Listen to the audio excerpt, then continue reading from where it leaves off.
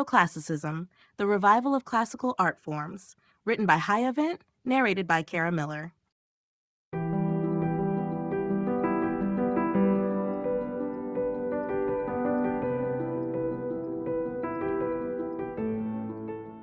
Chapter 1: Introduction to Neoclassicism.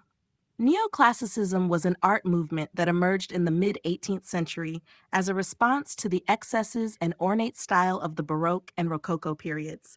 It sought to return to the classical ideals of ancient Greece and Rome, emphasizing simplicity, balance, and harmony. This revival was deeply rooted in a growing interest in the art and culture of antiquity, sparked by the discovery of ancient ruins like Pompeii and Herculaneum. These excavations revealed a wealth of classical art and architecture that greatly influenced artists and intellectuals of the time. At its core, neoclassicism was more than just an aesthetic choice. It was a philosophical and cultural movement. It was closely aligned with the Enlightenment, a period in which reason, scientific inquiry, and a return to rational thought were paramount. Neoclassical artists, writers, and philosophers embraced the ideals of order, discipline, and virtue that were exemplified in ancient art and literature. These values were seen as a counterpoint to the emotionalism and extravagance of the preceding Baroque and Rococo styles. The movement gained momentum in the wake of the French Revolution, where the classical ideals of democracy, virtue, and civic duty resonated with revolutionary leaders. The period's political upheavals also played a significant role in the resurgence of classical themes, as neoclassical art became a symbol of national pride and civic responsibility. Artists like Jacques-Louis David became prominent figures during this time, using their works to reflect the political and social upheavals of the period. The style's emphasis on clarity, rationality, and moral integrity offered a stark contrast to the previous era's flamboyant and sometimes frivolous expressions. In terms of visual elements, neoclassical art favored clean lines, restrained color palettes, and an emphasis on idealized human forms. Sculptors and painters looked to classical Greek and Roman models, creating works that embodied the humanist ideals of beauty, strength, and wisdom. The subjects of neoclassical art ranged from classical mythology and history to contemporary political themes, all viewed through the lens of idealized antiquity. The movement quickly spread across Europe, influencing art, architecture, literature, and even design. From the grand neoclassical buildings of London and Paris to the heroic sculptures of Rome, neoclassicism left a lasting mark on the cultural landscape. By the end of the 18th century, it had firmly established itself as one of the dominant artistic styles, shaping the visual and intellectual culture of the Western world for generations to come. Definition and overview of neoclassicism. Neoclassicism was an artistic and cultural movement that arose in the mid-18th century as a revival of the classical art and ideals of ancient Greece and Rome. This movement sought to return to the simplicity, order, and rationality that characterized classical antiquity, in contrast to the ornate and often excessive style of the preceding Baroque and Rococo periods. Neoclassicism emerged as part of a broader intellectual and philosophical shift that was influenced by the Enlightenment, a time of intellectual awakening and the rise of reason, scientific exploration, and a critical reassessment of tradition. At its core, neoclassicism was a reaction against the emotional excesses and theatricality of the Baroque style, which was characterized by dramatic lighting, vivid colors, and intense emotions. The Rococo style, which followed the Baroque period, further emphasized opulence, intricate decoration, and playful themes. Neoclassicism, in contrast, emphasized clarity, balance, and restraint, drawing inspiration from the art, architecture, and literature of ancient civilizations. The movement aimed to revive the principles of harmony, proportion, and idealized beauty that were central to classical art forms. The rediscovery of ancient Roman and Greek ruins, such as the excavations of Pompeii and Herculaneum, played a pivotal role in sparking neoclassicism. These archaeological discoveries revealed an abundance of classical art and artifacts that influenced artists, architects, and philosophers. As a result, neoclassical art focused on the representation of historical and mythological themes, often idealized and portrayed in a manner that reflected the virtues of ancient heroes, gods, and statesmen. In visual terms, neoclassical art was marked by its emphasis on linear precision, restrained color palettes, and realistic depictions of the human form. Artists and sculptors adhered to classical proportions and sought to portray figures in ways that conveyed strength, dignity, and virtue. The movement's influence extended beyond painting and sculpture into architecture, where neoclassical structures like the Parthenon in Athens became models for the design of public buildings, monuments, and homes throughout Europe and America. Neoclassicism was not merely an artistic style, but also a cultural movement that permeated literature, philosophy, and politics. It was closely tied to the ideals of the Enlightenment, with its emphasis on reason, civic duty, and the belief that art and culture could promote moral and social improvement. The movement had a profound impact on the development of Western art, leaving a legacy that continues to influence contemporary culture. Origins and historical context. Neoclassicism emerged in the mid-18th century as a response to the ornate, emotional styles of Baroque and Rococo art, drawing inspiration from the art and culture of ancient Greece and Rome. The roots of the movement lie in the intellectual and cultural shifts that were taking place during the Age of Enlightenment, a period marked by a focus on reason, scientific discovery, and a critical reassessment of traditional beliefs and institutions. Intellectuals and artists began to question the extravagance of the previous eras, seeking a return to the ideals of simplicity, clarity, and moral virtue that they saw embodied in classical antiquity. The catalyst for this revival of classical forms was the discovery of ancient Roman and Greek ruins, most notably the excavations of Pompeii and Herculaneum in the 1730s. These archaeological digs revealed remarkably well-preserved examples of classical art, sculpture, and architecture, which had been buried for centuries. As these ancient artifacts were uncovered, they captured the imagination of artists, architects, and scholars who saw them as a model for a new artistic approach that emphasized order, proportion, and timeless beauty. The ruins sparked a renewed interest in the classical world, inspiring a generation of artists and thinkers to draw upon the aesthetic and intellectual legacy of ancient civilizations. At the same time, the Enlightenment ideals of reason, progress, and civic virtue were shaping political and philosophical discourse. Thinkers such as Voltaire, Rousseau, and Montesquieu promoted ideas of liberty, democracy, and rational governance, often looking to the political structures of ancient Greece and Rome as models for modern society. This intellectual climate influenced the rise of neoclassicism, as artists and architects saw their work as not only a return to classical beauty, but also as a way to embody these Enlightenment ideals. In a way, neoclassicism became a visual language for expressing the values of the Enlightenment, celebrating reason, virtue, and the pursuit of knowledge. The movement also gained momentum through the rise of a newly affluent middle class that had access to education and cultural activities. With growing political and social changes, especially in France, neoclassicism resonated with revolutionary sentiments, as its ideals of heroism, virtue, and moral integrity aligned with the revolutionary rhetoric of liberty, equality, and fraternity. This historical context set the stage for neoclassicism to become a dominant artistic force across Europe, influencing not only painting and sculpture, but also architecture, literature, and design. Influence of the Enlightenment. The Enlightenment, which spanned the late 17th and 18th centuries, profoundly influenced the development of neoclassicism, shaping both its artistic forms and intellectual underpinnings. The movement, which championed reason, individualism, and progress, encouraged a break from the traditions of the past, especially the elaborate and emotionally driven Baroque and Rococo styles.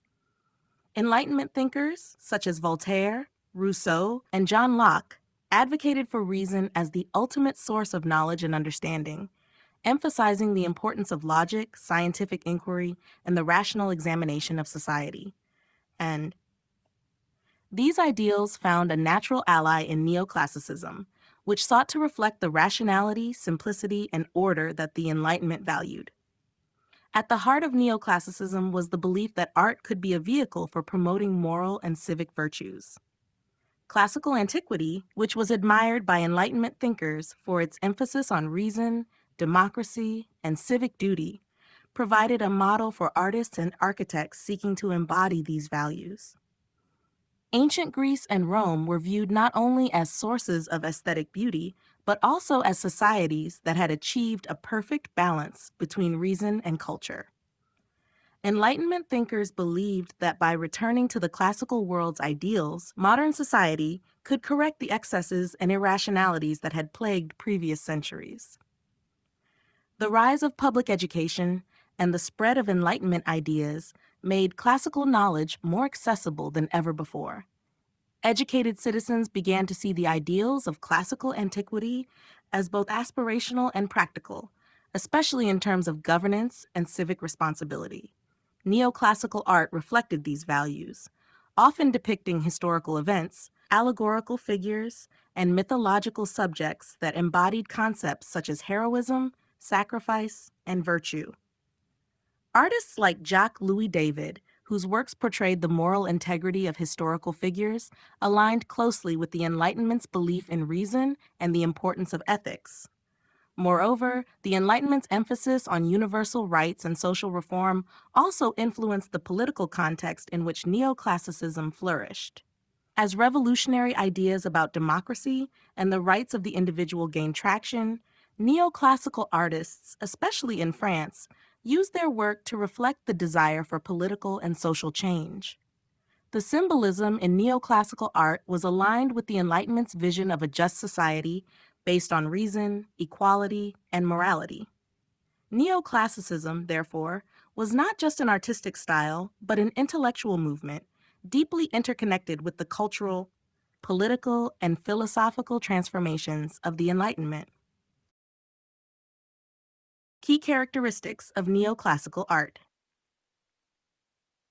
Neoclassical art is defined by a return to the classical ideals of ancient Greece and Rome, emphasizing clarity, balance, and restrained beauty. This movement marked a shift away from the emotional intensity and ornamental complexity of the Baroque and Rococo styles. At its core, neoclassicism sought to restore the ideals of simplicity, order, and rationality that were seen as the hallmark of classical antiquity. Artists of this period were influenced by the aesthetics of ancient sculpture, architecture, and painting, often striving for idealized forms and perfect proportions. One of the most prominent characteristics of neoclassical art is its focus on harmony and symmetry.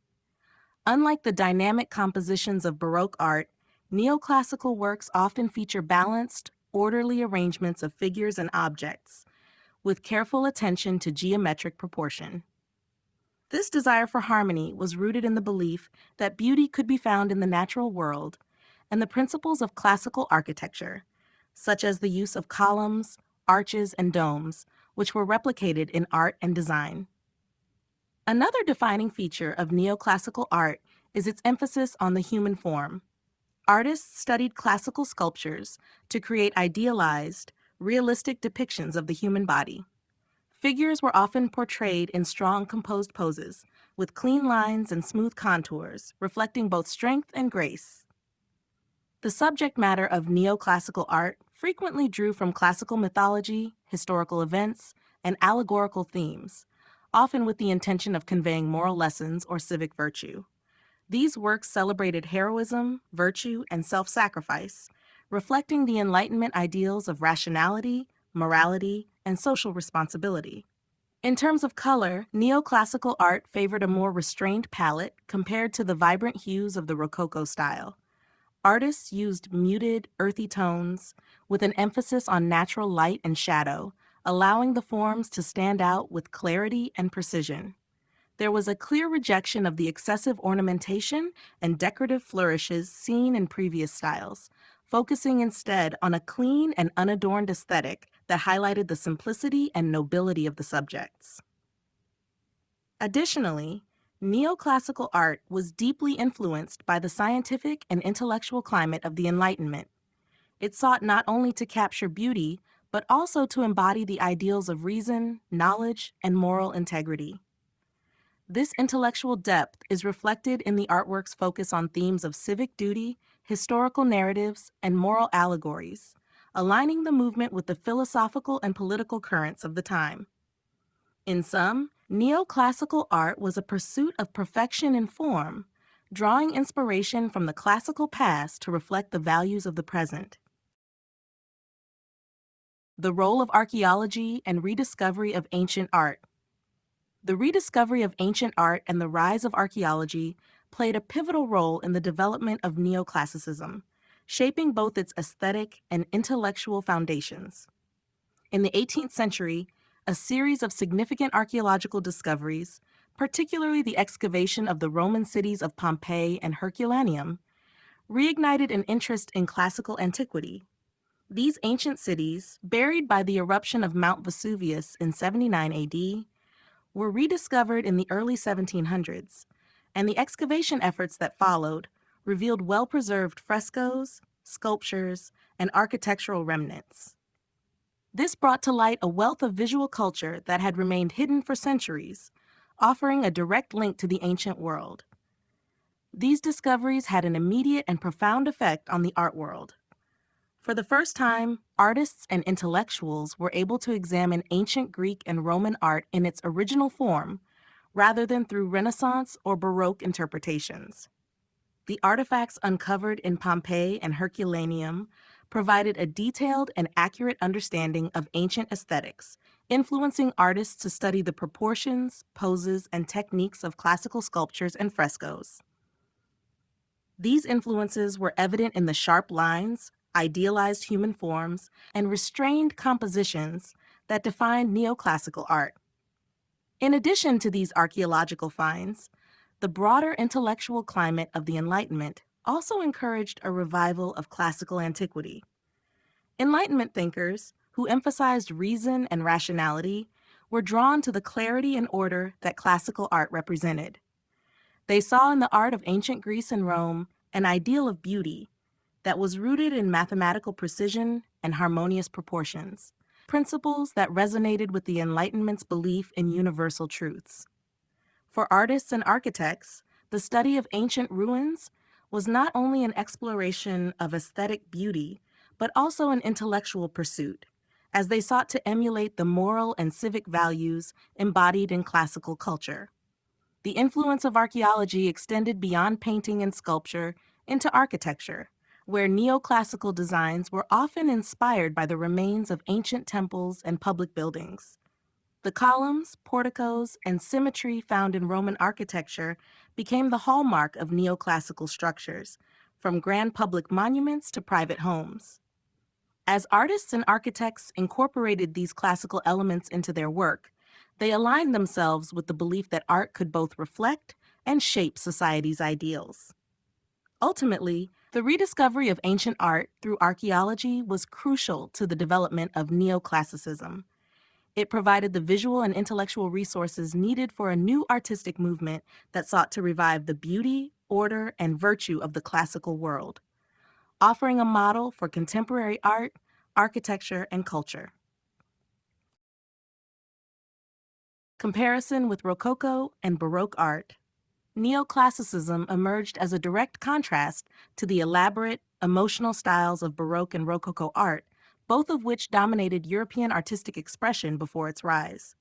While Baroque and Rococo styles emphasized dynamism, extravagance, and emotional intensity, Neoclassicism sought simplicity, order, and rationality, returning to the ideals of classical antiquity.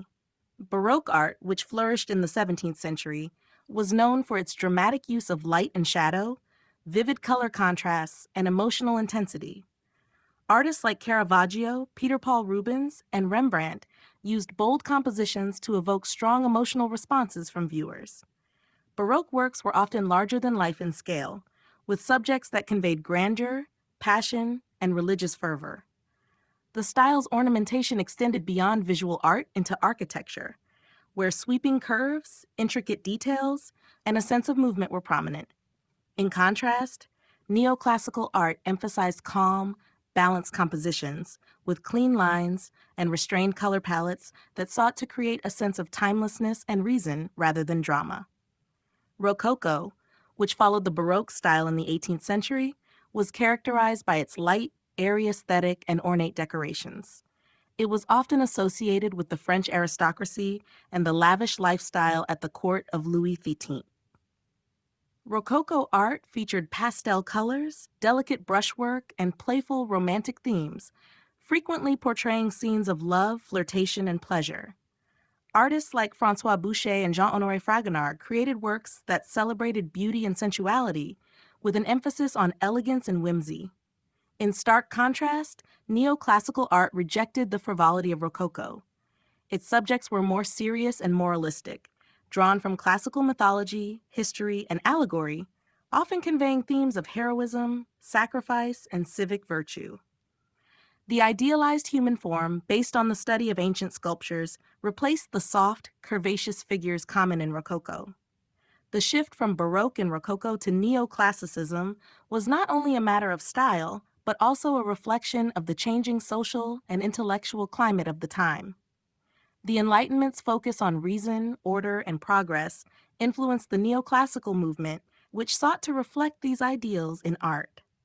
While Baroque and Rococo art were rooted in emotion and excess, neoclassicism looked to the restrained, balanced, and rational principles of classical art and architecture.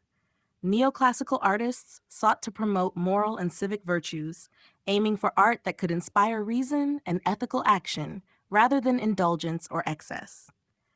Thus, the rise of neoclassicism represented a shift toward a more measured, intellectual approach to art, grounded in the ideals of antiquity, and in contrast to the emotional and ornamental excesses of both Baroque and Rococo.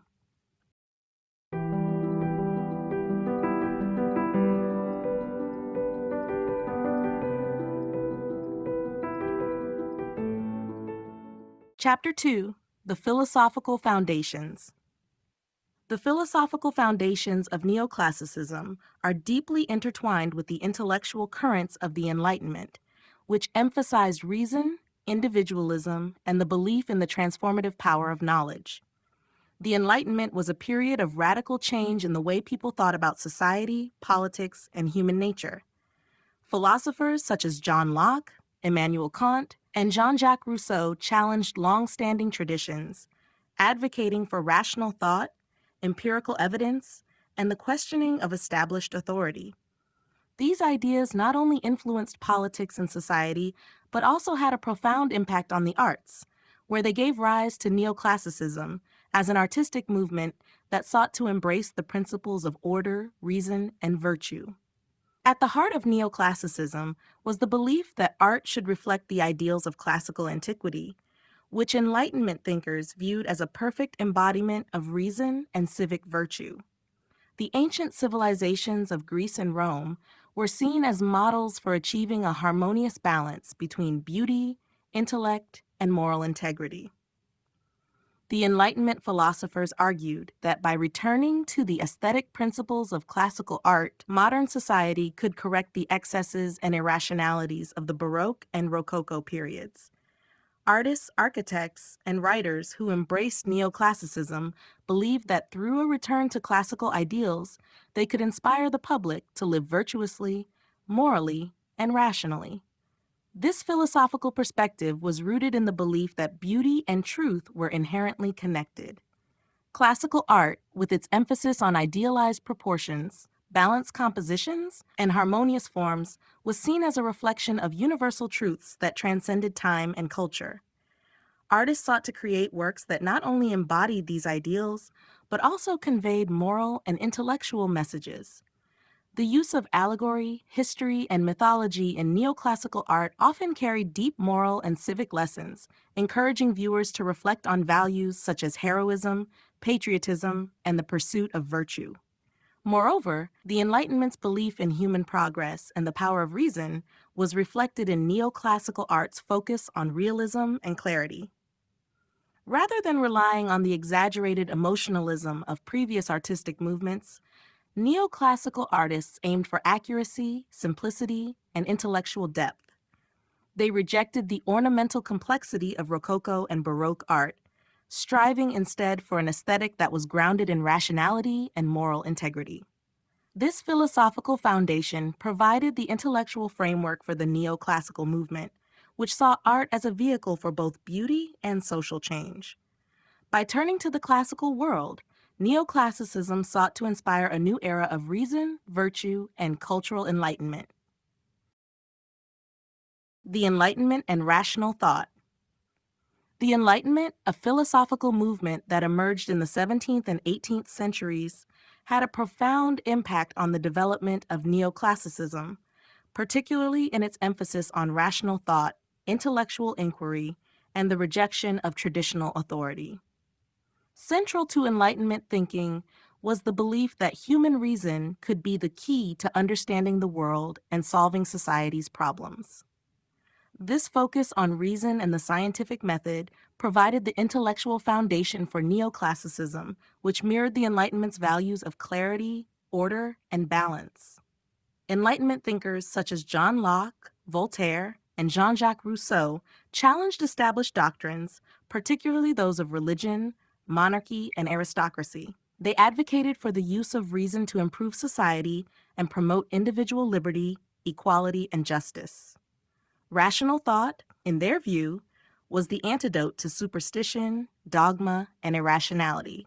As these ideas spread, they significantly influenced not only politics and philosophy, but also art and culture. Neoclassical artists, inspired by the Enlightenment's embrace of reason, sought to create art that was rational, moral, and intellectually stimulating, rather than based on the emotional excesses or ornamental complexity of the Baroque and Rococo styles. In the context of neoclassicism, rational thought manifested in a renewed interest in the classical ideals of ancient Greece and Rome. The ancient world was seen as the pinnacle of reason and order, with its emphasis on proportion, harmony, and the pursuit of intellectual and civic virtues. Neoclassical artists admired the simplicity and clarity of classical art, which was based on balanced compositions, idealized human forms, and a focus on rational principles.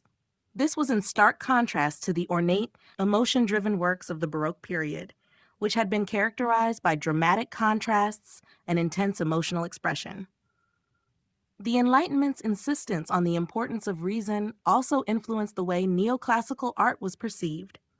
Art was no longer seen solely as an avenue for emotional expression or religious devotion, but as a tool for educating the public and promoting social change. Artists like Jacques-Louis David used historical and allegorical subjects to convey moral lessons and inspire civic responsibility, often drawing on the themes of duty, virtue, and sacrifice. Neoclassical art, therefore, was seen as a reflection of the Enlightenment's belief that reason, knowledge, and the pursuit of virtue could lead to societal progress and the betterment of humanity. In this way, the Enlightenment's focus on rational thought and the rejection of traditional authority provided the philosophical underpinnings for neoclassicism, shaping it as a movement that championed intellectual clarity, moral virtue, and the power of reason to effect positive change. The role of antiquity in shaping modern ideas. The influence of antiquity, particularly ancient Greece and Rome, played a central role in shaping the intellectual and artistic landscape of the neoclassical movement. As the Enlightenment flourished in the 18th century, thinkers and artists looked back to the classical world as a model of reason, virtue, and civic engagement. The philosophical, political, and artistic ideals of antiquity provided a source of inspiration and a foundation for the development of modern ideas, bridging the gap between ancient wisdom and the intellectual advancements of the Enlightenment. Ancient Greece and Rome were seen as the epitome of rational governance, civic virtue, and intellectual achievement. Thinkers like Aristotle, Plato, and Cicero were revered for their contributions to philosophy, ethics, and political theory, which emphasized the importance of reason, justice, and the common good. The study of these classical philosophers greatly influenced the development of modern political thought, especially in relation to ideas about democracy, governance, and the rights of individuals. The principles of republicanism and citizenship, as practiced in ancient Rome, also resonated deeply with Enlightenment thinkers, who saw in them a model for an ideal society based on equality, liberty, and the rule of law. In the visual arts, the rediscovery of classical works through archaeological excavations played a significant role in shaping modern aesthetics. The study of ancient sculptures, frescoes, and architecture informed the neoclassical emphasis on harmony, proportion, and simplicity. Artists sought to emulate the idealized human forms found in ancient sculptures, favoring clean lines and balanced compositions. This focus on proportion and symmetry was rooted in classical principles that celebrated the beauty and strength of the human body, which was seen as a reflection of moral and intellectual virtue. The human form, idealized and perfect in its proportions, became a symbol of the rational, disciplined values that neoclassicism sought to embody. The revival of classical antiquity also had a profound impact on literature and education, influencing the way ideas were communicated and understood. The works of ancient historians, playwrights, and poets, such as Homer, Sophocles, and Virgil, were not only celebrated for their artistic achievements, but also revered for their moral teachings. These ancient texts were used as educational tools, shaping the development of modern ideas about morality, heroism, and civic duty. The moral and philosophical lessons derived from these classical works provided a framework for understanding human nature and society, helping to inform the Enlightenment's ideals of rationality and social progress. In essence, antiquity served as a powerful source of inspiration for the neoclassical movement, influencing not just the visual arts, but also modern philosophical, political, and educational ideas. The values of reason, virtue, and civic duty found in the ancient world became the foundation for the intellectual and cultural advancements of the Enlightenment, marking a crucial moment in the evolution of modern thought. The pursuit of ideals, truth, virtue, and reason. At the heart of neoclassicism lies a profound commitment to the pursuit of ideals, particularly the ideals of truth, virtue, and reason, which were deeply embedded in the philosophical foundations of the Enlightenment. This artistic movement was not simply about aesthetic beauty, but also a reflection of the broader intellectual currents of the time, which sought to elevate the human spirit through rational thought and moral action. In this sense, neoclassical art was a means to communicate these ideals visually, encouraging viewers to aspire to higher moral and intellectual standards. The concept of truth in neoclassical art was grounded in the belief that art should reflect reality, but not just in a literal sense. Rather, artists sought to depict universal truths about human nature, society, and the moral values that governed life. By returning to the classical forms of ancient Greece and Rome, artists found inspiration in the idealized, yet realistic representations of the human body and mind. This approach emphasized proportion, balance, and harmony as expressions of natural truth, capturing the essence of human existence in its most perfected form. In this way, truth was seen not just in the accurate representation of the world, but in the pursuit of higher ideals that transcended the imperfections of the everyday. Virtue was another central ideal in neoclassical art, often portrayed through subjects drawn from history, mythology, or allegory. Artists sought to inspire viewers by presenting figures who embodied moral strength, courage, and self-discipline. The works of artists such as Jacques-Louis David, who depicted historical figures such as the Roman senator Brutus or the Greek hero Socrates, were infused with moral messages, demonstrating the importance of personal sacrifice, civic duty, and ethical behavior. Neoclassical art, through its emphasis on virtuous actions, encouraged society to reflect on the moral standards of the time and to seek a life governed by principles of integrity and honor.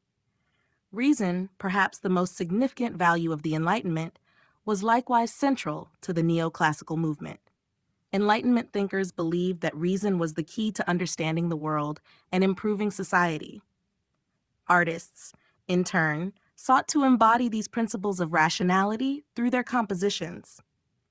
The balanced and symmetrical forms of neoclassical art were designed to create an intellectual experience that appealed to reason, offering clarity and order, in contrast to the chaos and excesses of previous artistic movements like Baroque and Rococo. For artists, reason was not just a philosophical ideal, but a guide to creating works that were both intellectually and aesthetically satisfying.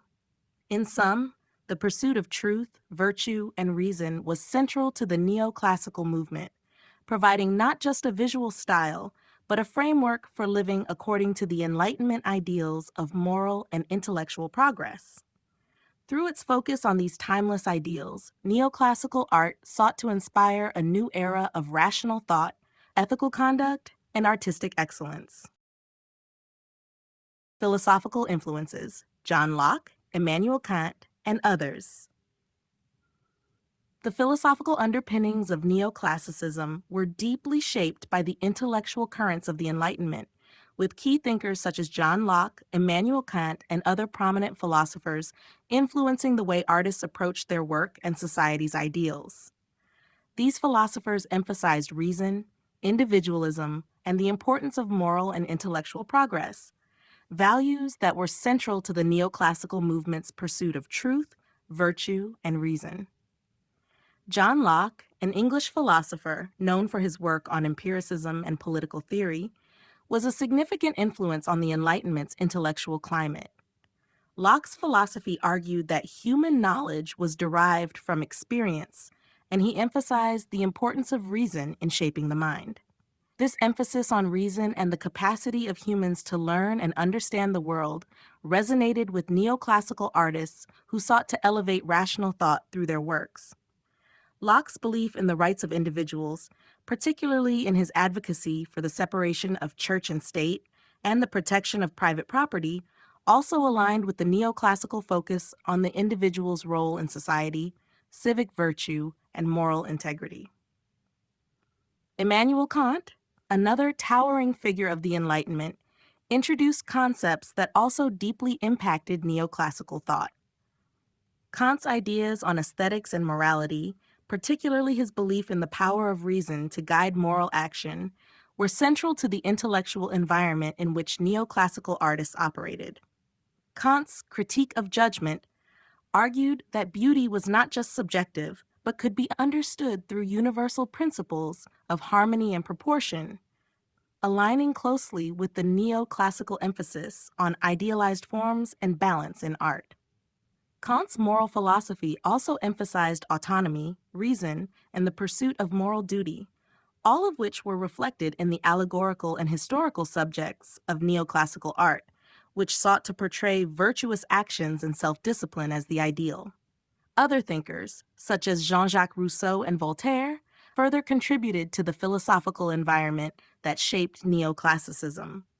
Rousseau's ideas on the social contract and the importance of civic virtue resonated with artists who depicted historical figures and events that celebrated collective action and moral responsibility. Voltaire's advocacy for reason and criticism of religious dogma also aligned with neoclassical values, as artists and intellectuals sought to challenge the excesses of Baroque and Rococo art, which they saw as overly emotional and irrational. In conclusion, the philosophies of thinkers like Locke, Kant, Rousseau, and Voltaire played a significant role in shaping the ideals of neoclassicism. Their emphasis on reason, morality, and the importance of individual and civic responsibility resonated with artists who sought to create works that were intellectually and morally uplifting, reflecting the intellectual optimism of the Enlightenment. Neoclassicism and political revolution. Neoclassicism was not just an artistic movement, it was deeply intertwined with the political revolutions of the 18th and early 19th centuries.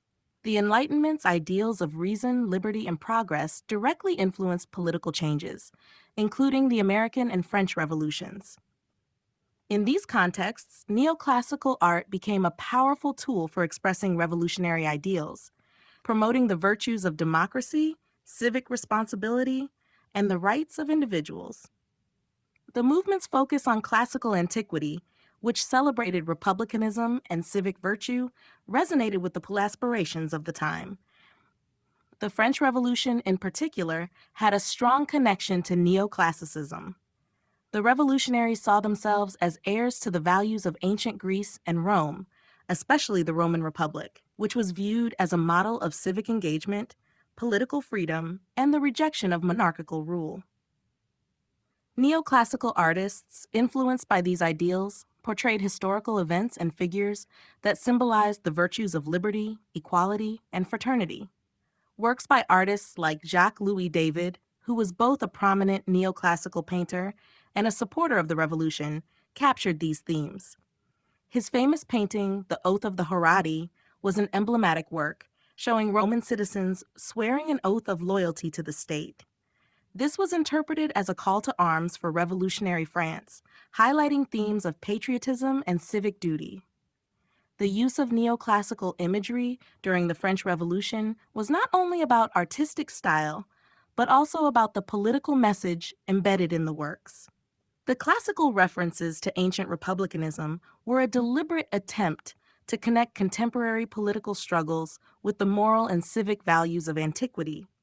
The ideals of the French Revolution were reflected in the heroic poses, noble gestures, and stoic expressions of the figures in neoclassical art, emphasizing the sacrifice and commitment required for the establishment of a new just society. Similarly, in America, the ideals of neoclassicism influenced the architecture and visual culture of the newly formed United States. The Founding Fathers, inspired by classical Republican ideals, sought to build a nation that reflected the democratic principles of ancient Greece and Rome. The neoclassical architecture of buildings like the White House and the U.S. Capitol was meant to evoke the grandeur and democratic ideals of the Roman Republic. Artists and architects drew on classical forms and structures to create a visual language that reinforced the new nation's commitment to liberty and republicanism. In essence, neoclassicism's association with political revolution was not merely aesthetic, but ideological. Its emphasis on classical ideals of democracy, virtue, and civic duty aligned perfectly with the revolutionary spirit of the time, helping to shape the visual language of political change and providing a moral framework for the establishment of new democratic societies.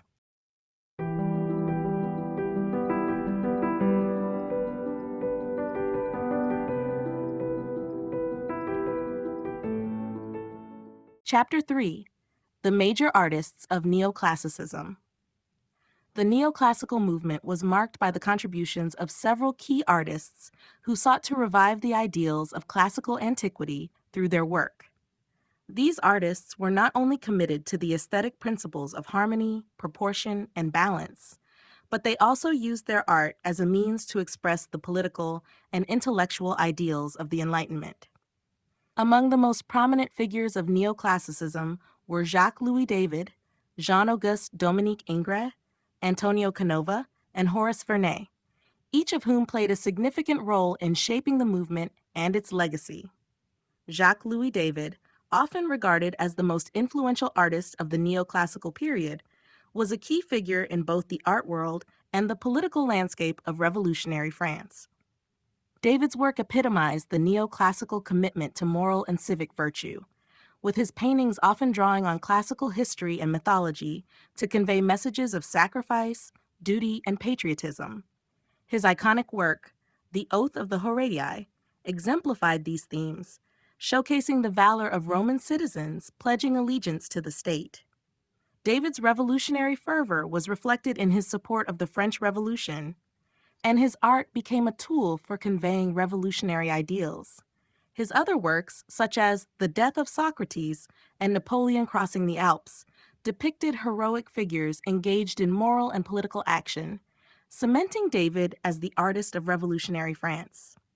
Jean-Auguste Dominique Ingres, a student of David, carried the neoclassical tradition forward while also incorporating elements of Romanticism.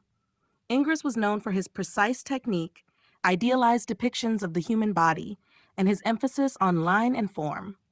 His paintings, such as Le Grand Odalisque and the Apotheosis of Homer, blended neoclassical themes with a more sensual approach to the human figure, though still grounded in classical ideals of beauty and proportion.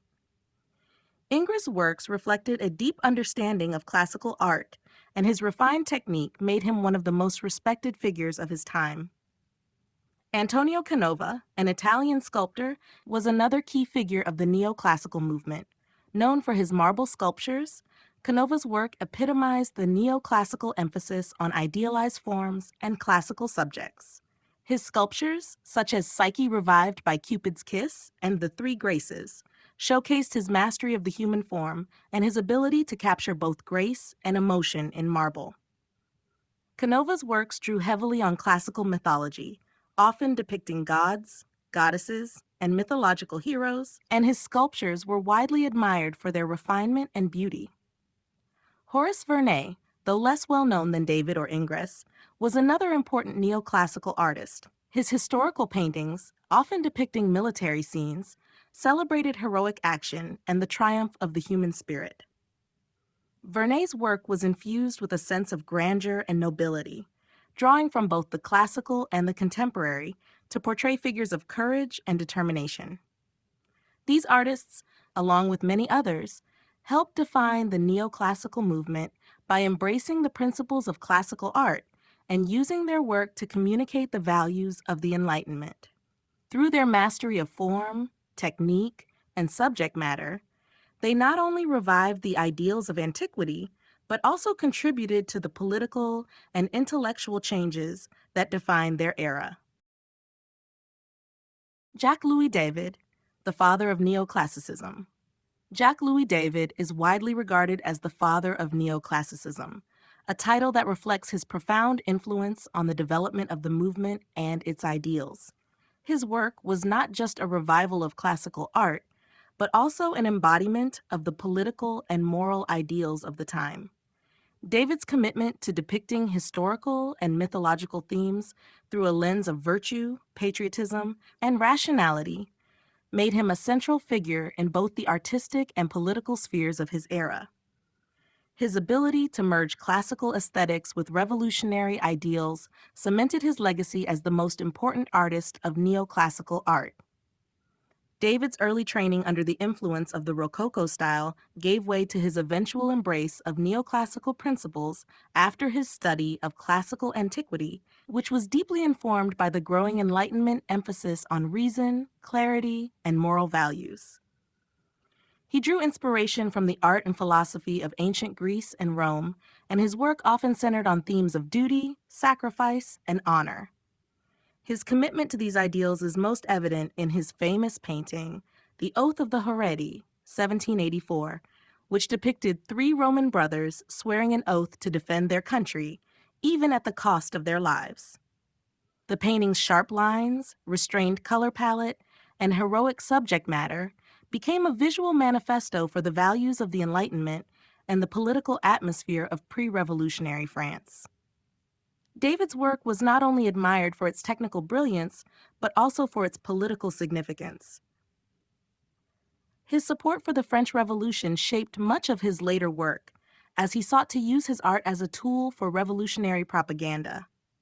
He famously painted The Death of Socrates, 1787, a piece that depicted the philosopher's stoic acceptance of death, symbolizing the virtues of self-sacrifice and loyalty to one's principles. His painting Napoleon Crossing the Alps, 1801, further solidified his role as an official court artist during Napoleon's reign, portraying the emperor as a heroic figure akin to the great leaders of antiquity. David's influence extended far beyond his paintings. He was a mentor to many younger artists, shaping the direction of French art in the early 19th century and establishing the foundation for neoclassical art throughout Europe. His embrace of classical ideals in both form and subject matter, coupled with his deep engagement with the political movements of his time, made him a powerful figure in shaping the cultural landscape of the era. David's legacy as the father of neoclassicism is firmly rooted in his ability to bridge the worlds of art, politics, and philosophy, using his work to inspire and reflect the intellectual and political currents of the Enlightenment and revolutionary France. Jean-Auguste Dominique Ingres, the classicist portraitist. Jean-Auguste Dominique Ingres stands as one of the most influential figures in the development of neoclassicism, particularly within the realm of portraiture. While he was deeply rooted in the principles of classical art, Ingres also sought to explore the boundaries of idealism and realism, blending the technical precision of the classical tradition with an evolving sense of personal expression. His dedication to classical forms and meticulous attention to detail made him a quintessential neoclassical artist, earning him a lasting reputation as a master portraitist. Ingres was trained under the guidance of Jacques-Louis David, the central figure of the neoclassical movement. David's influence on Ingres was evident, especially in the latter's commitment to the balanced and harmonious forms drawn from classical art. Ingres, however, began to develop his own distinctive style that, while rooted in neoclassicism, also displayed a more sensual, fluid interpretation of the human form. This is most apparent in his celebrated work, La Grande Odalisque, 1814, where he reinterprets the classical female nude by presenting an idealized, elongated figure that emphasizes sensuality and elegance. While still adhering to classical standards of beauty, Ingres' attention to delicate detail and the sensuality of his figures marked a divergence from the more restrained approach of David. In his portrait work, Ingres exhibited the same rigor and precision that defined his broader artistic practice. His portraits, such as the portrait of Madame Moitessier, 1851, and Louis-François Bertin, 1832, are notable not only for their impeccable technique, but also for their ability to capture the psychological depth of their subjects. Unlike many of his contemporaries who sought to inject emotion or drama into their portraits, Ingres focused on a calm, dignified presence, often using classical poses and settings to reinforce the status and gravitas of his subjects. His portraits reveal a mastery of capturing texture, especially in fabrics and skin tones, and a keen sense of refinement that aligned with the ideals of neoclassical portraiture. While Ingres's work remained within the classical tradition, he was also a transitional figure in the history of art, straddling the end of the neoclassical period and the rise of Romanticism. His later works exhibited a greater emphasis on emotional expression, though still framed by his adherence to classical proportions and order. His complex relationship with the evolving artistic trends of the 19th century underscored his role in the broader narrative of European art. Through his portraits and history paintings, Ingres cemented his place as one of the great classicists of his time. His ability to blend technical mastery with an evolving sensibility made him not only a pivotal artist within neoclassicism, but also an important figure in the transition toward modern art. Antonio Canova, master of neoclassical sculpture. Antonio Canova is widely celebrated as one of the greatest sculptors of the neoclassical movement, revered for his technical mastery, refined elegance, and ability to breathe life into marble. His works exemplify the neoclassical dedication to idealized beauty, harmony, and proportion, while also reflecting the era's intellectual and cultural values. Canova's sculptures embody the principles of classical antiquity, yet they also demonstrate a unique sensitivity to human emotion and form, making him a key figure in the development of Western sculpture. Born in Italy in 1757, Canova's early training and exposure to classical art deeply influenced his artistic style. He was drawn to the works of ancient Greek and Roman sculptures, which he studied extensively. Canova's ability to recreate the human body with a sense of naturalism while adhering to classical ideals of beauty became his trademark. His work reflects a deep understanding of human anatomy and an almost obsessive attention to detail, which allowed him to capture the intricacies of the human form with incredible accuracy.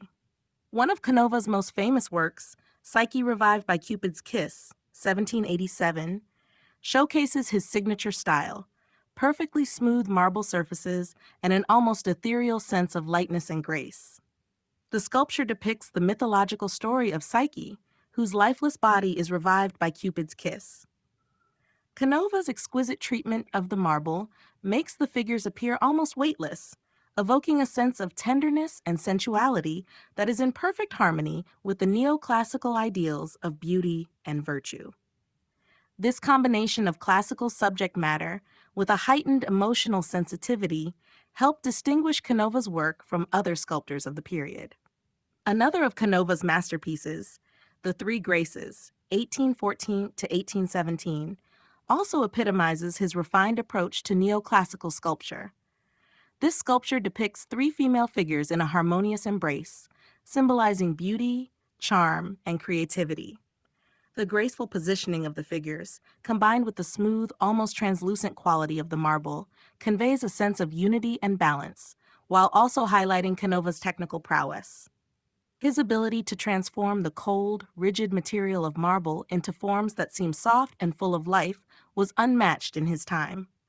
Canova's success and international fame allowed him to work for royalty and aristocracy throughout Europe, creating portraits and sculptures of mythological figures, gods, and heroes. His work embodied the ideals of the neoclassical period, celebrating the human form and classical mythology, while also adding a level of emotional depth and sensitivity that was ahead of its time. Through his devotion to classical aesthetics and his unrivaled skill, Antonio Canova left an indelible mark on the world of sculpture, making him a central figure in the history of neoclassicism and one of its greatest masters. His ability to capture both the beauty and emotion of the human experience remains a lasting testament to his genius. Other prominent artists: Angelica Kauffman, Horace Vernet, and more. While Jacques-Louis David, Jean-Auguste Dominique Ingres, and Antonio Canova are often seen as the foremost figures in neoclassicism, many other artists also contributed significantly to the movement, helping to shape its development and spread its ideals across Europe. Among these artists were Angelica Kauffman, Horace Vernet, and others, each of whom brought their own unique approach to neoclassical art, expanding the movement's reach into different genres and regions. Angelica Kauffman, an Austrian-born artist, was one of the most prominent female painters of the neoclassical period. She was an accomplished portraitist, history painter, and a founding member of the Royal Academy in London. Kauffman's work exemplified the neoclassical ideals of clarity, order, and moral virtue. Her portraits often depicted sitters with an air of dignity and grace, while her history paintings, such as Cornelia, Mother of the Gracchi, 1785, celebrated classical virtues such as maternal devotion and civic duty. Kauffman's ability to portray both the nobility of character and the beauty of classical forms made her a respected figure in her time. She was highly regarded for her technical skill and ability to capture the emotional depth of her subjects, gaining fame across Europe, particularly in England and Italy. Horace Vernet, a French painter, was another important contributor to the neoclassical movement, especially known for his historical and military scenes. His work celebrated the ideals of heroism, bravery, and patriotism, aligning with the neoclassical focus on the dignity of the human spirit and the moral lessons of history. Vernet's scenes of military campaigns, such as the Battle of the Nile, 1827, depicted both the drama of battle and the nobility of the soldiers involved. His compositions often combined realistic details with classical themes, showcasing the heroic nature of warfare and the sacrifices made in the name of liberty and justice. Though Vernet's work has sometimes been categorized as more romantic in its dramatic intensity, it still remained rooted in the moral and intellectual ideals of neoclassicism, especially in his emphasis on noble action and historical events. In addition to Kauffman and Vernet, other artists such as Jean-Baptiste Regnault, François-André Vincent, and Pierre Narcisse Guérin also contributed to the neoclassical movement. each bringing a unique interpretation of classical subjects and ideals. Regnault, known for his historical paintings, explored themes of ancient mythology and history, while Guérin's works often focused on subjects from the French Revolution and classical antiquity. These artists helped to expand the movement's reach beyond the boundaries of France, creating a visual language that celebrated the values of the Enlightenment and the cultural legacy of ancient Greece and Rome. Together, these artists formed a rich and diverse network of creators who contributed to the flourishing of neoclassical art. While some focused on history and mythology, others found ways to explore the human experience through portraiture, allegory, and even military subjects. Their work collectively helped define an era, capturing the intellectual, political, and artistic currents of the late 18th and early 19th centuries. Influence of the Grand Tour on artists. The Grand Tour, a cultural and educational journey undertaken by young European aristocrats in the 17th and 18th centuries, played a significant role in shaping the neoclassical movement. Typically spanning Italy, France, and other parts of Europe, the Grand Tour exposed travelers to the rich history, art, and architecture of the classical world. For artists, the Grand Tour provided a profound opportunity to study the ancient ruins, Renaissance art, and classical masterpieces that would later influence their own works. It became a rite of passage for many aspiring artists, contributing to the revival of classical ideals that defined neoclassicism. One of the most significant impacts of the Grand Tour on artists was its focus on the study of classical antiquity. Artists visiting Rome, Naples, and other ancient sites were exposed to the ruins of the Roman Empire, including the Colosseum, the Pantheon, and Pompeii, which inspired a deep appreciation for classical forms and principles. The study of ancient sculpture, architecture, and frescoes helped artists refine their understanding of proportion, perspective, and idealized human figures, which they then incorporated into their own works. The exposure to these timeless works of art encouraged a return to the classical style, influencing not only their artistic techniques, but also the subjects and themes they chose to depict. For many artists, the Grand Tour also provided access to private collections and the opportunity to engage with contemporary intellectuals, collectors, and art patrons. The art collections of wealthy families and museums, such as the Vatican Museums, became vital sources of inspiration for artists seeking to reconnect with the classical past. By studying works by ancient masters, as well as Renaissance artists who had revived classical ideals, artists learned how to balance realism with idealism, an essential characteristic of neoclassical art. The Grand Tour fostered a greater sense of historical awareness among artists, many of whom chose to depict scenes from ancient history, mythology, and Roman culture in their works. For instance, artists like Johann Zoffany and Gavin Hamilton were known for their historical and mythological paintings that reflected their experiences and studies during their grand tours. Zoffany's The Tribuna of the Uffizi, 1772 to 1773, for example, depicts a collection of classical sculptures and paintings in the Uffizi Gallery, encapsulating the profound influence of the Grand Tour on both the artists and the intellectual elite. In addition to its impact on artistic subjects, the Grand Tour also encouraged the creation of art that had a distinctly European, cosmopolitan flair. As artists traveled and studied together, they shared ideas, techniques, and cultural experiences, which helped to unify the artistic landscape of Europe during the 18th century. The influence of the Grand Tour not only shaped the works of individual artists, but also contributed to the spread of neoclassical ideals, which would come to define the artistic and cultural ethos of the period.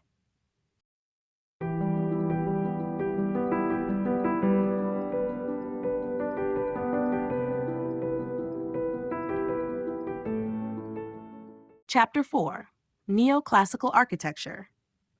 Neoclassical architecture, like its artistic counterpart, sought to revive the principles of classical antiquity, particularly the grand structures of ancient Greece and Rome. Emerging in the mid-18th century as a response to the ornate and elaborate Baroque and Rococo styles, neoclassical architecture embraced simplicity, symmetry, and the use of classical elements such as columns, domes, and porticos. This architectural movement reflected the ideals of the Enlightenment, emphasizing reason, order, and harmony, and sought to create buildings that were both functional and aesthetically pleasing. A key characteristic of neoclassical architecture is its emphasis on clarity and restraint. Architects rejected the excesses of the Baroque and Rococo, instead focusing on the clean lines and proportions found in classical buildings. The use of columns inspired by the Doric, Ionic, and Corinthian orders of ancient Greece and Rome became a defining feature of neoclassical design. These columns were often used to frame entrances or to support porticos, creating a sense of grandeur and monumentality. Additionally, the incorporation of pediments, triangular gables that crowned doors or windows, further invoked classical design elements and added to the sense of order and balance that was central to the movement. Another important aspect of neoclassical architecture was the use of symmetry. Buildings were often designed with a clear axial alignment, with doors, windows, and other features arranged in perfect symmetry to create a balanced, harmonious structure. This focus on symmetry reflected the Enlightenment ideals of rationality and order, with the aim of creating spaces that were not only visually appealing, but also intellectually satisfying. The movement's roots in classical antiquity were reinforced by the growing interest in archaeology and the rediscovery of ancient ruins, particularly in Italy and Greece. As artists and architects visited these ancient sites, they drew inspiration from the buildings they encountered, incorporating elements like grand staircases, open courtyards, and monumental facades into their own designs. The excavation of Pompeii and Herculaneum, as well as the study of classical texts, fueled this renewed interest in the classical past, leading to the widespread adoption of neoclassical styles in public and private buildings alike. Some of the most iconic examples of neoclassical architecture include the Pantheon in Paris, designed by Jacques-Germain Soufflot, and the United States Capitol in Washington, D.C., designed by William Thornton. These buildings demonstrate the fusion of classical principles with the needs and aspirations of the modern era. Neoclassical architecture was not just about replicating ancient forms, but also about adapting them to contemporary contexts, creating structures that symbolize both civic pride and intellectual progress. In many ways, neoclassical architecture embodied the spirit of the Enlightenment, reflecting the desire for clarity, simplicity, and rationality in a world that was increasingly questioning traditional authority. Through its emphasis on classical forms and its embrace of symmetry, order, and proportion, neoclassical architecture became a powerful expression of the cultural and intellectual ideals of the time, leaving a lasting impact on the architectural landscape of Europe and America. Revival of classical Greek and Roman forms. The revival of classical Greek and Roman forms in neoclassical architecture was one of the most defining characteristics of the movement, reflecting the intellectual and cultural currents of the Enlightenment. As artists and architects turned to antiquity for inspiration, they sought to emulate the purity, simplicity, and harmony of ancient structures, viewing them as embodiments of idealized beauty and rational design. This return to classical ideals was not simply a superficial imitation of ancient forms, but rather a thoughtful adaptation of their principles to contemporary needs and values. One of the most significant aspects of this revival was the adoption of the classical orders, Doric, Ionic, and Corinthian, as a guiding framework for architecture. These columnar styles, which originated in ancient Greece and were later refined by the Romans, became a central feature of neoclassical design. The Doric order, with its sturdy, simple columns, conveyed strength and masculinity, while the more decorative Ionic and Corinthian orders represented grace and elegance. These columns were used not just as structural elements, but also as symbols of classical ideals, providing a sense of order and dignity to buildings. Architects of the neoclassical period also drew inspiration from the grand public buildings of ancient Rome, such as the Pantheon and the Colosseum. The use of domes, porticos, and colonnades became a hallmark of the style, designed to evoke the monumental scale and grandeur of Roman architecture. Domes, in particular, symbolized the unity and vastness of the cosmos, while porticos served as formal entrances that provided both a symbolic and functional gateway into the building. In addition to structural elements, neoclassical architects embraced the layout and spatial organization of ancient buildings. Like the Greeks and Romans, they focused on symmetry, proportion, and balance in their designs. Buildings were often laid out with a clear axial alignment, with elements such as doors, windows, and columns arranged in a deliberate and harmonious manner. This attention to proportion was guided by the belief that well-proportioned buildings created a sense of harmony and order, reflecting the rational thought that defined the Enlightenment. The revival of classical forms was also influenced by the growing interest in archaeology during the 18th century. The excavation of ancient Roman and Greek sites, such as Pompeii and Herculaneum, sparked a renewed fascination with the ancient world. Architects and artists studied these ruins closely, learning from the ancient structures' innovative engineering and aesthetic qualities. This engagement with the past helped ensure that the revival of classical forms was both informed by historical accuracy and imbued with a deeper understanding of classical principles. In neoclassical architecture, the revival of Greek and Roman forms became a powerful expression of the era's intellectual and cultural aspirations.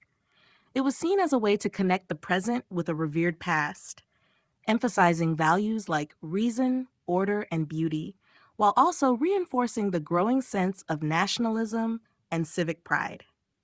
Through their careful study and adaptation of classical architecture, neoclassical architects were able to create buildings that symbolized the intellectual progress and moral clarity of their time, leaving a lasting legacy on the architectural landscape. Key architectural features: columns, domes, and symmetry. In neoclassical architecture, certain key features stood out as essential elements in creating the style's signature look. Columns, domes, and symmetry were among the most prominent, each playing a crucial role in giving neoclassical buildings their sense of grandeur, order, and connection to classical antiquity. These architectural elements not only reflected the aesthetic preferences of the time, but also embodied the Enlightenment ideals of reason, clarity, and proportion. Columns, one of the most iconic features of neoclassical architecture, were borrowed directly from the classical orders of ancient Greece and Rome. The use of Doric, Ionic, and Corinthian columns was central to the style, with each order bringing its own character and symbolism to the design. The Doric column, with its simple, sturdy form, conveyed strength and stability, while the Ionic column, more slender and elegant, represented grace and refinement. The Corinthian column, characterized by its ornate capitals adorned with acanthus leaves, brought an air of sophistication and luxury. These columns were not merely decorative, but also structural, serving as supports for porticos, helping to create a sense of monumentality and permanence. Their repetition in building facades reinforced the principles of balance and harmony. Domes were another defining feature of neoclassical architecture. Drawing inspiration from ancient Roman structures such as the Pantheon, the dome became a symbol of the vastness of the universe and human intellect. The inclusion of a dome in a building signified not only architectural mastery, but also the ambition of the Enlightenment period to encompass knowledge and reason within a unified space. The dome's round shape evoked ideas of celestial harmony, while its structural innovation showcased the era's advances in engineering. One of the best examples of neoclassical domes is the Pantheon in Paris, designed by Jacques-Germain Soufflot, which integrated a massive dome supported by an equally impressive colonnade, embodying both classical beauty and engineering prowess. Symmetry was perhaps the most critical and fundamental feature of neoclassical architecture. This emphasis on balanced proportions reflected the Enlightenment's ideals of rationality and order. Buildings were designed with precise axial alignments, where every element, from windows and doors to columns and decorative motifs, was arranged symmetrically along a central axis. This organization not only provided visual harmony, but also symbolized the rational, methodical thinking that dominated intellectual life during the period. The idea of symmetry extended beyond facades and into the layout of entire buildings, with large public spaces and interiors designed to echo the same sense of balance and harmony found in the exterior architecture. Together, columns, domes, and symmetry formed the backbone of neoclassical architecture, creating buildings that were visually striking, symbolically rich, and philosophically grounded in the values of classical antiquity and Enlightenment thought. These architectural features helped bridge the past with the present, ensuring that neoclassical buildings would stand as both aesthetic achievements and embodiments of the intellectual ideals of the time. Notable neoclassical buildings: the Pantheon in Paris, the White House. Among the many remarkable examples of neoclassical architecture, two buildings stand out for their historical significance and embodiment of the style's ideals: the Pantheon in Paris and the White House in Washington, D.C. Both of these iconic structures reflect the cultural and intellectual aspirations of their respective nations, using classical forms and symbolism to convey ideals of reason, civic virtue, and national identity. The Pantheon, originally conceived as a church, was designed by the French architect Jacques-Germain Soufflot and completed in 1790. This monumental building stands as a testament to the neoclassical movement's embrace of classical Roman forms. The Pantheon's most striking feature is its vast dome, which was inspired by the ancient Roman Pantheon and symbolizes the unity of the French nation under the banner of reason and enlightenment. The building's exterior is dominated by a colonnade of Corinthian columns, emphasizing the classical ideals of symmetry, harmony, and grandeur. The design reflects the Enlightenment's belief in rationality and progress, with the Pantheon eventually repurposed as a mausoleum for French national heroes, such as Voltaire, Rousseau, Victor Hugo, and Émile Zola. Its transformation from a church to a secular temple mirrors the intellectual and political shifts of the time, particularly the French Revolution, which sought to distance the nation from religious authority and embrace the ideals of citizenship, human rights, and reason. The White House, designed by James Hoban and completed in 1800, is another important neoclassical building, albeit with distinctly American political and cultural symbolism.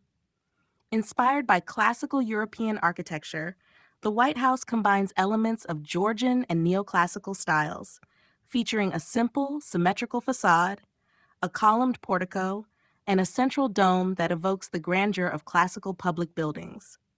Its design reflects the Founding Fathers' desire to create a building that would symbolize the ideals of the new American Republic: democracy, republicanism, and a commitment to Enlightenment values. The White House's classical form was intended to link the United States with the traditions of ancient Greece and Rome, evoking the strength and rationality of these civilizations, while also signaling a break from the monarchical traditions of Europe. As the residence of the U.S. president, the White House has become not just a symbol of governmental power, but also an enduring representation of the democratic principles upon which the nation was founded. Both the Pantheon and the White House stand as monuments to the neoclassical style's power to shape national identities. Their designs reflect the intellectual currents of their time, embracing classical forms to communicate ideals of unity, progress, and civic virtue. These buildings, through their architectural splendor, continue to serve as symbols of their respective nations' cultural heritage and philosophical foundations. Role of architects: Robert Adam, Thomas Jefferson, and others.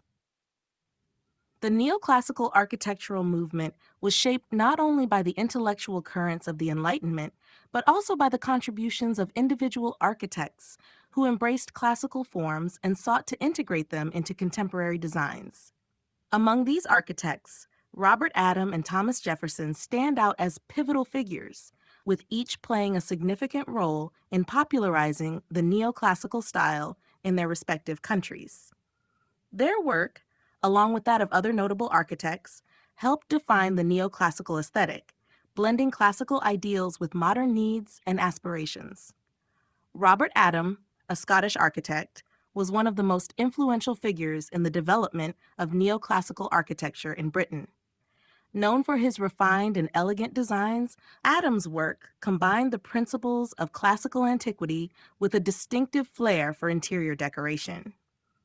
He was particularly renowned for his use of Roman and Greek elements in domestic architecture, with his designs often incorporating symmetrical facades, columns, and classical detailing. Adam's interiors were equally important to his legacy, as he introduced innovative design elements such as stucco ceilings, ornamental plasterwork, and classical motifs in furniture and decor.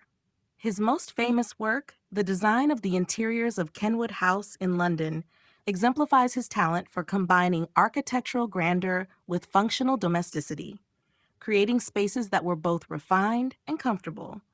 Adam's ability to blend classical influences with a unique British sensibility made him a leading figure in the neoclassical movement, influencing generations of architects.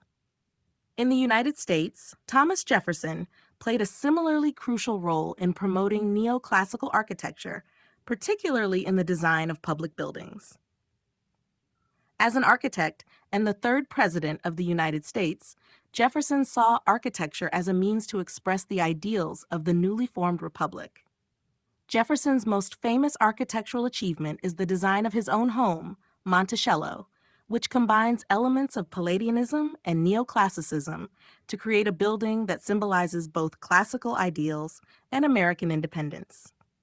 His design for the Virginia state capitol, influenced by the Roman temple of Fortuna Virilis, became a model for many state houses and government buildings across the United States. Jefferson believed that the classical style reflected the democratic values of the ancient Greeks and Romans and was a fitting expression of the young nation's commitment to reason, equality, and republicanism. Other architects, such as James Hoban, who designed the White House, and Charles Bulfinch, known for his work on the Massachusetts State House, also contributed to the spread of neoclassical architecture in the United States. These architects drew inspiration from European examples, but adapted them to the new political and cultural context of the American Republic. Together, these architects helped shape the neoclassical movement by blending classical forms with contemporary concerns, creating buildings that were not only aesthetically pleasing, but also charged with symbolic meaning. Through their work, neoclassical architecture became a powerful tool for expressing the cultural, political, and intellectual aspirations of the period, leaving a lasting imprint on the architectural landscape of both Europe and America. Neoclassicism in public versus private buildings. Neoclassical architecture was widely applied in both public and private buildings, though the approach and intent behind its use differed between the two. While the neoclassical style in public buildings was often used to convey ideals of power, democracy, and civic virtue, its use in private homes was focused more on aesthetics, comfort, and the demonstration of personal taste and cultural awareness. The classical elements adopted in both contexts, such as columns, symmetry, and grand facades, were used as symbols of order, rationality, and cultural sophistication.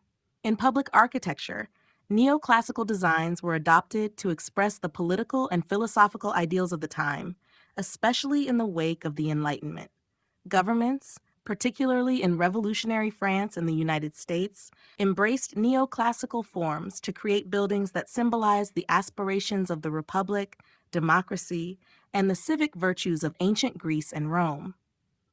The monumental scale of these buildings, as well as the use of columns, domes, and large porticos, was intended to project a sense of stability and permanence, aligning the new governments with the grandeur and rationality of the classical past. Buildings like the Pantheon in Paris and the United States Capitol in Washington, D.C., were designed not only as functional spaces, but also as symbols of national identity, uniting the present with the ideals of ancient civilizations. Neoclassical architecture in these public buildings was meant to inspire respect and admiration, reminding citizens of the shared cultural values of their nations. In contrast, neoclassical architecture in private buildings, particularly in residential homes, often focused on creating a refined and elegant environment for the wealthy elite. While still drawing from classical principles, the application of neoclassical style in private homes was often more restrained and focused on creating harmonious, well-proportioned spaces. The use of columns, pediments, and symmetrical facades in these buildings emphasized elegance and taste, conveying a sense of personal refinement.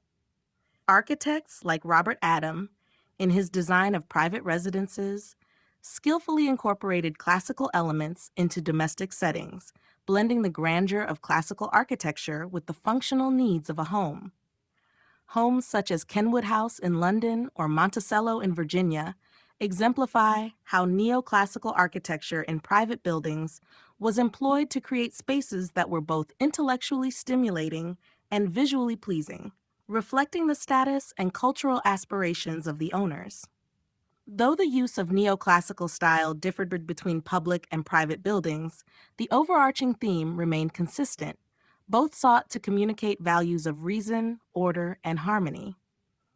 Whether in monumental public structures or elegant private homes, neoclassical architecture expressed a vision of society rooted in the ideals of classical antiquity, shaping the built environment of the 18th and early 19th centuries.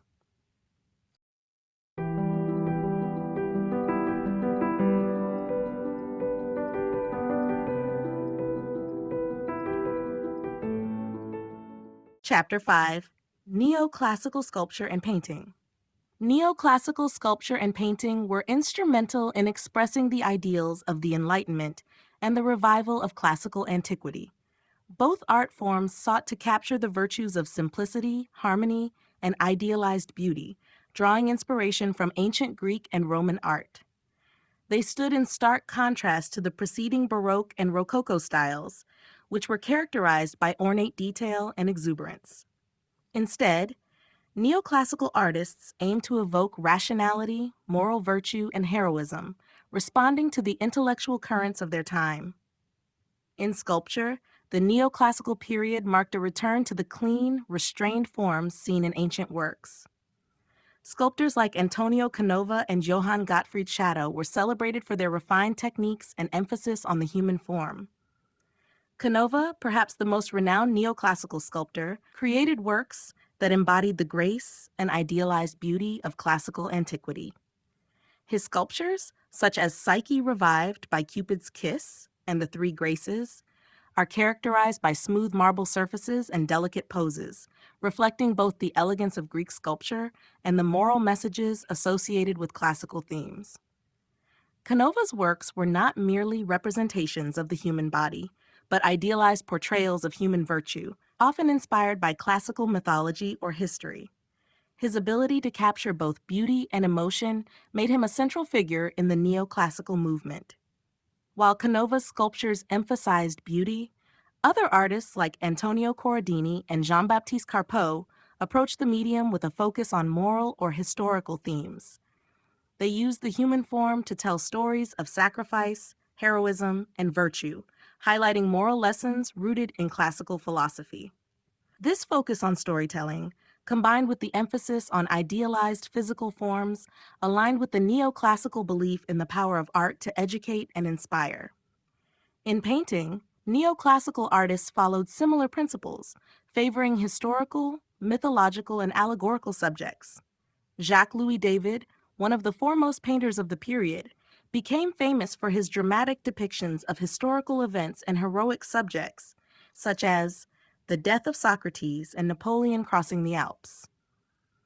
David's works embodied the neoclassical ideals of heroism and sacrifice, often using sharp lines, bold contrasts, and dramatic compositions to heighten the emotional impact of his subjects.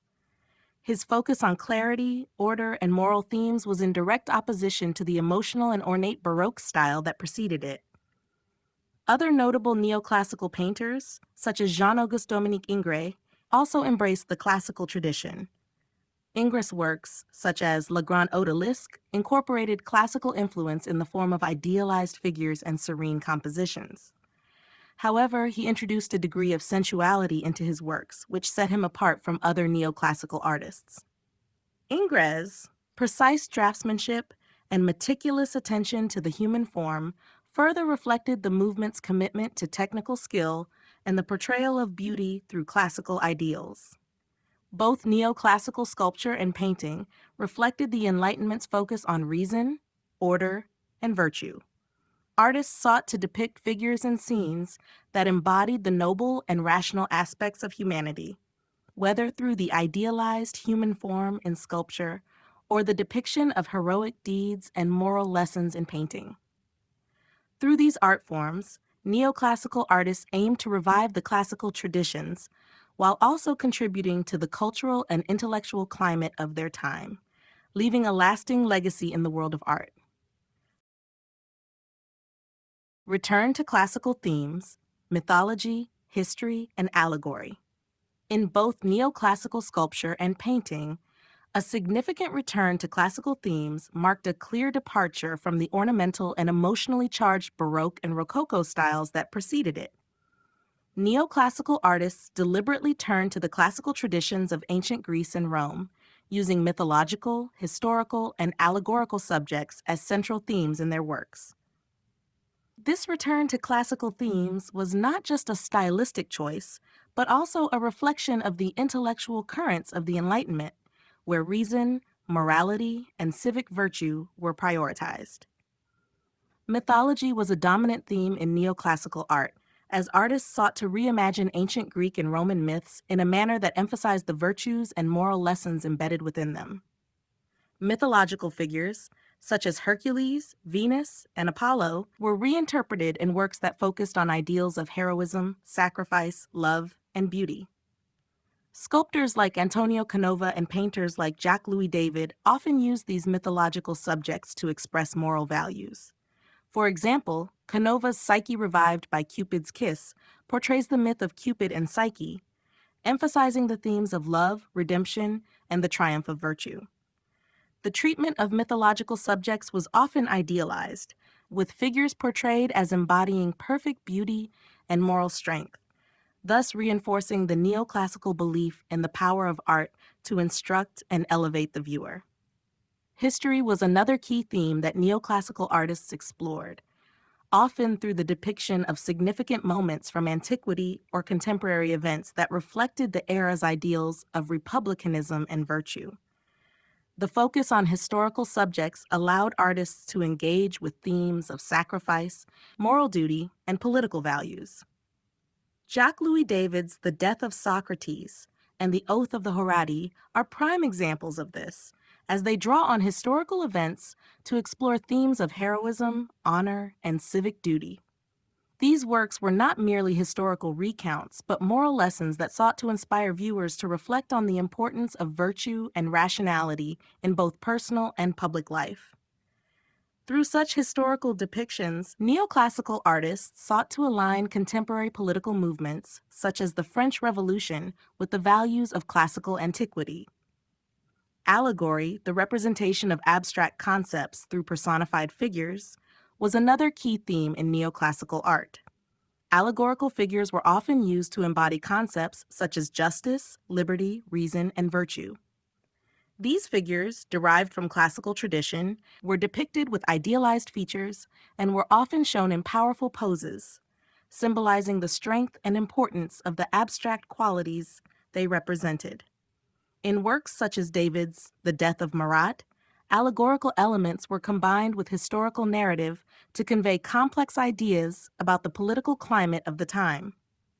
Ultimately, the return to classical themes in neoclassical art reflected a desire to return to the perceived purity, rationality, and moral clarity of ancient Greece and Rome.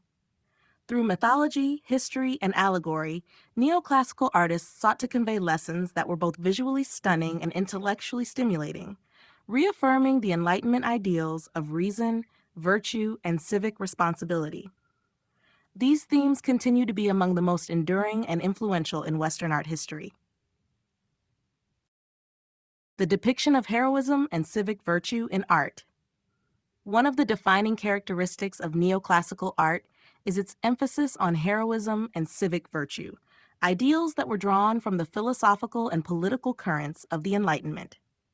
Artists of this period used historical and mythological subjects to celebrate figures who exemplified these virtues, portraying them as paragons of moral strength, bravery, and selflessness. The depiction of heroism and civic virtue was not only a stylistic choice, but also an attempt to inspire the public to embody these values in their own lives, reflecting the societal aspirations of the time. Heroism in neoclassical art was often depicted through scenes of individuals who made great personal sacrifices for the greater good.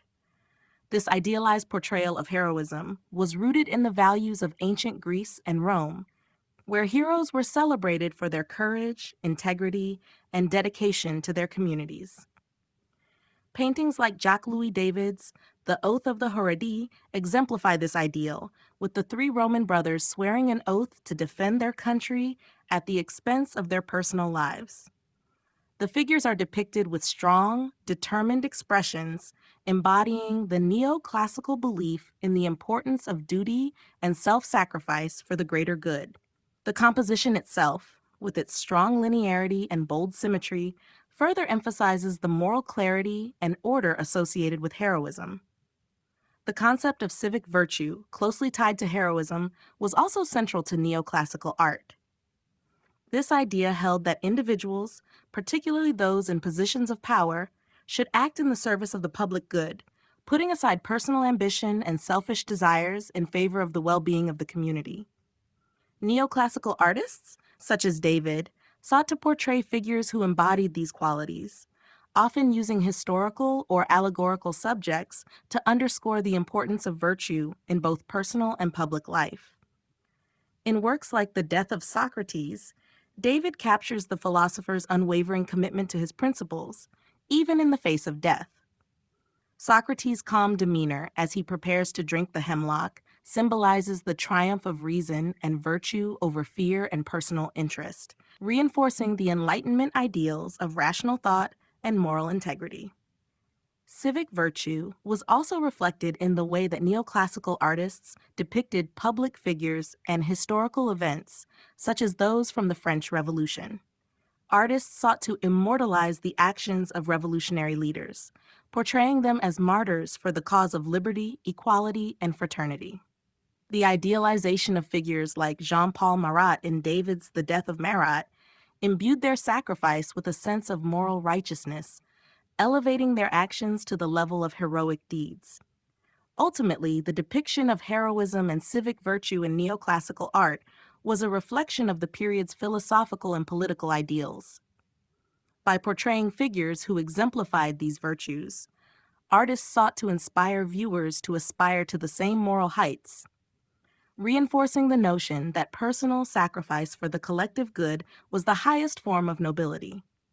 In this way, neoclassical art served not just as a visual aesthetic, but as a moral and civic guide for society. Evolution of style, from idealized forms to realism. The evolution of style in neoclassical art marked a shift from the idealized, harmonious forms of the earlier period to a more grounded and realistic representation of the human figure in everyday life.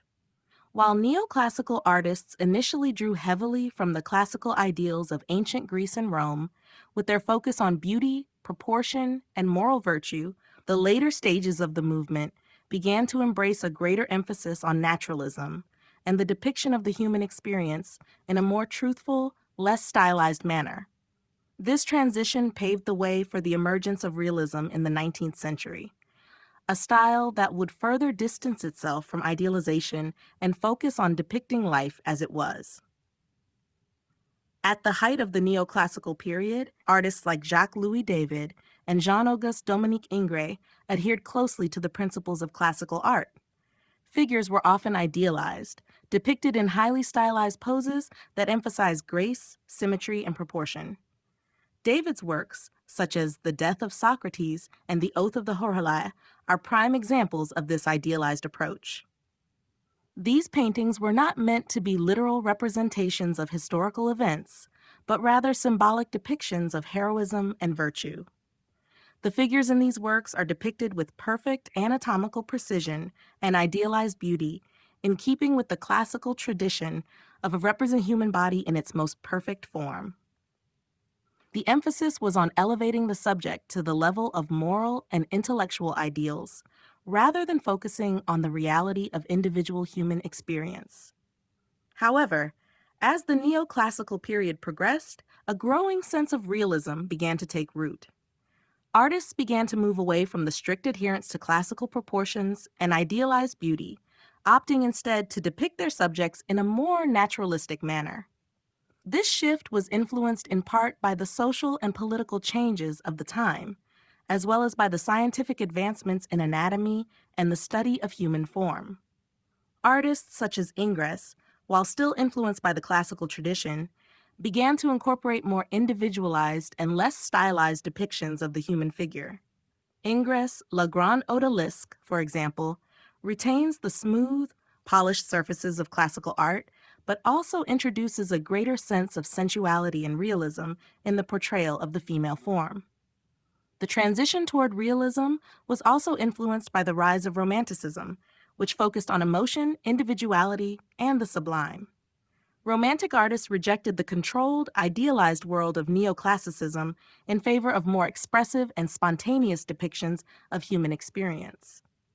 The shift from the idealized forms of neoclassicism to the realism of the 19th century reflected a broader cultural movement that sought to connect art with the realities of everyday life, rather than lofty ideals.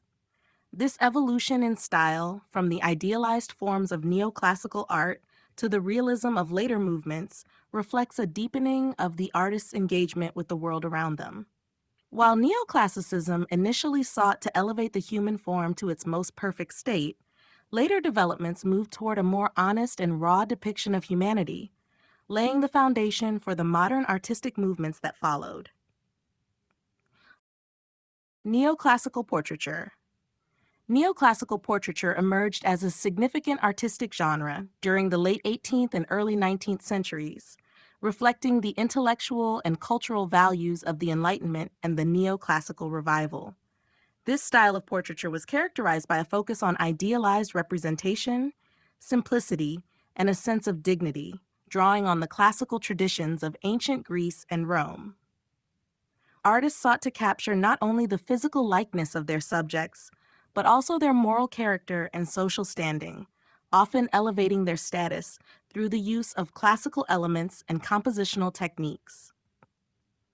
Unlike the ornate and often theatrical portraiture of the preceding Rococo period, neoclassical portraiture embraced a more restrained and formal approach. The subjects were depicted with calm expressions, often with an air of solemnity and introspection. Clothing was typically simple and elegant, reflecting the ideals of simplicity and virtue that were central to the neoclassical movement. The use of draped fabrics and classical poses, often inspired by Roman busts and statues, further enhanced the timeless and noble character of the portraits. These works sought to convey a sense of moral strength, intellect, and virtue, rather than focusing on lavish details or emotional expression. Prominent artists like Jean-Auguste Dominique Ingres and Thomas Gainsborough were key figures in the development of neoclassical portraiture.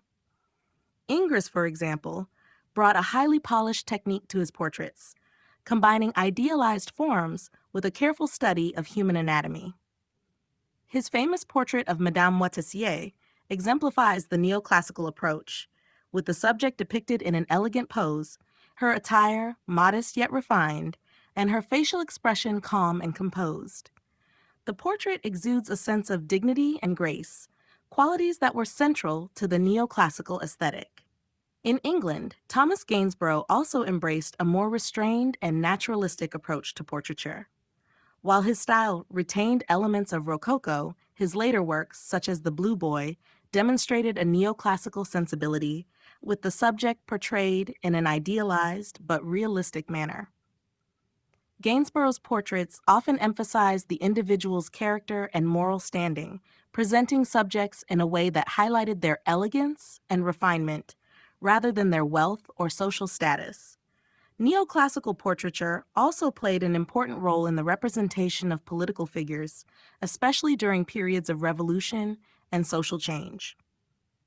Portraits of leaders like George Washington or Napoleon Bonaparte were designed to convey their authority, virtue, and commitment to the ideals of the state. Artists used classical symbols and poses to elevate these figures, portraying them not just as political leaders, but as embodiments of civic virtue and national identity. Overall, neoclassical portraiture represented a departure from the more ornamental and frivolous portrayals of the previous century, instead focusing on the timeless qualities of simplicity, virtue, and moral integrity. Through the lens of neoclassicism, portraiture became a tool for conveying not only the outward appearance of individuals, but also their moral character, ideals, and social importance. The impact of neoclassical art on later movements. Neoclassical art, with its emphasis on reason, simplicity, and the revival of classical ideals, had a profound influence on later art movements, leaving a lasting legacy that shaped the course of Western art history. While neoclassical artists were deeply inspired by the art of ancient Greece and Rome, they also played a pivotal role in shaping the artistic, cultural, and intellectual currents that would define the 19th century. The movement's focus on heroism, moral virtue, and intellectual clarity set the stage for the Romantic, Realist, and even early Modernist movements, each of which responded to neoclassicism in unique ways. The Romantic movement, which emerged in the late 18th century, was in many ways a direct reaction to the ideals of neoclassicism. While neoclassical artists valued order, reason, and idealized beauty, Romanticism emphasized emotion, individualism, and the sublime. Romantic artists such as Eugène Delacroix and Francisco Goya rebelled against the restrained, controlled forms of neoclassical art, embracing dramatic, emotional subject matter and exploring themes of passion, nature, and the irrational. Although Romantic artists rejected the rigidity of neoclassicism, they nevertheless inherited its focus on grand historical narratives and moral themes, using those same elements to express more personal and emotive experiences. Realism, which followed Romanticism in the mid-19th century, also had its roots in the classical tradition. Realist artists like Gustave Courbet sought to represent the world as it truly was, often focusing on the everyday lives of ordinary people. This marked a departure from the idealized forms of neoclassical art, yet the movement still borrowed from neoclassical techniques, such as the careful attention to the human form and the desire for clarity and precision. In fact, many realist artists look to the anatomy and proportions emphasized by neoclassical artists as a foundation for their depictions of real life. Realism was influenced by neoclassical ideas about technique and composition, but it rejected the idealization of figures, instead choosing to portray human beings in a more grounded and truthful manner. The development of modernism in the late 19th and early 20th centuries was another critical stage in the evolution of art. While modernist artists moved away from classical traditions altogether, they were deeply influenced by the intellectual climate that neoclassicism helped shape. Neoclassical art's pursuit of clarity, simplicity, and rational order laid the groundwork for the artistic and philosophical inquiries that defined modernism, especially in its quest to break away from tradition and explore new forms of expression. The geometric abstraction and experimentation of artists like Pablo Picasso and Wassily Kandinsky can trace some of their intellectual and technical roots back to the structured, precise approach of neoclassical art. In addition to influencing stylistic developments, neoclassical art also shaped the intellectual and cultural foundations for later movements. Its focus on the importance of classical antiquity, historical narratives, and civic virtue resonated with the social and political changes of the time, inspiring artists to think about the role of art in shaping society. The neoclassical ideal of art as a means to elevate public morals and reflect societal ideals would continue to inform debates about art's role in the modern world, even as future movements embraced more diverse and experimental approaches. Ultimately, neoclassical art's impact on later movements was both direct and indirect.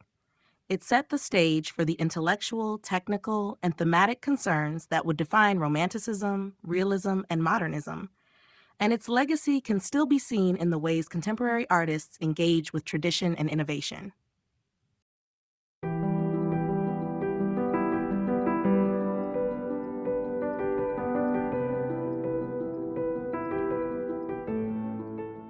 Chapter 6: Neoclassicism and the French Revolution. The relationship between neoclassicism and the French Revolution is a compelling intersection of art, politics, and social change. Neoclassical art, with its focus on ideals such as virtue, heroism, and republicanism, found a natural alignment with the revolutionary ideals that emerged during the late 18th century in France. The period of the French Revolution was one of dramatic transformation, not only politically, but also in terms of cultural and artistic expression.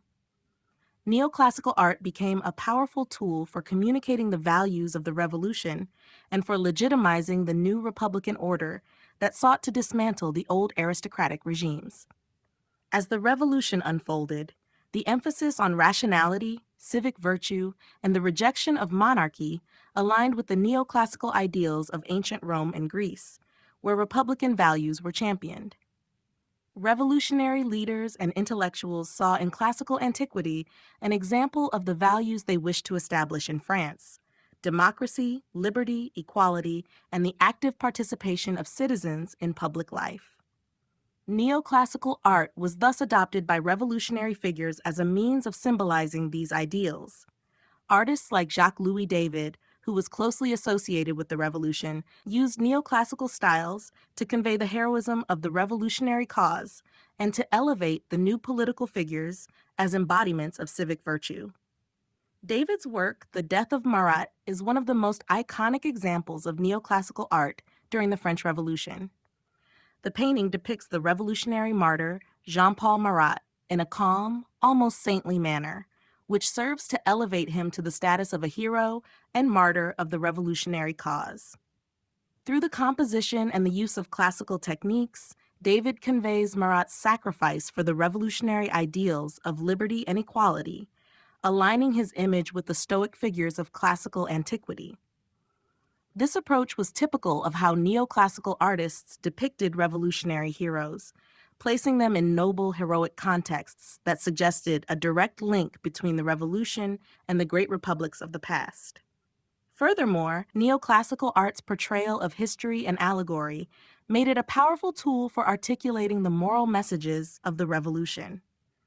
Many works from this period used classical themes and figures to express revolutionary principles, transforming mythological or historical subjects into symbols of political and social change. For example, in works like The Oath of the Horatii, David depicted scenes of sacrifice and loyalty to the state, which mirrored the revolutionary call for selflessness and commitment to the new republic. In addition to celebrating the revolution's heroes, neoclassical art also played a role in the rejection of the monarchy and the aristocracy. The lavish, ornamental style of Rococo art, which had flourished under the ancient regime, was increasingly seen as a symbol of decadence and excess, in stark contrast to the revolutionary ideals of simplicity and virtue. Neoclassical artists deliberately distanced themselves from Rococo's indulgent ornamentation, favoring a cleaner, more restrained aesthetic that reflected the perceived moral purity of the revolution. In sum, neoclassical art during the French Revolution served not only as a means of aesthetic expression, but also as a powerful ideological tool. It helped to shape the visual language of the revolution, reinforcing the values of liberty, virtue, and civic duty, and providing a cultural foundation for the political upheaval that was transforming France. Through the adoption of classical themes and ideals, neoclassical art became a means of legitimizing the revolution and giving it a sense of historical continuity with the great Republican traditions of the past. Neoclassical art as political propaganda. Neoclassical art was not only a reflection of cultural and intellectual ideals, but also a potent tool for political propaganda, particularly during the French Revolution and the rise of Napoleon Bonaparte. The clarity, order, and moral virtue that characterized neoclassical art made it an ideal medium for conveying the political messages of the time, reinforcing revolutionary ideals, and promoting the authority of political leaders. Artists, especially those aligned with the revolutionary cause, used the style to shape public perception, elevate political figures, and communicate the virtues of republicanism and the new regime. One of the most prominent examples of neoclassical art being used for political propaganda is Jacques-Louis David, who played a key role in shaping the visual language of the revolution. David's works were often commissioned by revolutionary leaders and reflected their values of civic virtue, self-sacrifice, and commitment to the state. His famous painting, The Oath of the Herati, exemplifies this idea.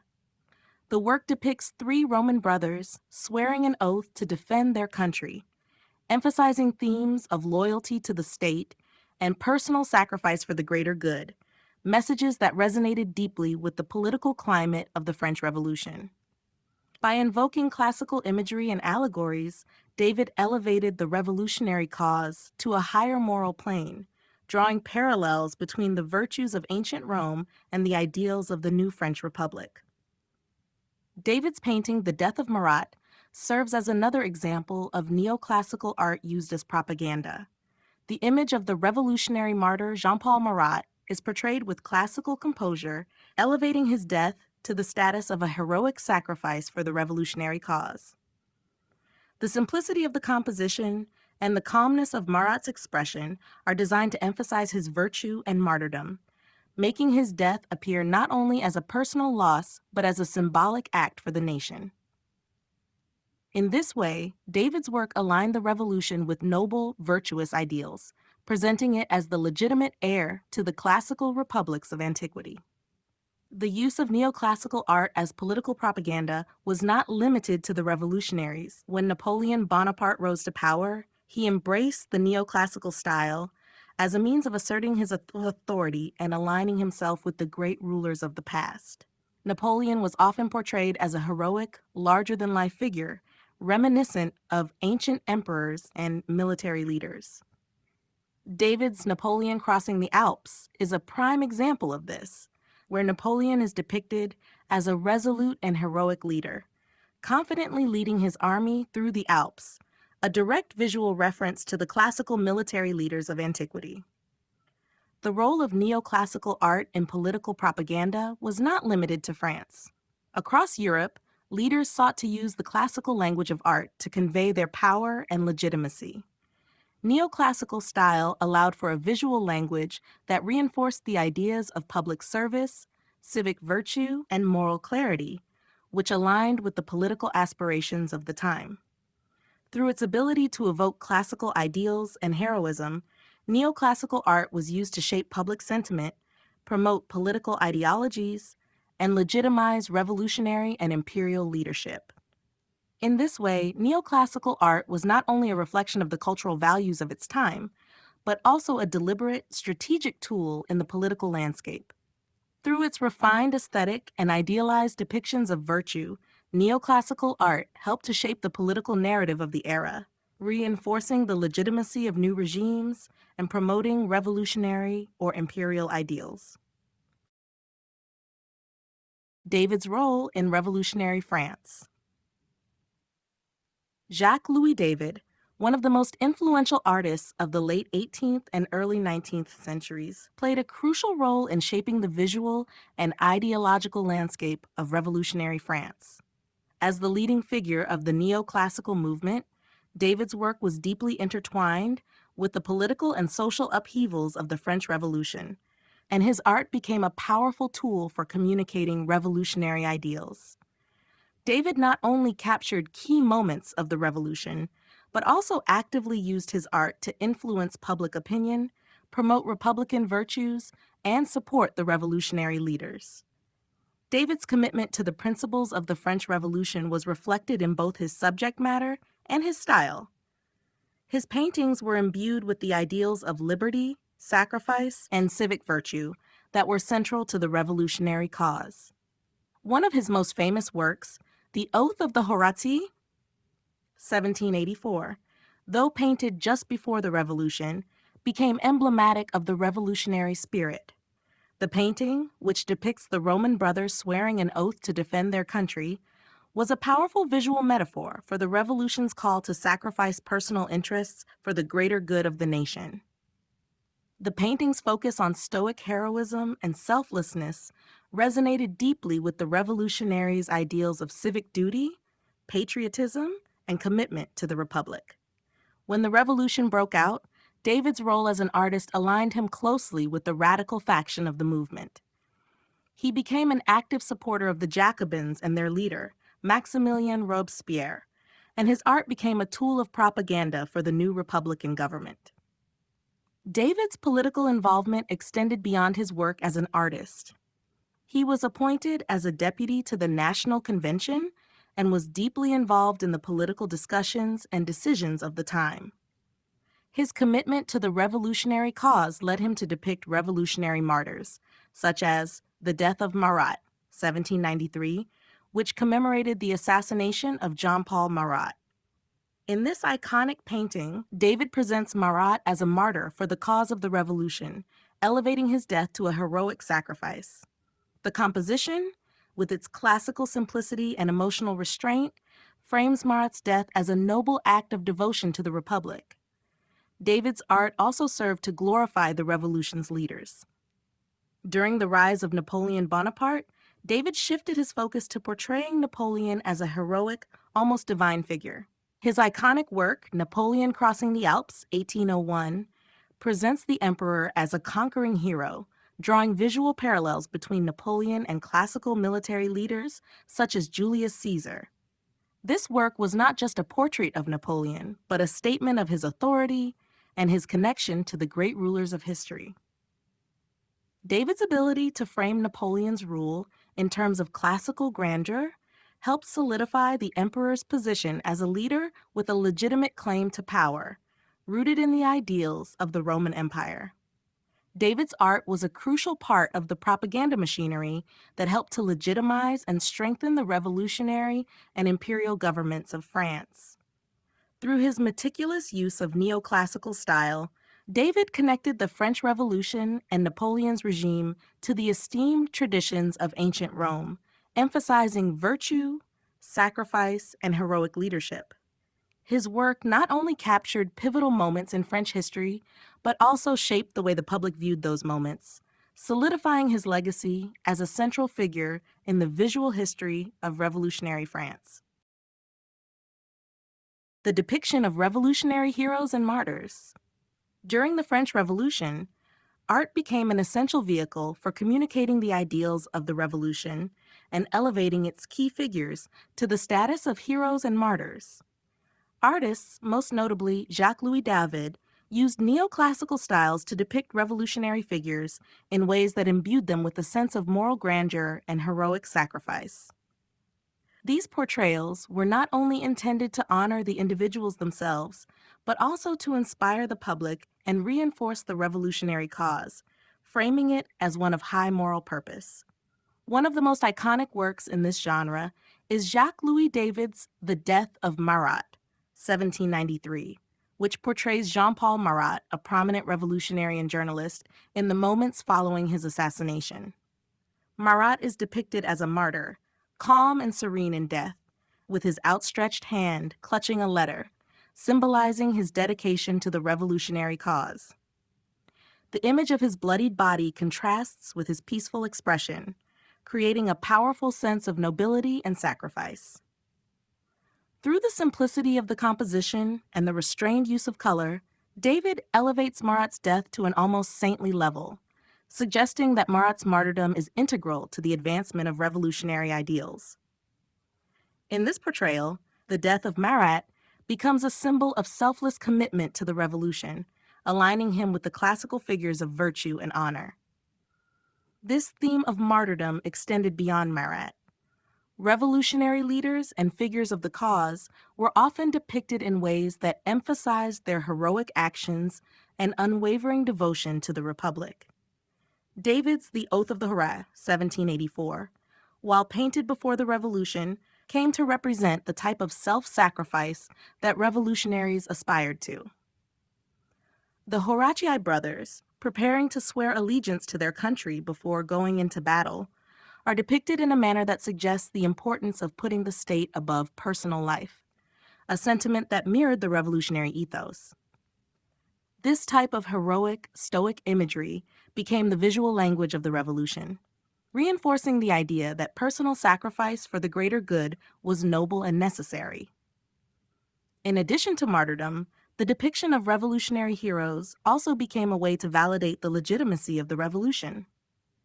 Leaders such as Georges Danton, Maximilien Robespierre, and Napoleon Bonaparte were frequently portrayed as embodiments of virtue, courage, and strength, even when their political actions were controversial.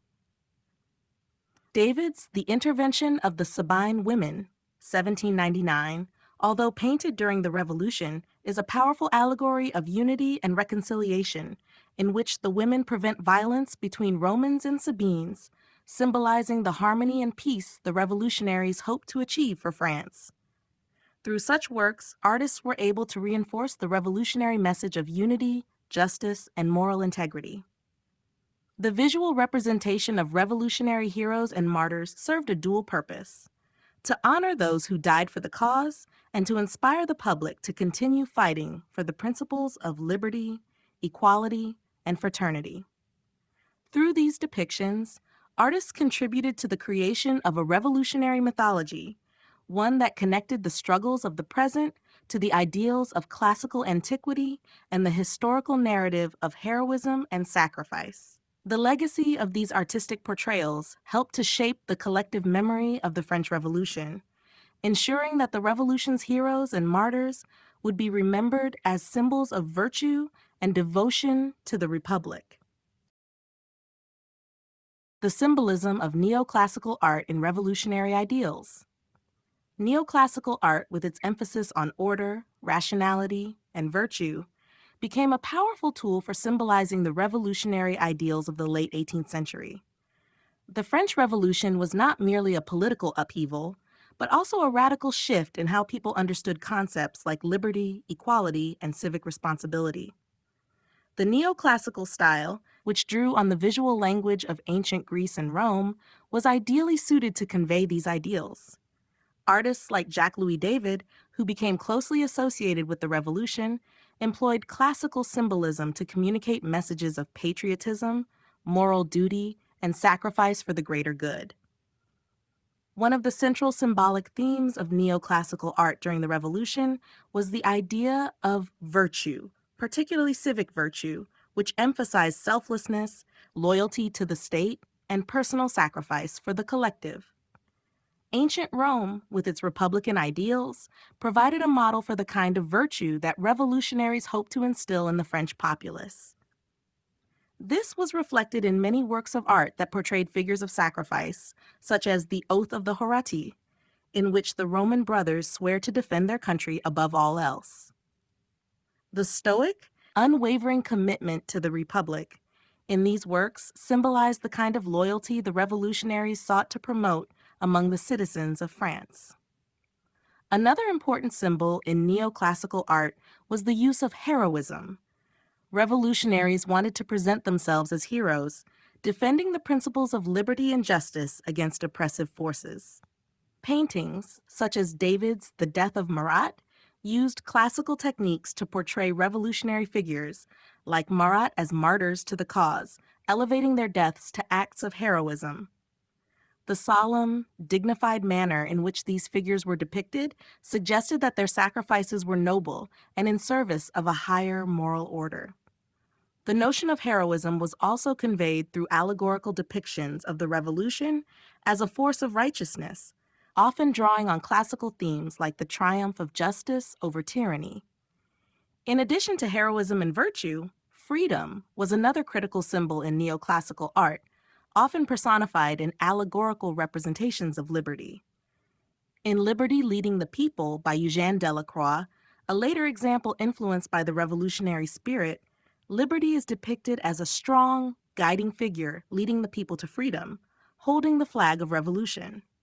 While Delacroix's work came after the revolution, it reflects the same symbolic use of neoclassical elements, like heroic figures and allegorical representations, to communicate the ideals of the revolution. Lastly, neoclassical art also used classical architecture and historical references to ground revolutionary ideals in a noble tradition. The revolutionaries sought to align themselves with the great republics of the past, believing their struggle was part of a broader, timeless movement for justice. Classical columns, drapery, and Stoic postures in art evoked the grandeur of ancient Rome and Greece, reinforcing the idea that the French Revolution was not just a fleeting political event, but the continuation of a noble historical narrative. Through its symbolism, neoclassical art during the French Revolution helped to elevate the revolution from a mere political struggle to a moral and historical crusade. The classical references imbued the revolution with a sense of legitimacy, connecting its ideals of liberty, virtue, and heroism to the revered traditions of ancient republics.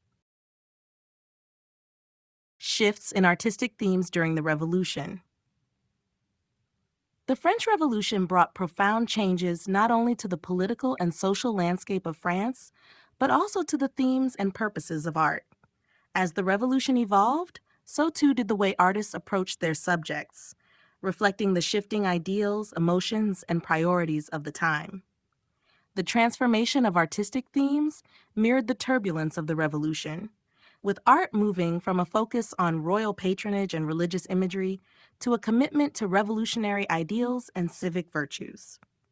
In the early years of the revolution, much of the art was dedicated to promoting the principles of liberty, equality, and fraternity. Revolutionary leaders sought to present themselves as embodiments of virtue, heroism, and moral clarity, and artists responded by focusing on these figures, often portraying them in dramatic, idealized ways. One of the most significant shifts in artistic themes was the move from religious and mythological subjects to historical and political ones. The classical tradition, especially the moral and civic values of ancient Greece and Rome, became a dominant source of inspiration, with artists using these themes to reflect revolutionary ideals. The use of allegory and symbolism was common, as artists sought to communicate complex ideas through easily understood visual language. For example, images of liberty as a female figure holding a flag or sword became common, symbolizing the revolution's fight for freedom and the people's power. As the revolution progressed, the art produced became increasingly focused on portraying martyrs and heroes who had sacrificed their lives for the cause. Artists like Jacques-Louis David used the neoclassical style to create stirring depictions of revolutionary figures, presenting them as noble and virtuous martyrs. David's The Death of Marat, 1793, is one of the most iconic examples of this shift. In the painting, Marat is shown as a heroic figure, calm in death, with his martyrdom symbolizing the revolutionary sacrifice for liberty and justice. This shift emphasized a new type of heroism, one that was linked to the people's struggle against tyranny rather than traditional monarchic power or religious virtue. During the Reign of Terror, when the revolution took a darker turn, the themes of sacrifice and heroism became intertwined with the idea of political loyalty and the defense of the revolution. Art from this period often celebrated the revolutionary leaders who stood firm against internal and external enemies, including figures like Maximilien Robespierre and Georges Danton. The depiction of violence and death became more prominent, with martyrs being portrayed not only as victims, but as symbols of the revolution's righteousness and necessity. With the rise of Napoleon Bonaparte, artistic themes once again shifted, this time to glorify the emperor and his regime. Neoclassical art was used to present Napoleon as a heroic leader in the mold of ancient Roman emperors. The focus shifted to imperial grandeur and military triumphs, as works like Napoleon Crossing the Alps, 1801, depicted the leader as an almost mythic figure, extending the revolutionary ideals of liberty and justice to the European continent under Napoleon's rule. In sum, the French Revolution was marked by a dramatic shift in artistic themes, from religious and royal imagery to the celebration of revolutionary ideals and heroes. Art became an essential tool for political propaganda, shaping public perception and solidifying the moral and heroic narrative of the revolution. The transformation in the themes of art reflected the changing priorities of the revolution itself, from calls for liberty to the glorification of revolutionary martyrs and later imperial grandeur.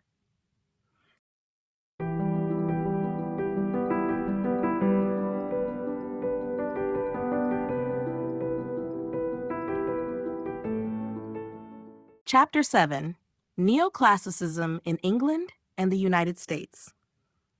While neoclassical art and architecture flourished in France, its influence also extended to other parts of the world, notably England and the United States, where it was embraced as a way to express both political and cultural ideals.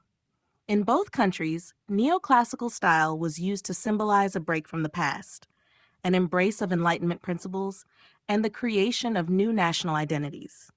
In England, neoclassicism had a significant impact on both art and architecture during the late 18th and early 19th centuries.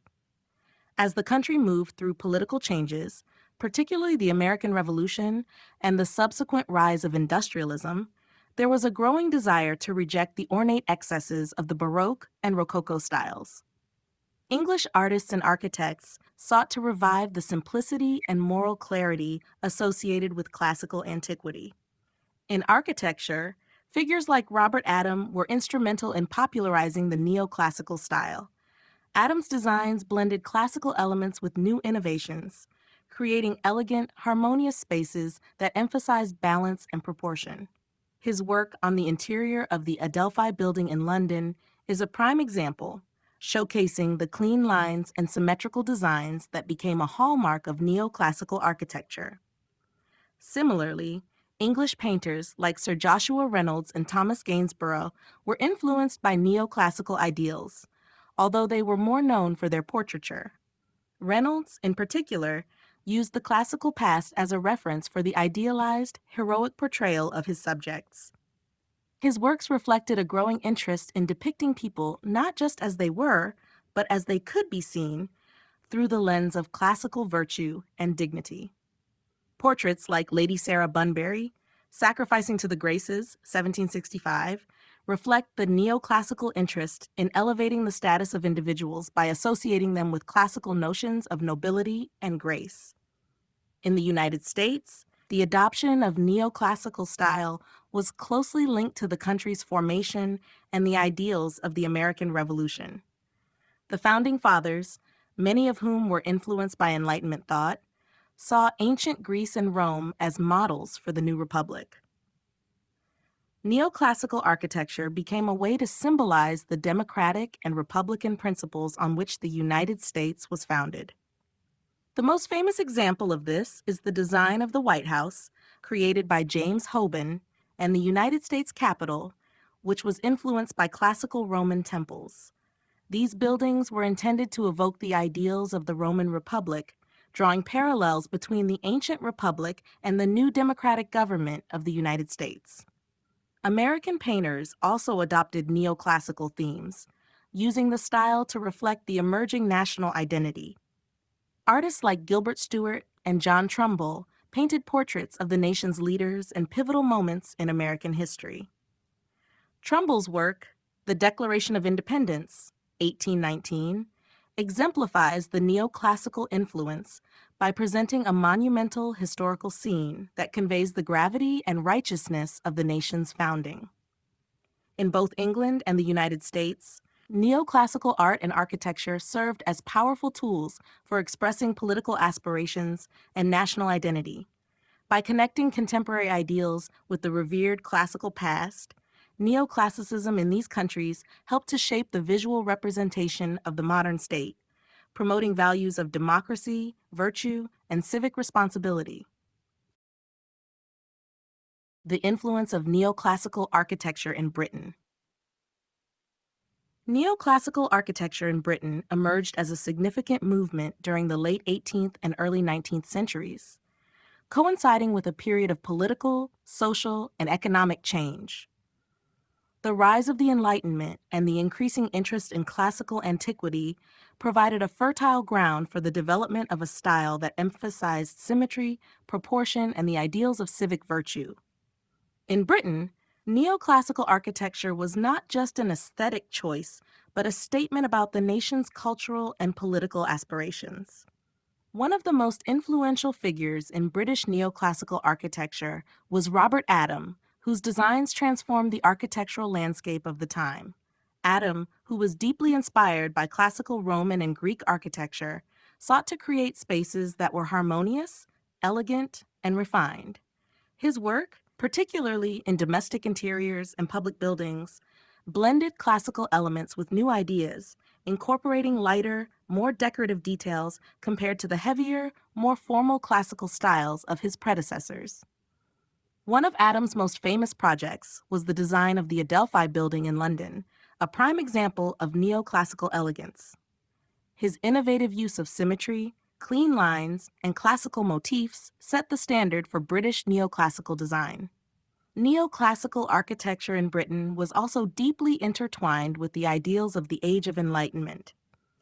The revival of classical forms was seen as a way to align Britain with the intellectual and philosophical traditions of ancient Greece and Rome, emphasizing reason, democracy, and civic duty.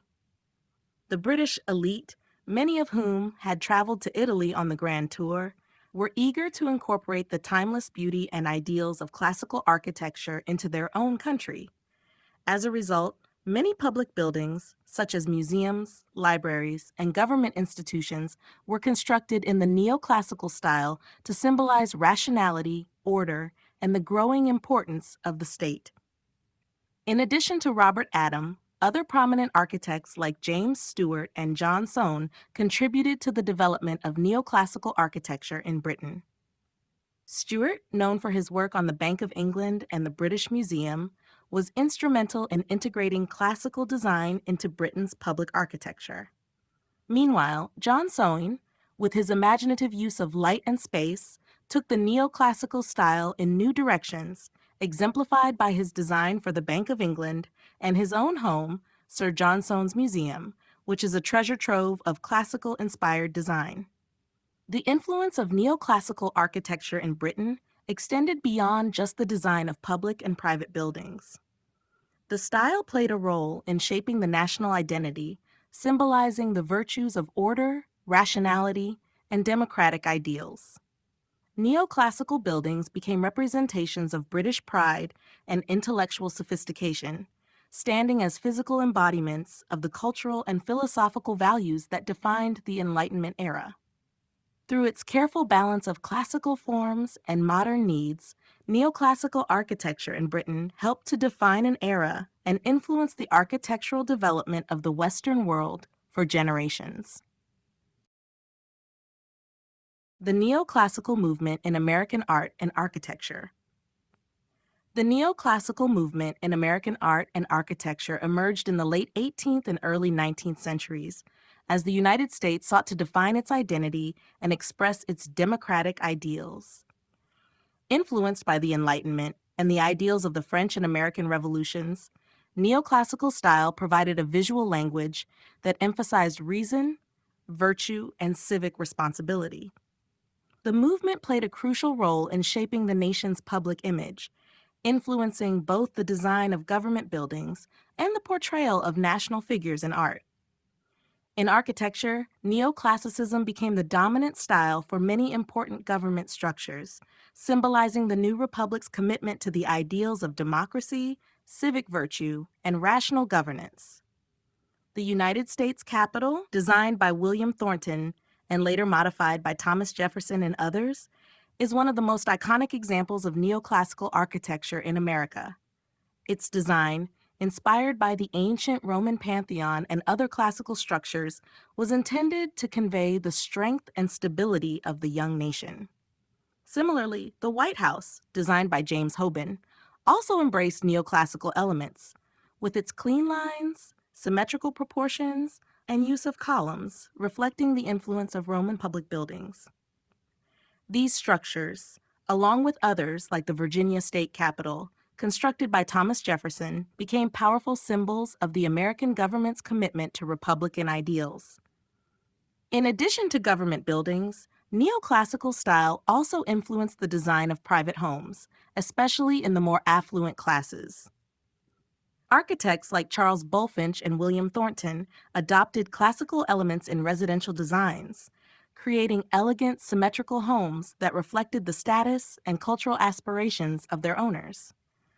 The use of columns, porticos, and classical motifs became increasingly popular in private estates and urban homes, particularly in the burgeoning cities of the United States. In the visual arts, neoclassical ideals were embodied in portraiture, historical painting, and sculptures. American painters such as Gilbert Stuart, John Trumbull, and Charles Willson Peale embraced the neoclassical style to portray important figures from the American Revolution and to commemorate key moments in the nation's history. Trumbull's The Declaration of Independence, 1819, for example, reflects the neoclassical interest in heroic historical narrative, presenting the Founding Fathers as dignified, virtuous figures. The emphasis on classical ideals in art was meant to elevate the status of the nation's leaders and reinforce the idea that America was the modern-day heir to the democratic traditions of ancient Greece and Rome. In sculpture, artists like Horatio Greenough and Jean-Antoine Houdon embraced neoclassical techniques to create busts and statues of prominent Americans, including George Washington. The most famous of these is Houdon's statue of Washington, which portrays the first president in the dignified, heroic style of ancient Roman leaders. This classical portrayal was not only a tribute to Washington's leadership, but also a representation of the American Republic's ideals. Overall, the neoclassical movement in America was a crucial part of the nation's cultural and political development. By adopting classical forms and themes, American artists and architects sought to create a visual identity that reflected the nation's values of democracy, liberty, and civic virtue. This movement helped shape the nation's visual language and continues to influence American art and architecture today. The role of neoclassical ideals in American identity. The neoclassical movement played a crucial role in shaping the emerging identity of the United States, reflecting the nation's ideals of democracy, virtue, and civic responsibility. As America sought to establish itself as a new republic after gaining independence from Britain, neoclassical style provided a visual language that emphasized the democratic values drawn from ancient Greece and Rome. These classical ideals were seen as the foundation for the nation's political system, and the adoption of neoclassical art and architecture became a way to reinforce and symbolize the new national identity.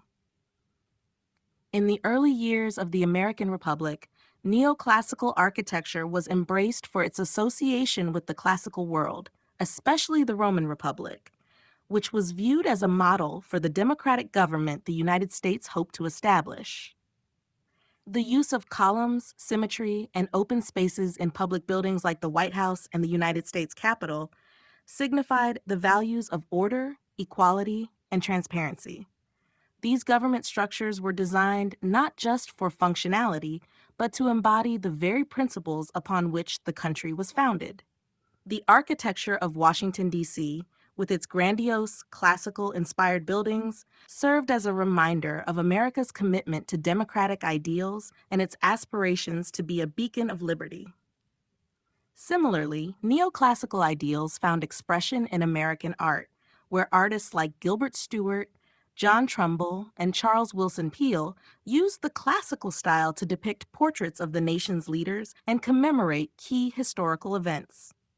Through portraiture, these artists sought to elevate the status of American figures, presenting them as noble, virtuous, and worthy of admiration, qualities that were central to the classical tradition.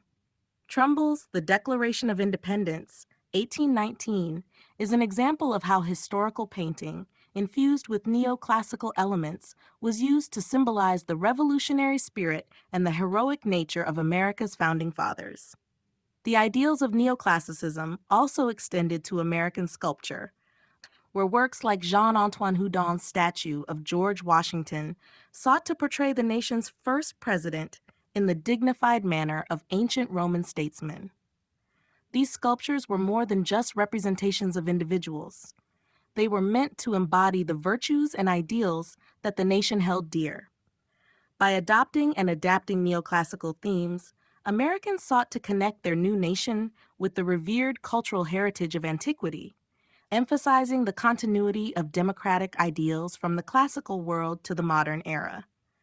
The classical influence seen in both architecture and art became a symbol of American identity, reinforcing the nation's aspirations to create a just, democratic society grounded in reason and virtue. Neoclassical ideals, with their focus on civic duty, public service, and moral clarity, became deeply ingrained in the national consciousness, helping to define America's cultural identity during its formative years. Thomas Jefferson and the design of Monticello. Thomas Jefferson, the third president of the United States and one of the key figures in the founding of the nation, was deeply influenced by the neoclassical movement, which played a significant role in shaping both his political philosophy and personal aesthetic. Jefferson's home, Monticello, located in Virginia, is perhaps the most enduring symbol of his admiration for classical ideals. The design of Monticello reflects his belief in the principles of reason, democracy, and the values of the ancient Greeks and Romans, making it a personal manifestation of the neoclassical style and Jefferson's vision for the new American Republic. Jefferson's architectural education and taste were shaped by his extensive studies in classical literature and the visual arts, which he encountered during his travels in Europe. While serving as the U.S. ambassador to France, Jefferson became well acquainted with the classical architecture of ancient Rome and the Renaissance. He absorbed the principles of symmetry, proportion, and harmony that defined neoclassical architecture and sought to apply them in his own designs. Monticello, which he began designing in the mid-18th century and continued to refine throughout his life, combines classical elements with Jefferson's personal vision of a self-sufficient, rational, and enlightened society. The design of Monticello features a domed rotunda inspired by the Pantheon in Rome, as well as a symmetrical layout and the use of columns, which are hallmarks of neoclassical style. The central pavilion, with its iconic dome, was designed to serve as both a residence and a representation of Jefferson's ideals about government and society. Jefferson saw Monticello not only as his personal home, but as a model for the kind of rational, agrarian society he envisioned for the United States. The use of classical elements in the house was meant to convey a sense of order and intellectual sophistication, reflecting Jefferson's belief in the importance of knowledge, reason, and civic virtue. Beyond the exterior, Jefferson's attention to detail in the interior of Monticello further demonstrated his commitment to classical ideals. He designed the layout of rooms with careful consideration of symmetry and proportion, incorporating architectural features such as Palladian windows and classical columns to enhance the aesthetic appeal and functionality of the space.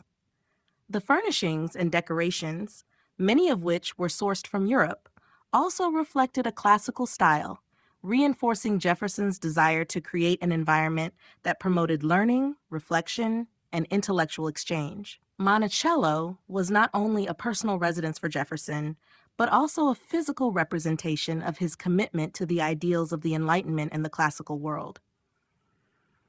By incorporating neoclassical design elements into his home, Jefferson sought to align his personal life with the values he espoused as a statesman, creating a lasting legacy that reflected his belief in reason, education, and democratic governance. Monticello remains a testament to the enduring influence of neoclassical architecture in shaping the identity of the American Republic. English landscape painting and neoclassical influence. In the late 18th and early 19th centuries, English landscape painting underwent a significant transformation, deeply influenced by the neoclassical movement. While landscape painting in England had already existed as a genre, it was during the neoclassical period that artists began to infuse their works with classical ideals, reflecting the broader cultural shift toward reason, harmony, and the appreciation of nature in a more structured, philosophical sense. The neoclassical approach to landscape painting focused on a return to the serene, ordered beauty of nature, in contrast to the more chaotic, untamed landscapes of the previous Baroque era. Artists like Richard Wilson and Thomas Gainsborough played a pivotal role in developing the English landscape tradition during this time. Wilson, often regarded as the father of English landscape painting, was heavily influenced by classical ideals and sought to bring a sense of grandeur and order to his depictions of the British countryside. His landscapes were often infused with mythological or historical references, elevating them beyond mere depictions of nature and turning them into symbolic representations of civilization's connection to the classical world. Wilson's paintings, such as the ruins of Rome, evoke a sense of timelessness, in which the natural world and classical ruins coexist harmoniously, conveying both the fleeting nature of human achievement and the permanence of nature itself. Similarly, Thomas Gainsborough, while known for his portraits, contributed significantly to landscape painting.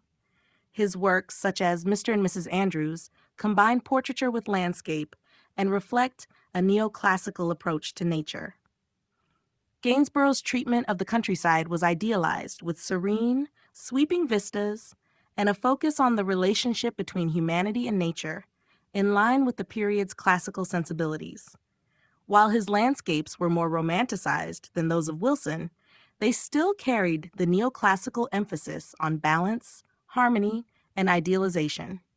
The neoclassical influence on English landscape painting also extended to the use of perspective and composition.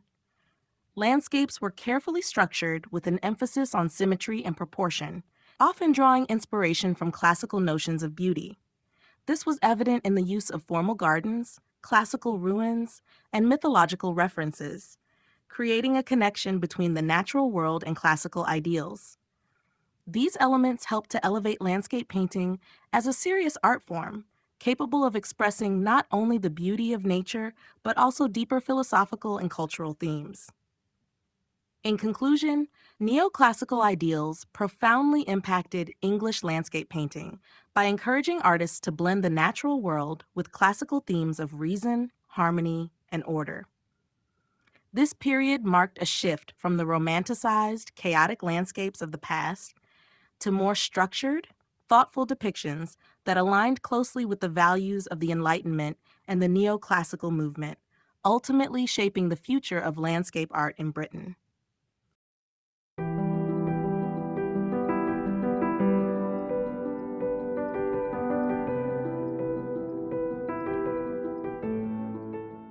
Chapter 8: The Decline and Legacy of Neoclassicism.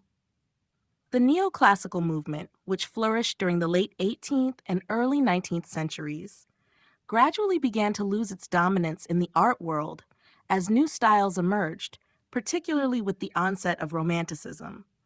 By the mid-19th century, the rigid formalism and emphasis on reason that defined neoclassicism began to feel outdated, especially in light of the sweeping political and social changes that were taking place in Europe and the Americas. The rise of emotional expression and the celebration of individual subjectivity in Romanticism, along with the increasing industrialization of society, shifted artistic focus away from the classical ideals of order and symmetry. However, the decline of neoclassicism did not mean the end of its influence. Instead, its legacy continued to resonate in various forms in later movements. The decline of neoclassicism can largely be attributed to the changing political landscape. The French Revolution, which had initially embraced the democratic ideals symbolized by neoclassical art and architecture, led to the rise of more emotionally charged movements that rejected the restrained, formal qualities of neoclassicism. In art, the Romantic movement championed individualism, freedom, and emotional intensity, moving away from the rationalism and order that had characterized the neoclassical style. Romantic painters such as Eugène Delacroix and J.M.W. Turner focused on dynamic, dramatic subjects, in stark contrast to the calm, idealized forms of neoclassical works. Despite its decline, the influence of neoclassicism persisted throughout the 19th and into the 20th centuries. Its emphasis on symmetry, proportion, and classical ideals found new life in the Beaux-Arts movement and was integrated into the architecture of many government buildings, museums, and universities. For example, the neoclassical designs of buildings in Washington, D.C., such as the Lincoln Memorial, continued to reflect the style's enduring legacy. The American use of neoclassical architecture as a symbol of democratic ideals, coupled with the continued use of classical themes in art, ensured that the legacy of neoclassicism remained significant in shaping national identities and visual culture. Additionally, neoclassical portraiture and sculpture continued to inspire artists into the 20th century. The focus on heroism, virtue, and idealized forms in these works remained a touchstone for future generations of artists seeking to balance realism with idealization. The grandiose, stoic portraits of leaders and public figures in the neoclassical style continue to be a model for capturing the essence of a nation's identity and ideals, particularly in times of political upheaval or national pride. In conclusion, while neoclassicism as a dominant artistic style may have waned with the rise of Romanticism, its legacy endured in art, architecture, and culture. Its emphasis on order, rationality, and moral virtue provided a foundation for later artistic movements and continued to influence the ways in which societies understood their histories, ideals, and cultural expressions. Through its adaptation and reinterpretation, neoclassicism remained a vital force in shaping Western visual culture well into the modern era. The emergence of Romanticism and its rejection of neoclassicism. The emergence of Romanticism in the late 18th and early 19th centuries marked a significant shift in European art and culture, directly challenging the ideals of neoclassicism. While neoclassicism had emphasized order, reason, and classical restraint, Romanticism sought to break free from these constraints by prioritizing emotion, individualism, and the sublime. This shift was not merely aesthetic, but reflected deeper changes in society, particularly in response to the political and social upheavals of the time, such as the French Revolution and the Industrial Revolution. One of the key reasons for Romanticism's rejection of neoclassicism was its growing dissatisfaction with the rational and rigid principles that neoclassical art represented. The Enlightenment, which had heavily influenced neoclassicism, emphasized reason, scientific inquiry, and the idea of universal truths. However, many artists, writers, and thinkers began to feel that these ideals ignored the complexity of human emotion and the power of individual experience. Romanticism emerged as a response to this, embracing imagination, intuition, and the irrational. Artists sought to capture the emotional depth of human experience, emphasizing themes like passion, the sublime, and the mysteries of nature.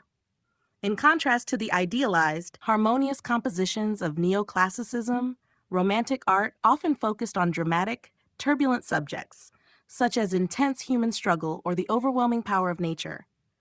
The works of Romantic painters like Eugène Delacroix and J.M.W. Turner rejected the calm, balanced forms that had characterized neoclassical art.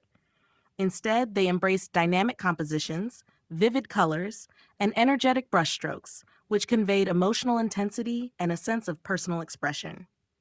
Romantic artists were more interested in the subjective experience of the individual rather than in the public virtues and moral clarity that neoclassical art often depicted. Romanticism also reflected a growing sense of nationalism and a focus on the unique cultural identity of individual nations, whereas neoclassicism had frequently idealized universal values drawn from ancient Greece and Rome. In this sense, Romanticism was a more individualized and culturally specific movement, celebrating national history, folklore, and the unique qualities of different peoples and places. This shift was not limited to visual arts. It also influenced literature, music, and philosophy. Writers such as Johann Wolfgang von Goethe and Victor Hugo explored themes of personal freedom and the emotional depths of the human soul, while composers like Ludwig van Beethoven created music that conveyed intense emotion and individuality. In conclusion, the rise of Romanticism marked a fundamental break from the ideals of neoclassicism. By rejecting the emphasis on reason, symmetry, and classical restraint, Romanticism embraced the power of emotion, personal expression, and the sublime. This shift in artistic values had a lasting impact on the trajectory of Western art, influencing subsequent movements and shaping the cultural landscape of the 19th century. The enduring influence of neoclassical aesthetics. Despite the eventual decline of neoclassicism as a dominant artistic movement, its influence continues to be felt in various forms of art, architecture, and design.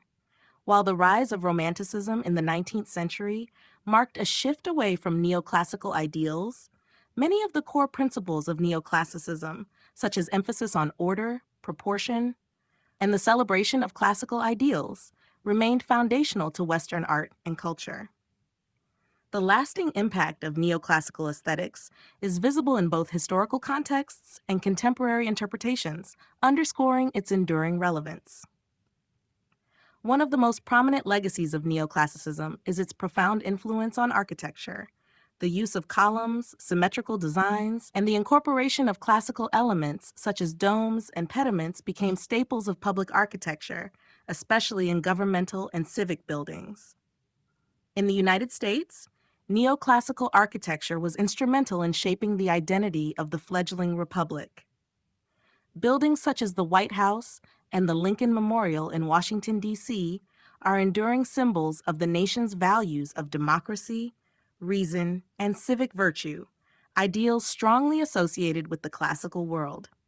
The continued use of neoclassical elements in architecture today, particularly in government and educational institutions, reflects its deep-rooted connection to democratic ideals.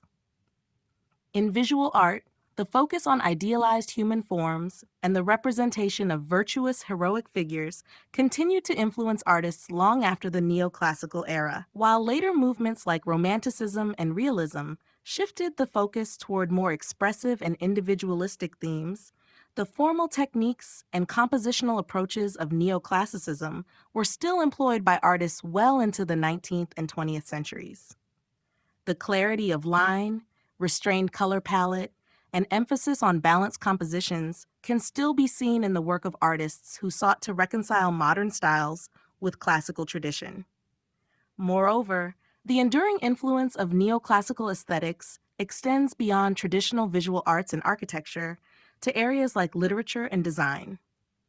Writers and philosophers of the 18th and 19th centuries, many of whom were influenced by the rationalism of the Enlightenment and the classical past, continued to draw on neoclassical themes of reason, virtue, and moral clarity. In design, the clean lines, proportion, and restrained elegance of neoclassical style have persisted in furniture, decorative arts, and fashion, highlighting the timeless appeal of classical aesthetics. In the modern era, neoclassical ideals have been revived and reinterpreted in various ways, particularly in movements like neoclassicism in the early 20th century and the Beaux-Arts style. These reinterpretations demonstrate the lasting appeal of classical form and structure, ensuring that neoclassical aesthetics continue to resonate within contemporary visual culture. In conclusion, while the neoclassical movement may have reached its zenith during the 18th and early 19th centuries, Its aesthetic principles remain deeply embedded in art, architecture, and culture. The timeless qualities of order, harmony, and intellectual sophistication ensure that neoclassical aesthetics remain an enduring force, continually inspiring new generations of artists, architects, and thinkers. Neoclassicism's impact on modern art and architecture. Neoclassicism, which flourished in the late 18th and early 19th centuries, continues to have a profound influence on modern art and architecture. The movement's emphasis on order, symmetry, and the revival of classical ideals provided a foundation for later artistic and architectural developments, particularly in the way that both public and private spaces are designed and the ways in which art communicates cultural values. Despite the rise of movements like Romanticism and Modernism, the core principles of neoclassicism still inform contemporary artistic practices and architectural design. In art, neoclassicism's focus on rationalism, clarity, and idealized forms laid the groundwork for later movements such as academicism, which continued to prioritize technical precision and classical themes. While modernism ultimately shifted away from the neoclassical approach, seeking new forms of expression through abstraction and breaking traditional rules, neoclassical influence can still be seen in the importance placed on structure and composition. Modern artists, especially in the early 20th century, would often return to classical references in their work, reinterpreting ancient themes with modern techniques. The commitment to the human form, balance, and proportion found in neoclassical art provided a rich legacy for modern artists to draw upon, especially in the realm of figurative art. In architecture, neoclassicism's impact remains even more pronounced. The revival of classical architectural elements such as columns, domes, and pediments in neoclassical design was adapted and incorporated into many public buildings in the 19th and early 20th centuries. The use of classical styles in the construction of government buildings, museums, and libraries reflected a desire to associate modern institutions with the values of antiquity, values like democracy, reason, and civic virtue. In cities like Washington, D.C. and Paris, neoclassical architecture continues to define the civic landscape, with structures like the White House, the Capitol Building, and the Pantheon reflecting the lasting influence of the classical past. Moreover, neoclassical ideals were integrated into the Beaux-Arts movement, which dominated architecture in the late 19th and early 20th centuries. The Beaux-Arts style adopted many neoclassical elements, such as grandeur, symmetry, and ornamentation, while also blending them with modern techniques and new materials. This fusion helped shape the development of monumental, neoclassical-inspired structures like the Grand Palais in Paris and the New York Public Library. In modern times, neoclassical ideas also influence minimalist and contemporary architecture, where balance and proportion remain central to design principles.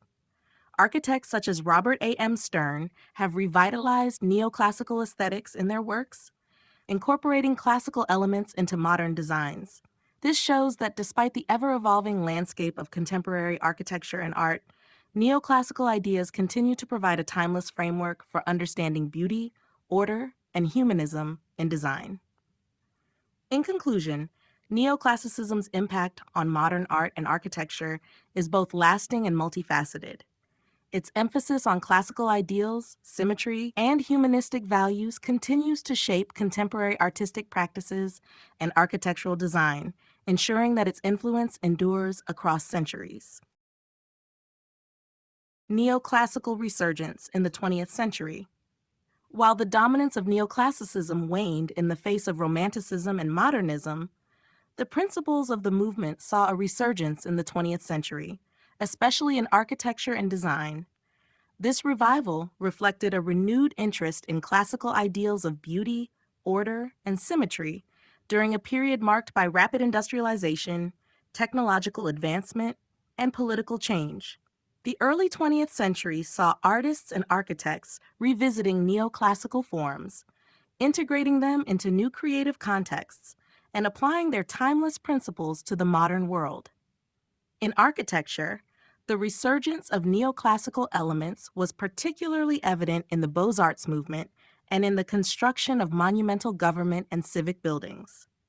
Beaux-Arts architects, especially those trained at the École des Beaux-Arts in Paris, drew heavily from classical Greek and Roman aesthetics while embracing the modern advances of the time. This style became synonymous with grandeur, symmetry, and ornamentation, seen in iconic structures like the New York Public Library, Grand Central Terminal, and the Palais Garnier in Paris. These buildings fused neoclassical motifs, such as columns, arches, and domes, with modern construction techniques, presenting a bridge between the classical past and the rapidly changing future. The neoclassical revival was also reflected in the design of monuments and public spaces, where architects sought to convey ideals of stability, democracy, and civic virtue. In the United States, the Lincoln Memorial, designed by architect Henry Bacon in 1922, is a prime example of how neoclassical aesthetics were employed to evoke the democratic ideals of ancient Greece and Rome. The imposing Doric columns and the statue of Abraham Lincoln within serve as a tribute to the nation's values and its struggle for unity. In art, neoclassical influences continued to manifest, albeit in more subtle ways. During the early 20th century, the art world saw movements like the arts and crafts movement and the neoclassical revival within the figurative tradition. Artists such as Jacques Lipchitz and Giorgio de Chirico drew on classical forms and themes, reinterpreting them within modern frameworks. Their works reflected a balance between the representation of the human figure and a focus on classical ideals, yet were adapted to the increasingly abstract and fragmented aesthetic of the time. The impact of neoclassical principles also extended to design and fashion. The clean lines and balanced proportions associated with neoclassical aesthetics resurfaced in everything from interior design to haute couture fashion, with designers like Christian Dior incorporating classical elements into their collections.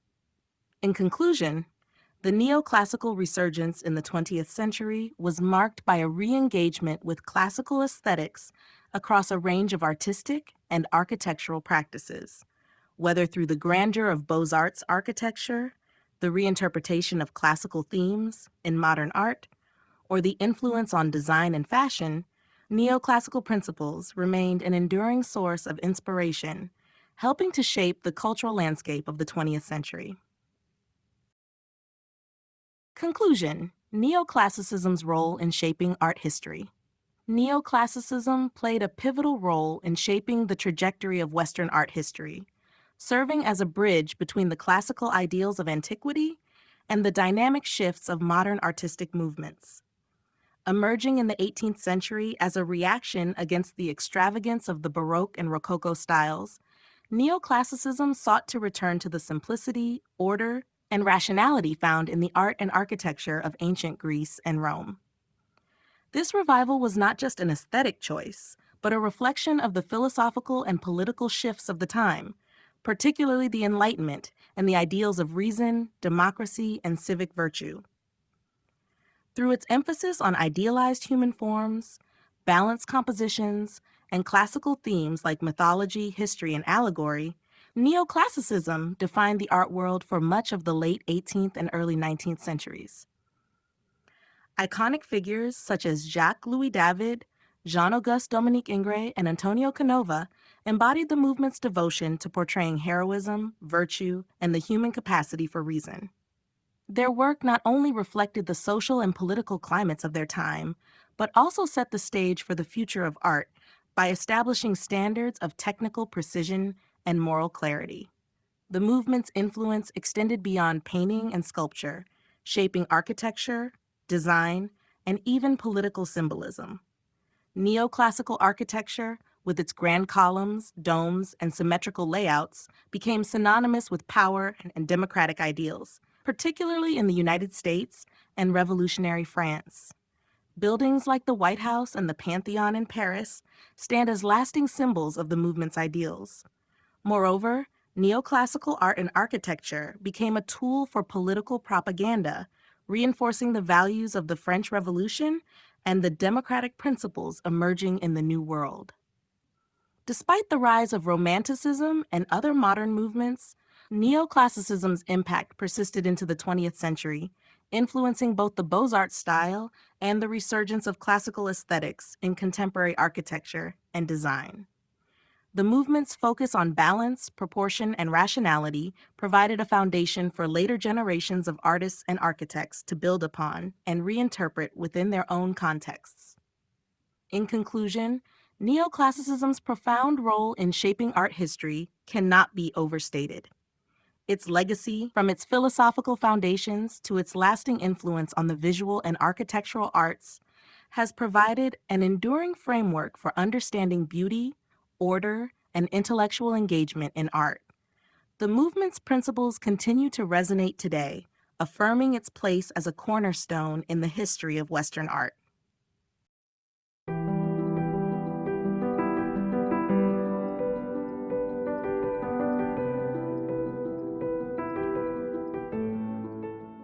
Chapter 9, Conclusion. Neoclassicism, as a pivotal artistic and cultural movement, not only reshaped the landscape of 18th and 19th century art, but also laid the groundwork for numerous artistic, philosophical, and political developments that followed. From its origins in the intellectual currents of the Enlightenment to its full manifestation in the works of key artists and architects, neoclassicism represented a return to the ideals of ancient Greece and Rome, driven by a desire for order, balance, and moral clarity in both art and society. As such, it became a reflection of the era's broader ideals of reason, democracy, and the pursuit of virtue. The movement's influence is evident across a wide range of artistic fields, including painting, sculpture, architecture, and design. Artists such as Jacques-Louis David and Jean-Auguste Dominique Ingres brought classical forms and themes to life in their work, establishing a standard for future generations of artists. In architecture, neoclassicism's revival of Greek and Roman structures, exemplified by buildings like the Pantheon in Paris and the White House in Washington, D.C., became symbols of the ideals of democracy, civic virtue, and Enlightenment rationalism. The movement not only influenced the construction of government buildings, but also deeply impacted the design of private homes, memorials, and public spaces, leaving a lasting imprint on urban landscapes. Neoclassicism's philosophical foundations, rooted in Enlightenment ideals, contributed to shaping modern Western thought. The movement's focus on reason, individualism, and the importance of historical and moral continuity resonated across different fields, from politics to education. Its impact was particularly evident during revolutionary times, as neoclassical art and architecture became tools for propaganda and identity formation, both in revolutionary France and the United States. The visual representation of revolutionary ideals through neoclassical art helped to define the political and cultural narratives of these nations, framing their quest for freedom and justice through the lens of classical antiquity. Even as movements such as Romanticism, Realism, and Modernism emerged, neoclassicism never fully disappeared. Its principles have been revisited and revived throughout the 20th and 21st centuries, particularly in architecture, where neoclassical elements continue to influence designs that convey tradition, stability, and enduring cultural values. In conclusion, neoclassicism has proven to be an enduring and transformative force in the history of art and culture. Its impact is still felt today in the way we understand art, architecture, and the relationship between aesthetics and society. The movement's commitment to classical ideals of beauty, order, and virtue provides an enduring legacy that continues to shape contemporary culture and artistic expression.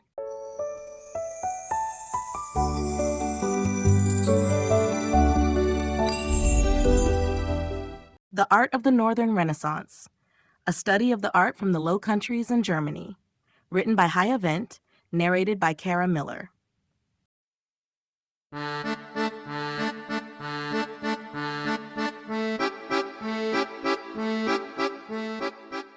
Chapter 1, Introduction to the Northern Renaissance.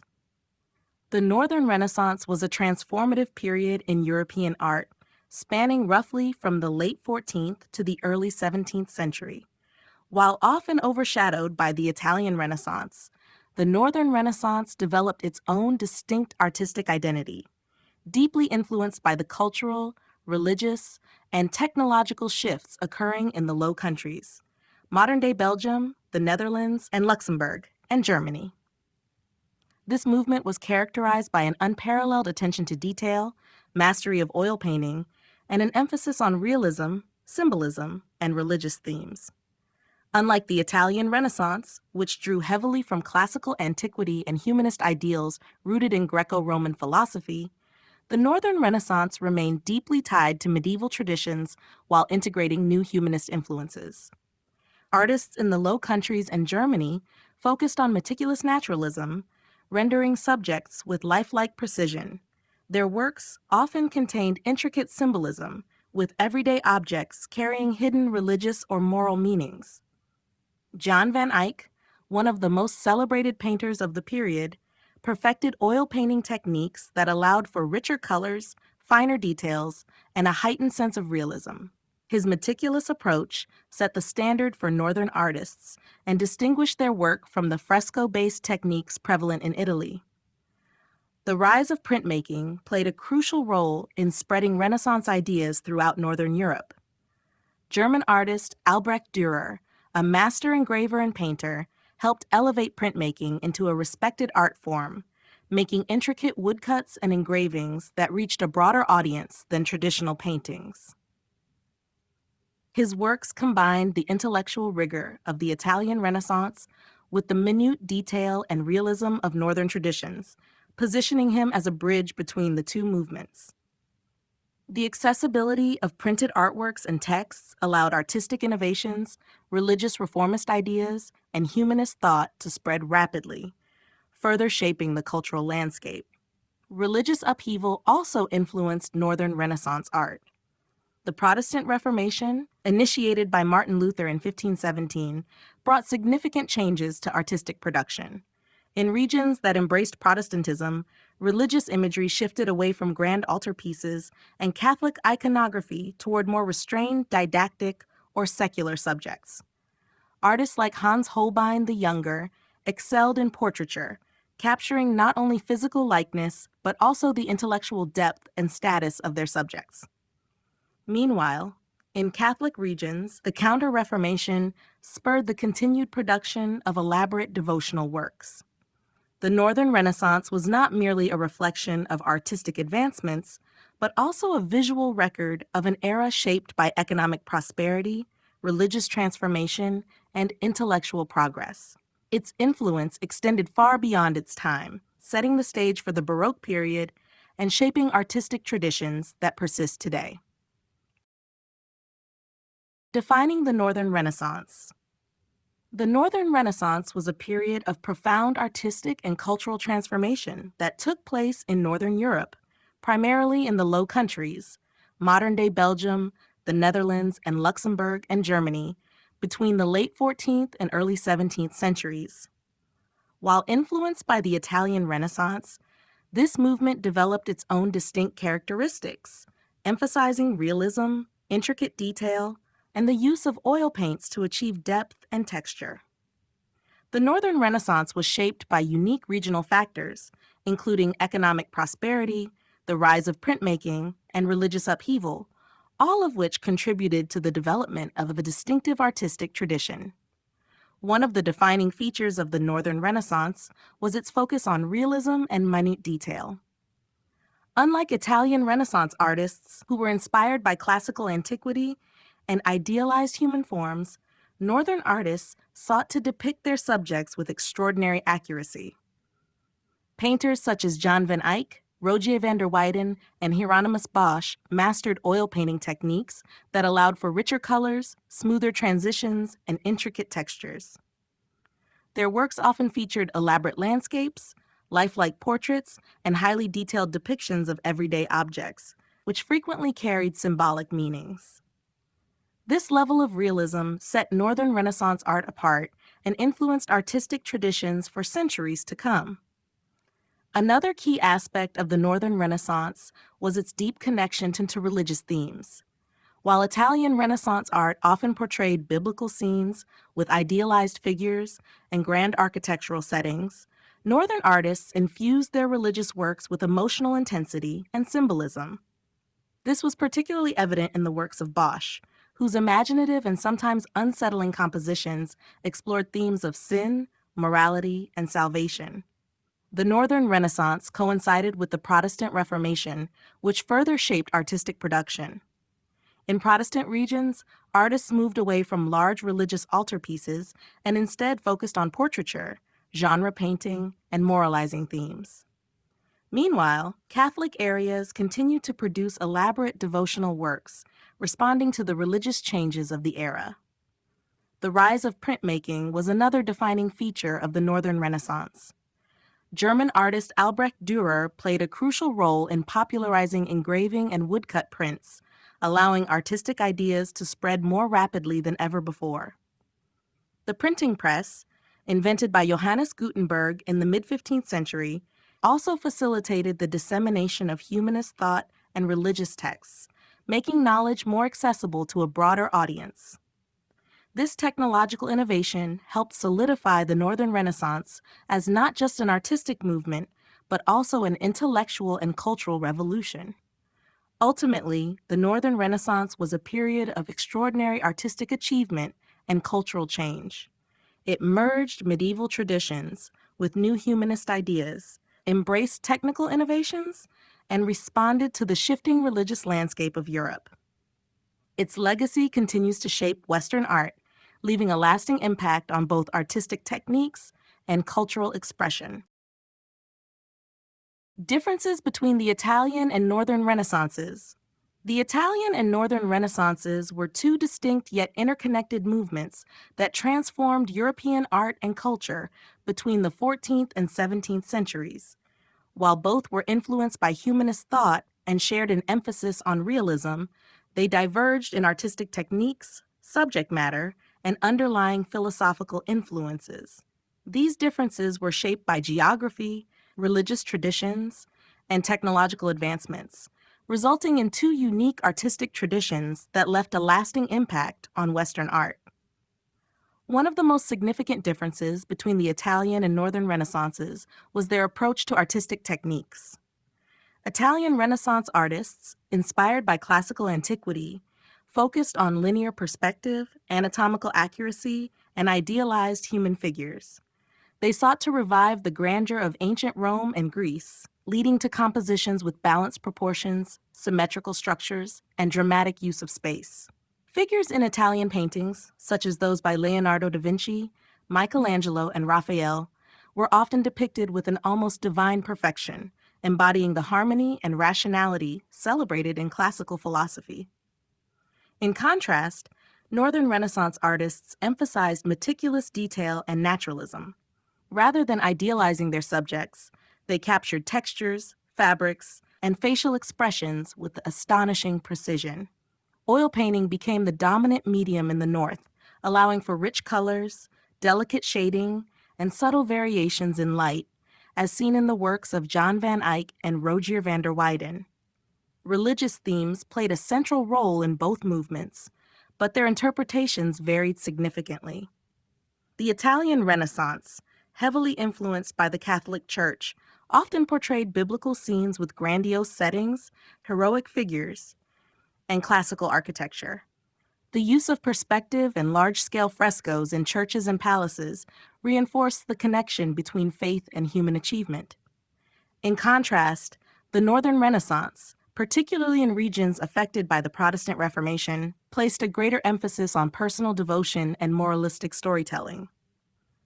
Symbolism was deeply embedded in Northern paintings, with everyday objects carrying religious significance. Artists such as Hieronymus Bosch and Albrecht Dürer infused their work with allegorical meaning, reflecting the spiritual anxieties of the era. Another key distinction was the influence of printmaking in the North. While Italian artists primarily expressed their ideas through painting, sculpture, and architecture, Northern artists embraced woodcuts and engravings as a means of spreading their work to a wider audience. The printing press, developed by Johannes Gutenberg, played a crucial role in the Northern Renaissance by disseminating humanist ideas, religious texts, and illustrated books. This allowed for a democratization of knowledge, whereas Italian Renaissance art remained largely confined to the elite patrons who commissioned it. Despite these differences, the Italian and Northern Renaissances influenced each other in profound ways. Italian techniques in perspective and human anatomy gradually made their way into Northern art, while Northern realism and attention to detail left a mark on Italian painters. Together, these movements reshaped the trajectory of European art, paving the way for future artistic developments in the Baroque and beyond. Key cultural and historical contexts. The Northern Renaissance emerged in a period of significant social, political, and economic change, shaping the direction of its artistic and intellectual developments. Unlike the Italian Renaissance, which was driven by a revival of classical antiquity, the Northern Renaissance was deeply influenced by the cultural and historical contexts of the Low Countries in Germany. The rise of mercantile wealth, the spread of humanist ideas, the technological revolution of the printing press, and the religious upheaval of the Protestant Reformation all played crucial roles in defining this movement. One of the most important factors that shaped the Northern Renaissance was the economic prosperity of the Low Countries. Cities such as Bruges, Ghent, and Antwerp became thriving commercial centers, benefiting from trade routes that connected them to the rest of Europe. The rise of a wealthy merchant class created a new patronage system for artists, shifting artistic commissions away from solely religious institutions and royal courts. Wealthy individuals and guilds commissioned portraits, altarpieces, and domestic artworks, leading to an increased focus on everyday life, detailed interiors, and depictions of material wealth. This economic shift allowed for a more diverse range of artistic subjects, including portraiture and genre scenes, which depicted ordinary people engaged in daily activities. The influence of humanism, which had already reshaped intellectual life in Italy, also took root in Northern Europe, but with a distinct character. Northern humanists, such as Erasmus of Rotterdam, emphasized religious reform, moral philosophy, and the study of biblical texts, rather than the classical Greco-Roman focus of their Italian counterparts. This intellectual movement encouraged artists to incorporate complex symbolism and narrative depth into their works, often using intricate details to convey deeper meanings. The interest in humanist thought also contributed to the rise of portraiture, as individuals sought to capture not just their likeness, but also their personal identity and status. Another defining feature of the Northern Renaissance was the revolutionary impact of the printing press, invented by Johannes Gutenberg in the mid-15th century. The ability to mass-produce books and prints transformed the accessibility of knowledge, allowing artistic styles, religious ideas, and humanist literature to spread more rapidly than ever before. Printmaking became an important art form in itself, with artists like Albrecht Dürer using engravings and woodcuts to reach a wider audience. This democratization of art and knowledge helped fuel the religious debates that would soon reshape Europe. The Protestant Reformation, initiated by Martin Luther in 1517, had a profound impact on the Northern Renaissance. In Protestant regions, the rejection of religious iconography led to a decline in large-scale church commissions and a shift toward secular subjects, moral allegories, and portraiture.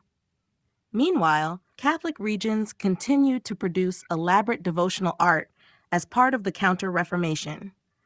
These religious tensions played a crucial role in shaping the themes and functions of Northern Renaissance art, making it a reflection of the era's cultural and historical complexities.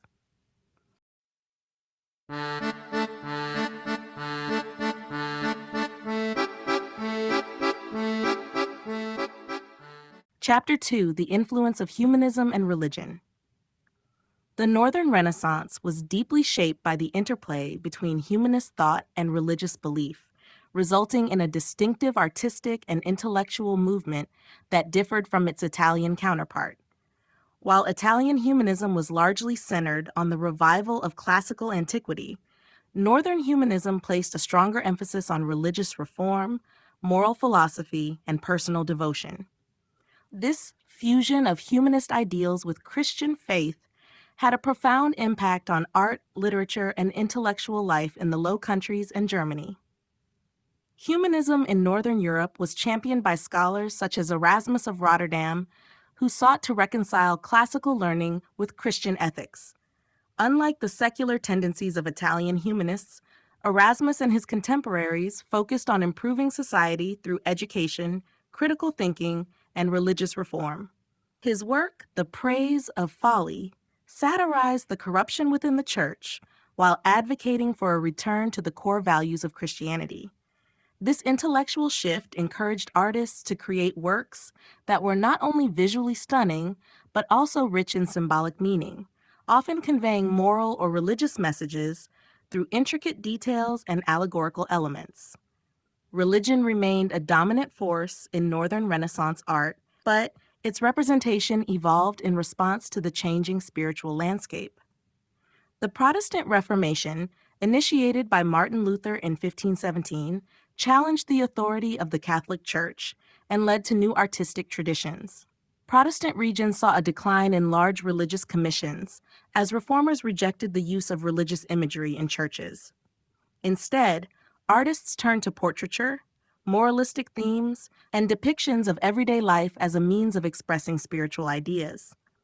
In contrast, Catholic regions continued to produce grand altarpieces and devotional works, responding to the Reformation with art that reinforced traditional religious practices. Artists such as Albrecht Dürer, Jan van Eyck, and Hieronymus Bosch incorporated both humanist and religious influences into their works. Dürer, for instance, was deeply inspired by both classical ideals and Christian spirituality, producing engravings and paintings that combined technical precision with profound theological themes. Bosch, on the other hand, used surreal and symbolic imagery to explore concepts of sin, redemption, and human folly, reflecting the era's moral concerns. The combination of humanism and religion also extended beyond visual art into literature and philosophy. The printing press played a crucial role in disseminating humanist and religious texts, allowing ideas to spread more rapidly than ever before.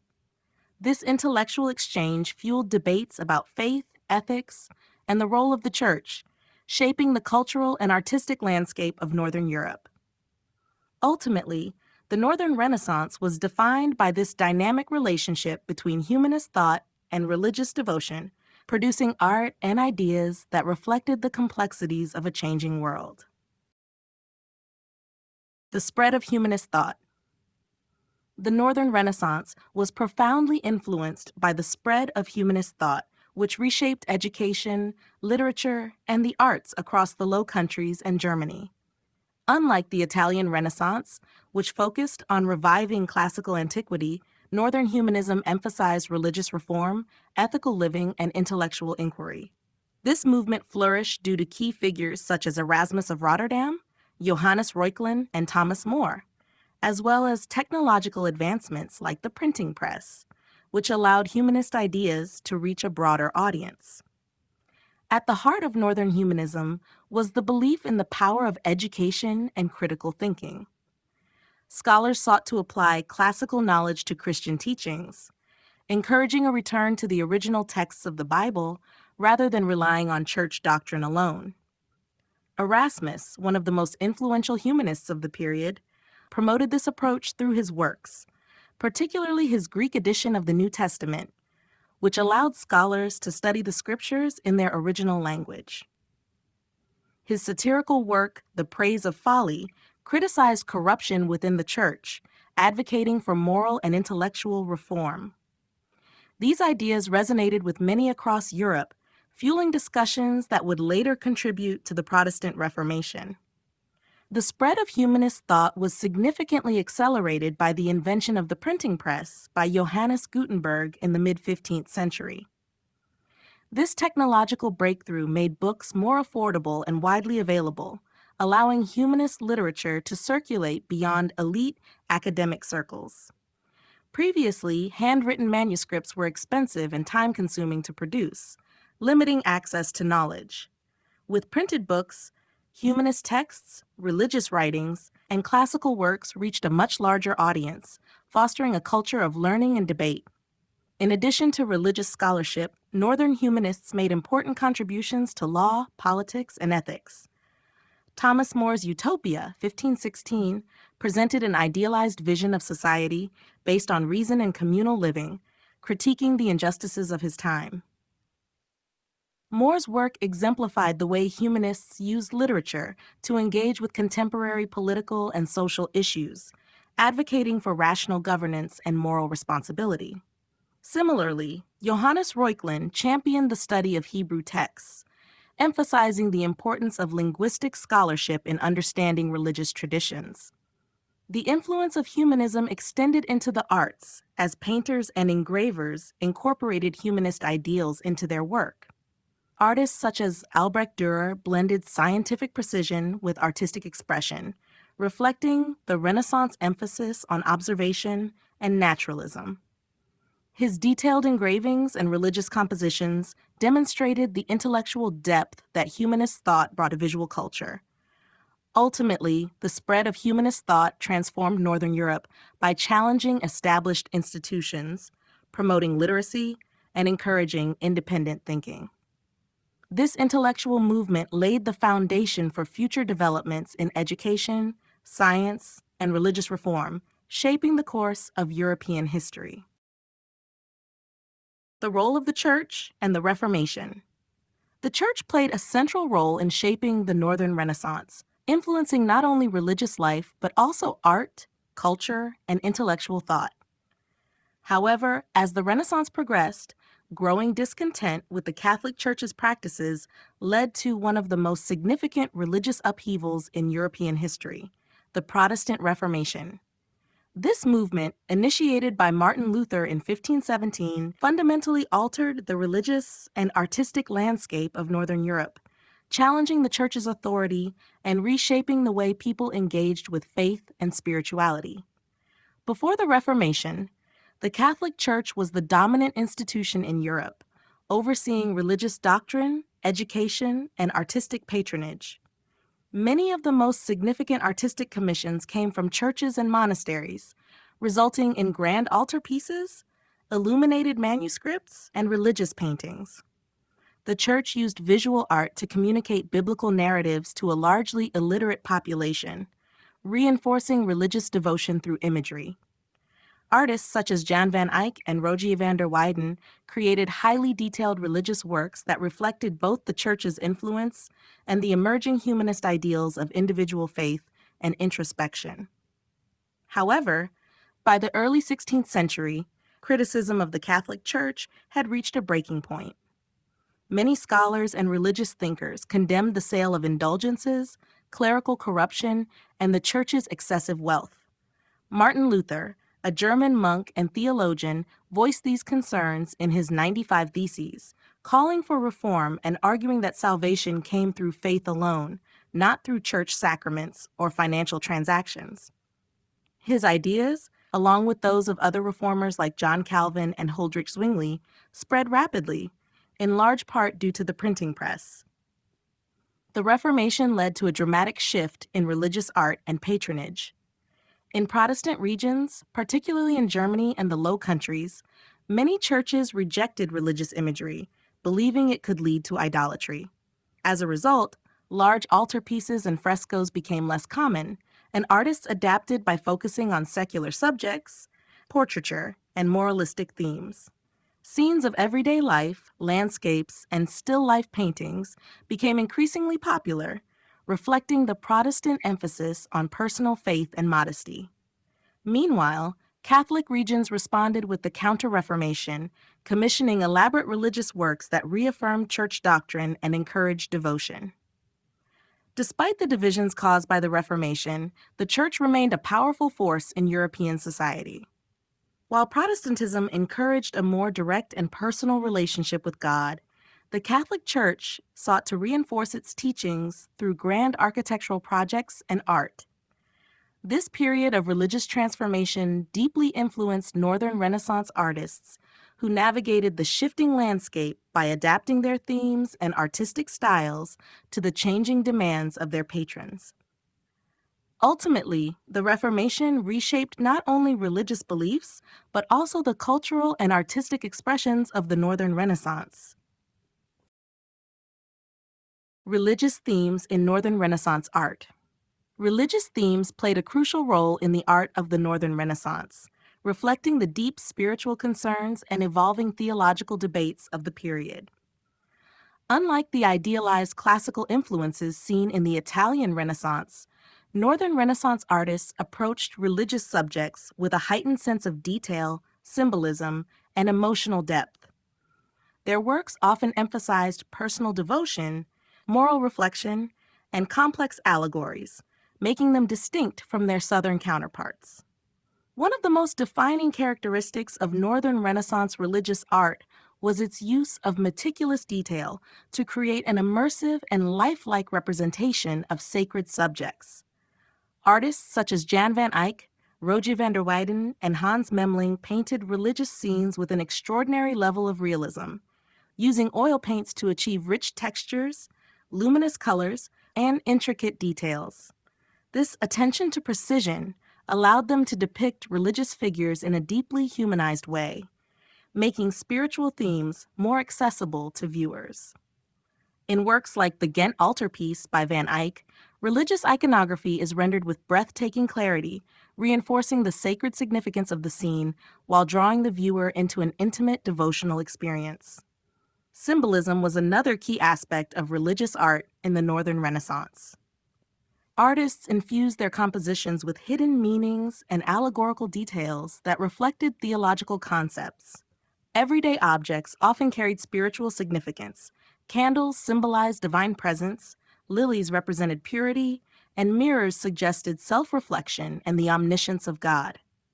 This layered approach encouraged deeper contemplation, as seen in Robert Campin's Marrowed Altarpiece, where the Annunciation scene is filled with subtle religious symbols, reinforcing the theme of divine incarnation. The Protestant Reformation, beginning in the early 16th century, had a profound impact on the treatment of religious themes in art. As Protestant reformers like Martin Luther criticized the Catholic Church's use of religious imagery, many Protestant regions moved away from large-scale biblical narratives in favor of simpler, more personal expressions of faith. In response, Northern Renaissance artists shifted towards moralistic and didactic works, such as depictions of everyday life infused with Christian messages. Artists like Peter Bruegel the Elder used genre painting to convey religious and ethical lessons, subtly integrating biblical themes into ordinary rural settings. Meanwhile, Catholic patrons, particularly in Flanders and Spain, continued to commission grand religious artworks that reinforced traditional church teachings. The Counter-Reformation inspired dramatic and emotionally powerful religious imagery, emphasizing themes of redemption, martyrdom, and divine grace. The works of Hieronymus Bosch, for example, explored the consequences of sin and the path to salvation in highly imaginative and often unsettling ways, reflecting the era's preoccupation with moral struggles. Through their detailed realism, rich symbolism, and theological engagement, Northern Renaissance artists created religious works that were not only visually striking, but also deeply reflective of the spiritual concerns of their time. Whether supporting traditional Catholic doctrine or aligning with emerging Protestant ideals, their art remained a powerful medium for expressing faith and devotion.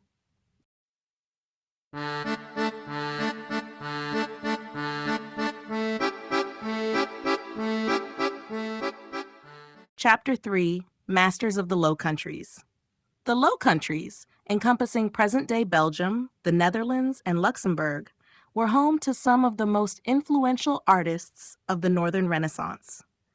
These masters developed a distinctive artistic style characterized by meticulous detail, mastery of oil painting, and a deep engagement with both religious and secular themes. Their work not only defined the artistic achievements of the region, but also had a lasting impact on European art. One of the most celebrated figures of this period was Jan van Eyck, whose pioneering use of oil paints revolutionized the way artists approached texture, light, and depth. His masterpiece, the Ghent altarpiece, is a prime example of the extraordinary realism and complexity that define Northern Renaissance art. Van Eyck's meticulous technique allowed for intricate details, from the shimmer of jewels to the delicate folds of fabric, creating a sense of depth and lifelike presence that was unmatched in his time. His ability to convey human emotion and naturalistic settings set a new standard for portraiture and religious compositions. Another key figure was Rogier van der Weyden, known for his emotionally charged religious paintings. His work, such as The Descent from the Cross, emphasizes deep human emotion and dramatic compositions, drawing viewers into the spiritual intensity of the scene. Van der Weyden's ability to convey sorrow, devotion, and contemplation through facial expressions and body language made his works profoundly moving. Unlike Van Eyck, who focused on minute details and idealized realism, Van der Weyden prioritized expressive figures and dynamic compositions to heighten the emotional impact of his paintings. Hieronymus Bosch, a painter with a wildly imaginative and often surreal approach, introduced a unique vision that blended religious themes with fantastical imagery. His most famous work, The Garden of Earthly Delights, presents a complex and allegorical vision of sin, paradise, and damnation, filled with bizarre creatures and intricate symbolism. Bosch's ability to merge morality with intricate, dreamlike landscapes made his work stand out among his contemporaries and continues to fascinate art historians today. Pieter Bruegel the Elder was another significant master of the Low Countries, known for his depictions of peasant life and allegorical scenes. Unlike many of his predecessors who focused on religious narratives, Bruegel often portrayed everyday people engaged in work, festivities, and seasonal activities. His paintings, such as The Peasant Wedding and Hunters in the Snow, provide a glimpse into the lives of ordinary people while subtly integrating moral and philosophical themes.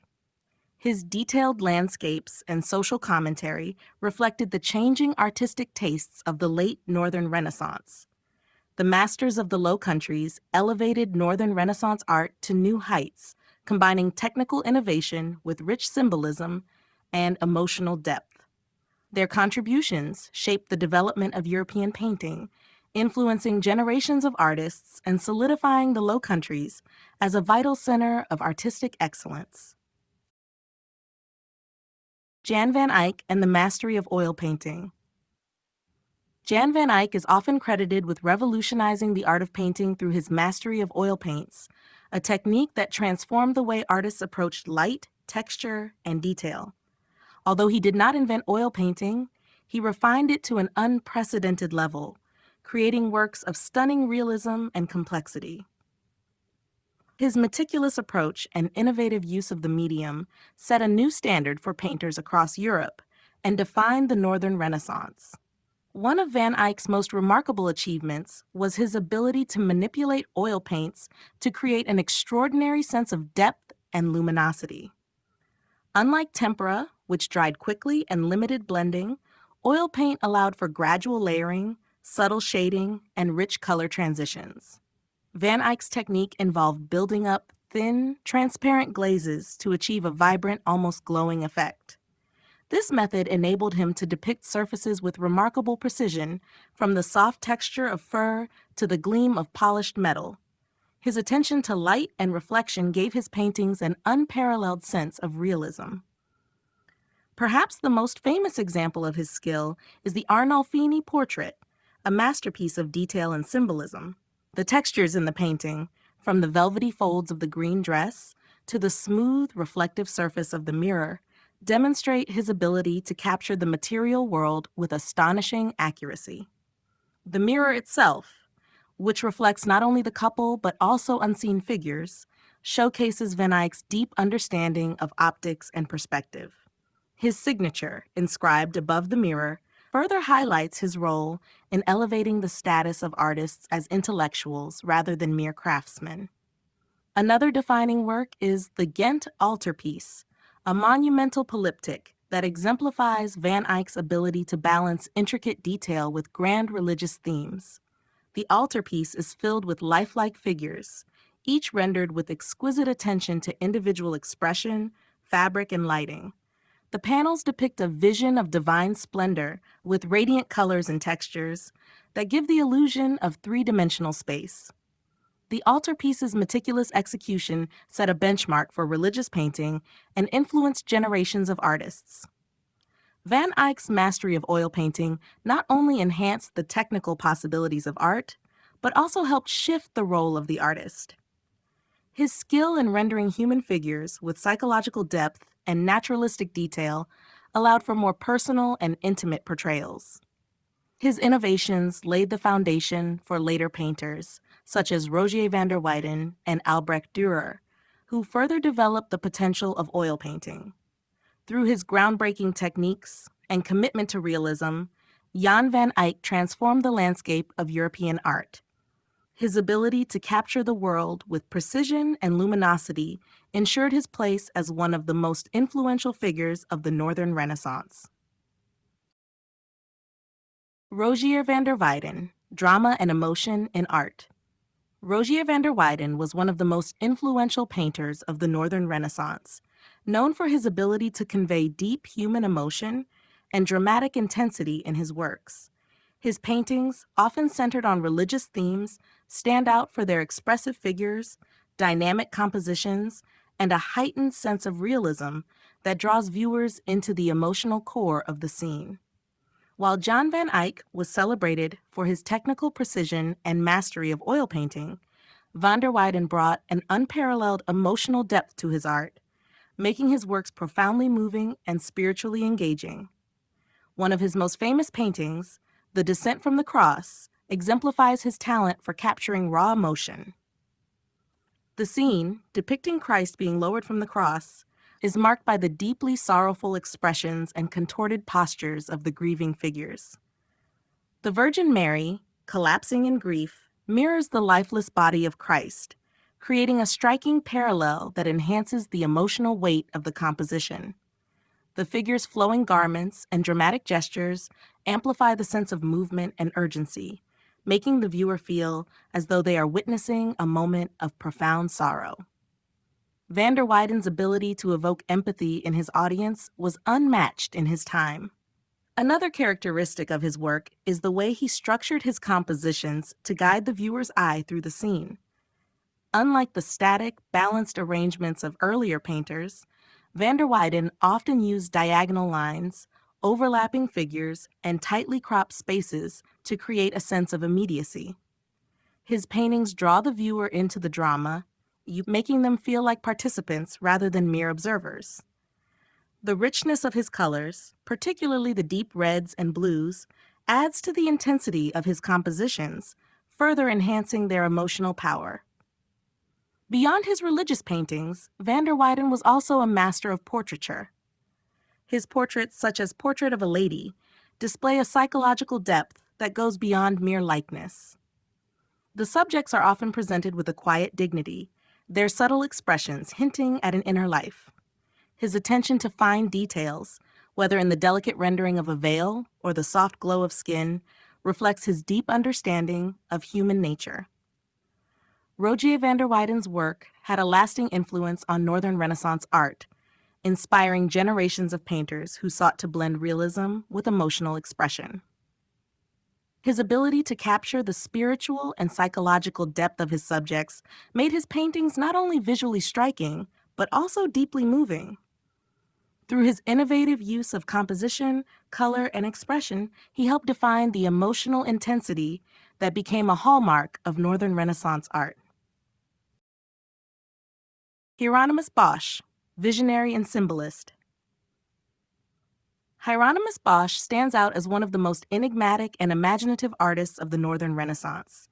His work, filled with surreal landscapes, grotesque creatures, and deeply symbolic imagery, defies easy interpretation. Unlike his contemporaries who focused on realism and human emotion, Bosch explored themes of morality, sin, and the human condition through fantastical and often unsettling compositions. His paintings, particularly The Garden of Earthly Delights, the Haywain Triptych, and The Last Judgment reveal a unique blend of religious allegory and imaginative storytelling that continues to fascinate scholars and viewers alike. Bosch's art is characterized by intricate detail and densely packed compositions. His figures and creatures seem drawn from both religious tradition and a dreamlike world of his own invention. In The Garden of Earthly Delights, for example, he presents a triptych that moves from the purity of Eden to the chaos of earthly pleasures, and finally to the horrors of damnation. The central panel, which depicts a fantastical paradise teeming with bizarre activities and strange hybrid beings, has sparked endless debate about its meaning. Some interpret it as a warning against indulgence, while others see it as a commentary on human folly. The final panel, a depiction of hell, is filled with grotesque, tortured figures and nightmarish visions that showcase Bosch's dark imagination. Religious symbolism plays a central role in Bosch's work, but his approach is unlike that of other Northern Renaissance artists. Where painters like Jan van Eyck and Rogier van der Weyden focused on sacred narratives with realistic human figures, Bosch infused his scenes with complex allegories and warnings about sin. His figures often appear distorted, their exaggerated expressions and movements emphasizing the grotesque nature of moral corruption. He also employed a vast array of symbols, animals, strange architectural structures, and monstrous beings to convey hidden meanings, many of which remain open to interpretation. Despite the fantastical nature of his work, Bosch's paintings reflect the spiritual concerns of his time. The late 15th and early 16th centuries were marked by religious uncertainty, growing fears of the apocalypse, and calls for moral reform. His artwork can be seen as a response to these anxieties, serving as both a reflection of contemporary fears and a cautionary tale. His influence extended beyond his lifetime, inspiring later artists such as Peter Bruegel the Elder and even modern surrealists. Hieronymus Bosch's ability to merge religious themes with surreal imagery makes him one of the most distinctive figures of the Northern Renaissance. His visionary approach to storytelling and symbolism continues to captivate audiences, ensuring his place as one of history's most intriguing and imaginative painters.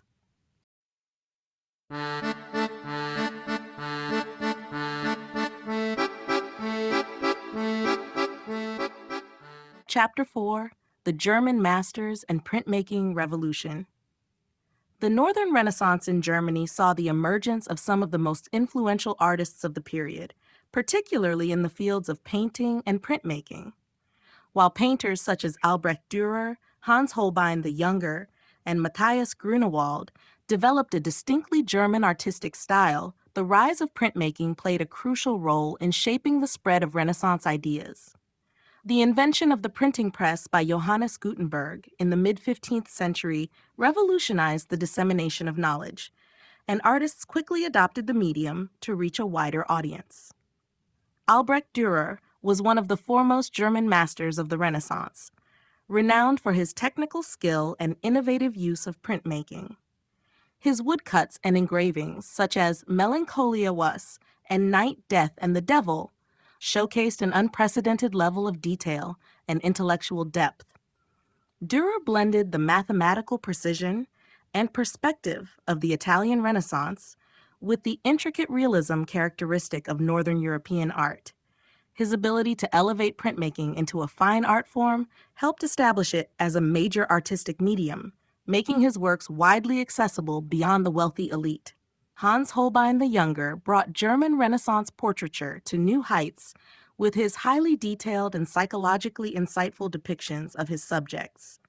Working primarily in England as the court painter to Henry VIII, Holbein combined Northern attention to detail with the grandeur of Italian Renaissance portraiture. His iconic works, such as The Ambassadors, demonstrate his mastery of symbolism, composition, and realism. His portraits were not merely representations of individuals, but also complex narratives reflecting the intellectual and political climate of the time. Matthias Grunewald, in contrast, focused on intensely expressive religious art. His most famous work, the Isenheim altarpiece, is a striking example of his emotionally charged and dramatic style. Unlike Dürer and Holbein, who embraced elements of classicism, Grunewald's work retained a more medieval intensity, using exaggerated forms, vibrant colors, and highly detailed depictions of suffering and redemption.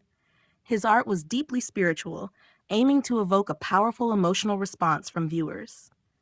Printmaking was not just an artistic revolution, it was a cultural one.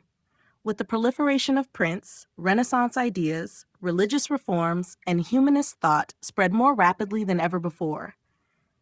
Martin Luther's Reformation, for instance, benefited greatly from printmaking, as his messages could reach a mass audience through illustrated pamphlets and woodcuts.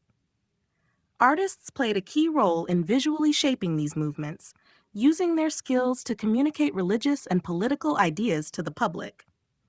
The German Renaissance, through both painting and printmaking, made an indelible mark on European art. The innovations of its masters, particularly in engraving and woodcut techniques, ensured that the Northern Renaissance was not only a period of artistic achievement, but also a catalyst for cultural transformation. Albrecht Dürer, the Renaissance man of Germany. Albrecht Dürer stands as one of the most iconic and multifaceted figures of the Northern Renaissance. Born in Nuremberg in 1471, Dürer is celebrated not only for his exceptional skill in painting and printmaking, but also for his contributions to mathematics, theory, and the dissemination of Renaissance ideals in Germany. He was deeply influenced by his travels in Italy, where he encountered the classical ideals of the Italian Renaissance, but he also retained a distinctively Northern European approach, blending meticulous detail and a fascination with nature with a sophisticated understanding of perspective and proportion. Dürer's mastery of woodcut and engraving revolutionized the art of printmaking, making it a respected fine art form rather than merely a reproductive medium. His woodcuts, such as the Apocalypse series, feature dramatic, expressive compositions that use intricate lines and rich textures to convey intense emotional and spiritual themes. His engravings, including Melancholia and Night, Death, and the Devil, push the boundaries of technique, displaying an unprecedented level of detail and a deep intellectual exploration of themes such as mortality, philosophy, and the human psyche. These works not only demonstrated his technical brilliance, but also established him as an intellectual figure in the art world, elevating printmaking to a level of esteem on par with painting. Dürer's oil paintings, such as Adam and Eve and the Four Apostles, are notable for their striking realism, use of light, and finely detailed textures. His portraiture also reflected his Renaissance interests in the human form, and his self-portraits, such as the renowned self-portrait at age 28, are celebrated for their introspective quality and psychological depth. Dürer's keen interest in human anatomy, perspective, and proportion led him to study and apply the principles of classical antiquity, making his work a bridge between the intellectual currents of Italy and the more spiritual, detailed traditions of the North. Beyond his technical achievements, Dürer was also a pioneer in bringing the Renaissance to Germany through his writings and his efforts to spread the artistic and intellectual ideals of the time. His treatises on proportion, geometry, and perspective helped shape the development of art theory in Northern Europe. His works, widely disseminated through print, helped connect the German-speaking world with the broader Renaissance movement. Albrecht Dürer's legacy as a Renaissance man lies in his unparalleled ability to merge the technical, intellectual, and artistic achievements of the period. Through his innovative use of printmaking, his exploration of classical principles, and his deep commitment to artistic precision, Dürer left a lasting impact on European art that resonates to this day. Hans Holbein the Younger, Portraiture and Realism. Hans Holbein the Younger is one of the most celebrated portrait artists of the Northern Renaissance, known for his exceptional ability to capture both the physical likeness and psychological depth of his subjects. Born in Augsburg, Germany, around 1497, Holbein's work transcended his German roots, gaining international recognition, especially in England, where he became the court painter to King Henry VIII. His portraits are characterized by their precise detail, lifelike quality, and an almost uncanny ability to reflect the character and social status of those he depicted. Holbein's skill in portraying the human form and his attention to minute details are evident in some of his most famous works, including the iconic The Ambassadors. This painting is renowned not only for its vivid portrayal of two figures, Jean de Dinteville, a French ambassador, and Georges de Selve, a bishop, but also for its use of symbolism and a striking anamorphic image of a skull.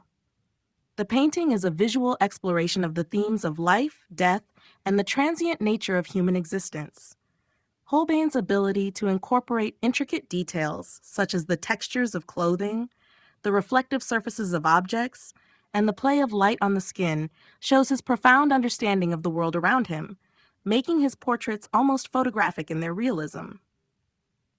Holbein's portraits were not simply representations of appearance, but were also deeply insightful, capturing the essence of a person's character, personality, and status. His famous portrait of Henry VIII, for example, presents the king with an air of regal authority, emphasizing his power and control. The sharp focus on the sitter, the attention to their clothing, and the use of light and shadow all contribute to the portrayal of the subject's inner life, while also placing them in a specific social and political context. Holbein's work in portraiture extended beyond royalty and the elite to include scholars, merchants, and religious figures. His portraits often serve as historical documents, providing insight into the personalities and social hierarchies of the time. In addition to his court portraits, Holbein's work in the field of religious and iconographic imagery, including his series of passion woodcuts and altarpieces, further demonstrates his versatility as an artist. Holbein the Younger's legacy lies in his mastery of portraiture, his ability to create works that are both technically sophisticated and deeply human. His realism, his focus on the psychology of his subjects, and his intricate use of symbolism in portraiture elevated the genre to new heights, influencing generations of artists and establishing him as one of the foremost painters of the Northern Renaissance. The rise of printmaking and woodcuts. The rise of printmaking in the Northern Renaissance marked a revolutionary shift in the dissemination of art, ideas, and knowledge. The invention of the printing press by Johannes Gutenberg in the mid-15th century had a profound impact not only on literature, but also on visual culture. The ability to produce multiple copies of an image or text quickly and efficiently allowed for a democratization of art, making it accessible to a much broader audience than ever before. Among the earliest forms of printmaking to gain prominence in the Northern Renaissance were woodcuts, which quickly became an important medium for both artistic expression and the spread of ideas. Woodcut printing involved carving images into wooden blocks, which were then inked and pressed onto paper to produce prints. This method, although relatively simple compared to later techniques, allowed for the mass production of images. Artists like Albrecht Dürer, one of the most notable figures in this period, perfected the technique, elevating woodcuts to an art form in their own right. His woodcut series, The Apocalypse, created in the 1490s, exemplified the dramatic potential of the medium. The intricate detail, dynamic compositions, and use of contrast in Dürer's woodcuts pushed the boundaries of what was possible with the technique, making them highly sought after across Europe. Dürer's woodcuts were not only prized for their technical excellence, but also for their ability to convey complex, often allegorical themes. His work, such as The Four Horsemen of the Apocalypse and Saint Jerome in his Study, showcased the power of print to communicate religious and philosophical ideas to a wider audience. The success of his prints made him a household name, and his influence extended far beyond Germany, shaping the development of printmaking across Europe. Woodcuts played an essential role in the spread of Renaissance humanism and religious reform as well. With the growing literacy rate, printed books, pamphlets, and images became central to the Reformation and the spread of Martin Luther's ideas. Luther himself recognized the potential of print to reach the masses, and illustrations and woodcuts were frequently used to accompany his writings. The visual language of print, whether in the form of religious imagery or social commentary, helped make the ideas of the Renaissance and Reformation more widely understood and accessible. The rise of printmaking, particularly woodcuts, transformed art in the Northern Renaissance. It not only allowed artists to reach new audiences, but also helped spread the intellectual and religious movements of the time.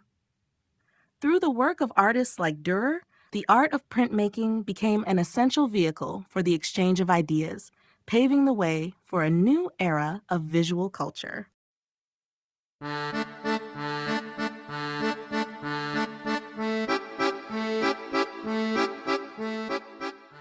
Chapter 5: Techniques and Innovations in Northern Renaissance Art.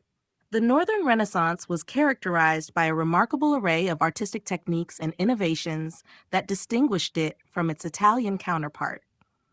While the Italian Renaissance emphasized the revival of classical ideals and the study of human anatomy, artists in the North focused on intricate detail, realism, and the depiction of the natural world.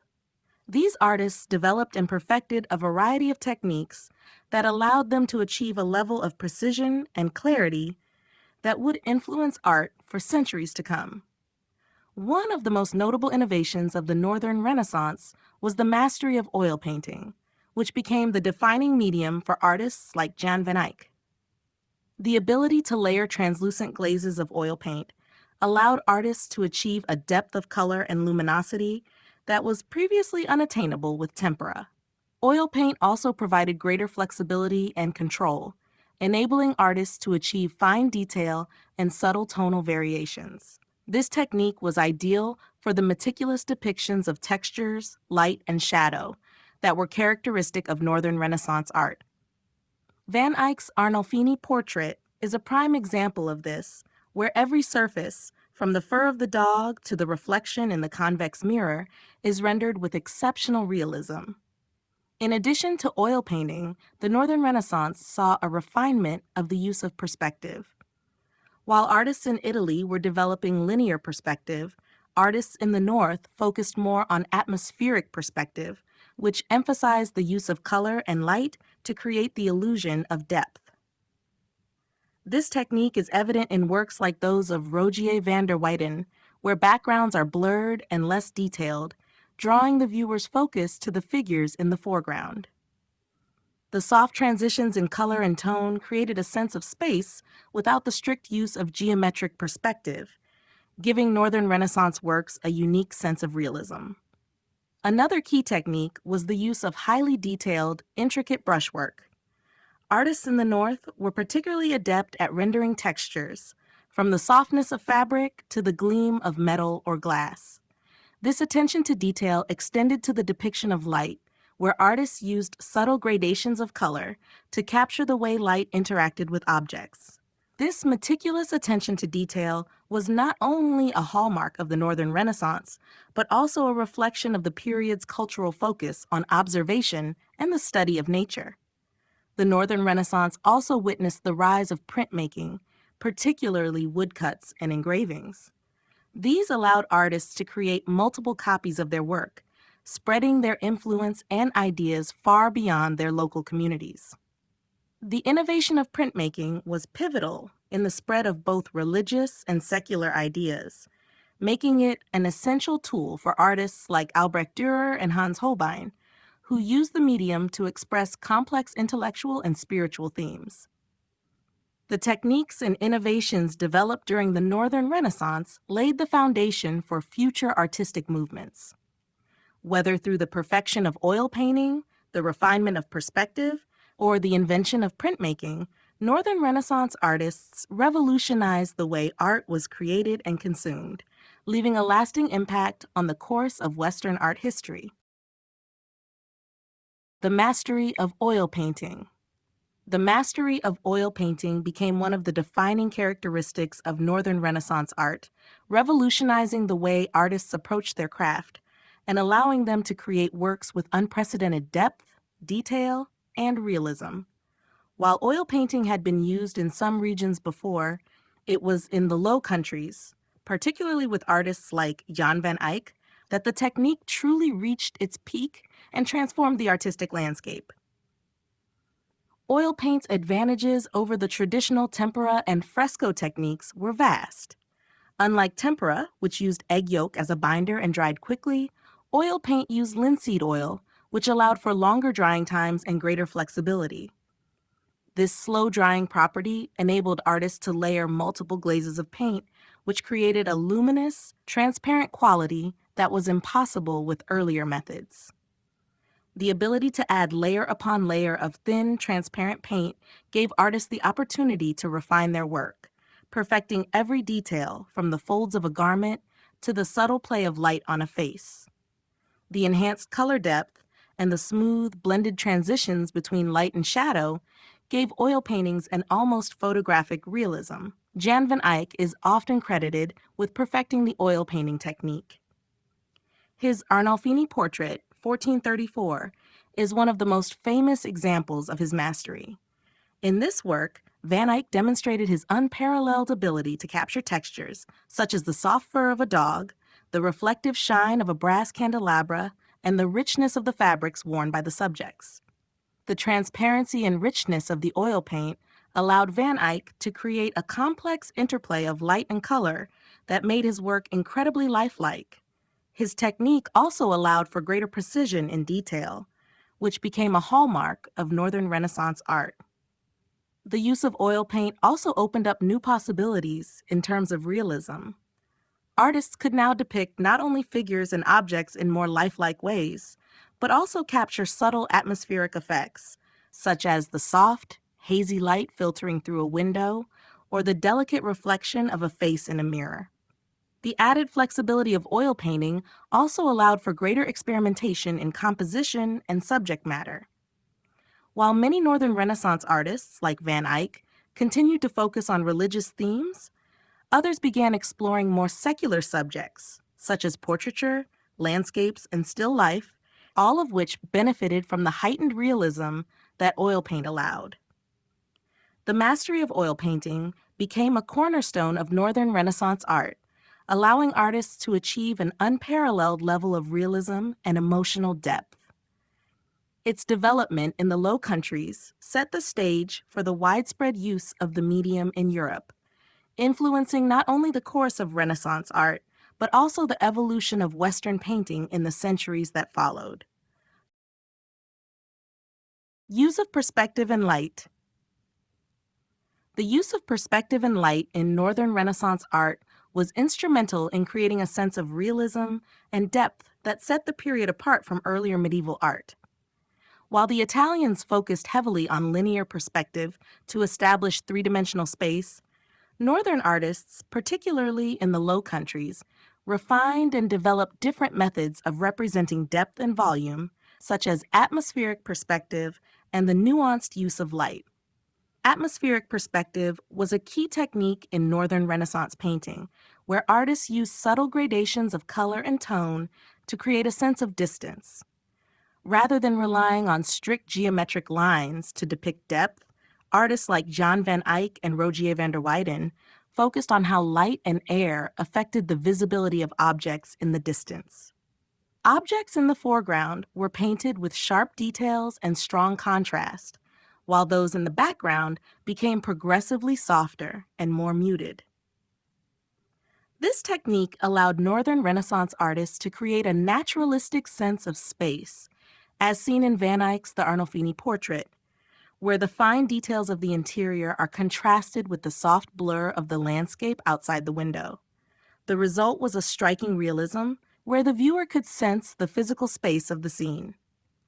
Equally important to the development of realism was the use of light. Northern Renaissance artists became adept at capturing light's effect on textures and surfaces, making their depictions of objects appear incredibly lifelike.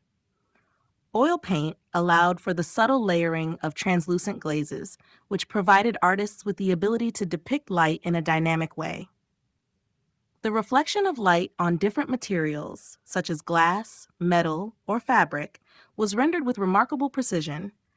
Artists could also capture the play of light on the human face, showing the gentle shifts in shadow and highlight that define the contours of the skin. The most prominent example of this mastery of light is seen in John Van Eyck's use of chiaroscuro, the contrast between light and dark areas.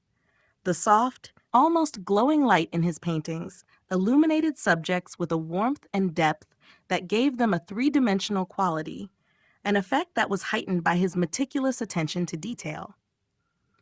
Rogier van der Weyden also employed light to enhance the emotional intensity of his works. In pieces like The Deposition, van der Weyden used light and shadow to intensify the drama of the scene, drawing the viewer's focus to key elements, such as the figures' faces, and creating a heightened emotional atmosphere. In conclusion, the Northern Renaissance's innovative use of perspective and light was central to its ability to create art that was both visually compelling and deeply immersive. These techniques, combined with the period's meticulous attention to detail, helped artists convey a rich sense of realism that would influence the course of Western art for centuries. Advances in portraiture and realism. The Northern Renaissance witnessed significant advances in portraiture and realism, particularly through the meticulous techniques developed by artists in the Low Countries and Germany. These advances represented a shift from the more stylized and symbolic representations of the medieval period to a focus on the human figure in its true naturalistic form. Portraits became not just a means of capturing physical likeness, but also a vehicle for conveying the personality, status, and even the inner life of the subject. One of the most notable developments in Northern Renaissance portraiture was the use of oil painting. This medium allowed for an unprecedented level of detail and subtlety in depicting the human face and figure. Artists such as John Van Eyck, Rogier van der Weyden, and Hans Holbein the Younger pushed the boundaries of realism, using the slow-drying properties of oil paint to build up layers that enhanced the depth, texture, and luminosity of their subjects. This technique enabled them to portray fine details such as the texture of skin, the gloss of hair, and the intricate folds of clothing, all of which contributed to the lifelike quality of their portraits. The precision in depicting facial features was one of the hallmarks of Northern Renaissance portraiture. Artists paid careful attention to capturing the individuality of their subjects, whether through subtle variations in expression or the detailed rendering of hands, eyes, and even the texture of clothing. This focus on detail went hand in hand with a shift towards the inclusion of more personal and secular subjects in portraiture. While earlier portraiture had been largely reserved for religious or aristocratic figures, Northern artists began to depict a broader range of individuals, including wealthy merchants, intellectuals, and even common people. This made portraiture more accessible and helped to highlight the growing influence of the merchant class in Northern Europe. Alongside technical advancements, the concept of realism in portraiture also evolved. Portraits no longer served purely as representations of wealth or power, but began to reflect the subject's character, emotions, and even social role. In works by artists like Hans Holbein, portraits were infused with psychological depth. Holbein's famous portrait of Sir Thomas More, for example, not only captured the sitter's physical likeness, but also conveyed his intellectual and moral presence through his posture, expression, and attire. The Northern Renaissance also saw the rise of the double portrait, where two figures were depicted in the same composition, each reflecting different facets of identity. Van Eyck's Arnolfini portrait is a prime example of this, where the dual portrayal of the couple is enhanced by the careful rendering of objects in the room that reflect their personal status and values. These advancements in portraiture and realism marked a significant evolution in the Northern Renaissance, laying the foundation for the development of modern portraiture. The focus on individualized, lifelike depictions of the human subject not only celebrated human achievement, but also illustrated the growing cultural importance of the individual in society.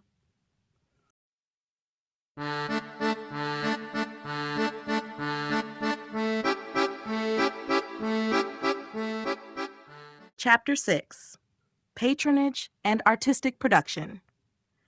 Patronage played a central role in the development of Northern Renaissance art, as wealthy patrons, religious institutions, and rising merchant classes drove the demand for art across the Low Countries and Germany.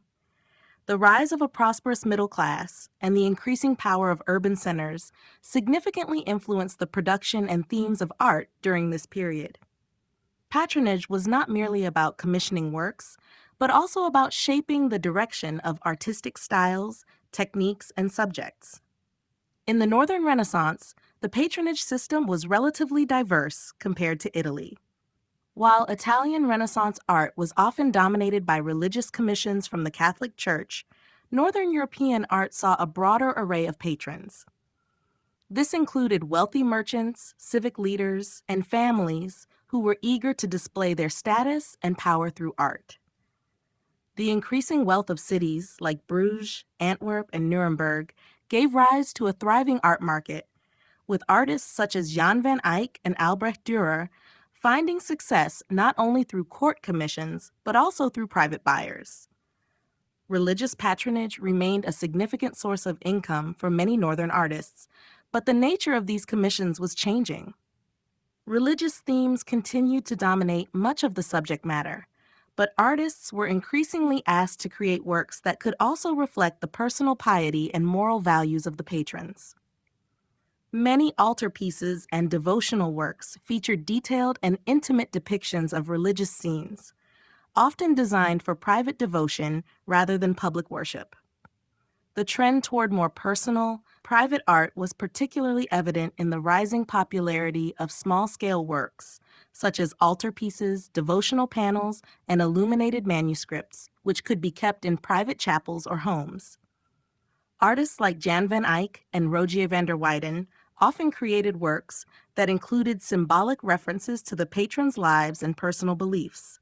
In Van Eyck's Arnolfini portrait, for example, the highly detailed representation of the couple's clothing and the inclusion of objects such as a brass candelabra and a carpet serve as subtle markers of their wealth and social position, while also alluding to their spiritual aspirations. The growth of printmaking, particularly in Germany, further expanded the role of patronage in artistic production. The accessibility and affordability of woodcuts and engravings allowed art to reach a wider audience, and the demand for prints grew across Europe. Albrecht Dürer, one of the most important figures in German Renaissance art, capitalized on this new medium, creating prints that appealed to a broad range of buyers, from aristocrats to the emerging bourgeois class. His works, such as the Apocalypse series, helped establish printmaking as a legitimate and influential artistic medium. In summary, patronage in the Northern Renaissance was multifaceted, encompassing a variety of social, religious, and political groups. The demand for art influenced both the content and style of the period's masterpieces. As artists responded to the needs of their patrons, they were able to innovate with new techniques, media, and subject matter, contributing to the rich diversity that defines Northern Renaissance art today. The role of merchants and guilds. During the Northern Renaissance, merchants and guilds played a crucial role in shaping the production, distribution, and consumption of art. The economic prosperity of the Low Countries and Germany, driven by trade and commerce, contributed significantly to the rise of a vibrant artistic culture. As a result, art became increasingly accessible to the burgeoning middle class, and the patronage of merchants and guilds became a significant factor in the development of Northern Renaissance art. Merchants, particularly in cities like Bruges, Antwerp, and Nuremberg, were instrumental in driving the demand for art during this period. These urban centers were thriving hubs of trade, connecting Europe to global markets and generating wealth for the merchant class. As a result, many merchants sought to demonstrate their prosperity and social status through the acquisition of art. They commissioned paintings, altarpieces, and portraiture, often as a way to enhance their homes, show their piety, or reinforce their social position. Wealthy merchant families, such as the Arnolfini family in Bruges, were among the most notable patrons of Northern Renaissance artists. The Arnolfini portrait by John van Eyck is one of the most famous examples of a merchant patron, where the portrait not only captures the couple's likeness, but also subtly communicates their wealth and status through the detailed rendering of clothing, furnishings, and other symbolic objects. Guilds also played a significant role in the art world during the Northern Renaissance. These associations, which were organized groups of craftsmen and merchants, often set the standards for production and quality within specific trades. In cities like Antwerp, Nuremberg, and Cologne, guilds provided the framework for artists to advance in their careers, offering training, support, and access to a network of potential patrons. Guilds were especially important in regulating the production of art in specific genres, such as religious altarpieces, tapestries, and illuminated manuscripts. One of the key aspects of guilds was their involvement in organizing and overseeing public commissions. In many cases, guilds were responsible for commissioning art for churches, public spaces, and civic buildings, ensuring that the works reflected both religious and civic ideals. The artwork produced under these guild commissions often served as an expression of civic pride and collective identity. For example, guilds in cities like Antwerp and Ghent commissioned altarpieces that depicted religious figures, civic events, or historical moments, aligning art with the values and needs of the community. The merchant class and guilds, by supporting and commissioning art, helped create a dynamic art market that allowed Northern Renaissance artists to thrive. Through these patronage systems, art became a reflection of both personal and collective aspirations, bridging the gap between the elite, the middle class, and the broader community. The demand from merchants and guilds also encouraged innovation, pushing artists to explore new techniques and subject matter, further enriching the cultural landscape of the Northern Renaissance. Courtly and religious patronage.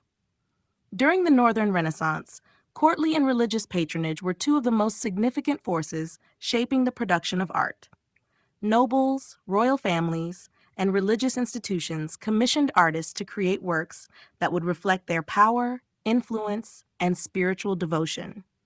The nature of this patronage was deeply intertwined with both political and religious priorities, offering artists the opportunity to engage with subjects that were both grand in scale and deeply personal. Courtly patronage, especially in regions such as the Low Countries and Germany, was largely driven by the growing wealth and power of the nobility. As the merchant class amassed fortunes and royal families increased their political influence, the demand for art, especially portraits, tapestries, and decorative objects, grew. Artists like Hans Holbein the Younger were regularly commissioned by courts to create highly detailed and refined portraits that could reinforce the authority and status of their subjects.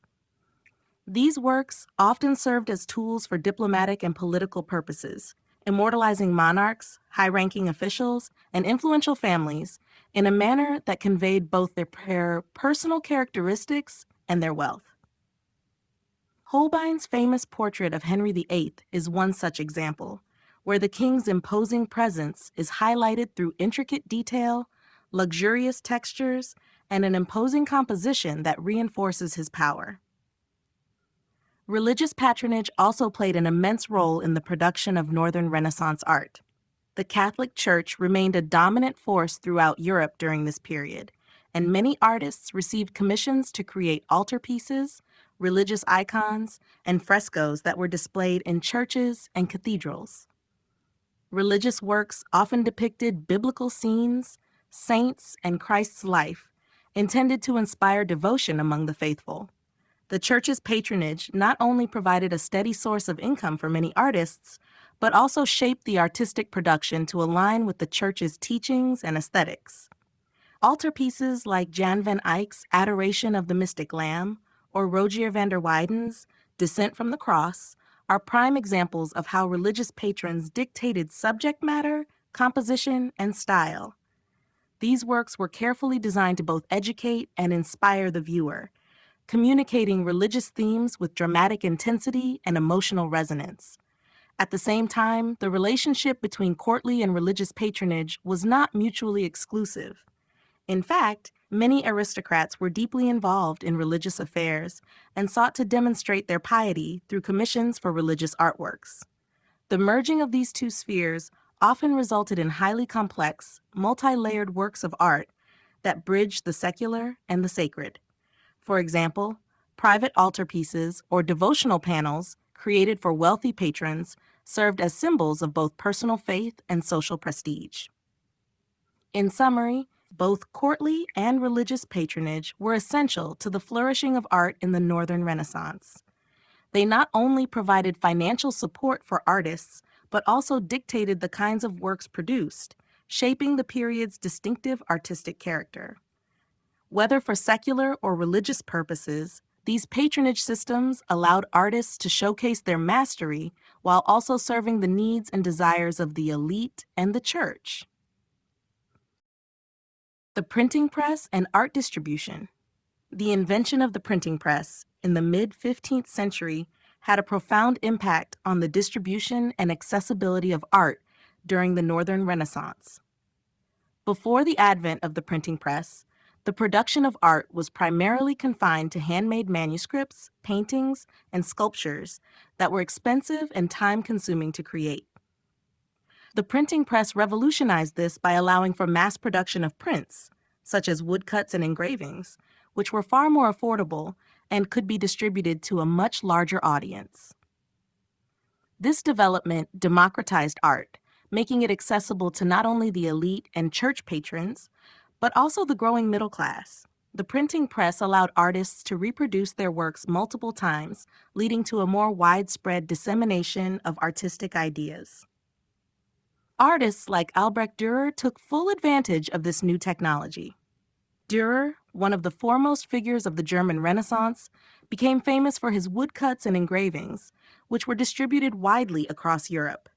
His series, The Apocalypse, with its dramatic and intricate depictions of biblical scenes, was particularly popular and helped establish Dürer as an international artist.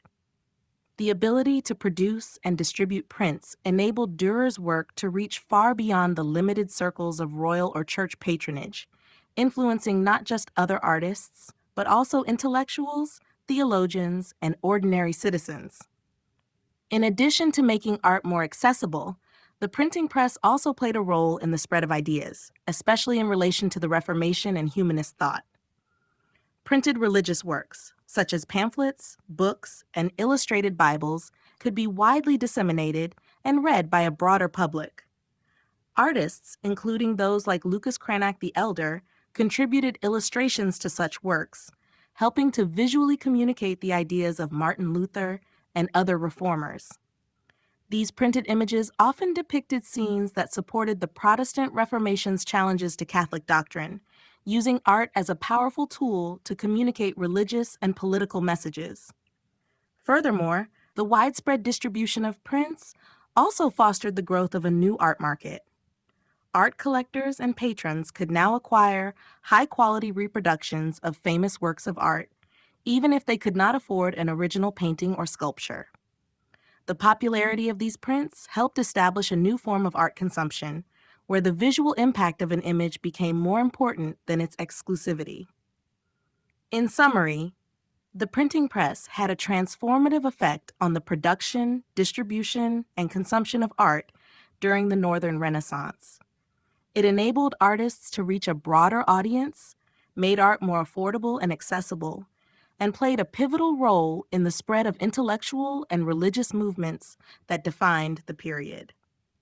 By making art available to the masses, the printing press not only changed the course of art history, but also contributed to the shaping of Renaissance culture itself.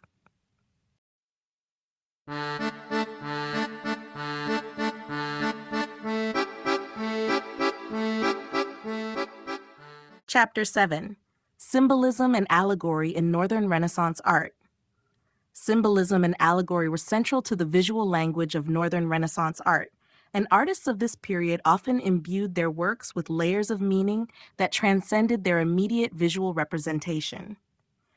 These symbolic elements were used to communicate complex religious, moral, and philosophical ideas, often drawing on a rich tradition of classical and Christian iconography. The use of symbolism was particularly prevalent in works that were commissioned for religious or private devotional purposes, as it allowed artists to convey deeper truths and narratives in a visually subtle yet powerful way. In Northern Renaissance art, symbolism was often tied to religious themes. For example, in many works, everyday objects were used to symbolize abstract concepts. Flowers, fruits, and animals were not simply depicted for their aesthetic value, but each held specific meaning. The lily, for instance, was frequently used to represent the Virgin Mary's purity, while the rose often symbolized divine love. A common motif in Northern Renaissance altarpieces and religious paintings was the use of light to represent divine presence, with rays of light often shining upon key figures, symbolizing God's favor or enlightenment. Similarly, objects like the crucifix, the chalice, and the dove held specific religious connotations, representing Christ's sacrifice, the Eucharist, and the Holy Spirit, respectively. Allegory was another important method through which Northern Renaissance artists communicated moral, philosophical, and theological messages. Allegorical figures were often used to personify abstract qualities or concepts. A well-known example of this is the Garden of Earthly Delights by Hieronymus Bosch, where the tripartite structure of the painting, paradise, earthly indulgence, and hell, illustrates the consequences of human sin and the moral dangers of earthly pleasures. Similarly, in works by artists such as Jan van Eyck and Rogier van der Weyden, detailed landscapes, interior scenes, and even the positions of figures were imbued with allegorical meaning, often alluding to spiritual journeys, the fall of man, or the redemption of the soul. One of the distinctive features of Northern Renaissance art was the way in which artists employed everyday scenes and objects to convey allegorical or symbolic meanings. The increasing use of oil paints and intricate detailing allowed for these symbols to be rendered with a high degree of precision, making them not only aesthetically pleasing, but also intellectually engaging. This approach invited viewers to engage deeply with the artwork, prompting them to decode the symbolic messages and reflect on the moral or spiritual lessons being conveyed. Ultimately, symbolism and allegory in Northern Renaissance art provided a method for artists to engage with their audience on multiple levels. The combination of religious, moral, and philosophical meanings woven into these works enriched the visual experience and ensured that the art of the Northern Renaissance remained rich in both beauty and depth. Through this use of complex symbolism, artists were able to transcend the purely visual, encouraging reflection on the human condition, faith, and the larger world of ideas. The hidden meanings in still life and portraits. During the Northern Renaissance, still life and portraiture became significant genres in which artists conveyed deeper meanings beyond the immediate subject matter. These types of works were often imbued with symbolic elements, transforming them from simple representations of objects or people into vehicles for moral, religious, and social commentary. By including specific objects, colors, and even the way figures were portrayed, Northern Renaissance artists were able to weave complex narratives that prompted reflection from viewers. In still life paintings, which became increasingly popular during this period, the careful inclusion of everyday objects carried symbolic weight. Objects such as flowers, fruits, and items related to wealth or social status were often used to symbolize transience, moral lessons, or the vanity of worldly pleasures. For example, a single wilting flower or a rotting piece of fruit could symbolize the fleeting nature of life and the inevitability of death. Similarly, objects associated with luxury, such as fine glassware or exotic fruits, could comment on human pride, greed, and materialism. Paintings like Still Life with a Skull and a Glass of Wine by the Flemish artist Pieter Cles used the interplay of light and shadow to enhance the somber message of Memento Mori, a reminder of human mortality. In these works, still life acted as a metaphor for the passage of time, urging the viewer to reflect on life's impermanence and the futility of earthly desires. Portraiture, on the other hand, often included subtle clues about the sitter's social status, profession, or character. The positioning of the figure, their clothing, and the background elements all provided insight into the individual's identity. Portraits were often used as a tool for social mobility, especially for wealthy patrons who sought to project their importance. Yet, Northern Renaissance artists did not simply paint flattering depictions of their subjects. They were careful to include symbolic elements that spoke to the sitter's personal or spiritual qualities. For instance, in the Arnolfini portrait by Jan van Eyck, the inclusion of a convex mirror, a brass candelabrum, and a dog all carry symbolic significance, reflecting themes of marriage, wealth, and fidelity. The incorporation of symbolism in these genres allowed Northern Renaissance artists to communicate with their audience on a deeper level. They used the familiar, everyday objects and settings of portraits and still lifes to convey complex messages about life, morality, and society.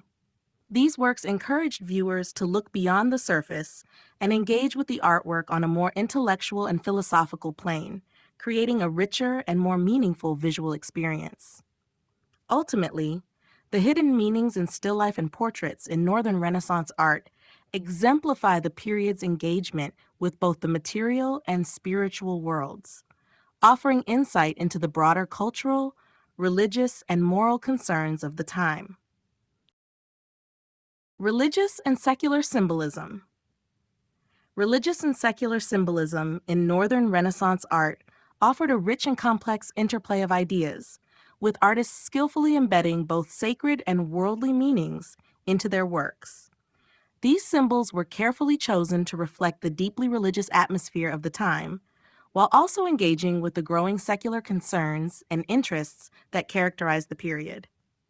This duality allowed Northern Renaissance art to communicate complex spiritual messages while also exploring human nature, societal issues, and individual identity.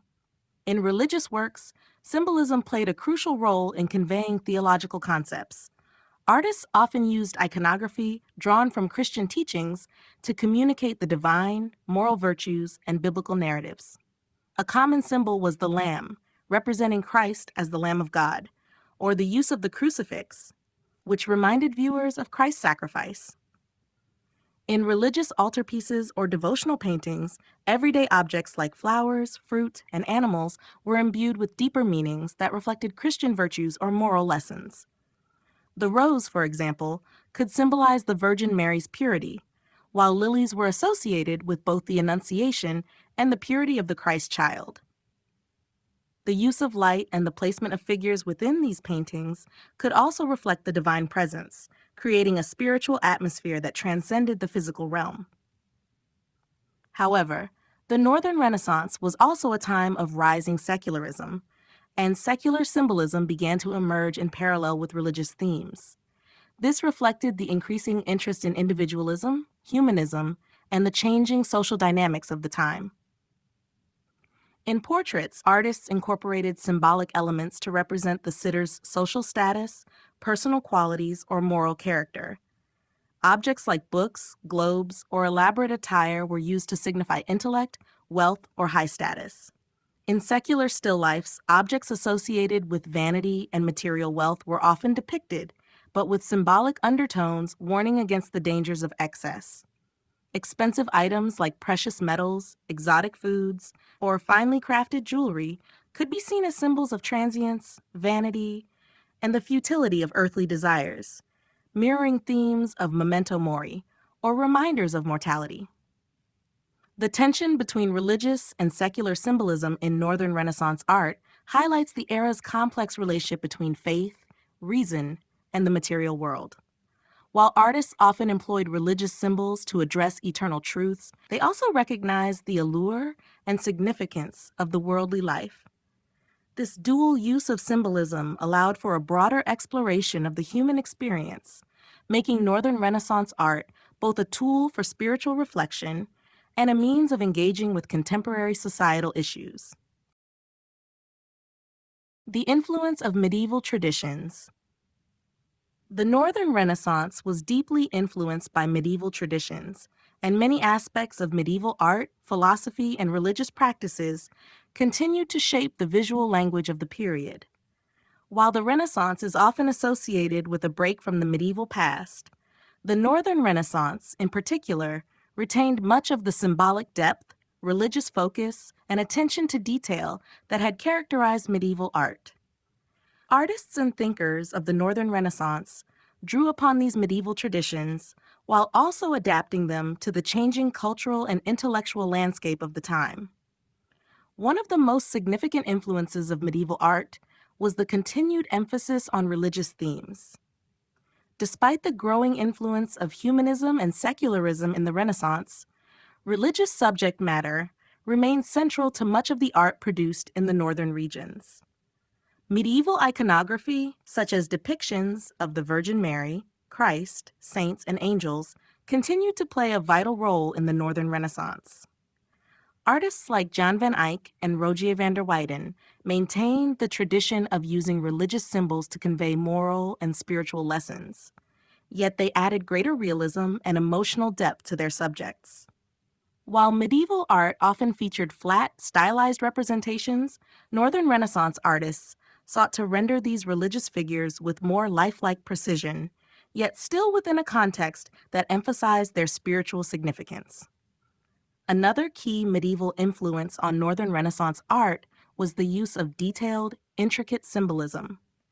Artists of the earlier medieval period had often employed complex iconography to convey religious or moral meanings through everyday objects. This tradition continued in the Northern Renaissance, where artists infused their works with hidden meanings, particularly in still lifes and portraits. Objects like flowers, fruits, and animals were symbolic of Christian virtues, human vices, or the transient nature of life. Northern Renaissance artists, while introducing more naturalistic and detailed depictions of these objects, retained the medieval practice of embedding deeper, often spiritual meanings into their compositions. In addition, medieval traditions in manuscript illumination and Gothic architecture influenced the Northern Renaissance's attention to detail and precision. The use of bright colors, intricate patterns, and a focus on surface textures in Northern Renaissance paintings can be traced back to medieval illuminated manuscripts, which were often painstakingly created with fine detail and vibrant hues. The meticulous attention to detail in Northern Renaissance art, particularly in the rendering of textures like fur, fabric, and reflections, can be seen as an evolution of these medieval practices, where precision and detail were also highly valued. Ultimately, while the Northern Renaissance marked a shift toward greater realism, humanism, and secularism, it was not a complete departure from medieval traditions. Rather, it was a period of transformation in which medieval influences were reinterpreted and integrated with the new artistic and intellectual developments of the Renaissance, creating a unique synthesis of old and new.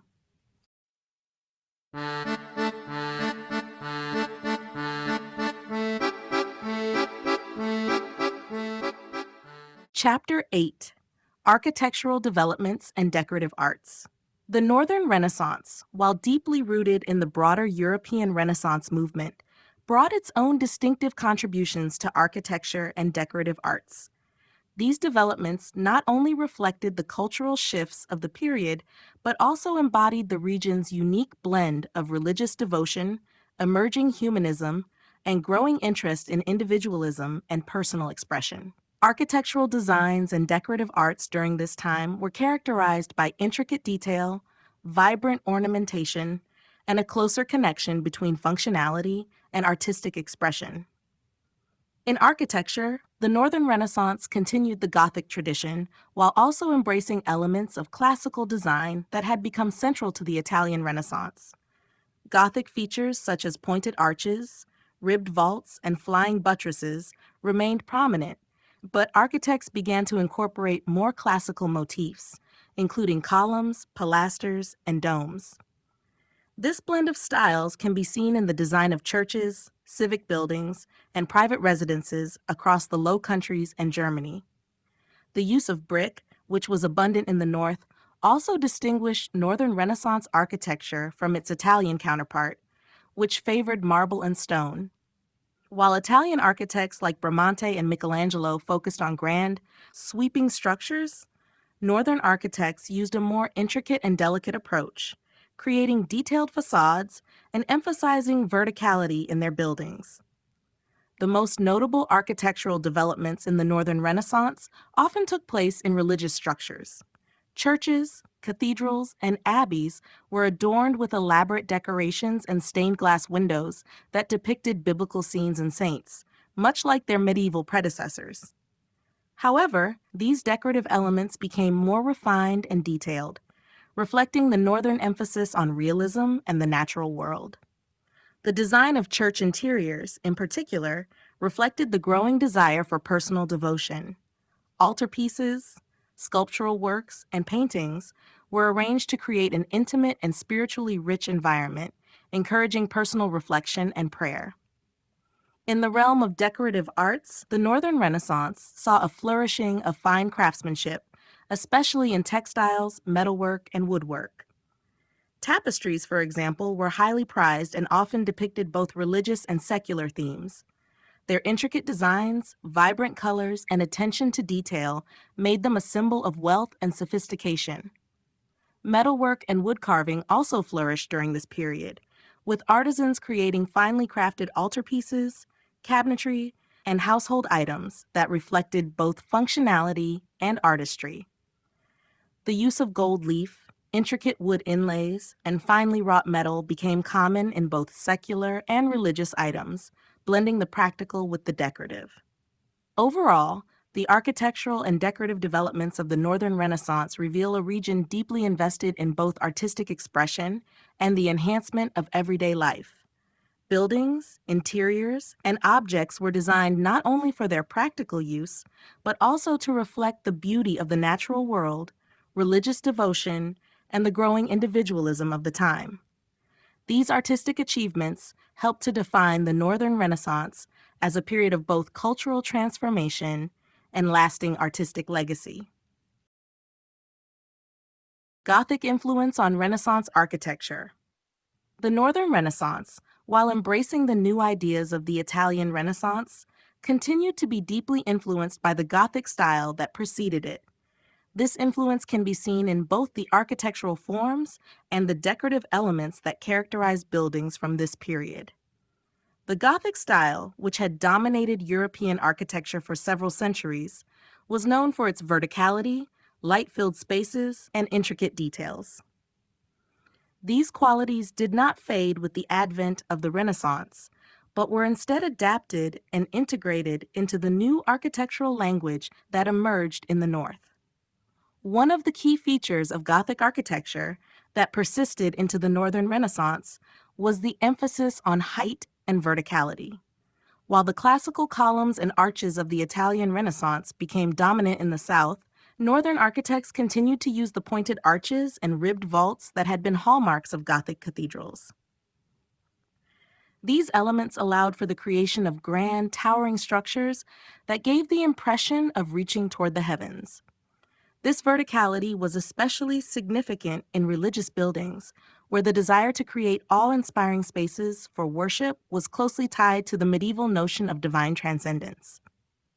The Gothic emphasis on soaring cathedrals with expansive ceilings and lofty interiors influenced the design of northern churches and town halls, where the height of the structure symbolized both spiritual ambition and civic pride. The intricate detailing that defined Gothic architecture also carried over into the Renaissance period in the North. The Northern Renaissance architects and artisans retained a fondness for detailed stonework, ornamental facades, and elaborate window tracery, which were key characteristics of the Gothic style. However, during the Renaissance, these details were enhanced by a greater understanding of classical principles, leading to a hybridization of Gothic and Renaissance forms. For example, while the pointed arches remained, their proportions and details were refined, often incorporating classical elements like pilasters and columns to create a more harmonious relationship between the two styles. Moreover, Gothic stained glass windows, which were often used to convey biblical stories and divine light in medieval cathedrals, continued to be an important feature of Northern Renaissance architecture. While the Renaissance brought a focus on naturalism and perspective, these windows were still crafted with intricate scenes, blending the traditional Gothic love for color and detail with the Renaissance pursuit of realism. In conclusion, the Gothic style had a lasting influence on Northern Renaissance architecture.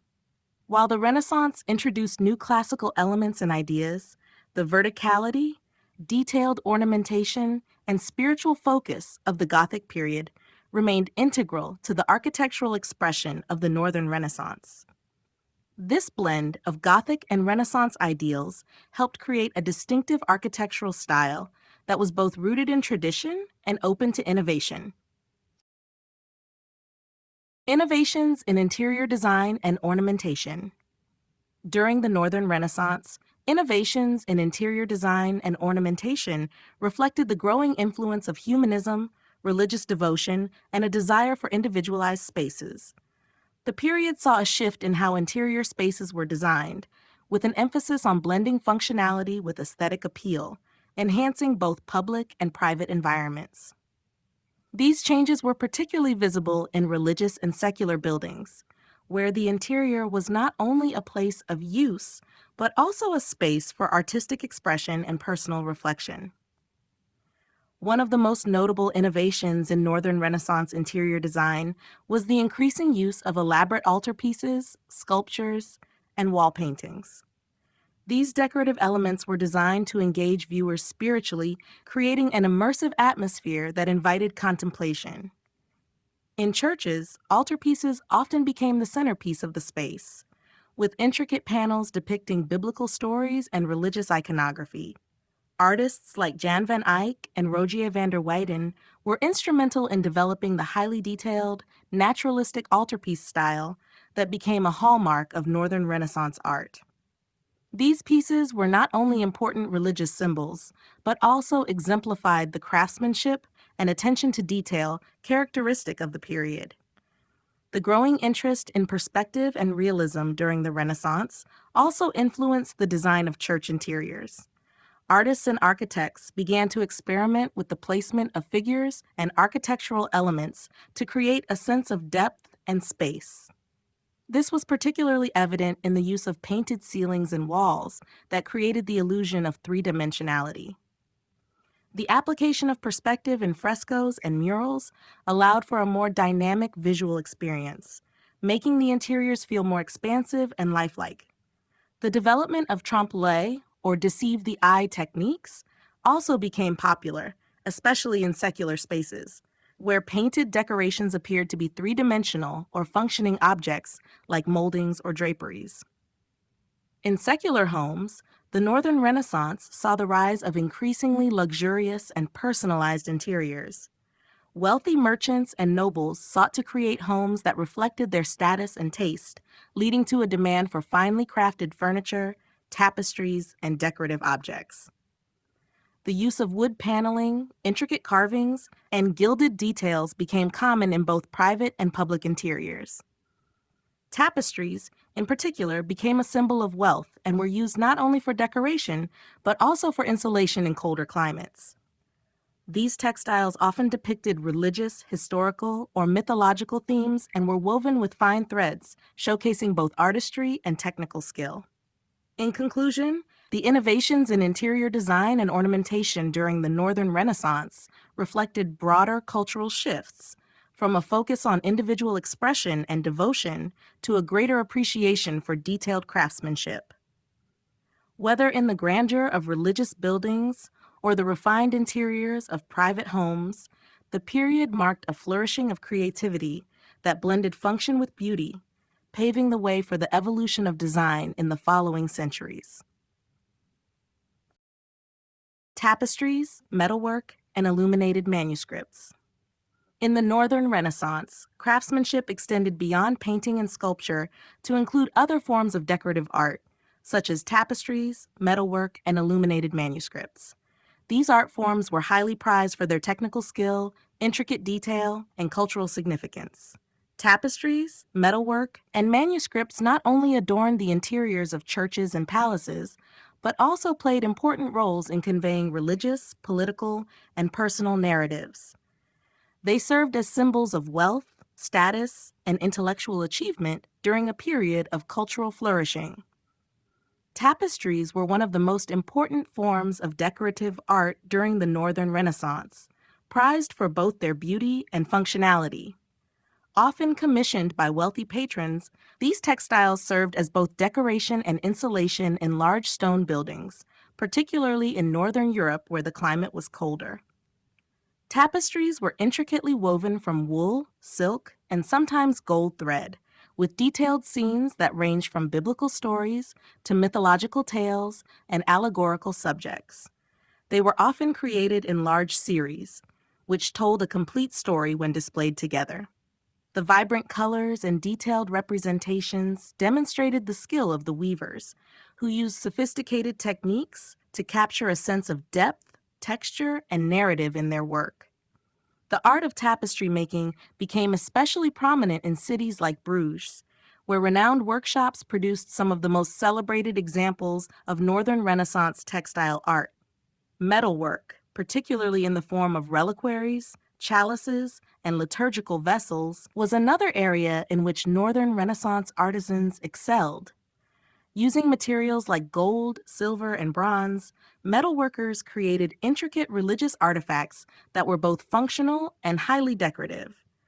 These pieces often featured detailed engravings, precious gemstones, and enamel work, and were used in both religious and secular settings.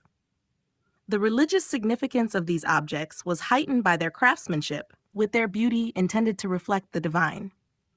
Secular metalwork also flourished, with finely crafted objects such as ceremonial swords, coinage, and decorative boxes produced for aristocratic clients. The precision and artistry of metalworkers in the Northern Renaissance are evident in surviving examples, which show a masterful combination of form and function. Illuminated manuscripts, which were painstakingly created by hand, were another key form of artistic expression during the Northern Renaissance. These manuscripts, often religious in nature, were adorned with elaborate illustrations, gold leaf, and intricate borders. Scribes and illuminators worked together to produce these books, which were often commissioned by wealthy patrons or religious institutions. The detailed miniatures, which accompanied the text, depicted everything from biblical scenes to portraits of saints and angels, and were sometimes integrated into the margins or on the initial letters of the text. Illuminated manuscripts played a crucial role in the dissemination of knowledge during a time when books were still rare and expensive.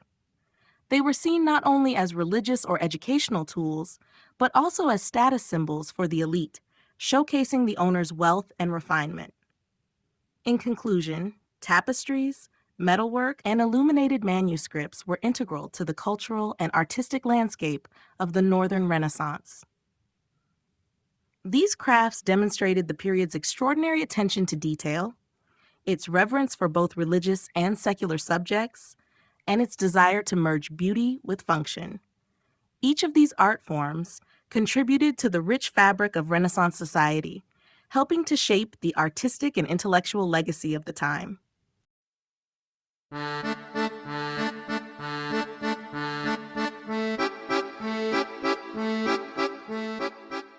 Chapter 9: The Transition to the Baroque Era.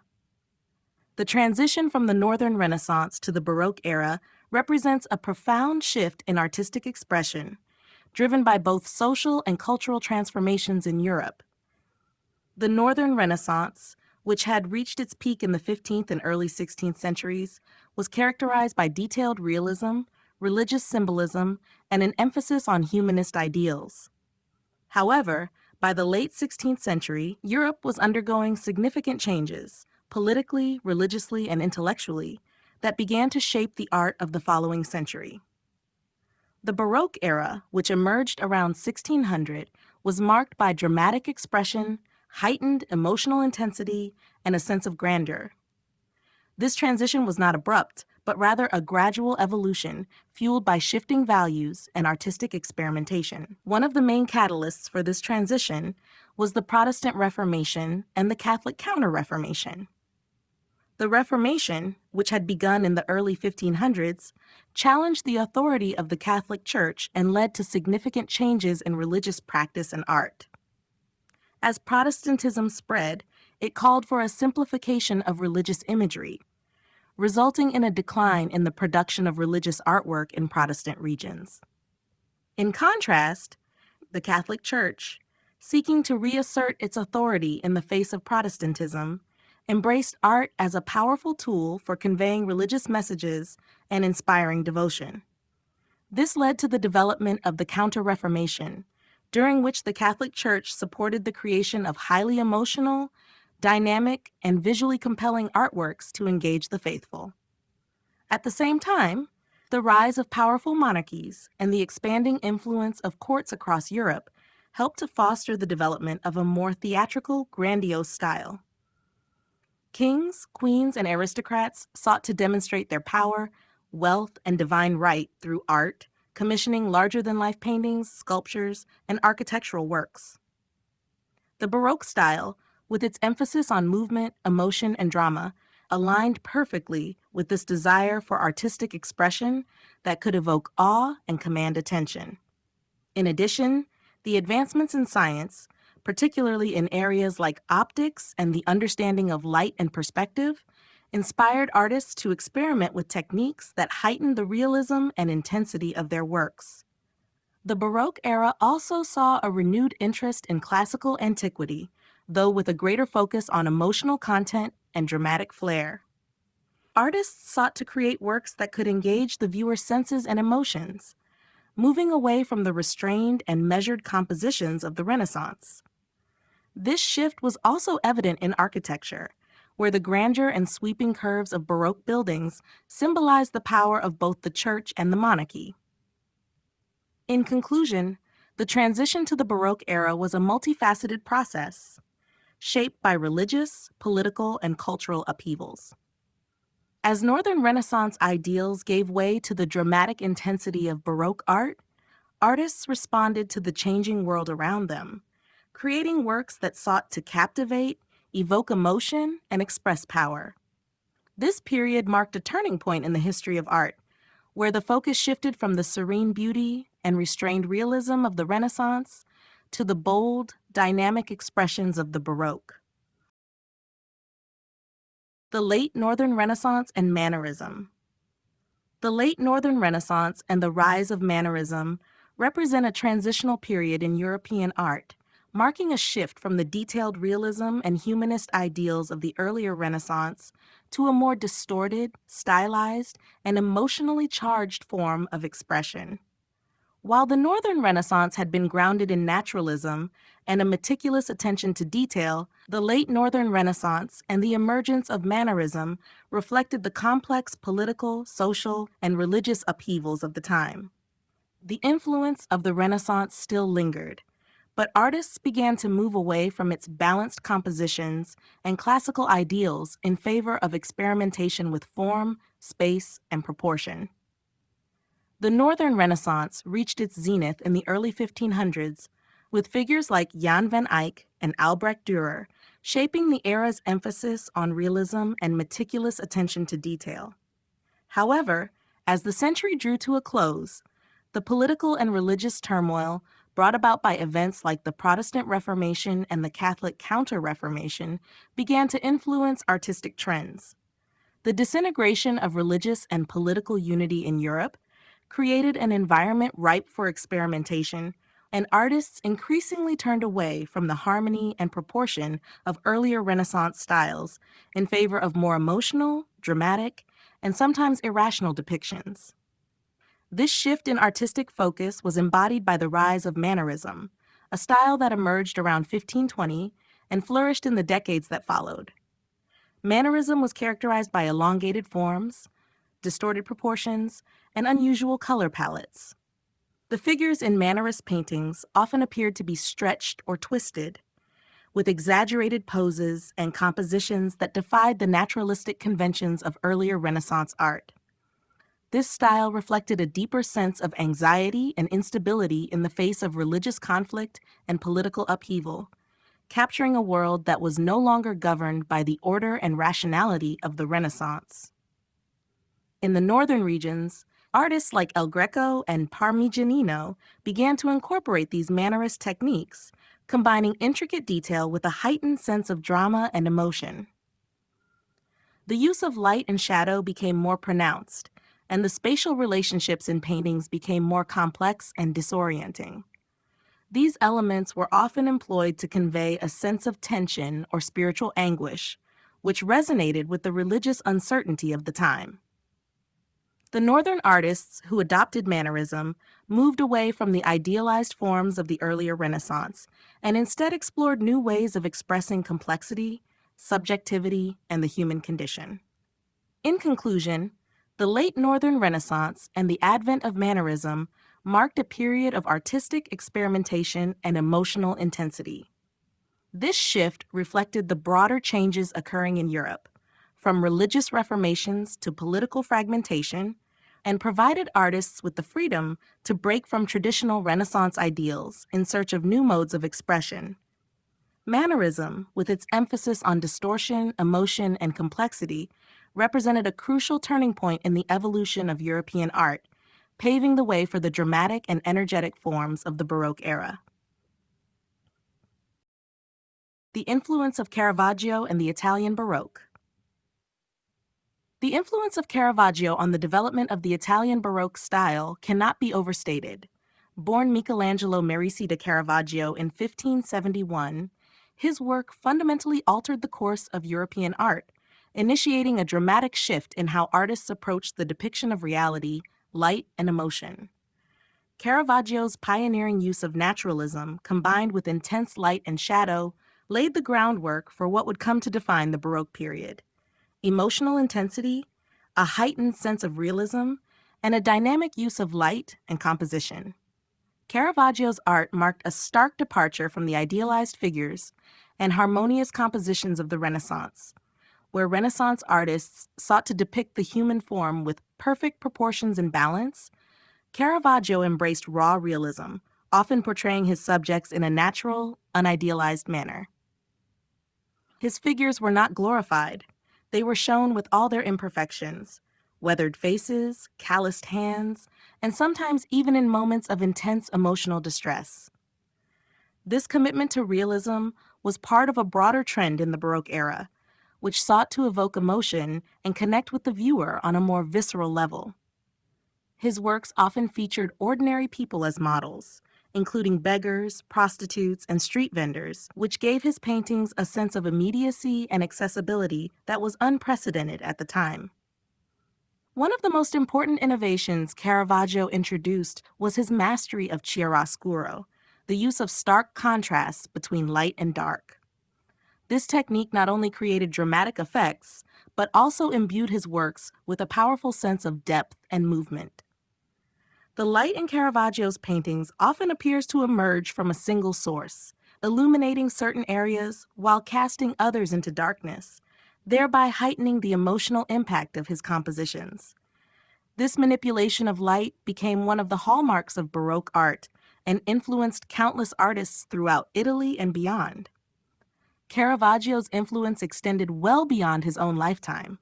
His work directly inspired a generation of Baroque painters, including artists such as Peter Paul Rubens, George de la Tour, and Artemisia Gentileschi. They adopted his naturalism and innovative use of light, incorporating these elements into their own distinct artistic voices.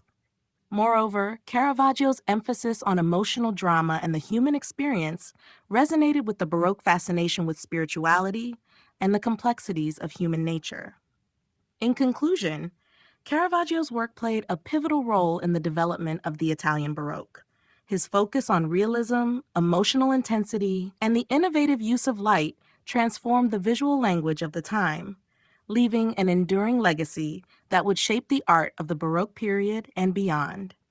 The profound impact of his approach to depicting the human condition, both in its beauty and its flaws, remains a defining characteristic of Baroque art.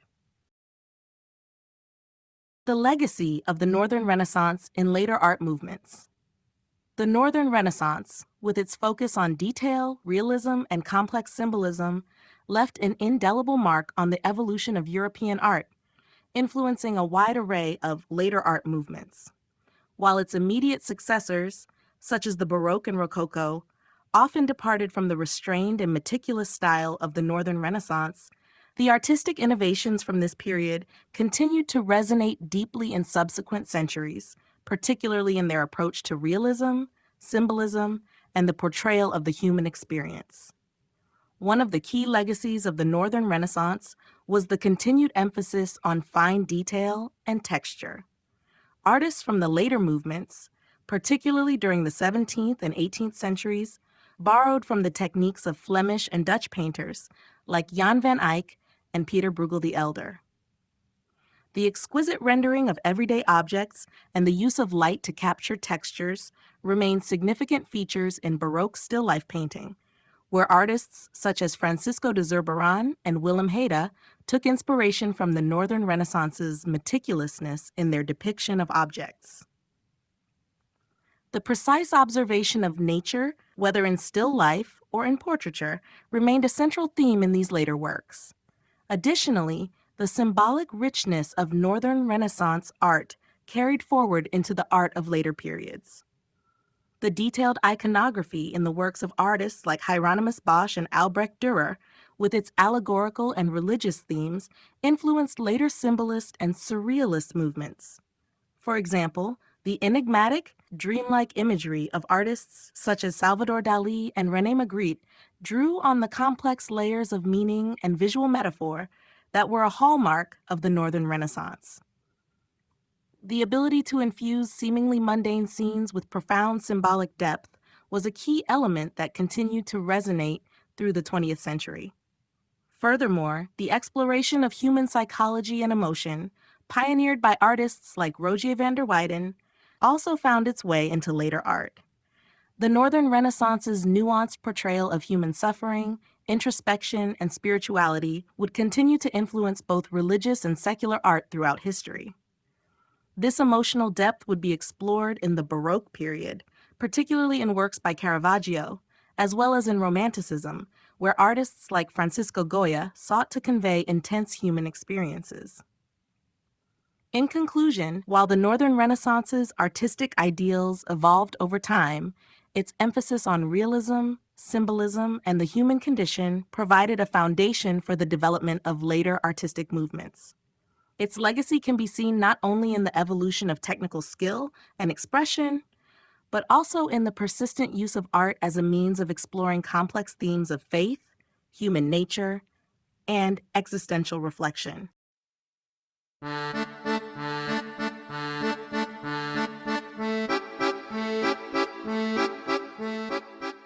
Chapter 10. Conclusion. The Northern Renaissance represents a critical chapter in the broader narrative of art history, one that redefined the boundaries of artistic expression and laid the groundwork for subsequent movements. Through its mastery of oil painting, attention to detail, and rich symbolism, artists from the Low Countries and Germany brought a new level of realism and emotional depth to their works. The period's commitment to realism, technical innovation, and the depiction of the human condition, both sacred and secular, resonated far beyond its time, influencing later movements such as the Baroque, Rococo, and even the Symbolist and Surrealist movements. Central to the Northern Renaissance was the fusion of humanist ideals with religious devotion, leading to art that reflected both the intellectual climate of the time and the deep-rooted spirituality of its creators. The works of Jan van Eyck, Rogier van der Weyden, Albrecht Dürer, and Hieronymus Bosch showcased a meticulous attention to the physical world, from the textures of fabrics and the play of light on surfaces to the inclusion of intricate, often enigmatic symbolism. These techniques not only elevated the quality of art in the Low Countries in Germany, but also set the stage for the later development of portraiture, still life, and religious art across Europe. In exploring the cultural, political, and religious contexts of the Northern Renaissance, it becomes clear that art served not only as a reflection of the times, but also as a powerful tool for communicating ideas, beliefs, and social values. The rise of humanism, the influence of the printing press, and the challenges posed by the Reformation all contributed to a dynamic and diverse artistic landscape that addressed both personal and collective concerns. The legacy of the Northern Renaissance, then, is far-reaching. It shaped not only the trajectory of European art in the centuries that followed, but also the way in which art continues to function today as a mirror to society. Its influence on later artists, such as the Dutch masters and the painters of the Baroque period, and its ability to provoke thought through symbolism and realism, solidified the Northern Renaissance as a pivotal movement in the history of art. Its focus on the tangible and the metaphysical, the real and the symbolic, ensures its enduring relevance in the study of art history.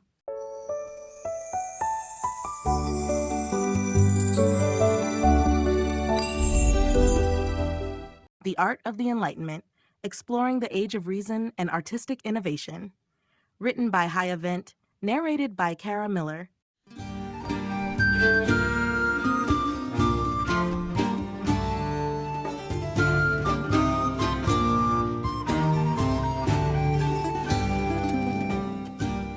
Chapter 1, Introduction to the Enlightenment.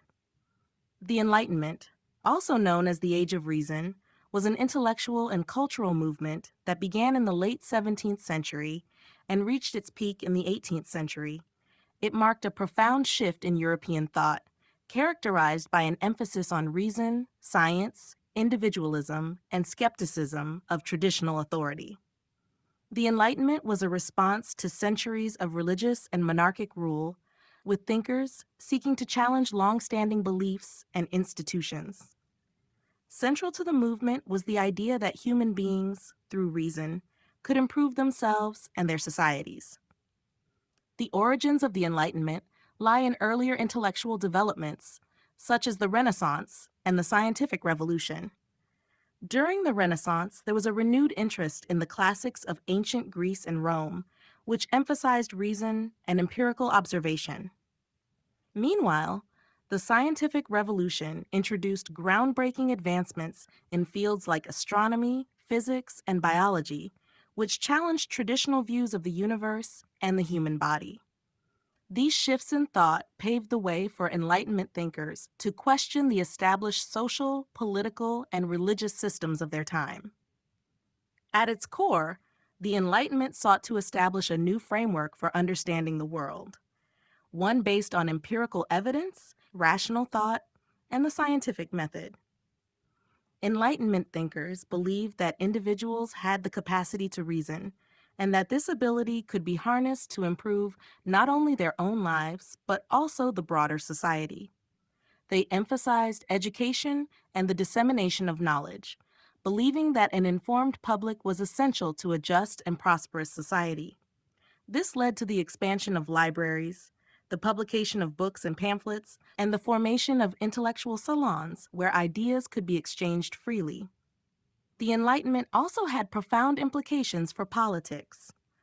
Thinkers like John Locke, Jean-Jacques Rousseau, and Montesquieu proposed new ideas about governance, focusing on the rights of individuals and the role of reason in political decision-making.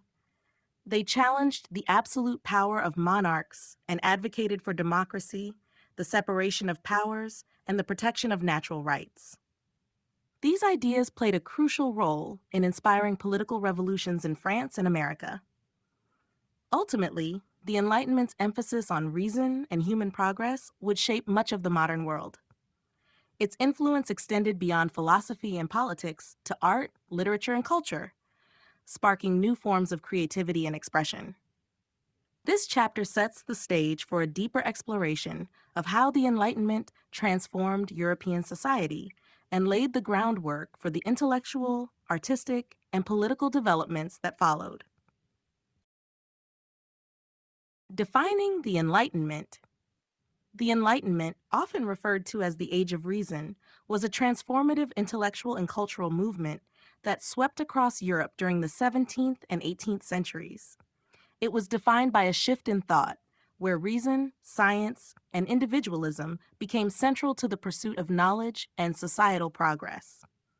Philosophers, scientists, and artists of the Enlightenment sought to challenge traditional authorities, such as the church and absolute monarchies, and to place human beings at the center of intellectual and political life.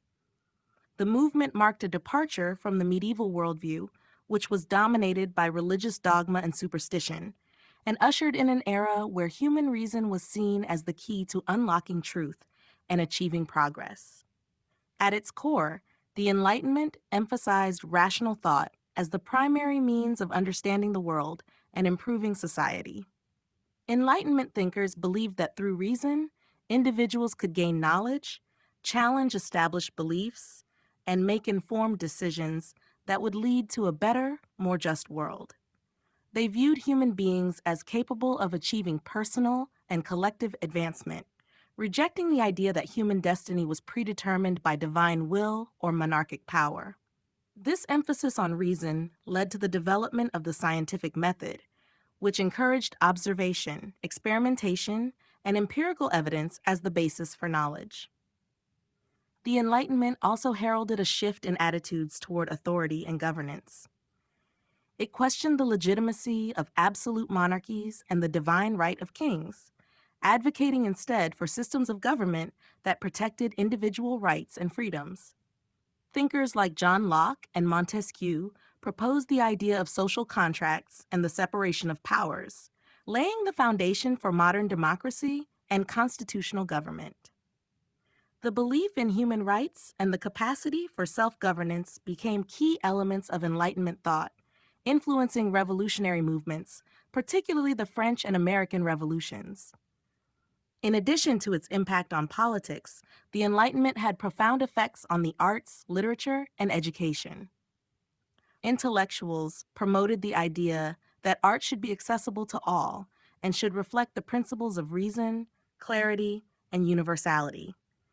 The movement also contributed to the rise of secularism, as religion became less of a guiding force in public life, making way for a more human-centered worldview. In essence, the Enlightenment was a period of intellectual revolution that redefined how people understood themselves, their societies, and their potential for progress. It laid the groundwork for the modern age, influencing everything from politics to science, art, and philosophy. Intellectual and cultural origins. The intellectual and cultural origins of the Enlightenment can be traced back to several key movements and developments that took place in Europe in the centuries preceding it. These foundations set the stage for a dramatic shift in how people thought about the world, knowledge, and their place within society. The Renaissance, the Reformation, and the Scientific Revolution were particularly instrumental in shaping the intellectual climate that would give rise to Enlightenment ideas. The Renaissance, which began in Italy in the 14th century and spread throughout Europe, was a period of renewed interest in the classical art, philosophy, and literature of ancient Greece and Rome. It encouraged a human-centered worldview, where the potential of human reason, creativity, and individual achievement was celebrated. Humanists like Petrarch and Erasmus advocated for education that emphasized classical learning, the exploration of human experience, and the development of critical thinking.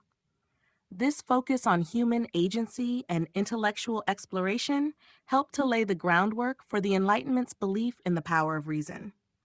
The Reformation, which began in the early 16th century with Martin Luther's challenge to the Catholic Church, also played a crucial role in shaping the intellectual foundations of the Enlightenment.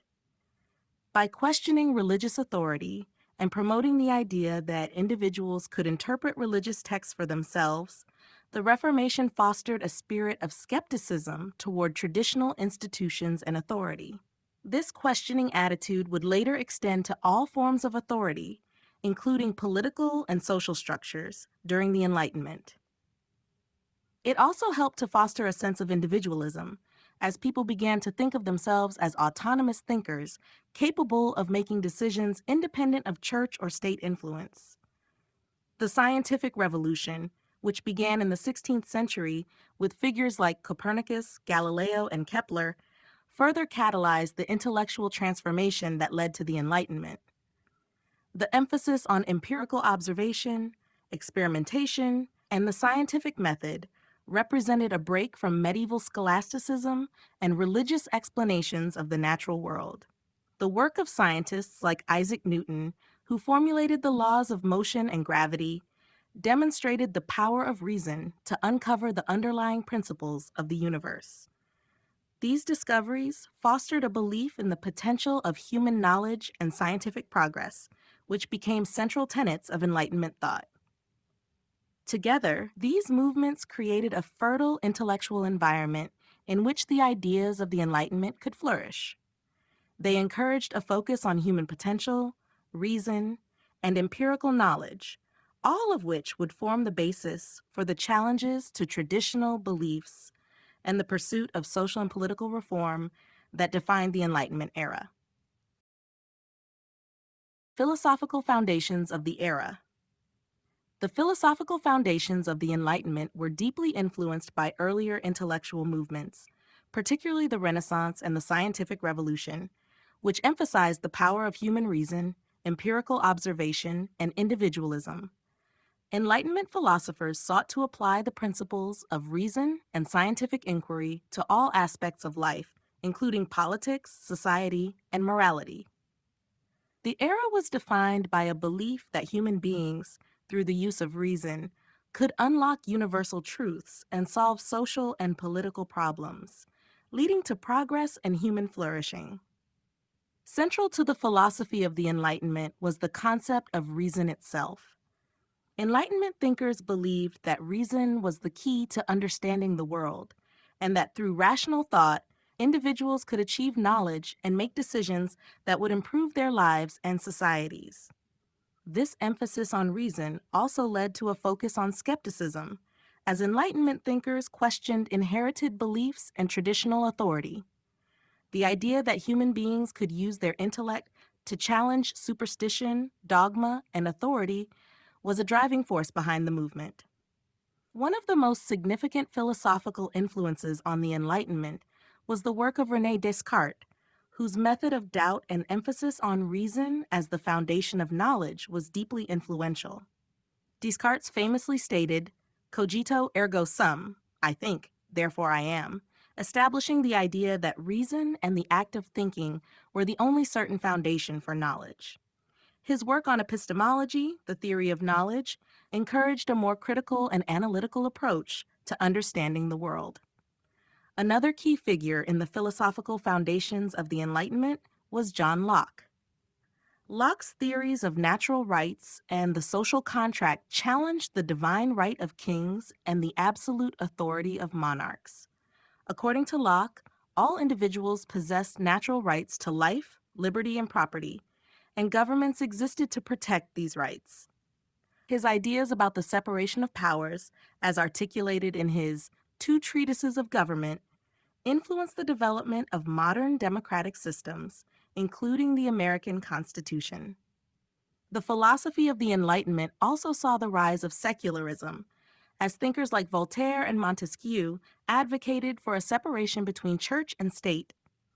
Religion was viewed less as a source of knowledge and more as a personal matter, with Enlightenment philosophers emphasizing the importance of secular reasoning in shaping laws, governments, and moral systems. These philosophical ideas, along with the emphasis on empirical evidence and scientific inquiry, formed the backbone of the Enlightenment's intellectual framework, shaping not only its intellectual discourse, but also its political and social movements. The belief in the power of human reason to shape the future and improve society remains one of the lasting legacies of the Enlightenment. The rise of reason and science. The rise of reason and science during the Enlightenment marked a pivotal moment in intellectual history, as thinkers sought to apply rational thought and empirical evidence to understand the world around them. This shift was not just a rejection of medieval scholasticism and religious dogma, but also a revolution in how knowledge was acquired and how the natural world and human society were perceived. The Enlightenment emphasized that reason, guided by evidence and observation, could lead to progress, and that scientific inquiry was a powerful tool for discovering truths about the universe. This transformation was rooted in the earlier scientific revolution of the 16th and 17th centuries, which laid the groundwork for the Enlightenment's embrace of reason and science.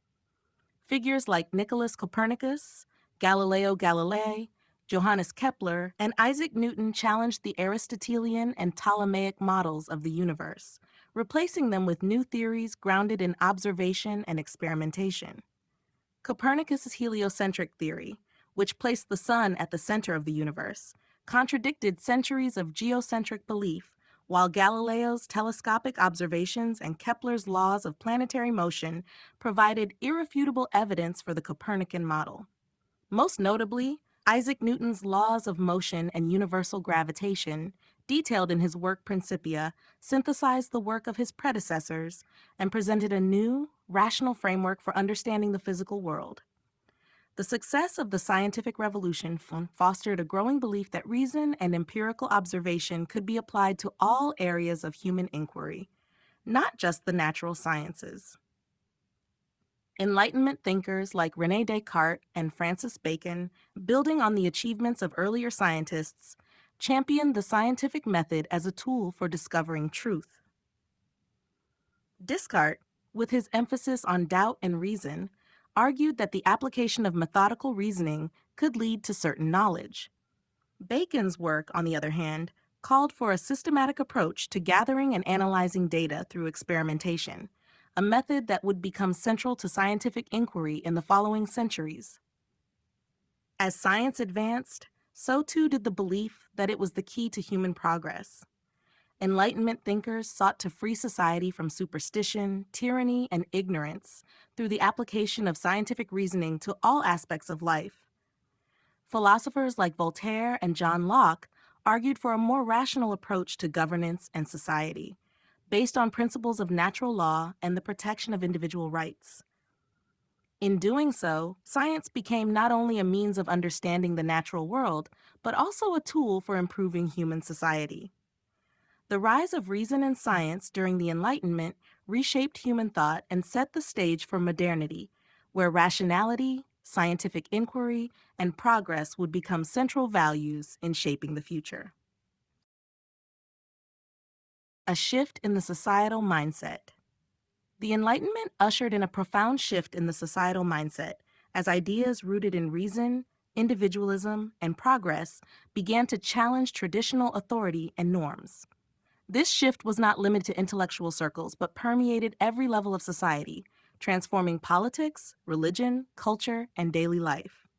The belief that human beings could shape their own destinies through reason and inquiry led to an increased focus on personal liberty, social reform, and the questioning of long-standing institutions, particularly the church and monarchy. At the heart of this transformation was a challenge to the established hierarchies that had defined European societies for centuries. Prior to the Enlightenment, authority was largely unquestioned, and power was concentrated in the hands of monarchs and religious institutions. The divine right of kings and the pervasive influence of the church on both the state and individual lives were foundational to the structure of society. However, the Enlightenment, with its emphasis on reason and skepticism, began to question these traditional power structures. Thinkers such as John Locke, Jean-Jacques Rousseau, and Montesquieu argued that political power should not be absolute, but rather should be rooted in the consent of the governed and subject to laws that protected individual rights. This marked a shift from seeing authority as divinely ordained to viewing it as a human construct, open to challenge and reform. In addition to political change, the Enlightenment also fostered a cultural shift. Intellectual salons, coffee houses, and public debates became popular venues for the exchange of ideas, which helped spread Enlightenment ideals to a broader audience. The belief in the importance of education and the dissemination of knowledge led to the creation of encyclopedias, libraries, and new forms of publishing, all of which allowed the public to engage with new ideas. The Enlightenment encouraged a new sense of individuality where personal autonomy and the pursuit of happiness were seen as fundamental rights. This sense of individualism led to a greater focus on personal freedom, both in terms of self-expression and in the ability to pursue one's own interests without interference from external authority. Religion, too, experienced a significant shift during the Enlightenment. While religious belief remained important to many, the period saw the rise of secularism and a growing emphasis on religious tolerance. Enlightenment thinkers, such as Voltaire, criticized the influence of the church on political and social life and called for a separation between church and state. This shift paved the way for a more pluralistic society, where diverse beliefs could coexist and be debated without fear of persecution. In essence, the societal mindset during the Enlightenment was one of transformation. It was a time when reason, individual rights, and a belief in progress reshaped how people viewed themselves, their society, and their relationship to authority. The Enlightenment laid the groundwork for modernity, creating a foundation for the political, social, and cultural advancements that would follow in the centuries to come.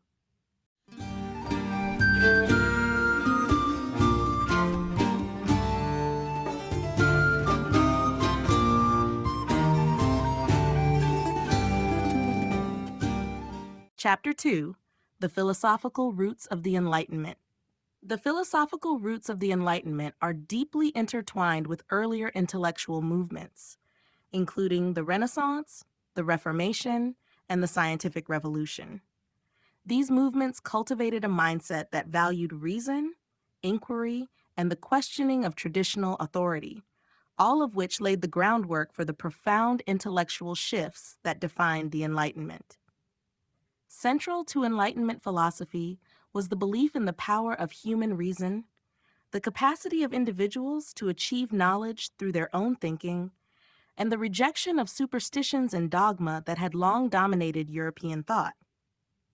One of the foundational elements of Enlightenment philosophy was the shift from medieval scholasticism to more empirical and rational forms of understanding. Philosophers like René Descartes played a key role in this transformation. Descartes is often regarded as the father of modern philosophy for his emphasis on reason as the ultimate source of knowledge. His famous declaration, cogito ergo sum, I think, therefore I am, challenged the previously unquestioned reliance on tradition and authority. Descartes' method of doubt, which involved questioning all knowledge until it could be proven by reason, laid the foundation for a more scientific and systematic approach to philosophy. His work encouraged the development of a new way of thinking about the self, the universe, and the relationship between the two. Alongside Descartes, the English philosopher John Locke had a profound influence on the Enlightenment's philosophical underpinnings, particularly in terms of political thought.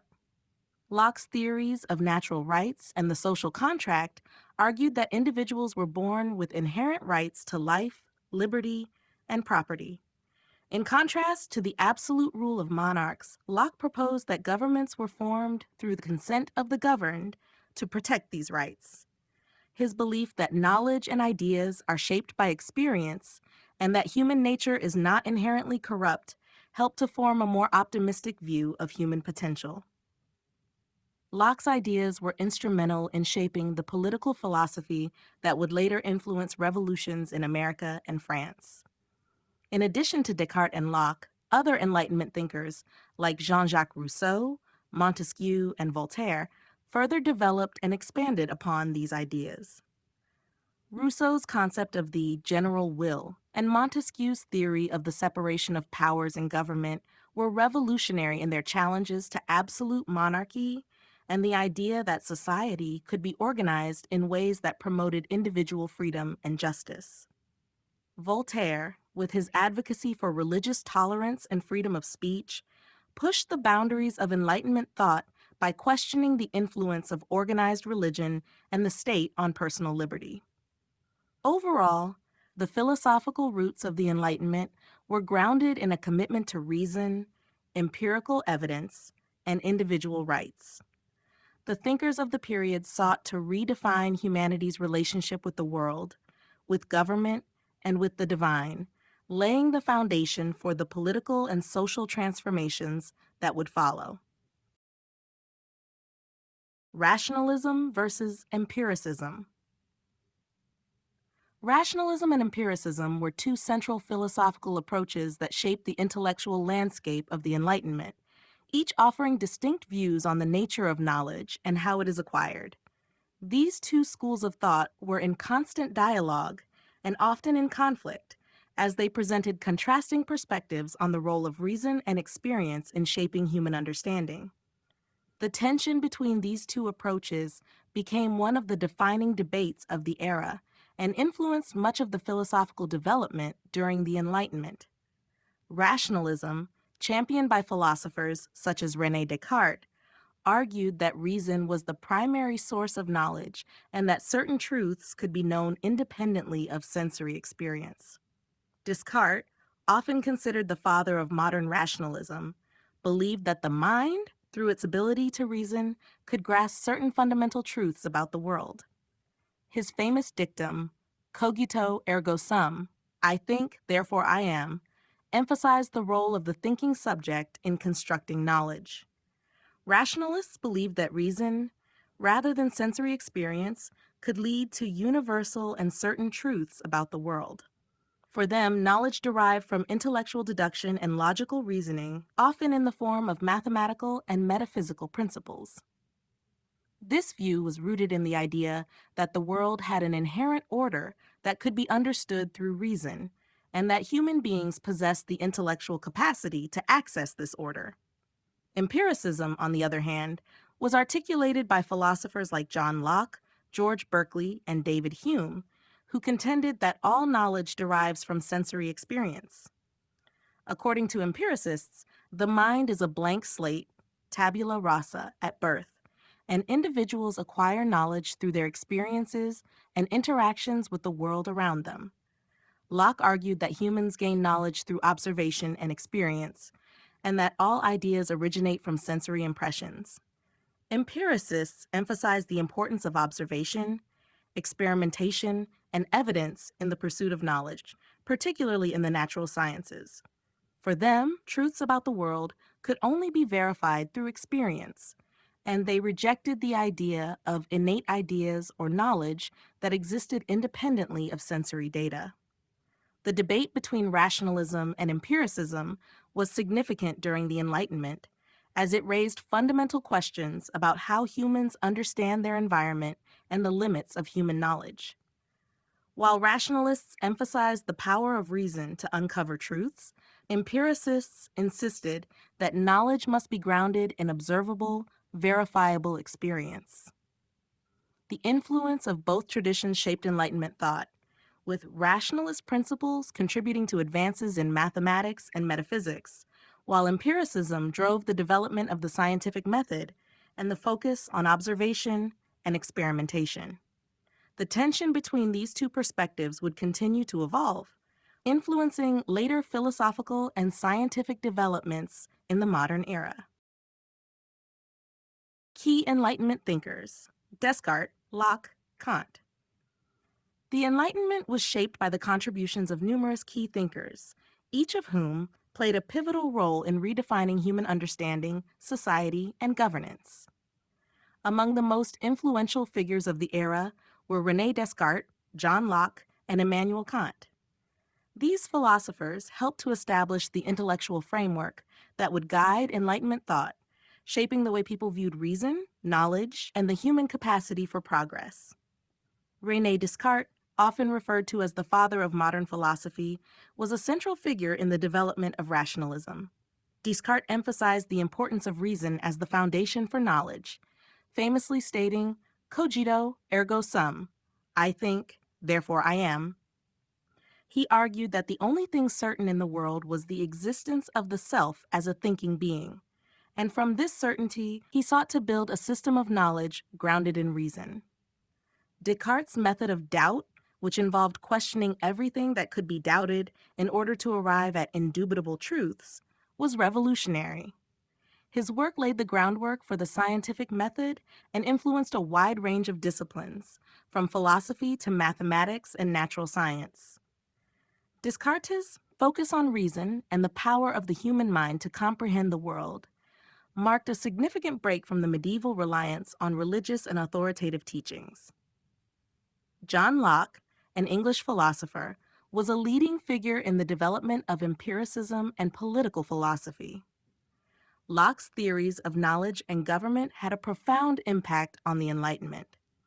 In his work, An Essay Concerning Human Understanding, Locke argued that the mind is a blank slate at birth and knowledge is derived from sensory experience. He emphasized the importance of observation and experience in shaping human understanding and rejected the idea of innate ideas. In the realm of politics, Locke's theories of natural rights and the social contract challenged the divine right of kings and laid the philosophical foundation for modern liberal democracy. Locke believed that individuals had inherent rights to life, liberty, and property, and that governments existed to protect these rights, drawing power from the consent of the governed. Immanuel Kant, a German philosopher, brought a unique perspective to the Enlightenment with his exploration of human reason and its limitations. In his famous work, Critique of Pure Reason, Kant sought to reconcile the rationalist and empiricist traditions by arguing that while knowledge begins with experience, the mind plays an active role in structuring and interpreting that experience. He proposed that humans can never know things as they truly are in themselves, the noumenal world, but only as they appear to us through our senses and mental faculties, the phenomenal world.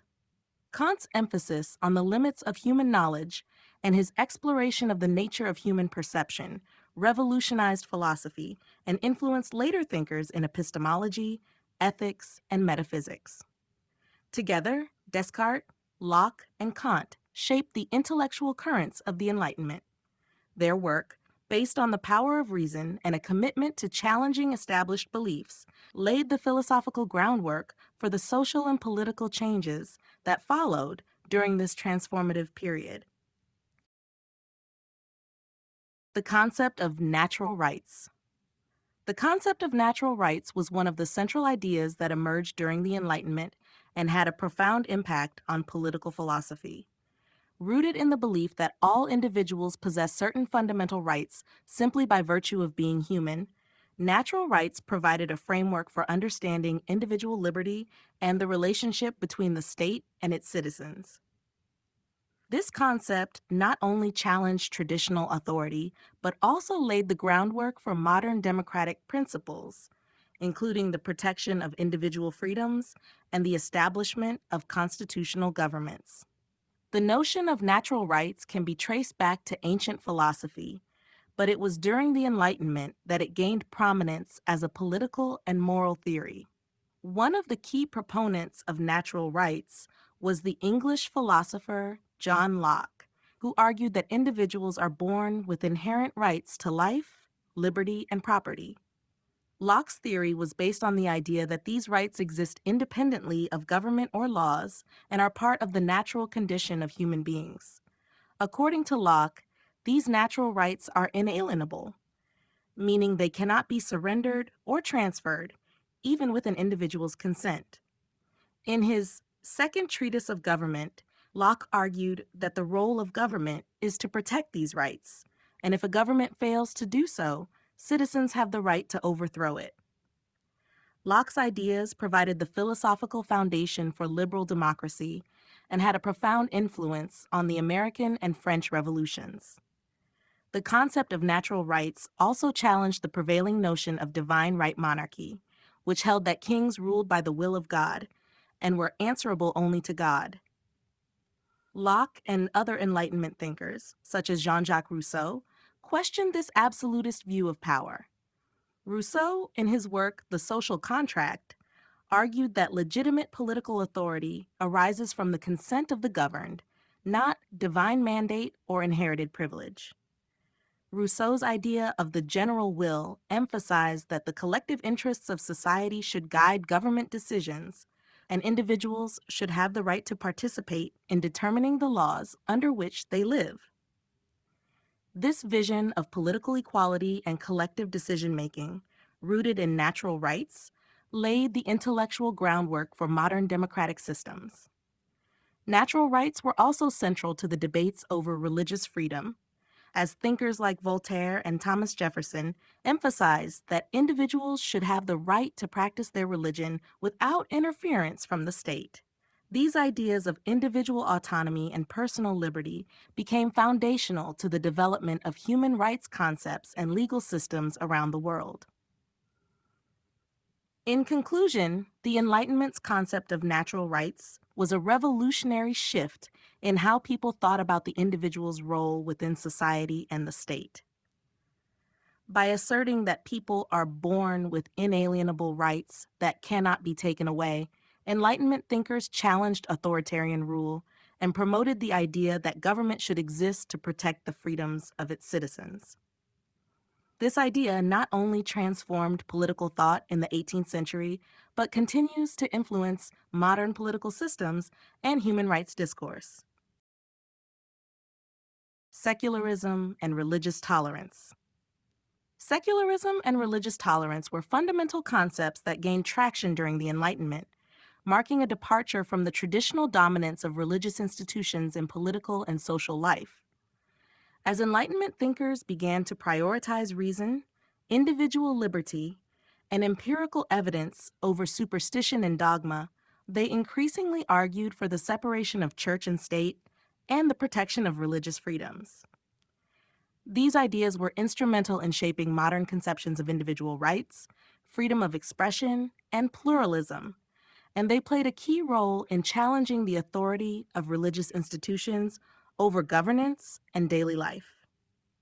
The rise of secularism during the Enlightenment was closely tied to the intellectual movement's critique of religious authority and its emphasis on reason. Philosophers like Voltaire, who was a vocal critic of the Catholic Church's influence in France, argued that religious institutions had long been responsible for perpetuating ignorance, superstition, and intolerance. Voltaire's famous call for religious freedom and the separation of church and state resonated with Enlightenment thinkers who saw religious dogma as a hindrance to human progress. In his treatise on toleration, Voltaire advocated for a society in which individuals could practice their faith freely without the interference of the state or any institutionalized religion. He believed that religion should remain a personal matter, separate from the political sphere, allowing for greater freedom of thought and expression. Secularism, as promoted during the Enlightenment, did not advocate for the abolition of religion, but rather for its removal from public affairs. Enlightenment thinkers argued that political authority should be based on reason and human rights rather than religious doctrine. This shift laid the foundation for the modern concept of the secular state, where laws and governance are not influenced by religious beliefs, but are instead grounded in rational thought and the welfare of citizens. Religious tolerance, another central tenet of Enlightenment thought, emerged as a response to the religious wars and persecutions that had plagued Europe for centuries. Thinkers like John Locke argued that individuals should have the freedom to worship as they choose, without fear of persecution or coercion. Locke's Letter Concerning Toleration emphasized that religious differences should not be a cause for social division or political unrest. His ideas influenced later political leaders and contributed to the eventual establishment of religious freedom in many democratic societies. The Enlightenment's advocacy for secularism and religious tolerance had a profound impact on the shaping of modern democratic principles. By challenging the entwined nature of church and state and advocating for the protection of individual religious rights, Enlightenment thinkers helped to foster societies that valued pluralism, human dignity, and the freedom to question and critique traditional beliefs. These ideas continue to shape the ongoing conversations about the role of religion in public life and the protection of individual rights in contemporary societies. The influence of the scientific revolution. The scientific revolution, which unfolded in the 16th and 17th centuries, had a profound influence on the Enlightenment, shaping the intellectual climate of the 18th century. This period of dramatic advancements in science and mathematics challenged traditional views of the universe, laying the groundwork for a new understanding of nature that would deeply impact the way Enlightenment thinkers approached knowledge, reason, and society. The emphasis on observation, experimentation, and empirical evidence championed by the scientific revolution became a core principle of Enlightenment thought, driving many philosophers, political theorists, and intellectuals to apply these methods beyond the natural sciences into human affairs and governance. One of the most important impacts of the scientific revolution on the Enlightenment was the development of the scientific method. Pioneers such as Nicolaus Copernicus, Galileo Galilei, Johannes Kepler, and Isaac Newton revolutionized the study of nature by introducing a more systematic and evidence-based approach to understanding the physical world. Copernicus' heliocentric model, which placed the sun at the center of the universe, contradicted the long-held geocentric view, and Galileo's observations of the heavens using a telescope provided empirical evidence for the Copernican theory. Kepler's laws of planetary motion and Newton's laws of motion and universal gravitation further confirmed the power of observation, mathematics, and reason in uncovering universal laws governing the cosmos. The success of these scientific breakthroughs inspired Enlightenment thinkers to apply similar methods to other areas of human life. The idea that knowledge could be discovered through reason and empirical investigation became a central tenet of Enlightenment philosophy. Philosophers such as René Descartes and John Locke championed the idea that human beings could use reason and observation to understand the world around them, and that knowledge was best derived from sensory experience and logical deduction. The rise of rationalism and empiricism during the Enlightenment was in many ways a direct extension of the scientific principles established by the scientific revolution. Moreover, the emphasis on questioning established truths and seeking evidence over superstition and authority influenced political and social thought during the Enlightenment. The scientific revolution demonstrated the power of critical inquiry, and thinkers such as Voltaire, Jean-Jacques Rousseau, and Montesquieu began to apply these principles to the analysis of government, religion, and society. They advocated for a more rational and just society based on the principles of reason, equality, and natural rights. The challenge to religious and political authority, inspired by the success of scientific inquiry, led to calls for religious tolerance, secularism, and the restructuring of political power, particularly in terms of individual rights and democratic governance. In conclusion, the scientific revolution provided both the intellectual framework and the inspiration for the Enlightenment. By demonstrating that human reason and empirical observation could unlock the secrets of the universe, it encouraged Enlightenment thinkers to apply these same principles to other domains of knowledge, fundamentally changing how people understood the world and their place within it. The legacies of both the scientific revolution and the Enlightenment continue to influence modern scientific, political, and philosophical thought today.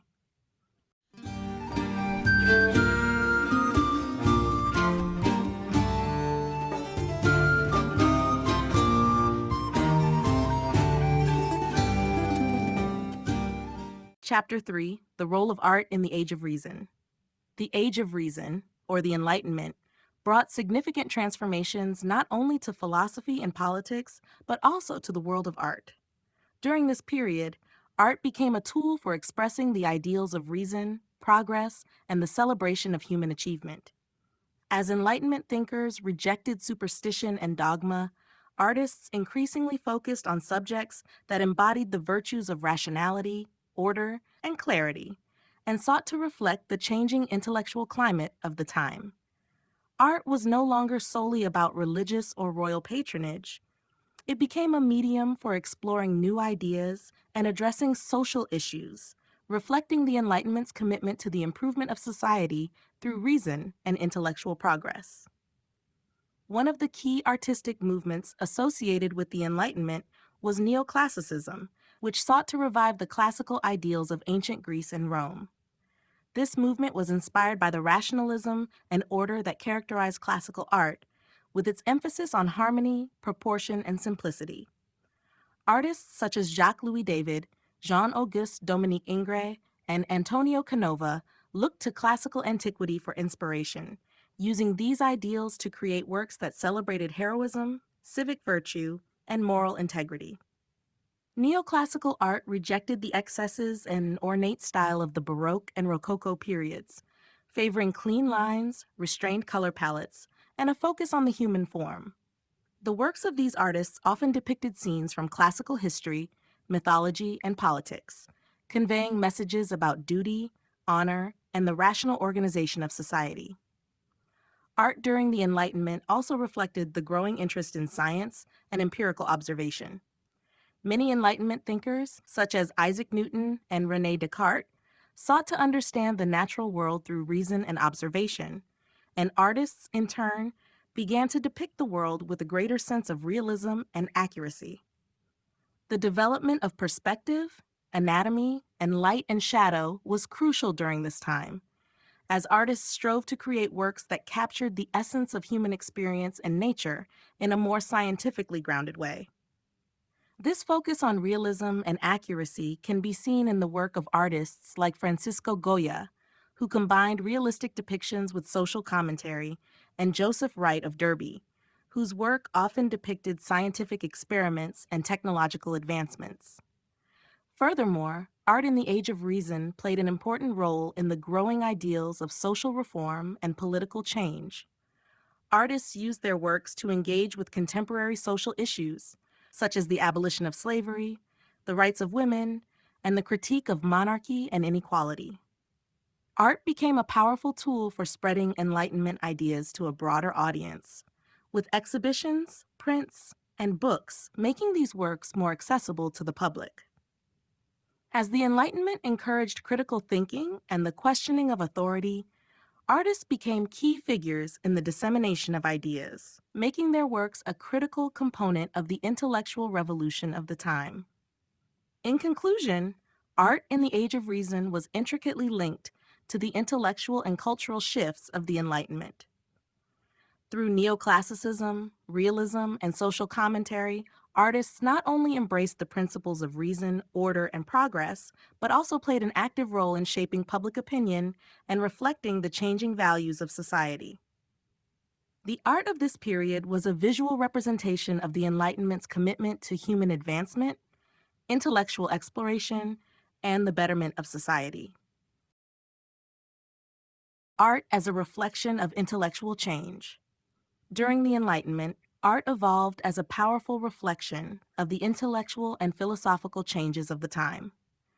As reason, scientific inquiry, and individual rights became the central values of the era, art mirrored these transformations by shifting away from religious and royal subjects towards themes of reason, progress, and social reform.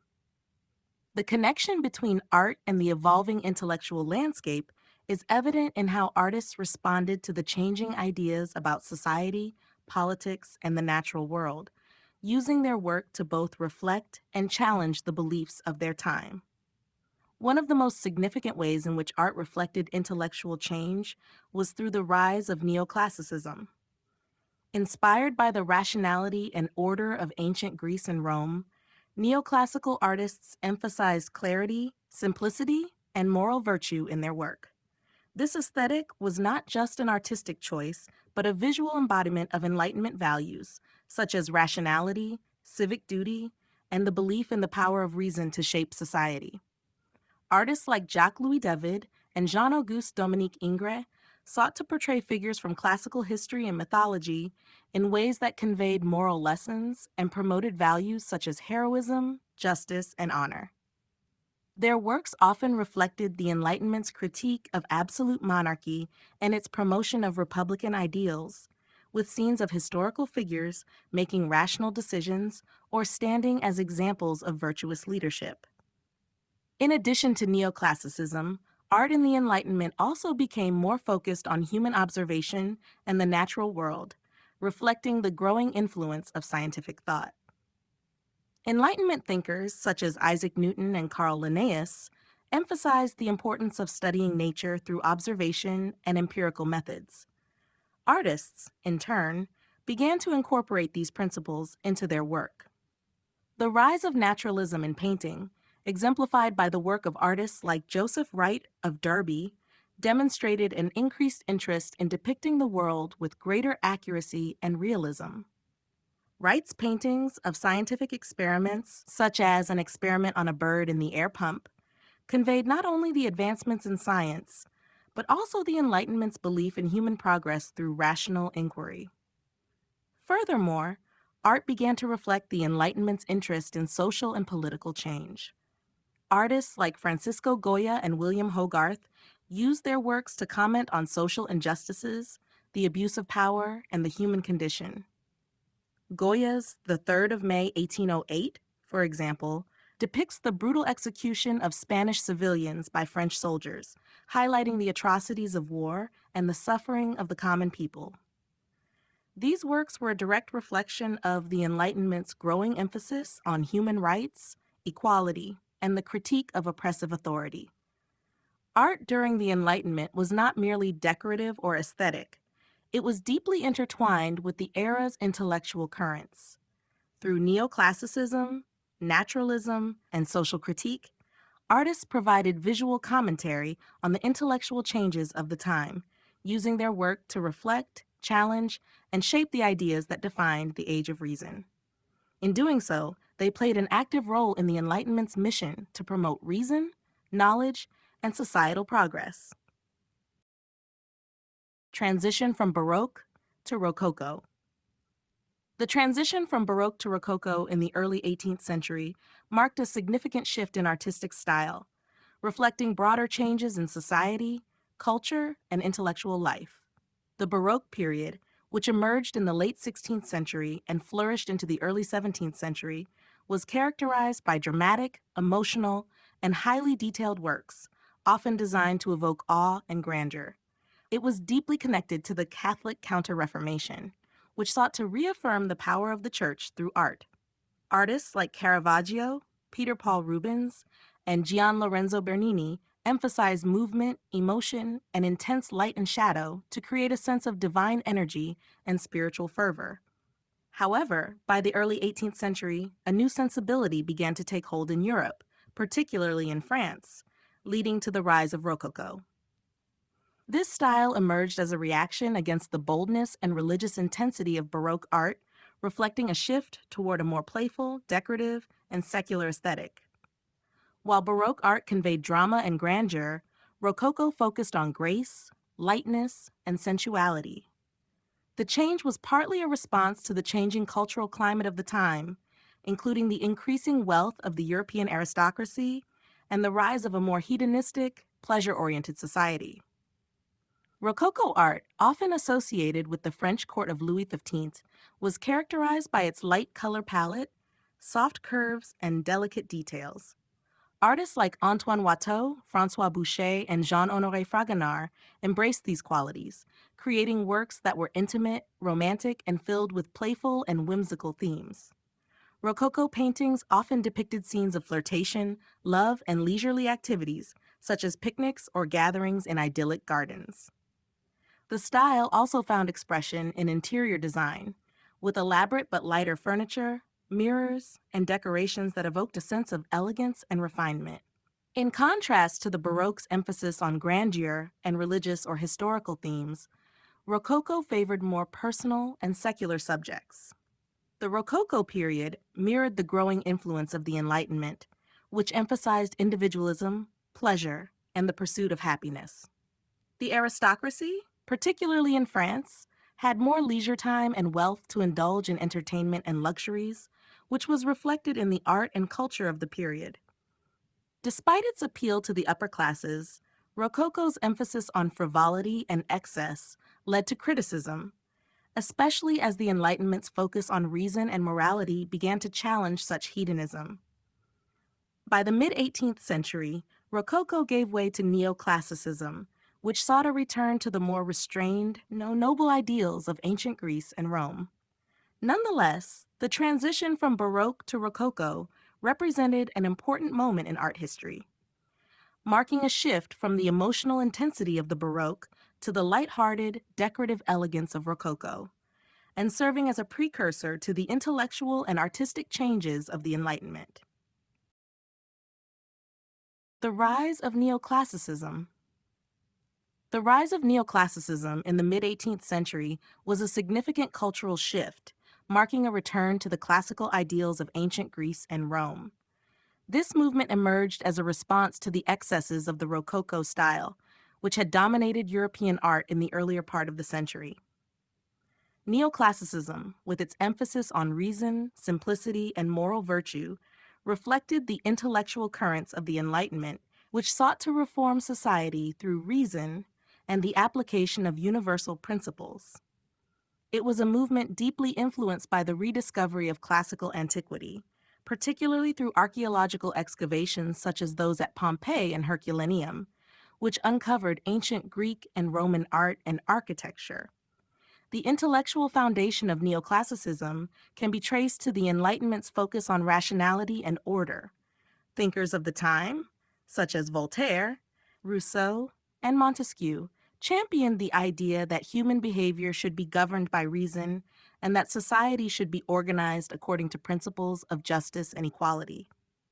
This emphasis on reason resonated strongly with the neoclassical artists, who believed that art should reflect moral and intellectual values rather than superficial ornamentation or extravagance. They rejected the playful, decorative nature of Rococo in favor of clarity, simplicity, and a return to the dignified and restrained style of classical antiquity. In painting and sculpture, neoclassicism was characterized by the use of clean lines, balanced compositions, and subjects drawn from classical history, mythology, and philosophy. Artists such as Jacques-Louis David, Jean-Auguste Dominique Ingres, and Antonio Canova became prominent figures of the movement, using classical themes to promote civic virtue, heroism, and moral integrity.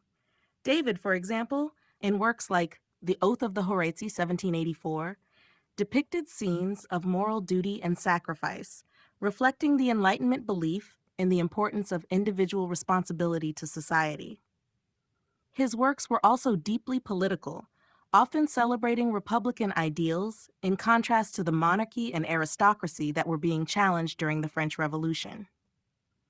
Neoclassical architecture also reflected these principles, with its emphasis on symmetry, proportion, and the use of classical columns, pediments, and arches.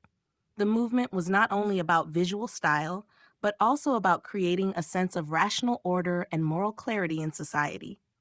The construction of public buildings such as the Pantheon in Paris and the United States Capitol in Washington, D.C., both of which were influenced by classical designs, symbolized the new ideals of democracy, reason, and civic duty. Ultimately, neoclassicism represented a rejection of the ornate excesses of the Baroque and Rococo periods, embracing instead the intellectual rigor and moral clarity of classical antiquity. It was a movement that sought to combine art with Enlightenment ideals, promoting reason, virtue, and a renewed appreciation for the culture and philosophy of the ancient world. Through its emphasis on rationality, order, and simplicity, neoclassicism left a lasting imprint on art, architecture, and culture, influencing the development of modern Western aesthetics and democratic ideals. The idealization of reason in visual art. The idealization of reason in visual art during the Enlightenment reflected the period's intellectual shift towards rational thought, logic, and empirical evidence as guiding principles in understanding the world. As Enlightenment thinkers emphasized the power of human reason to shape society and improve the condition of mankind, artists were similarly influenced by these ideals, using their work to portray reason as an essential quality of the human experience. In this context, visual art became a vehicle for exploring and representing the rationality that was central to Enlightenment philosophy. One of the primary ways in which reason was idealized in visual art was through the use of neoclassical style, which sought to revive the simplicity, balance, and order found in ancient Greek and Roman art. The classical ideals of harmony, proportion, and rationality were seen as emblematic of the intellectual clarity and moral integrity that Enlightenment thinkers celebrated. Artists like Jacques-Louis David and Jean-Auguste Dominique Ingres depicted historical and mythological figures in compositions that exuded rationality and discipline. For example, David's The Oath of the Horatii, 1784, not only showcased the moral virtue of duty and sacrifice, but also emphasized the importance of reasoned decision-making and self-control in the face of conflict. The figures in his paintings are composed with precise lines and balanced forms, mirroring the Enlightenment belief in the power of rational thought to guide human action. In addition to neoclassical style, the subjects of Enlightenment art often reflected the intellectual concerns of the time. Scenes of scientific discovery, philosophical debate, and the pursuit of knowledge were common, with artists using these themes to celebrate the growing importance of reason in every aspect of life. For example, paintings by artists like Joseph Wright of Derby, such as An Experiment on a Bird in the Air Pump, 1768, depicted scientific experiments and the rational process of inquiry.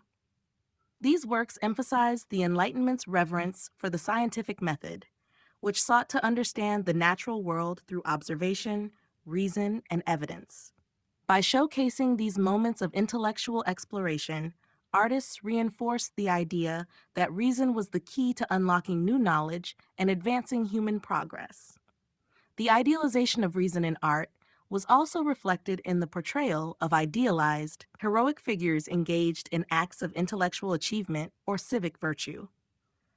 Artists celebrated the rational, morally upright individuals who contributed to the betterment of society, echoing the Enlightenment's emphasis on human potential and the importance of education, rational governance, and moral integrity.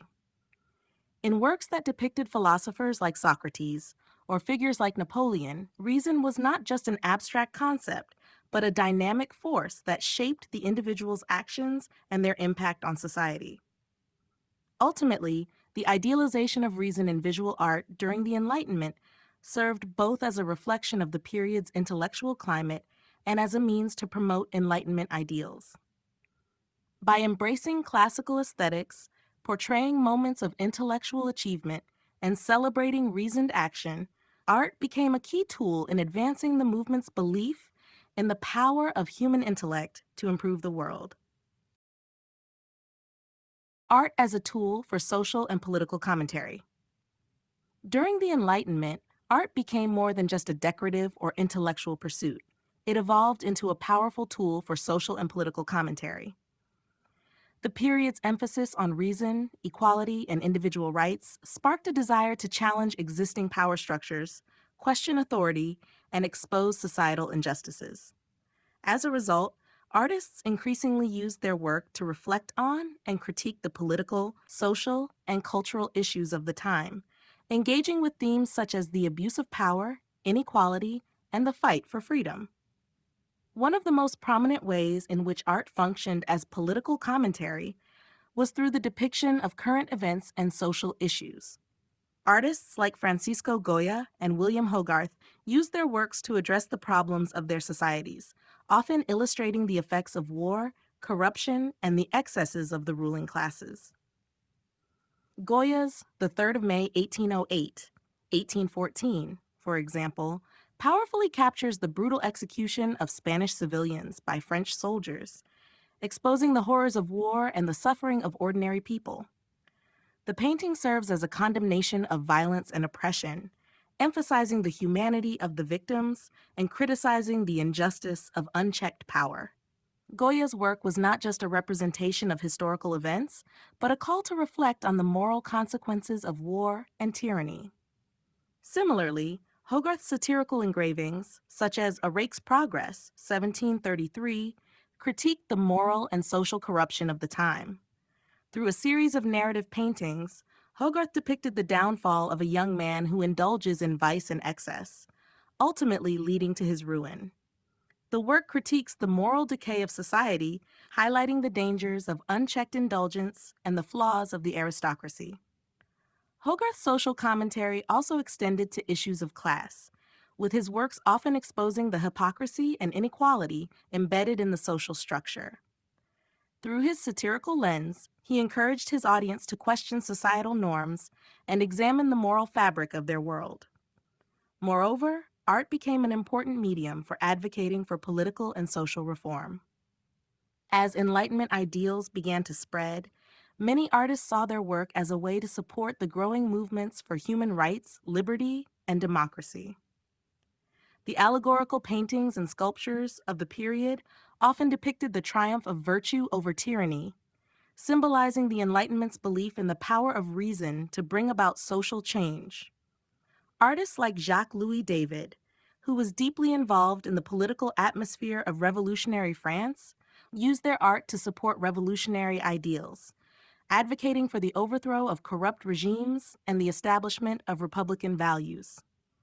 In addition to direct political commentary, art also became a tool for questioning traditional power structures, including the church and monarchy.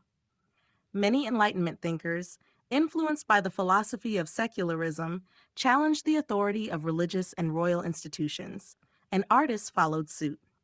Through allegory and symbolism, they portrayed the weakening of these institutions, contributing to the broader critique of established hierarchies. In conclusion, art in the Enlightenment era played a crucial role in social and political commentary, offering a platform for addressing pressing issues of the time. By reflecting on war, corruption, inequality, and the need for reform, artists became active participants in the intellectual and political debates of the period, using their works to challenge authority and advocate for change. Through its visual power, art helped to shape public discourse, influencing how society viewed itself and its future.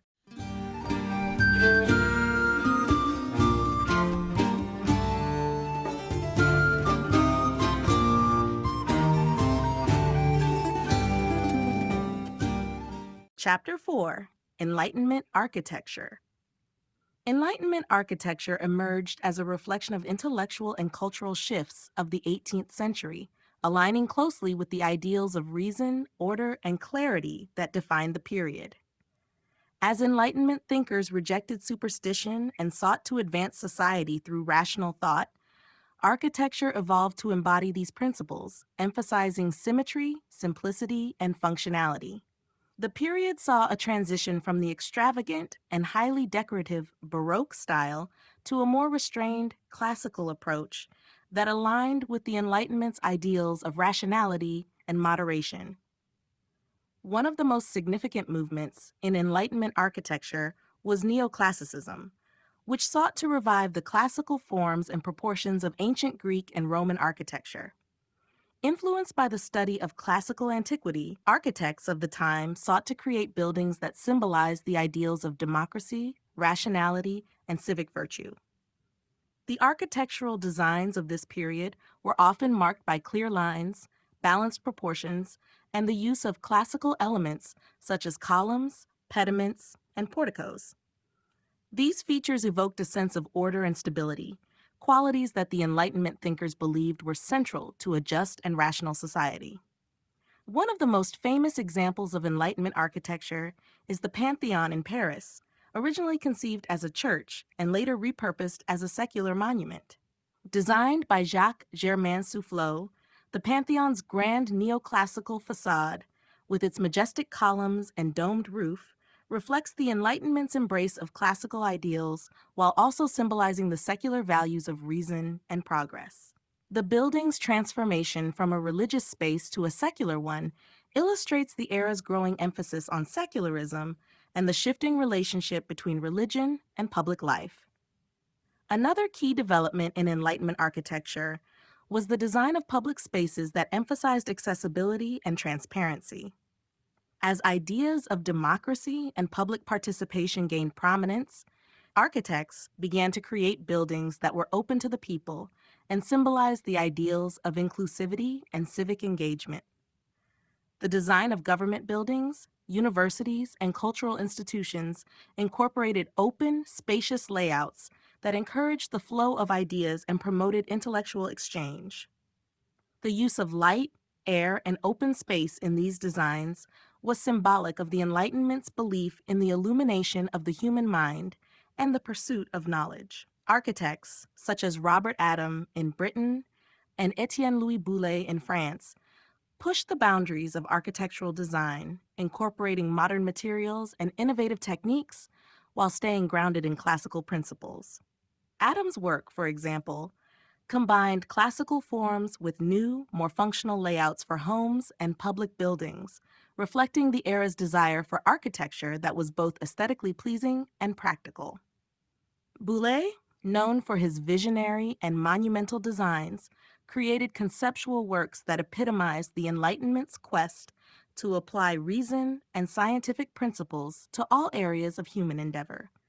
In conclusion, Enlightenment architecture was characterized by a return to classical forms and an emphasis on reason, functionality, and civic virtue. Architects of the time sought to create buildings that reflected the values of the Enlightenment, from the use of classical styles to the design of public spaces that symbolized inclusivity and progress. Through its embrace of order, clarity, and intellectual ideals, Enlightenment architecture left a lasting legacy, influencing not only the built environment of the 18th century, but also the development of modern architecture in the centuries that followed. Classical influences and the rise of neoclassical architecture. The rise of neoclassical architecture in the 18th century was deeply influenced by the classical traditions of ancient Greece and Rome, marking a return to the principles of balance, harmony, and order that were characteristic of classical antiquity. This architectural shift, which became prominent during the Enlightenment, reflected the era's intellectual embrace of reason, clarity, and a rejection of the elaborate forms and ornate details of the Baroque and Rococo periods. The renewed interest in classical architecture was part of a broader cultural movement that sought to draw on the ideals of antiquity to inspire a more rational, democratic, and morally virtuous society. The roots of neoclassical architecture can be traced back to the Renaissance, which had first revived classical ideals. But it was in the 18th century, with the discoveries of ancient ruins like those in Pompeii and Herculaneum, that the movement gained fresh momentum. These archaeological findings, along with increased scholarly attention to classical texts, fueled a new fascination with the architectural accomplishments of ancient civilizations. The influence of classical architecture was evident in the rise of grand public buildings, museums, and governmental structures designed to embody Enlightenment values. Architects like Robert Adam in Britain, Jacques-Germain Soufflot in France, and Claude-Nicolas Ledoux were pivotal in the development of neoclassical architecture. They sought to adapt the simplicity and grandeur of ancient Roman and Greek buildings, such as temples, basilicas, and civic structures, to the needs of modern society. The use of columns, domes, and pediments became hallmark features of the neoclassical style, symbolizing the ideals of democracy, civic duty, and reason.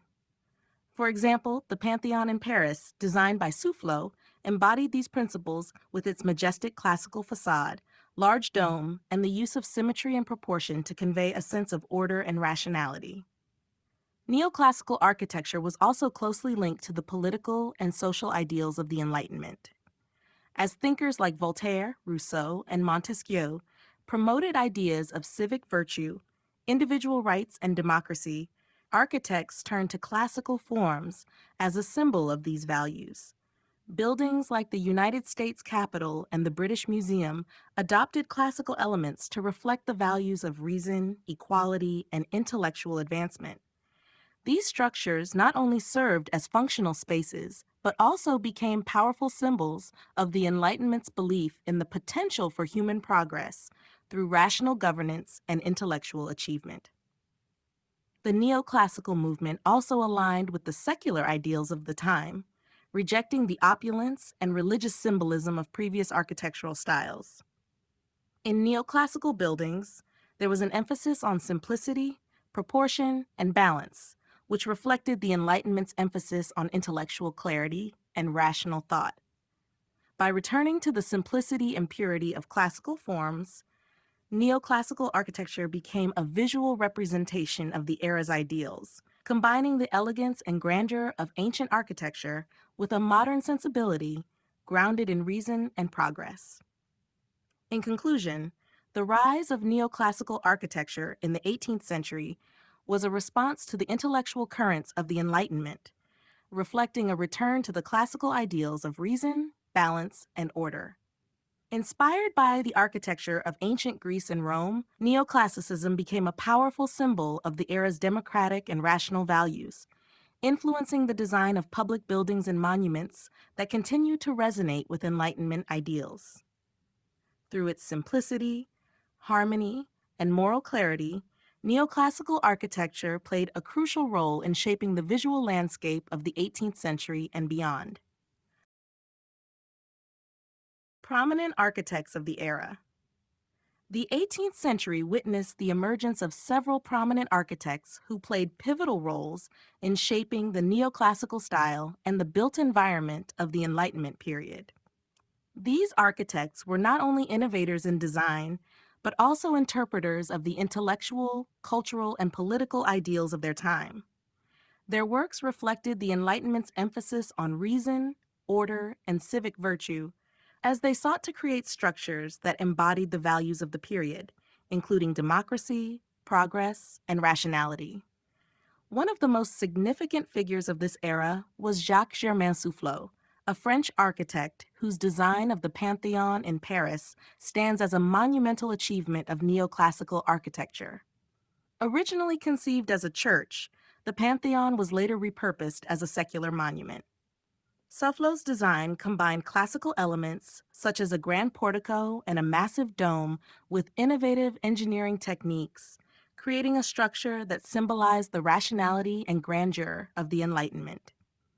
The Pantheon's transformation from a religious to a secular building also mirrored the era's shift towards secularism and intellectual progress, making it one of the defining symbols of the Enlightenment. In Britain, Robert Adam was another central figure in the development of neoclassical architecture. Known for his ability to blend classical forms with modern sensibilities, Adam's work transformed both private homes and public buildings. His design for the interiors of the Etruscan Room at the British Museum and the furniture in the Adelphi Building in London displayed a refined and sophisticated approach to neoclassicism. Adam's work was characterized by elegant proportions, clean lines, and a sense of balance, all of which were aligned with the Enlightenment's ideals of reason and clarity. He also embraced the use of natural light and open spaces, making his designs more functional and accessible. Claude Nicolas Ledoux, a French architect, was known for his visionary and often unconventional approach to neoclassicism. His designs, such as the salt works at Chaux, reflect his belief in the power of architecture to promote social and moral progress. Ledoux was one of the first to incorporate the ideas of rational planning into architecture, designing buildings that were not only aesthetically pleasing, but also served a social purpose. His works often featured bold, geometric forms and symbolic elements that conveyed the moral and philosophical ideals of the time. Finally, in the United States, James Hoban played a crucial role in shaping the architectural identity of the new nation. He designed the White House, one of the most iconic examples of neoclassical architecture in America. Hoban's design, inspired by classical European models, symbolized the democratic values of the young United States, with its emphasis on symmetry, balance, and the use of classical orders like columns and pediments. These architects, among others, were instrumental in defining the architectural landscape of the Enlightenment era. Their work not only reflected the intellectual climate of the time, but also served as a means of visually communicating the values of reason, progress, and civic virtue. Through their designs, they helped lay the foundations for the architectural language of the modern world. The transformation of public spaces and civic buildings. During the Enlightenment, public spaces and civic buildings underwent a profound transformation, driven by the period's intellectual and cultural emphasis on reason, equality, and progress. Architects and urban planners sought to design spaces that reflected the Enlightenment ideals of accessibility, rationality, and civic engagement. This transformation was marked by a shift from the ornate, religiously driven architecture of previous eras to more secular, functional, and inclusive designs that symbolize the democratic values emerging in society. One of the most significant changes in public spaces during the Enlightenment was the rise of civic architecture that was designed to serve the public good rather than solely the needs of the monarchy or the church. The design of government buildings, museums, libraries, and theaters increasingly reflected the values of transparency, intellectual exchange, and public participation. These buildings were no longer just symbols of royal or ecclesiastical authority. They became spaces for the dissemination of knowledge, culture, and democratic ideals. The public library, for instance, emerged as a symbol of intellectual accessibility and the democratization of knowledge, making information available to all, regardless of social class. In terms of architectural style, civic buildings began to embrace the simplicity, order, and proportion found in classical architecture. The influence of neoclassicism, which championed symmetry and balance, played a key role in shaping the design of these new civic spaces. Public buildings were often constructed using classical elements like columns, pediments, and domes, which not only evoked the grandeur of ancient Greece and Rome, but also symbolized the rationality and civic virtue that Enlightenment thinkers admired. One prominent example is the design of the United States Capitol, where the use of classical forms conveys the ideals of democracy, unity, and reason. Public spaces, such as squares and promenades, were also redesigned to encourage public gatherings and civic discourse. The notion that the physical environment could influence social and political life became central to urban planning during the Enlightenment. In Paris, for example, squares and boulevards were created to facilitate public interaction and the exchange of ideas. The open, symmetrical design of these spaces allowed for visibility and accessibility, inviting citizens to participate in civic life and promoting a sense of collective identity. The placement of important civic buildings at the heart of these spaces further underscored the importance of reasoned governance and public involvement in the political process. The Enlightenment's impact on the transformation of public spaces and civic buildings was also seen in the rise of institutions like museums and galleries, which were designed to house and display the knowledge and culture of the time. These buildings were often created with the intention of fostering intellectual curiosity, scientific inquiry, and cultural enrichment. By opening these spaces to the public, Enlightenment thinkers hope to inspire a more informed and engaged citizenry. In conclusion, the Enlightenment era brought about a significant transformation in public spaces and civic buildings. Architects and urban planners reimagined these spaces as reflections of reason, accessibility, and civic engagement, aligning them with the period's ideals of democracy, equality, and intellectual progress.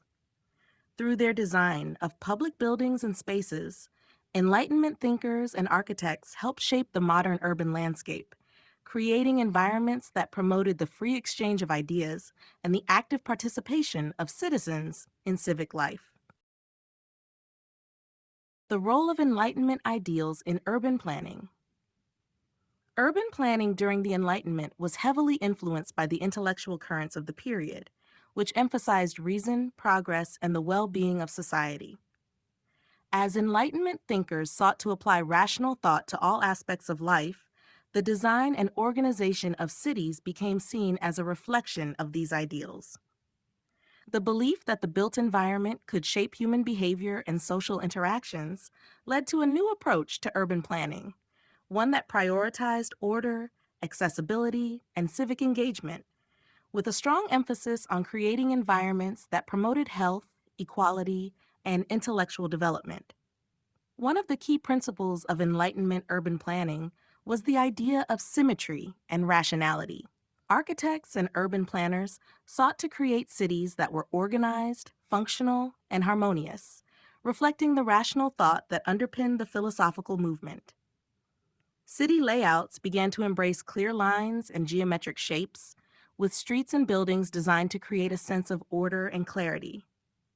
This approach was influenced by classical ideals, as planners looked to ancient Greek and Roman cities for inspiration.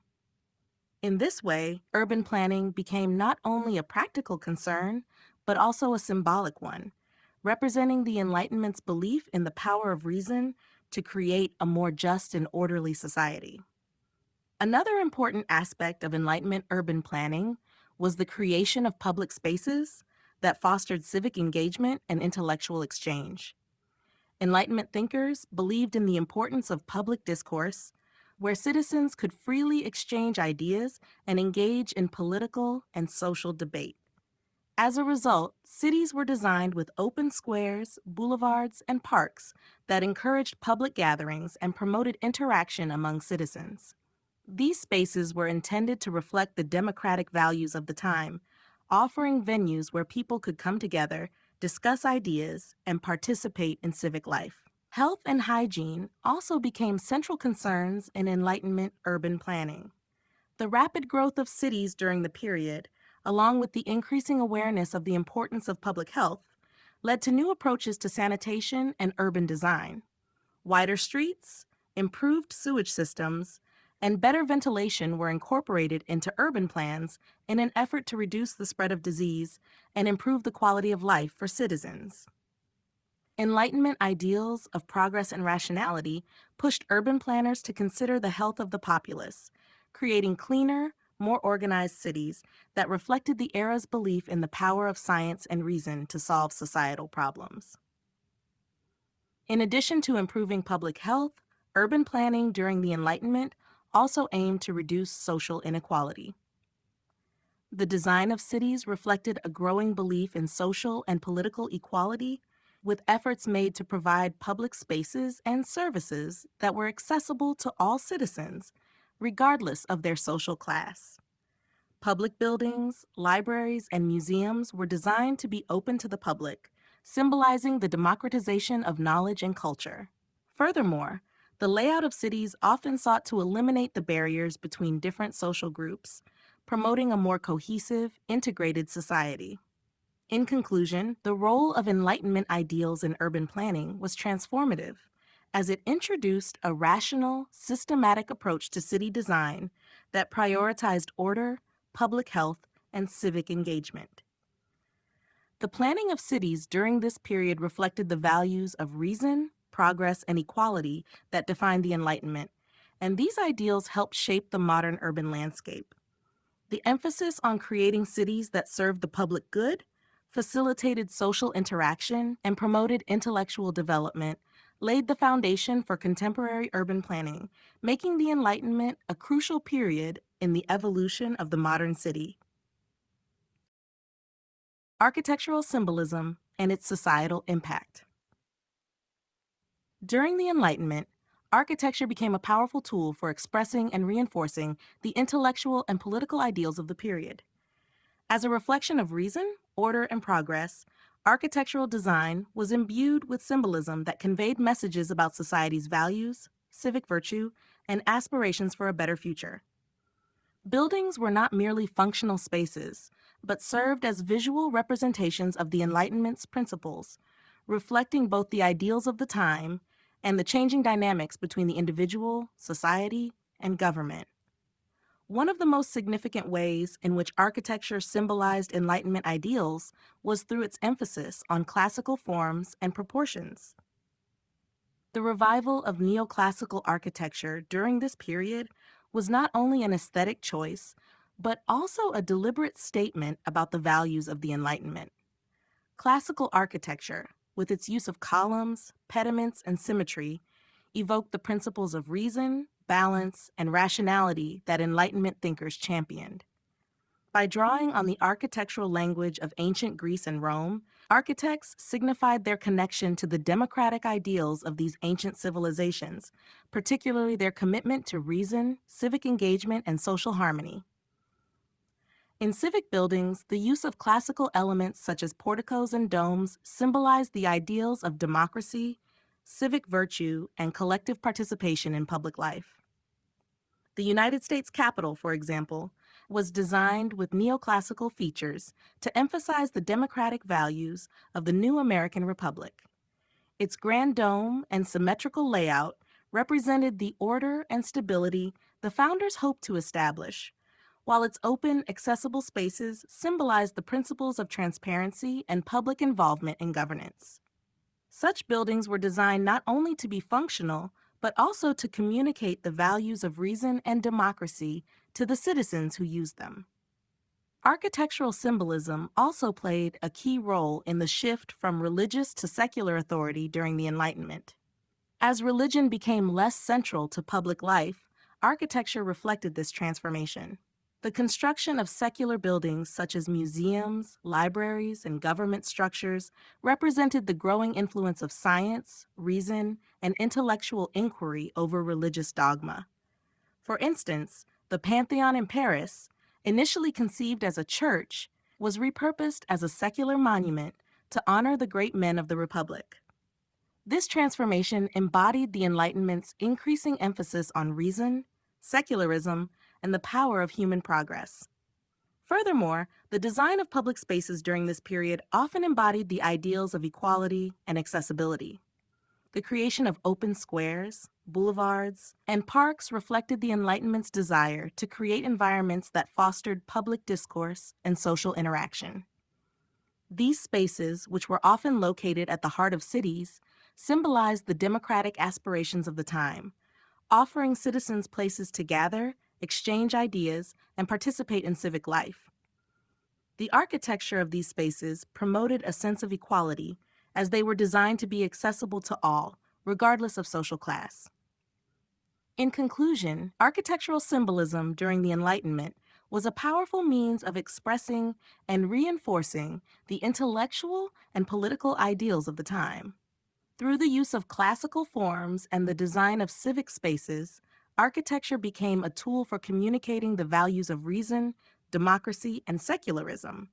The societal impact of this architectural symbolism was profound, as it not only shaped the physical landscape of the era, but also contributed to the cultural and political transformation of society, promoting ideals of equality, public engagement, and intellectual progress.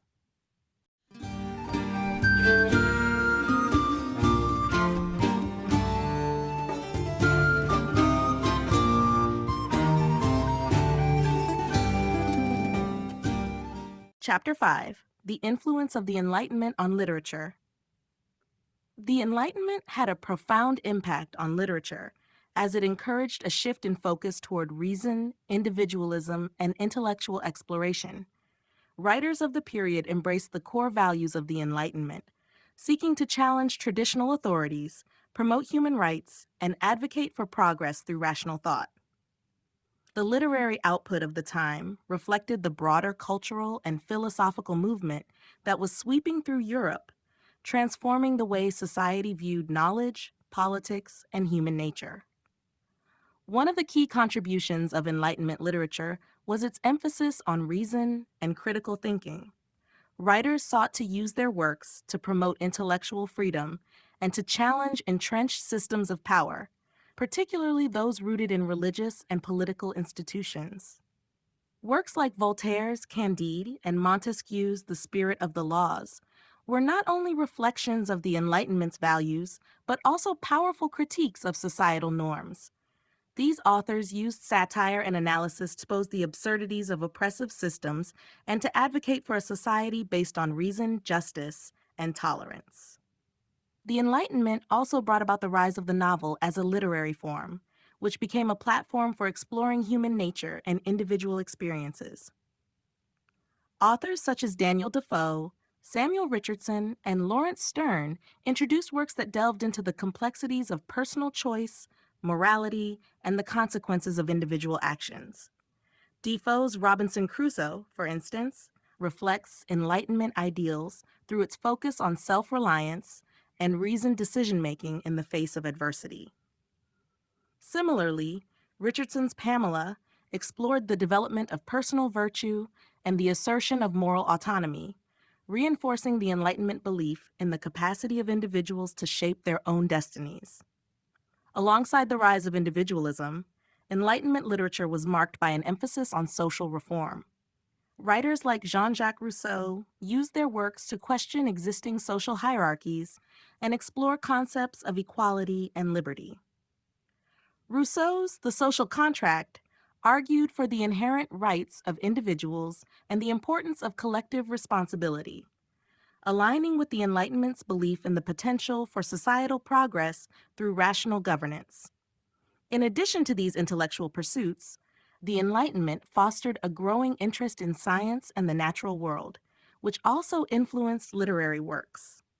Authors like Jonathan Swift and Alexander Pope incorporated the discoveries and philosophies of the time into their writings, reflecting the period's fascination with science and empirical observation. Swift's Gulliver's Travels, for example, combined political satire with speculative exploration of human nature and society, drawing on Enlightenment ideas about human progress and the limits of reason. In conclusion, the Enlightenment left an indelible mark on literature, encouraging writers to explore the power of reason, individualism, and social reform. The period's literature questioned traditional norms, celebrated intellectual freedom, and reflected the transformative impact of Enlightenment thought on European society. Through works that blended satire, moral inquiry, and social critique, Enlightenment writers contributed significantly to the shaping of modern literature and the intellectual landscape of the time. The spread of Enlightenment ideas through written works. The Enlightenment was fundamentally a movement of ideas, and literature played a crucial role in spreading these ideas across Europe and beyond. As the printing press had revolutionized the distribution of books in the preceding centuries, it was during the Enlightenment that the printed word reached an unprecedented level of influence. Philosophers, writers, and intellectuals used the power of written works to challenge existing authorities, promote rational thinking, and inspire political and social change. Books, pamphlets, essays, and journals became vehicles for the dissemination of Enlightenment ideals, bridging geographical divides and engaging audiences in both public and private spheres. One of the most notable examples of the spread of Enlightenment ideas through written works is the Encyclopédie, a monumental project led by Denis Diderot and Jean-Laurent d'Alembert. This multi-volume work sought to compile the knowledge of the time, offering a comprehensive survey of science, philosophy, and the arts. It aimed to educate the public and promote rational, empirical thinking, making complex ideas accessible to a wide audience. The Encyclopédie was not just an academic resource. It was a call for intellectual liberation from religious dogma and traditional authority. With contributions from thinkers like Voltaire, Rousseau, and Montesquieu, the Encyclopédie became a symbol of Enlightenment ideals, promoting the belief that knowledge could be used to improve society. Philosophers and writers also used satire as a tool to communicate Enlightenment ideas.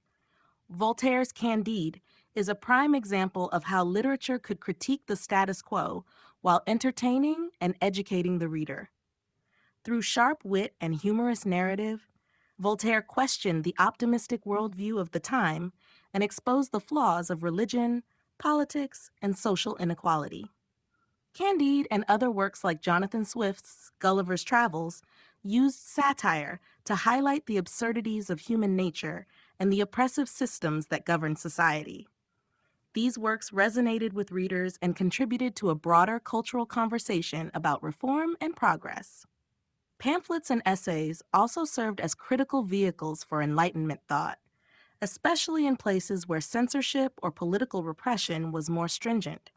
Writers like Thomas Paine, with his Common Sense, used pamphlets to influence public opinion and challenge political systems. Paine's work played a significant role in the American Revolution, advocating for the independence of the colonies and spreading Enlightenment ideals of liberty, democracy, and the rights of individuals. Additionally, literary salons and coffee houses became hubs of intellectual exchange, where works by writers such as Montesquieu, Rousseau, and Locke were discussed and debated. These spaces allowed ideas to circulate widely, with discussions on topics such as governance, individual freedoms, and the role of reason in society taking center stage. In conclusion, written works were instrumental in the spread of Enlightenment ideas, making complex philosophical concepts accessible and engaging to a broader audience. Whether through comprehensive encyclopedias, sharp satirical works, or persuasive pamphlets, Enlightenment thinkers effectively used the written word to promote intellectual freedom, challenge established norms, and inspire political and social reform. These written works laid the foundation for the intellectual landscape of the modern world and continue to influence thought and society today. Philosophical novels and satirical works. Philosophical novels and satirical works became prominent literary forms during the Enlightenment, serving as effective means of communicating complex ideas while engaging with a broad audience. Writers of the period used these genres not only to entertain, but also to critique societal norms, challenge authority, and promote Enlightenment ideals. By employing satire and philosophical storytelling, authors were able to subtly question political and religious structures, encourage rational thought, and explore the potential for human progress. One of the most famous examples of a philosophical novel is Voltaire's Candide. This satirical work, with its blend of humor and profound critique, targeted the optimism and complacency that characterized much of the thinking of the time. Through the adventures of Candide, Voltaire exposes the folly of unquestioned faith in philosophical optimism, particularly the philosophy of Leibniz, which suggested that all is for the best in the best of all possible worlds. As Candide journeys through a series of increasingly absurd and tragic situations, Voltaire reveals the darker realities of human existence, including war, injustice, and the corruption of religious and political institutions. Candide was not only a biting commentary on the prevailing optimism of the period, but also a call for reason, tolerance, and the necessity of addressing social and political injustices through critical thinking. Jonathan Swift's Gulliver's Travels is another key satirical work of the Enlightenment that critiques both contemporary society and human nature. In this novel, Swift uses the fantastical voyages of Lemuel Gulliver to satirize a wide array of topics, from the pettiness of political disputes to the hypocrisy of religious institutions. The book's famous portrayal of the tiny Lilliputians, who are embroiled in absurd political conflicts, serves as an exaggerated commentary on the triviality of human ambition and power struggles. Through these satirical adventures, Swift encourages readers to reflect on the shortcomings of society and the potential for human rationality to improve governance and personal conduct. Philosophical novels, such as Jean-Jacques Rousseau's Émile or On Education, also played a crucial role in shaping Enlightenment thought. Rousseau's work delves into the development of an ideal individual, free from the corrupting influences of society. Through a detailed narrative on the education of Émile, Rousseau emphasizes the importance of natural development, self-reliance, and the cultivation of virtue. The novel's philosophical message, advocating for the rights and education of individuals, particularly children, reflects the Enlightenment's commitment to human progress and the importance of reason in guiding moral development. These works, both philosophical and satirical, were crucial in spreading Enlightenment ideas and challenging the traditional structures of power and belief. They made complex philosophical concepts accessible to a wider audience, inviting readers to question societal norms and think critically about the world around them. By blending entertainment with social commentary, these authors contributed to a larger cultural shift where reason, skepticism, and progress were valued over blind faith and unquestioned tradition.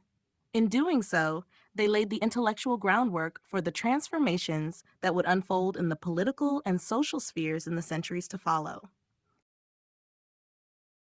The rise of the public sphere and the role of the salon. During the Enlightenment, the concept of the public sphere underwent a significant transformation as intellectual discourse and social interaction increasingly took place outside traditional institutions such as the church and the court. This new public sphere, a space for free exchange of ideas, was central to the intellectual and political development of the era. It allowed for discussions on philosophy, science, politics, and society to be shared widely, often transcending social and geographical boundaries. Salons played a vital role in the emergence and flourishing of this public sphere, serving as venues where ideas could be debated, challenged, and refined. The salon, a private gathering typically hosted by women in their homes, became a key institution in the intellectual life of the Enlightenment. In these spaces, participants from various social classes, including writers, philosophers, politicians, and artists, gathered to discuss contemporary issues and share their thoughts. The salon was unique in that it created an inclusive environment where individuals could engage with one another in ways that were often not possible in more formal institutional settings. It allowed for the exchange of ideas between people who might not have had direct access to political power or formal education, thus democratizing knowledge and creating a space for intellectual diversity. The role of women in the salon was particularly significant, as they were often the hosts and facilitators of these gatherings. Figures like Madame de Pompadour in France and Germaine de Staël played prominent roles in shaping the intellectual climate of their time by providing a forum for the exchange of ideas. Although women were often excluded from formal political or academic circles, salons gave them a unique platform to influence the development of Enlightenment thought. Their ability to invite diverse thinkers to the table and mediate discussions helped foster a vibrant intellectual environment. The salons also contributed to the rise of the public intellectual, a figure who engaged with society's issues and communicated ideas to a broader audience. These intellectuals, such as Voltaire, Montesquieu, and Rousseau, often participated in salon discussions and used the ideas exchanged within these spaces to inform their writings. The salons were therefore crucial in the development of public opinion and in the spread of Enlightenment ideals. They were places where ideas about reason, secularism, democracy, and human rights were shared and debated, which in turn had profound effects on political thought and the push for social reform. In addition to their intellectual function, salons also contributed to the growth of print culture. As ideas discussed in salons were often published, they helped fuel the rapid expansion of newspapers, pamphlets, and books. This circulation of ideas through both personal discussion and print media allowed Enlightenment principles to reach an ever-widening audience, making the intellectual movement not only a reflection of the elite, but also a catalyst for broader social change. In conclusion, the rise of the public sphere during the Enlightenment was a critical development in the spread of new ideas and the democratization of knowledge. Salons played an essential role in this transformation, providing a space for intellectual exchange that was both inclusive and influential. Through these gatherings, ideas about reason, progress, and societal reform were shared, discussed, and disseminated, paving the way for significant political and cultural changes that would define the modern world. Key literary figures: Voltaire, Rousseau, Montesquieu. The Enlightenment was characterized by the contributions of many thinkers who sought to challenge traditional authority and promote ideas grounded in reason, science, and progress. Among the most influential literary figures of the period were Voltaire, Jean-Jacques Rousseau, and Montesquieu, each of whom played a pivotal role in shaping the intellectual landscape of the time. Through their writings, they influenced not only philosophy but also politics, social thought, and the cultural development of Europe. Voltaire, one of the most prominent figures of the Enlightenment, was known for his wit, criticism of the established church, and advocacy for civil liberties. His works often took the form of satirical writing, where he used humor and irony to expose the absurdities of both religious dogma and political tyranny. Candide, his most famous work, is a prime example of his approach to literature. The novel tells the story of a young man, Candide, who embarks on a journey to find the meaning of life, only to be confronted with the harsh realities of the world. Through this story, Voltaire critiques the philosophical optimism of thinkers like Leibniz, exposes the corruption of the church, and calls for reason and reform. Voltaire's contributions to the Enlightenment were not limited to literature alone. His ideas on religious tolerance, freedom of expression, and the separation of church and state were influential in the development of modern democratic thought. Jean-Jacques Rousseau, another leading figure of the Enlightenment, made significant contributions to both philosophy and literature. His works often focused on the relationship between the individual and society, as well as the impact of civilization on human nature.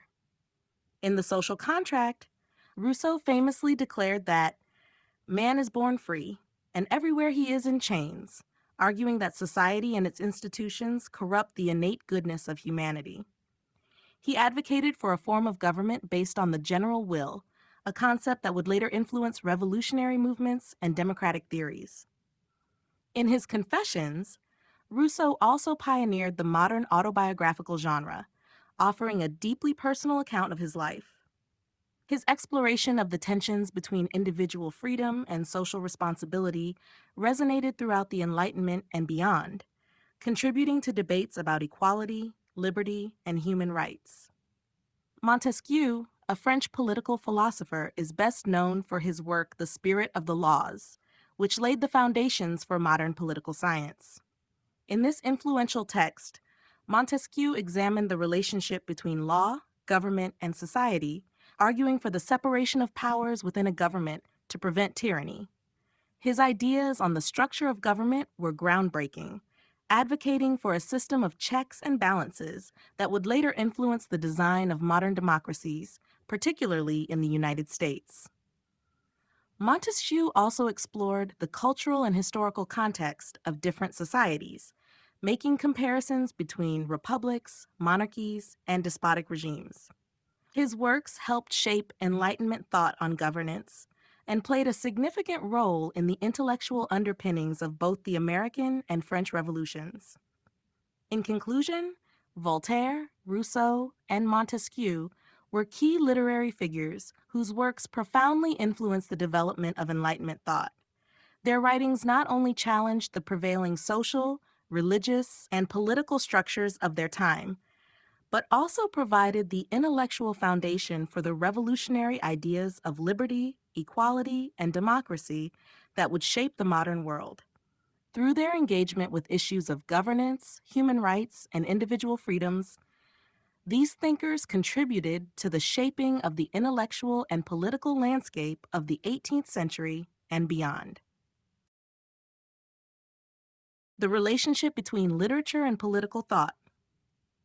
During the Enlightenment, literature and political thought were deeply interconnected, with writers using their works not only to explore philosophical ideas, but also to influence political and social change. Literature became a powerful tool for challenging existing political structures, questioning authority, and promoting new ideals of freedom, equality, and reason. Through novels, essays, plays, and treatises, Enlightenment thinkers shaped and reflected the political landscape of the time, helping to lay the groundwork for future revolutions and the development of modern political systems. Many of the great literary works of the Enlightenment engaged directly with political issues. Writers like Voltaire, Montesquieu, and Rousseau used literature as a medium to critique the existing political order, often advocating for reform. Voltaire, for example, in his satirical masterpiece, Candide, ridiculed the prevailing optimism of the time, which was often used to justify political and social inequality. By highlighting the absurdities of war, the corruption of church and state, and the suffering of ordinary people, Voltaire called for a rational and humane approach to governance, one that prioritized reason and individual rights over blind faith and oppressive authority. Montesquieu's The Spirit of the Laws also directly linked literature to political thought by analyzing different forms of government and their effects on society. His work argued for the separation of powers in government, a groundbreaking idea that influenced the development of constitutional systems in Europe and the Americas. Montesquieu's literary style, combining political philosophy with historical and sociological analysis, allowed him to present his ideas in an accessible and engaging manner, making his theories not only influential but widely read and debated. Rousseau's The Social Contract represented another critical intersection of literature and political theory. Rousseau argued that political legitimacy comes from the general will of the people, a concept that laid the foundation for democratic thought. Through his writings, Rousseau connected the concept of individual freedom with the idea of collective responsibility, calling for a society where citizens would participate in the creation of laws and the shaping of political structures. His work inspired revolutionary movements, including the French Revolution, as it promoted the idea that sovereignty belongs to the people rather than a monarch or aristocracy. In addition to these philosophical works, Enlightenment literature also played a role in shaping political thought through fiction. The rise of the novel allowed for the exploration of individual freedom, morality, and the consequences of social and political systems on personal lives. Through novels like Defoe's Robinson Crusoe and Richardson's Pamela, writers examined issues such as social mobility, personal virtue, and the pursuit of happiness, all of which were directly tied to Enlightenment ideals about human rights and the nature of government. In conclusion, the relationship between literature and political thought during the Enlightenment was central to the intellectual currents of the period. Through the written word, Enlightenment thinkers challenged old political paradigms, explored new ideas of governance, and inspired movements for social and political change. Whether through satire, philosophical treatises, or fictional narratives, literature provided a space where political ideas could be tested, discussed, and disseminated, shaping the political landscape of the time and laying the foundations for modern democratic thought.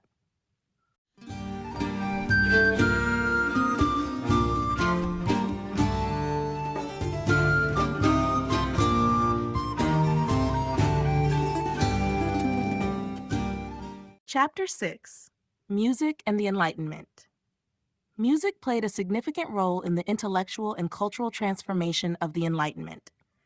As a powerful form of artistic expression, it was deeply intertwined with the era's ideals of reason, clarity, and the pursuit of human progress.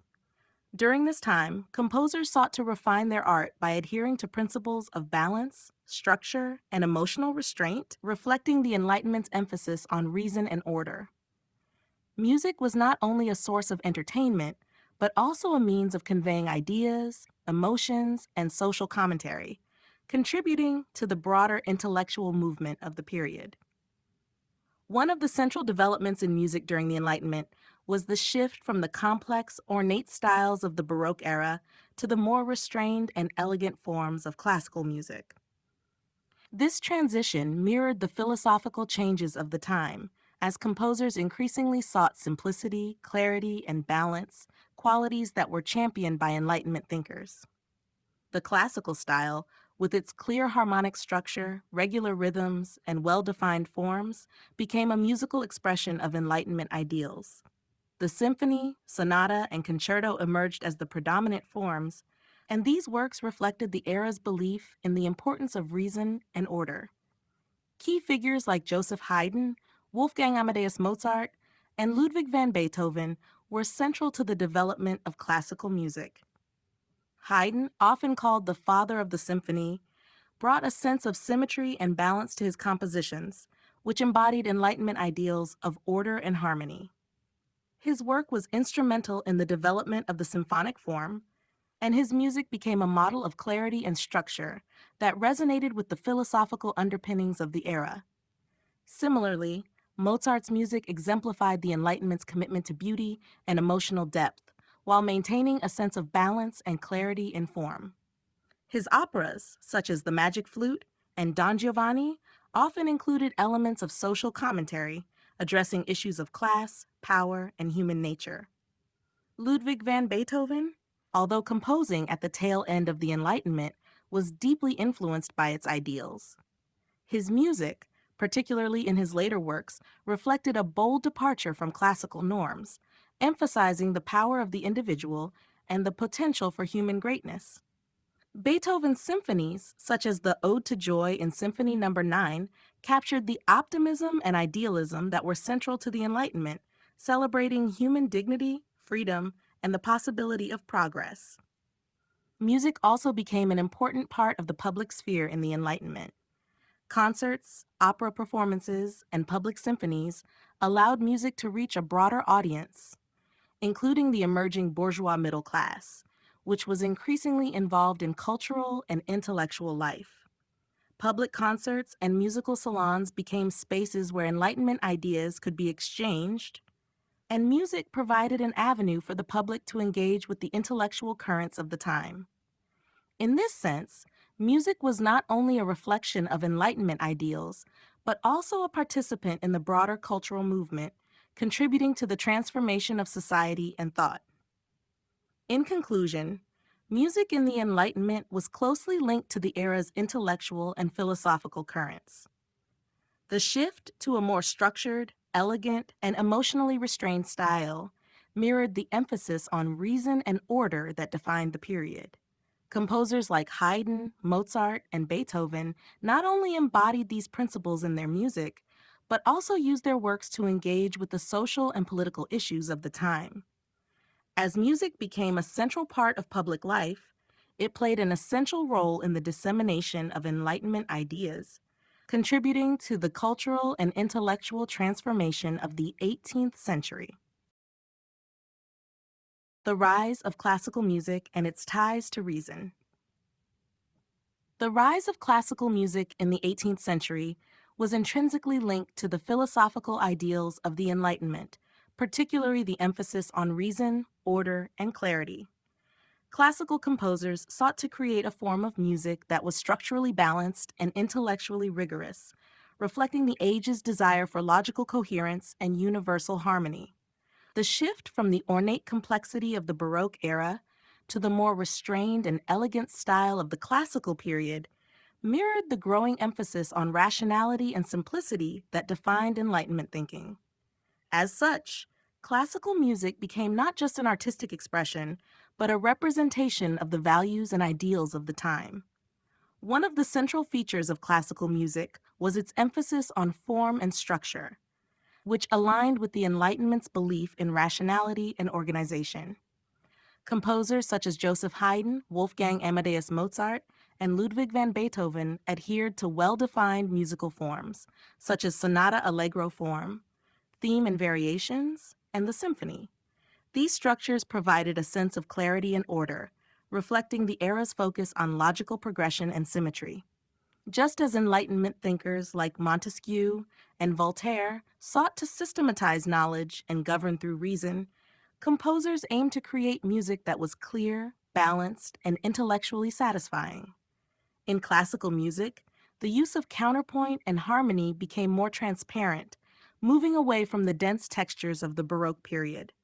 The simplicity and elegance of classical melodies also reflected the Enlightenment's preference for clarity over excess. Composers were increasingly concerned with ensuring that the musical lines were easily understandable, allowing listeners to follow the development of ideas within a composition.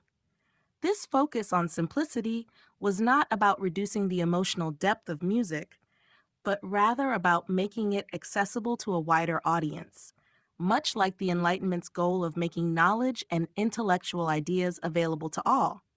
Mozart's music, for example, exemplified these principles.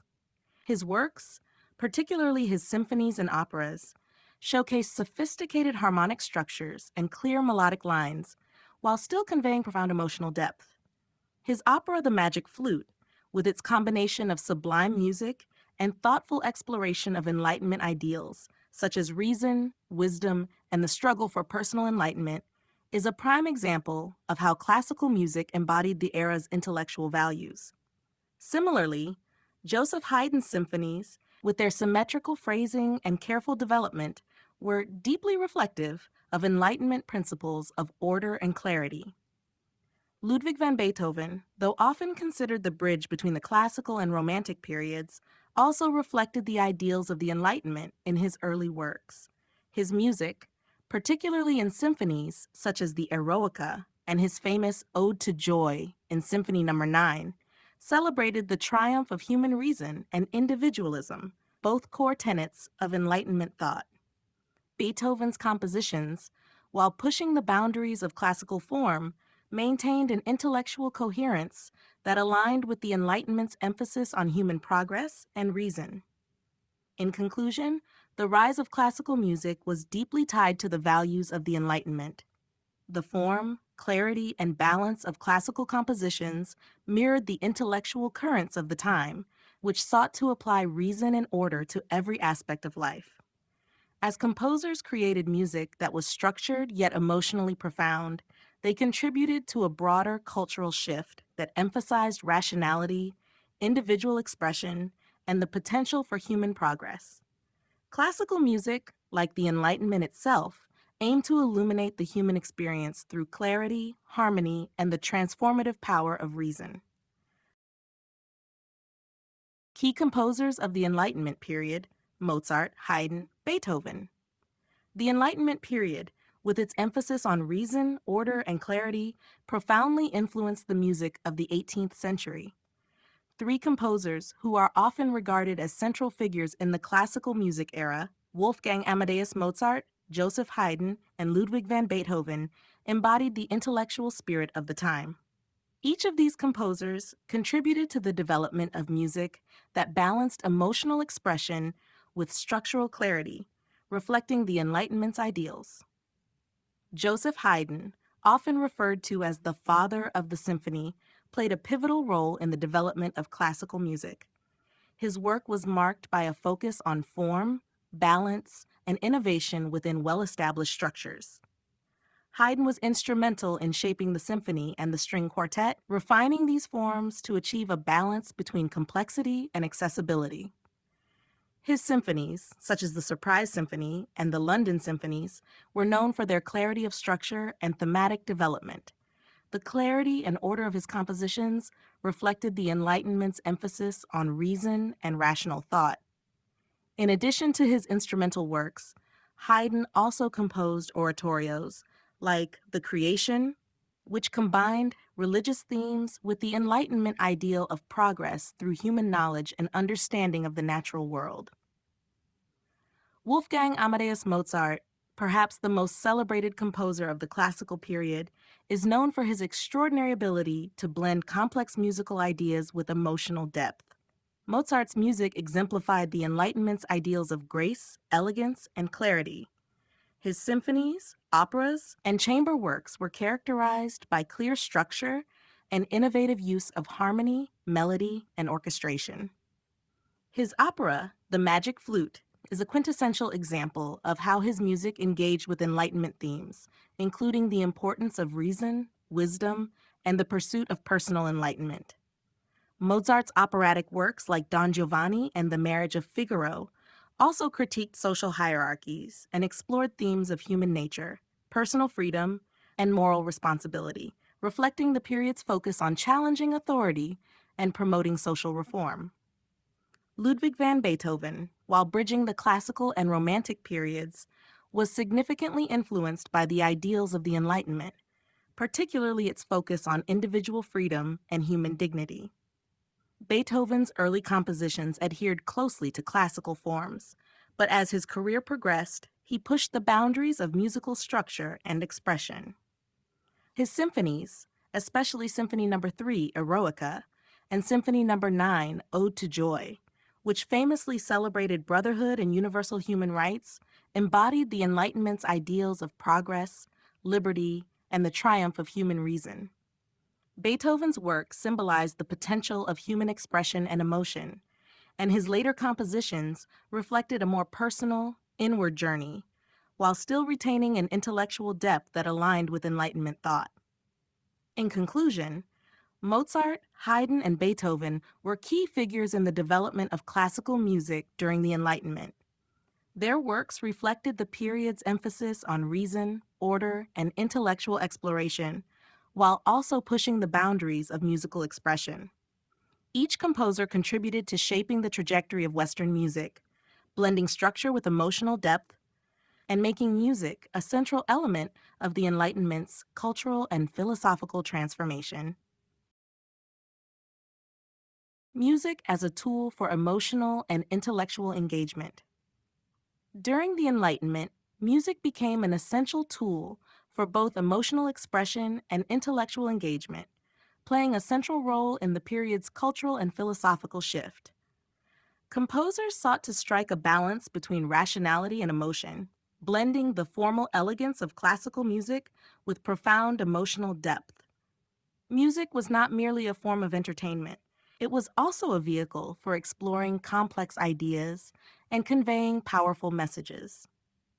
Enlightenment composers believed that music had the potential to not only move the listener emotionally, but also provoke thought, challenge social norms, and reflect the intellectual ideals of the time. One of the key aspects of music during the Enlightenment was its ability to convey the Enlightenment's intellectual ideals, such as reason, order, and clarity, while still allowing for emotional expression. Composers like Joseph Haydn, Wolfgang Amadeus Mozart, and Ludwig van Beethoven crafted music that appealed to both the intellect and the emotions, often embedding social and philosophical commentary into their works.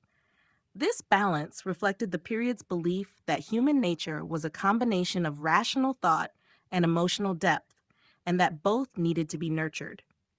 Mozart's The Magic Flute, for example, was not just an entertainment piece, it was also a philosophical exploration. Through its music and libretto, it examined themes of reason, wisdom, and the quest for enlightenment. The opera presented an allegory of personal growth and intellectual awakening, where the characters' journey toward understanding and wisdom was paralleled by their evolving musical themes. The work demonstrated how music could convey complex philosophical ideas in a way that was both emotionally engaging and intellectually stimulating. Similarly, Beethoven's symphonies, particularly his Eroica Symphony and Symphony No. 9, exemplified how music could serve as a vehicle for emotional engagement while embodying the Enlightenment's ideals of human dignity, progress, and freedom. Beethoven's Ode to Joy in Symphony No. 9 celebrated the triumph of human reason and brotherhood, emphasizing the potential for humanity to achieve harmony and peace through intellectual and emotional unity. The emotional power of the music was matched by its intellectual message, making it a profound example of how music could provoke reflection on societal ideals and human potential.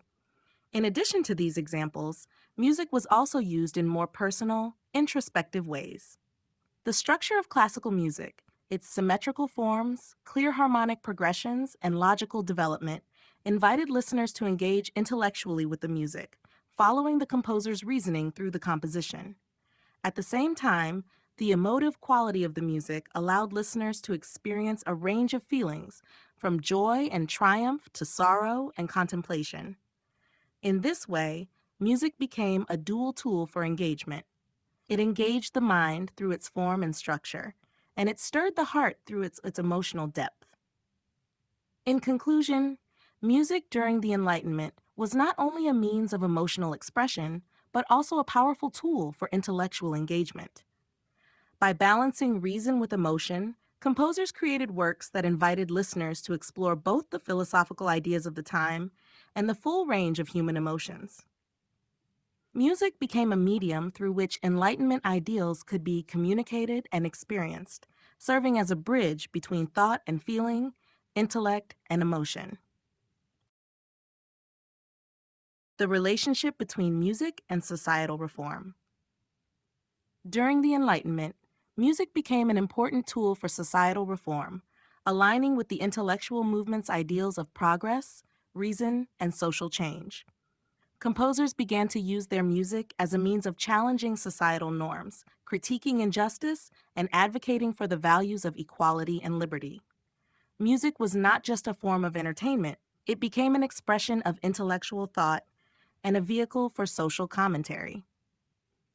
The relationship between music and societal reform was deeply embedded in the broader cultural transformation of the time, as composers sought to inspire change and influence public opinion through their works. One of the most prominent ways in which music engaged with societal reform was through its connection to Enlightenment ideals, particularly the emphasis on reason, human dignity, and universal rights. The symphonies, operas, and chamber works of composers like Wolfgang Amadeus Mozart, Joseph Haydn, and Ludwig van Beethoven not only reflected the era's intellectual ideals, but also became a means of engaging listeners in conversations about society and human nature. For example, Mozart's operas often portrayed themes of social justice, personal freedom, and the critique of power structures. Don Giovanni and The Marriage of Figaro both addressed issues of class, morality, and the tensions between authority and individual agency, subtly calling into question the existing social hierarchies and injustices. Beethoven's music, especially in his later works, also became a tool for societal reform. His Symphony No. 9, with its Ode to Joy, became a symbol of hope, unity, and the triumph of human dignity. The anthem-like quality of the Ode to Joy emphasized the Enlightenment values of fraternity and equality, advocating for a world where people from all walks of life could unite in harmony.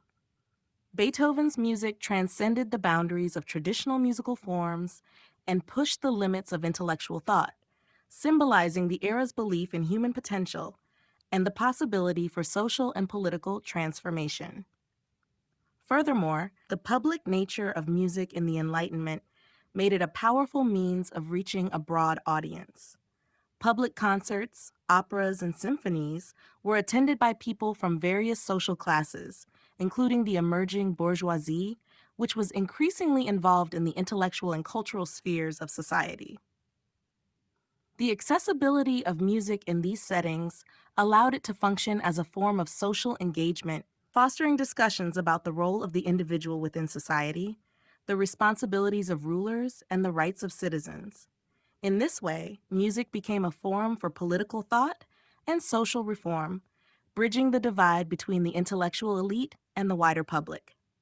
In conclusion, music in the Enlightenment played a crucial role in societal reform by promoting intellectual ideals, critiquing social injustices, and advocating for equality and human rights.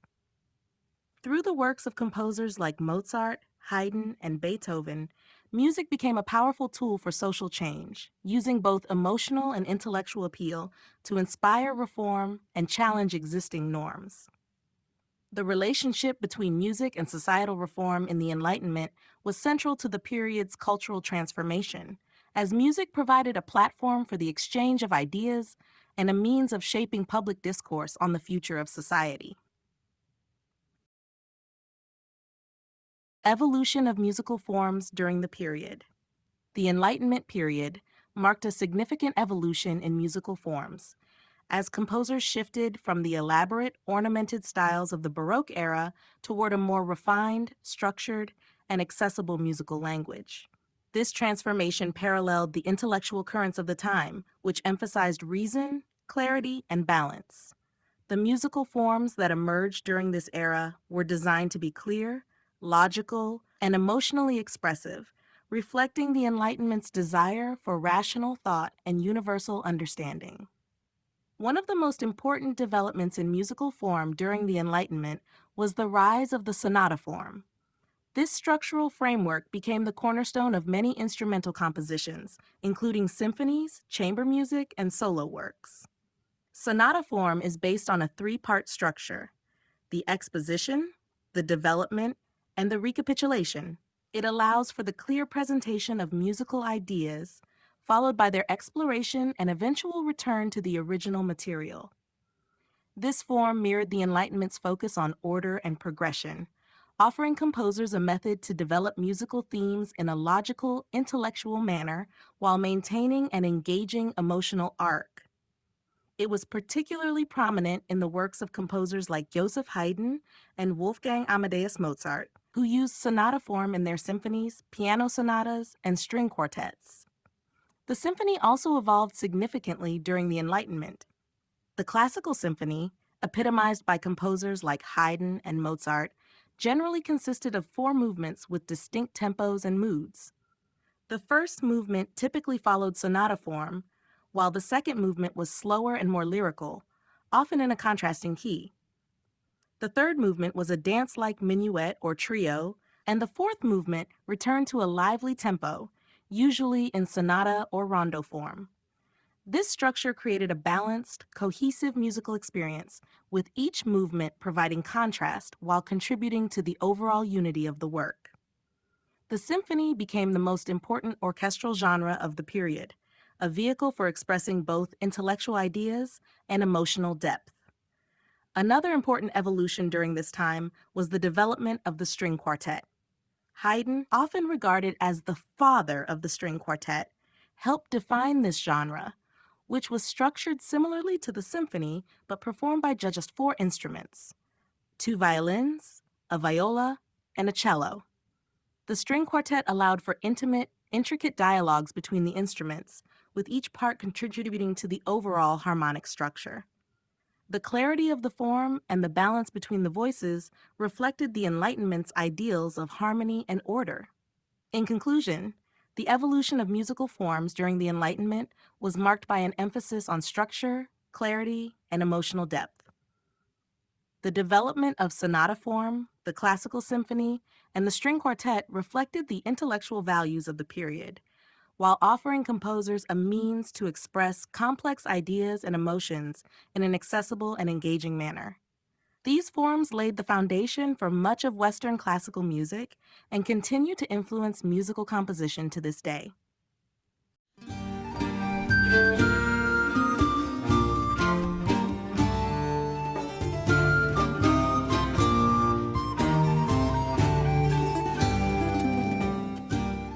Chapter 7: The Development of the Enlightenment Painting. The development of painting during the Enlightenment period was deeply connected to the intellectual and cultural shifts of the time. As the Enlightenment emphasized reason, order, and a growing interest in the human experience, painting evolved to reflect these ideas. Artists sought to move beyond the exuberance of Baroque and the ornamental style of Rococo, instead focusing on clear lines, balanced compositions, and subject matter that reflected Enlightenment ideals, such as logic, morality, and the pursuit of knowledge.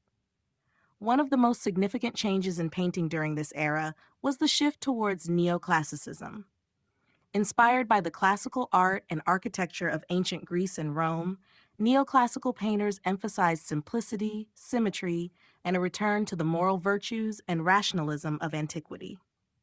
Artists rejected the emotional intensity and excesses of the Baroque and Rococo periods, instead embracing restrained compositions and idealized portrayals of the human figure. This shift reflected the Enlightenment celebration of reason, virtue, and the belief in human progress.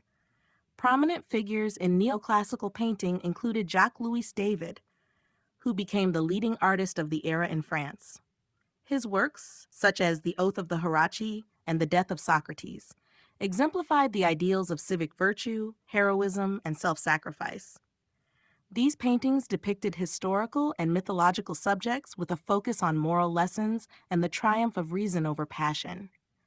David's paintings were not only artistic expressions, but also powerful political statements, reflecting the Enlightenment's drive for social and political reform.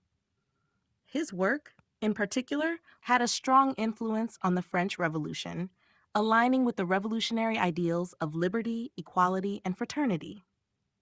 In addition to neoclassicism, the Enlightenment also saw a rise in the popularity of portraiture, which was often used as a means of documenting the achievements of intellectuals, politicians, and aristocrats.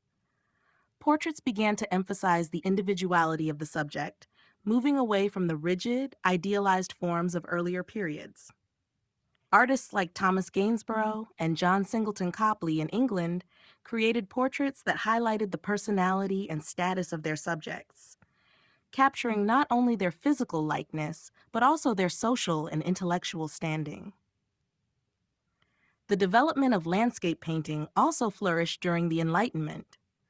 Artists like Joseph Wright of Derby used landscapes to explore themes of scientific progress and the sublime, capturing both the beauty and the power of nature. These landscapes often incorporated elements of the Enlightenment's fascination with exploration, the natural world, and the human ability to understand and control nature. The growing interest in science and discovery was mirrored in the depiction of the natural world, as artists began to incorporate scientific and philosophical ideas into their work. In conclusion, painting during the Enlightenment reflected the period's intellectual and cultural shifts. The rise of neoclassicism, the emphasis on portraiture, and the development of landscape painting all mirrored the Enlightenment's ideals of reason, morality, and the human quest for knowledge. Artists of the time were not only creating visually compelling works, but were also contributing to the broader philosophical and social changes that defined the era. Key artists and their works: David Ingres Gainsborough. During the Enlightenment, a group of influential artists emerged, whose works encapsulated the era's ideals of reason, virtue, and a return to classical traditions. Among the most important figures of this period were Jacques-Louis David, Jean-Auguste Dominique Ingres, and Thomas Gainsborough. Each of these artists played a pivotal role in shaping the artistic landscape of the time, offering works that were not only technically brilliant, but also rich in intellectual and moral significance. Jacques-Louis David was undoubtedly the most renowned painter of the neoclassical movement. His work, characterized by clarity, restraint, and idealized forms, was a direct response to the Rococo style and reflected the Enlightenment's emphasis on reason and civic virtue. David's The Oath of the Horatii, 1784, is one of his most iconic works, showcasing the moral themes of sacrifice and patriotism. The painting depicts three Roman brothers swearing an oath to defend their city, with a composition that emphasizes symmetry and stoic resolve.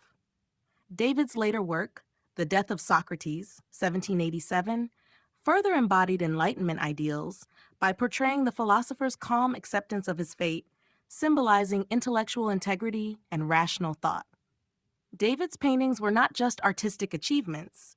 They were also political tools, particularly during the French Revolution, where he aligned himself with revolutionary ideals and painted powerful works such as The Death of Marat, 1793, celebrating the martyrdom of the revolutionary figure Jean-Paul Marat. Jean-Auguste Dominique Ingres, a student of David, was another significant figure in the neoclassical tradition. Ingres carried forward the classical style, but was known for his refined technique and the sensuality of his portraits. His work, such as Le Grand Odalisque, 1814, exemplified his mastery of form and his unique approach to the human body. While Ingres adhered to neoclassical principles of clarity and proportion, his portrayal of the female nude in Le Grand Odalisque introduced a more exotic and romanticized element, showcasing his interest in the idealization of the human figure. Ingres also created portraits of prominent figures, including Portrait of Madame Moitsier, 1844, a painting that combines technical brilliance with a deep psychological insight into his subjects, capturing not just their physical likeness, but also their inner character. Thomas Gainsborough, an English portrait and landscape painter, was deeply influenced by the intellectual currents of the Enlightenment, though he is often associated with a more Rococo style. His portraits, such as The Blue Boy, 1770, celebrated the dignity and refinement of his sitters, often with an emphasis on their fashionable attire and aristocratic status. Gainsborough's talent was not confined to portraiture, as he was also known for his landscape paintings, where he captured the natural world with a sense of calm and serenity that reflected Enlightenment ideals of harmony between nature and humanity. His landscape works, like Mr. and Mrs. Andrews, 1750, which features a pastoral scene with a couple in the foreground, exemplify his ability to blend portraiture with natural settings, creating works that are as much about the environment as they are about the individuals portrayed. In conclusion, artists such as David, Ingres, and Gainsborough played key roles in the development of Enlightenment painting. Their works, characterized by a return to classical ideals, a focus on moral and intellectual themes, and an exploration of the human figure in nature, embody the period's pursuit of reason, virtue, and progress. Through their innovative approaches to form, technique, and subject matter, these artists helped shape the visual culture of the Enlightenment, leaving a lasting legacy in the history of art. Neoclassical influence on painting. The neoclassical movement in painting emerged in the late 18th century as a reaction against the ornate and extravagant styles of the Rococo period, embracing instead a return to the simplicity, order, and rationality of ancient Greece and Rome. This shift was closely aligned with the intellectual currents of the Enlightenment, which prioritized reason, clarity, and moral virtue. Neoclassical painters sought to depict subjects in a more restrained and idealized manner, focusing on themes of heroism, virtue, and the triumph of reason.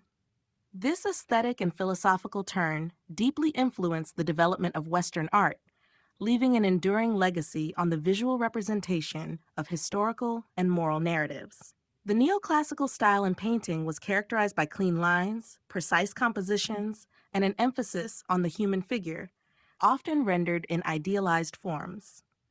The movement was heavily influenced by the archaeological discoveries of ancient Roman and Greek ruins, which inspired artists to incorporate classical motifs and architectural elements into their works.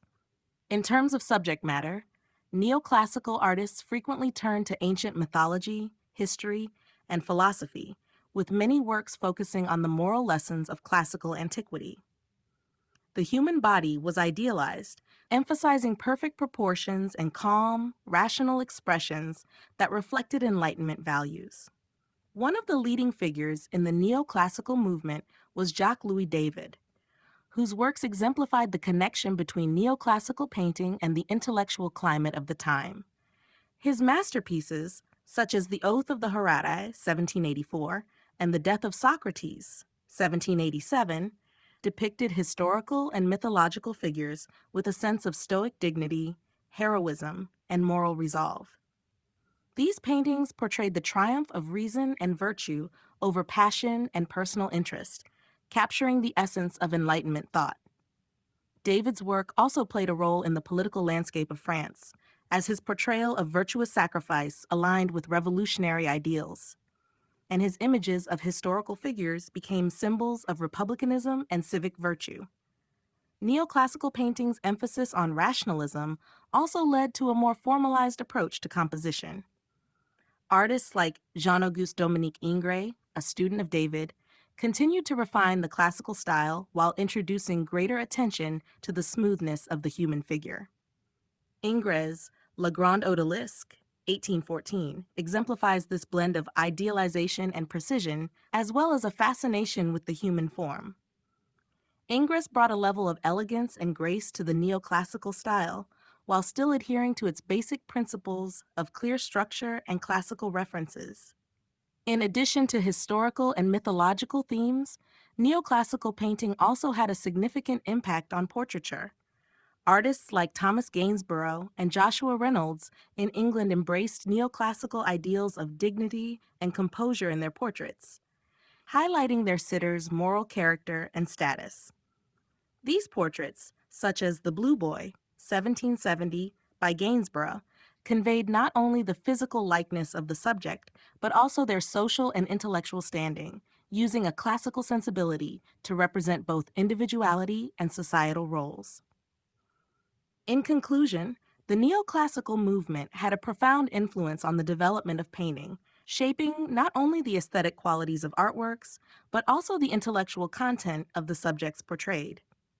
Neoclassical painters sought to emulate the clarity, moral values, and reasoned approach to life found in ancient art, using their works as a vehicle for both personal expression and social commentary.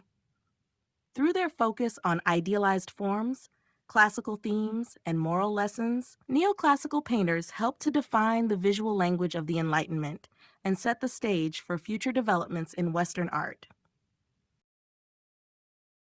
The role of portraiture and historical painting. During the Enlightenment, portraiture and historical painting emerged as vital genres that not only reflected the intellectual and cultural currents of the time, but also played a key role in shaping societal values and political ideologies.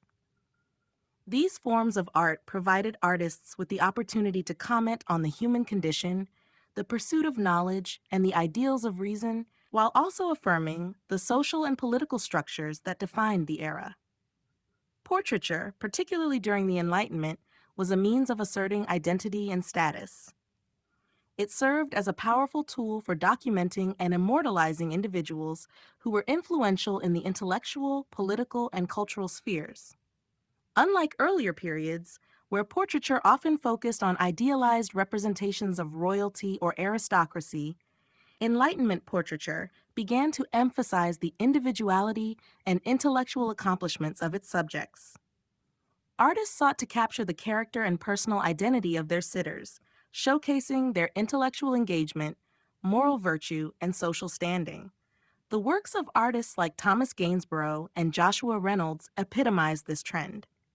In portraits such as The Blue Boy, 1770, and Mrs. Siddons as the Tragic Muse, 1784, Gainsborough and Reynolds portrayed their subjects not only with elegant composure, but also with an air of intellectual dignity. These portraits reflected the Enlightenment's shift toward recognizing personal achievement and intellectual contribution as markers of value, rather than merely birthright or title. In contrast to the individualized approach of portraiture, historical painting during the Enlightenment played a more collective role in the social and political landscape. Historical paintings depicted scenes from ancient history, mythology, and contemporary events, and they often conveyed moral lessons about virtue, reason, and the consequences of human action. The genre became an important means of reflecting on the values of the Enlightenment as artists sought to evoke ideals of heroism, civic duty, and rational governance. Jacques-Louis David, one of the foremost neoclassical painters, exemplified the connection between historical painting and Enlightenment thought. Works such as The Oath of the Horatii, 1784, and The Death of Socrates, 1787, depicted moments from ancient history that emphasized rationality, sacrifice, and moral resolve. These paintings were not just representations of the past, but powerful moral and political statements. They reflected the Enlightenment belief that history, through its lessons of reason and virtue, could guide contemporary life and social progress.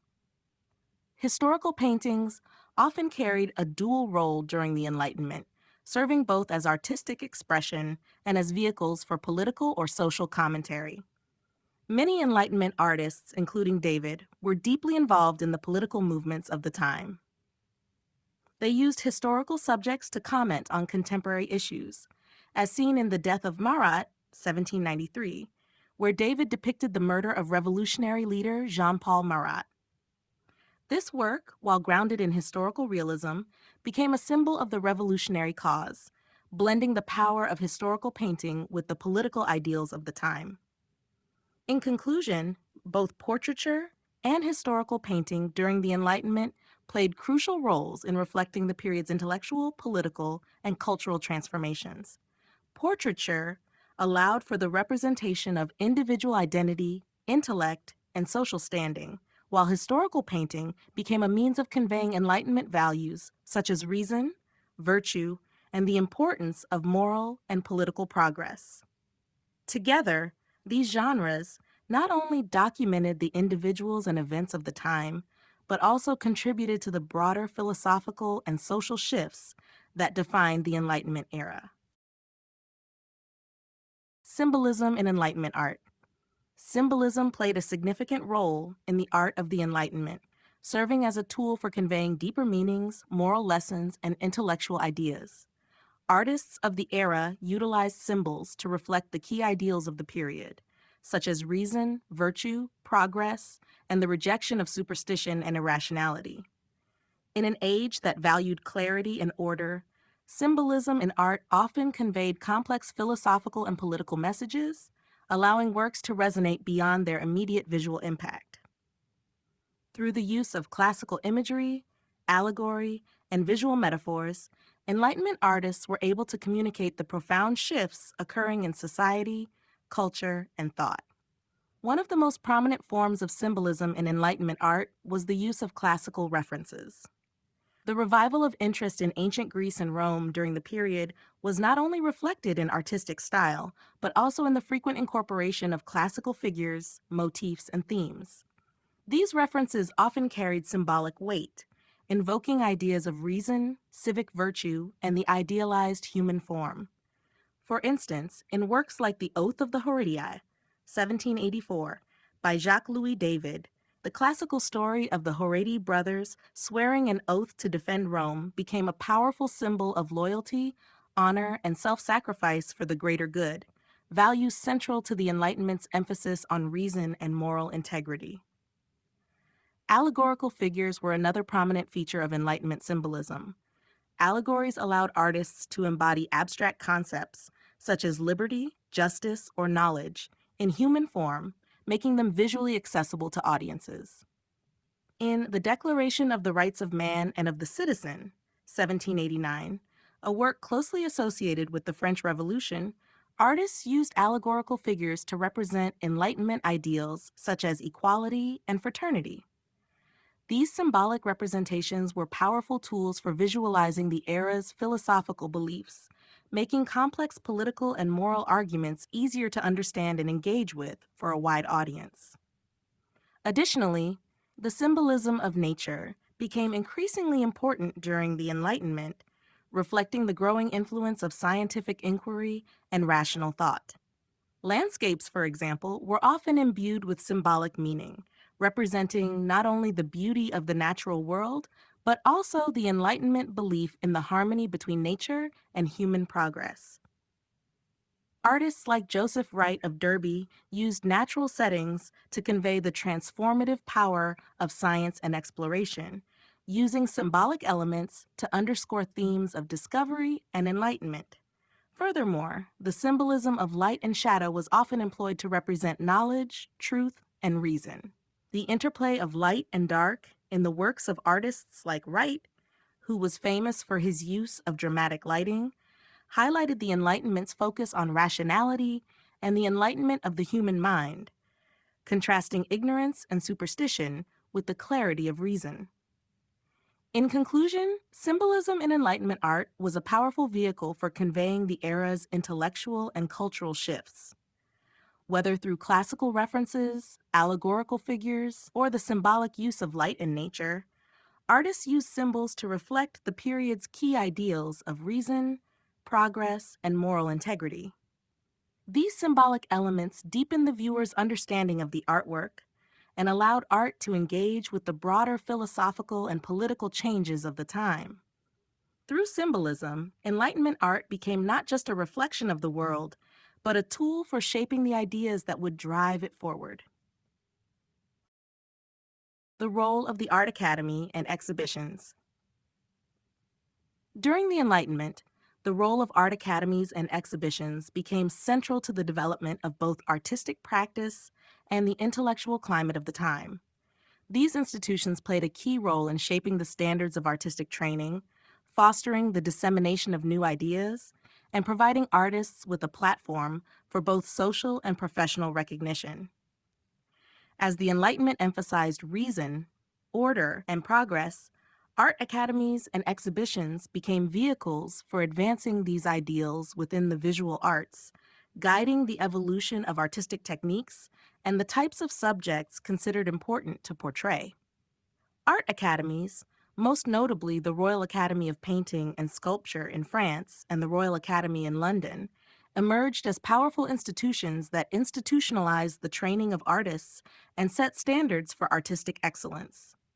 They provided structured education in techniques, composition, and the classical principles of painting and sculpture, all grounded in the Enlightenment belief in rationality and order. These academies sought to refine artistic skills through the study of classical art, the human body, and perspective, ensuring that artists adhered to these principles. The curriculum often included life drawing, the study of antiquities, and the development of formal skills that aligned with the neoclassical style, which was prevalent during the period. The role of the academies extended beyond education, however. They also served as gatekeepers to the art world, granting official recognition to artists who adhered to their standards. Becoming a member of an academy was considered a mark of professional success, and artists who were recognized by these institutions gained prestige, access to commissions, and an elevated social status. At the same time, the academies provided a platform for intellectual exchange, bringing together artists, scholars, and patrons to engage in discussions about art, philosophy, and society. This connection between the arts and intellectual life was characteristic of the Enlightenment's emphasis on the union of reason and creativity. Exhibitions, particularly the annual Salon in Paris, became the primary means through which artists showcased their works to the public. These exhibitions allowed artists to gain visibility and share their artistic achievements with a broader audience, including both the elite and the general public. They also provided a forum for engaging with contemporary debates about art and society, where works were often judged not only on their technical skill, but also on their alignment with Enlightenment ideals. The Salon exhibitions, in particular, reflected the growing democratization of art, as they became a space where new ideas, techniques, and social themes could be explored and debated. Artists such as David, Ingres, and Delacroix used these exhibitions to present works that pushed the boundaries of both form and content, engaging with the cultural shifts of the time. Moreover, exhibitions and the academy system fostered the idea that art had a moral and intellectual function. The Enlightenment emphasis on the power of art to shape society was evident in the works exhibited, which often addressed moral, political, and historical themes. Artists were encouraged to create works that not only demonstrated technical mastery, but also served as vehicles for promoting the virtues of reason, civic responsibility, and progress. In conclusion, the Art Academy and exhibitions played a crucial role in the development of Enlightenment art. These institutions help to structure the professional landscape for artists, setting standards for training and artistic output, while also providing a platform for the dissemination of new ideas. Through their influence, art became a more formalized profession, intertwined with the intellectual and cultural currents of the Enlightenment, and served as an important tool for both personal achievement and societal commentary.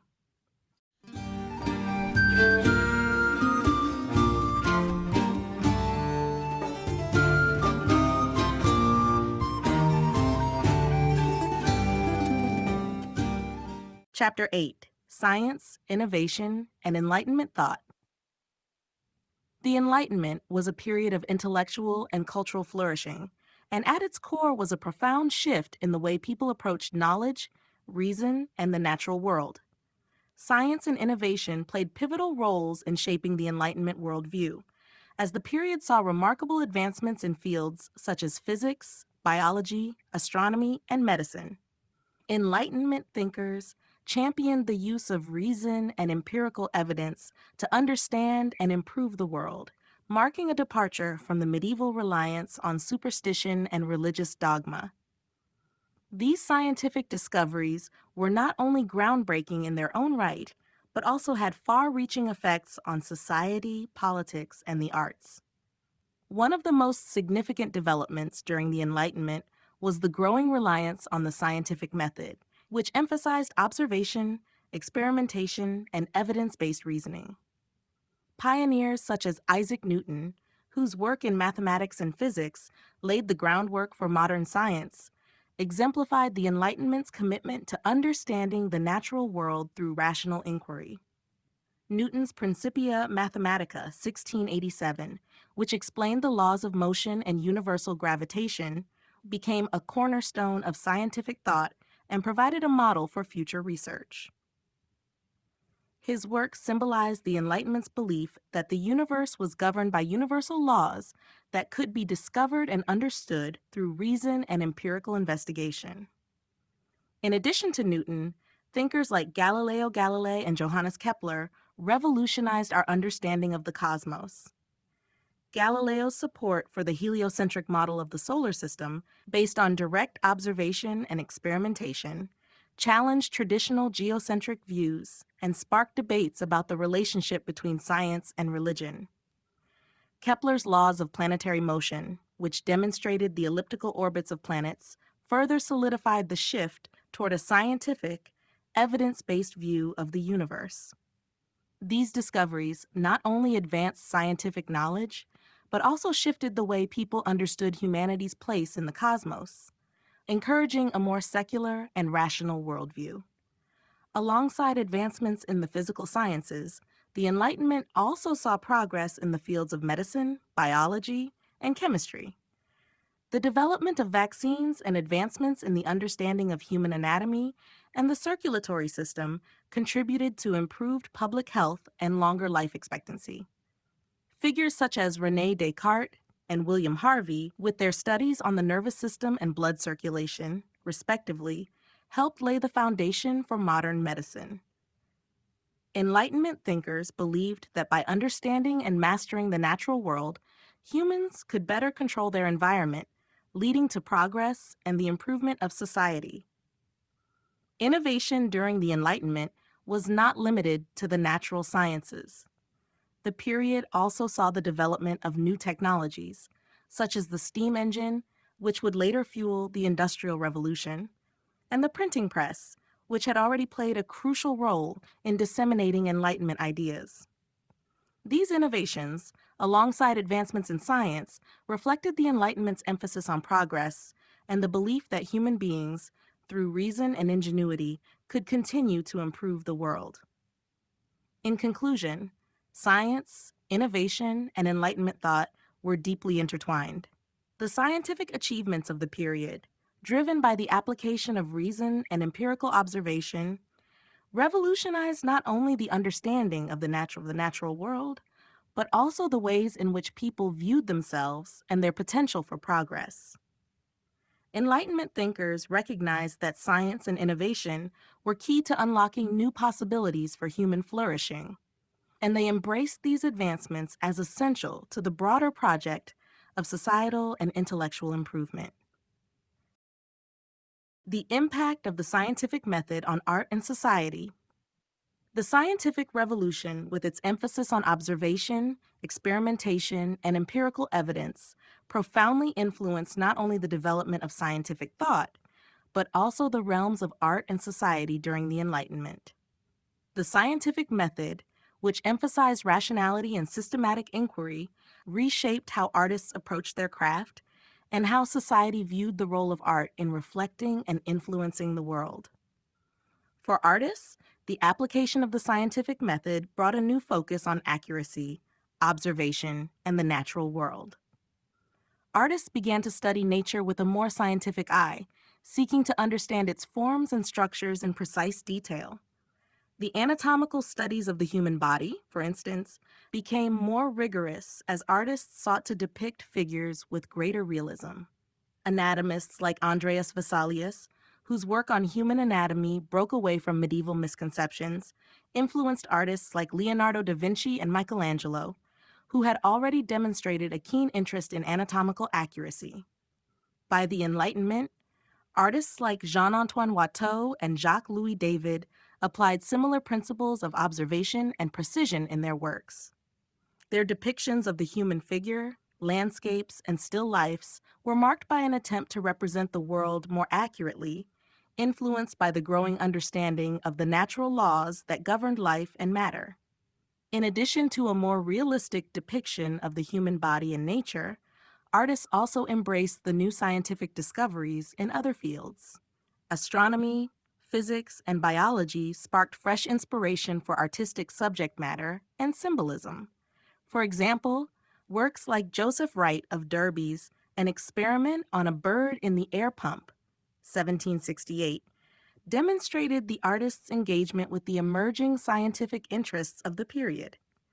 Wright's painting, showing a scientific experiment in progress, not only captured the excitement surrounding the scientific discoveries of the time, but also reflected a growing public interest in the relationship between science and human experience.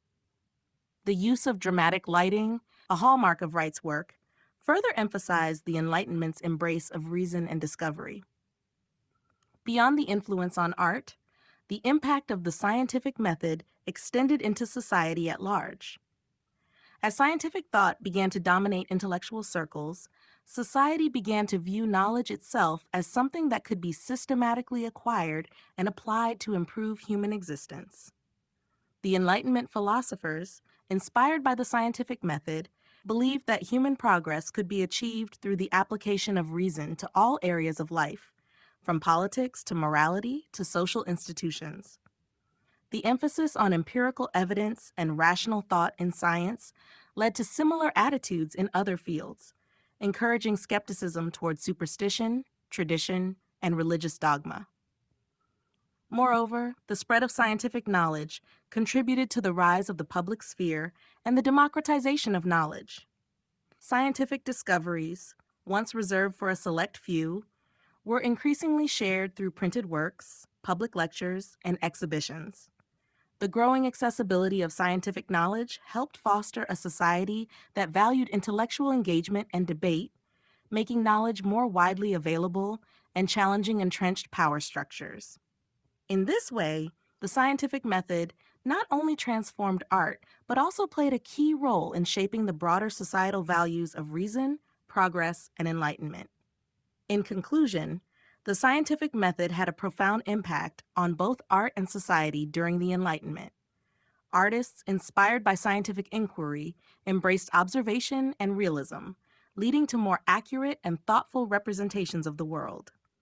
At the same time, society adopted the principles of empirical investigation and rational thought, fostering a culture of intellectual engagement and progress. The intersection of science, art, and societal values during this period helped lay the foundation for modern thinking and the transformative changes that would follow in the centuries to come. Key scientific breakthroughs: Newton, Franklin, Lavoisier. The Enlightenment era was marked by a series of profound scientific breakthroughs that not only reshaped the understanding of the natural world, but also laid the foundations for modern science. Three of the most influential figures in this intellectual revolution were Sir Isaac Newton, Benjamin Franklin, and Antoine Lavoisier. Their work in physics, electricity, and chemistry not only advanced their respective fields, but also had lasting impacts on the Enlightenment's emphasis on reason, empirical observation, and the potential for human progress. Isaac Newton's groundbreaking work in physics and mathematics is often seen as the pinnacle of the scientific revolution. His Philosophiae Naturalis Principia Mathematica, 1687, laid the groundwork for classical mechanics and formulated the laws of motion and universal gravitation. Newton's laws demonstrated that the same physical principles govern both terrestrial and celestial bodies, challenging the traditional view of a universe governed by divine intervention. By applying mathematical formulas to describe the forces of nature, Newton offered a framework that would dominate scientific thought for centuries. His emphasis on observation, experimentation, and mathematical reasoning aligned perfectly with the Enlightenment's ideals, illustrating the potential of human reason to uncover the mysteries of the universe. Benjamin Franklin, an American polymath, contributed significantly to the understanding of electricity, among other fields. Franklin's experiments with electricity, particularly his famous kite experiment in 1752, helped to demonstrate the electrical nature of lightning, which led to his invention of the lightning rod. His work established the concept of positive and negative electrical charges, contributing to the development of the study of electricity. Franklin's contributions were not confined to the laboratory. His ability to engage the public through accessible writing and experiments made scientific knowledge more accessible. His work exemplified the Enlightenment belief that science should serve practical and societal benefits, as his inventions help protect buildings and improve understanding of natural forces. Antoine Lavoisier, a French chemist, is often credited as the father of modern chemistry. His work revolutionized the study of chemistry by establishing the law of conservation of mass, which stated that matter is neither created nor destroyed in chemical reactions. Lavoisier's meticulous experiments and methodical approach led to the identification of oxygen and its role in combustion, helping to debunk the long-standing phlogiston theory. He also developed a systematic chemical nomenclature that laid the foundation for future chemical research. Lavoisier's contributions exemplified the Enlightenment's commitment to systematic experimentation and the importance of applying rational inquiry to the natural world. His work not only transformed chemistry, but also reflected the Enlightenment's broader goal of understanding and improving the world through science. Together, the breakthroughs of Newton, Franklin, and Lavoisier exemplify the transformative power of Enlightenment thought. Their work advanced scientific understanding in profound ways and demonstrated the practical application of reason and empirical investigation. These scientists embodied the Enlightenment's belief that through observation, experimentation, and rational inquiry, humanity could unlock the secrets of the natural world and use that knowledge to improve society and promote progress. Their legacy continues to shape the scientific landscape today. The rise of public science and experimentation. During the Enlightenment, science underwent a transformative shift, becoming more public and accessible to a wider audience. This period marked the rise of public science and experimentation, with scientific knowledge moving beyond the confines of private study and aristocratic patronage to engage the broader public in intellectual inquiry. The spread of scientific ideas, driven by the growing availability of books, journals, and public demonstrations, played a central role in shaping the intellectual and cultural landscape of the time. One of the key factors in the rise of public science was the increasing role of scientific societies and institutions. These societies, such as the Royal Society in London and the French Academy of Sciences, provided a platform for scientists to share their discoveries and engage in open discourse. They played an important role in organizing public lectures, demonstrations, and debates, fostering a culture of collaboration and intellectual exchange. The scientific societies not only encouraged the dissemination of new ideas, but also emphasized the importance of empirical evidence and peer review, which helped to establish a more rigorous, standardized approach to scientific inquiry. Public experimentation also gained prominence during the Enlightenment, with many scientists seeking to demonstrate their findings through live demonstrations and practical experiments that could be witnessed by the public. One of the most famous examples of public science was Benjamin Franklin's experiments with electricity, particularly his well-known kite experiment in 1752. Franklin's public demonstrations of his discoveries brought scientific knowledge into the public sphere, making complex concepts like electricity more understandable to a general audience. His work exemplified the Enlightenment belief that science should not be an esoteric pursuit, but something that could benefit society at large. Public experimentation was not confined to individual scientists. In many European cities, salons and coffee houses became hubs for scientific discussion, where intellectuals, artists, and natural philosophers could share ideas and experiment with new concepts. These informal settings allowed for the exchange of ideas between a broader spectrum of society, further democratizing scientific knowledge. Salons, often hosted by influential women such as Madame Geoffrin and Madame de Pompadour, played a significant role in shaping intellectual discourse during the period, providing a space where science could intersect with politics, philosophy, and the arts. The Enlightenment also saw the growth of scientific journals and periodicals, which became essential tools for the distribution of scientific knowledge. Publications like Philosophical Transactions, 1675, and the Journal des Savants, 1665, helped to spread the latest scientific discoveries to a much wider audience, providing a means for scientists to communicate their findings to the public and to each other. These journals also allowed for the rapid exchange of ideas across Europe, helping to foster a more interconnected and collaborative scientific community.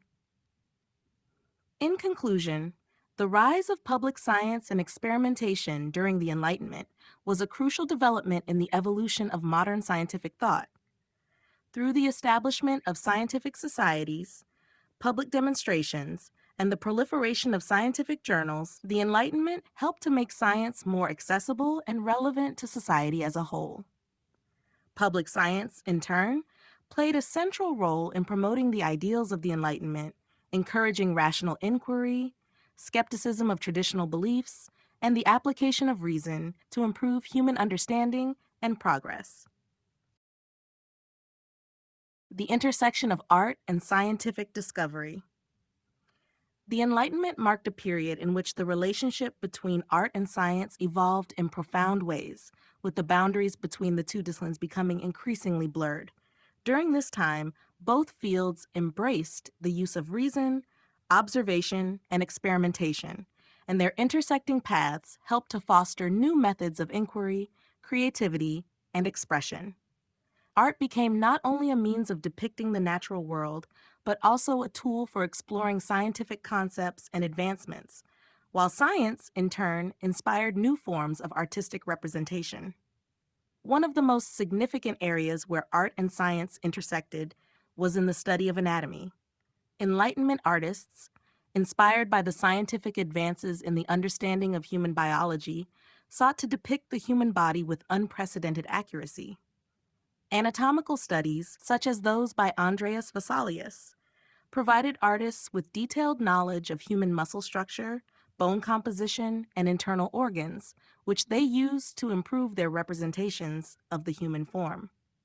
Figures like Leonardo da Vinci had already bridged the gap between art and anatomy in the Renaissance, and this tradition continued into the Enlightenment.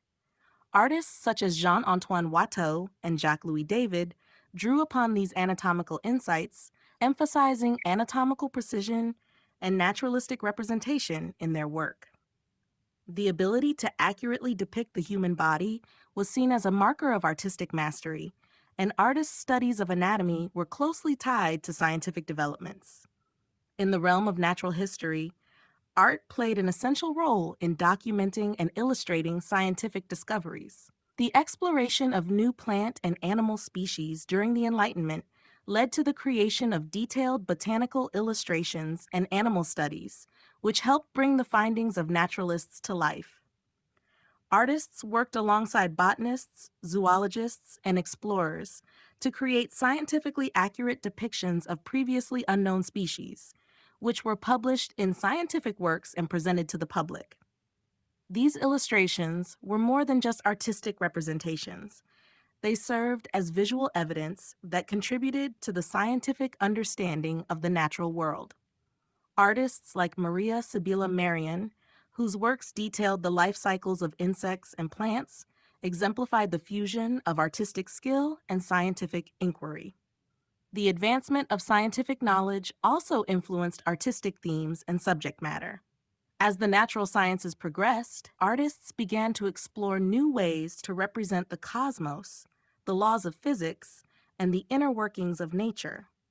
The discoveries of figures like Isaac Newton and his law of universal gravitation sparked a new interest in depicting the forces that govern the universe, with artists using visual metaphors and symbolism to represent these scientific concepts.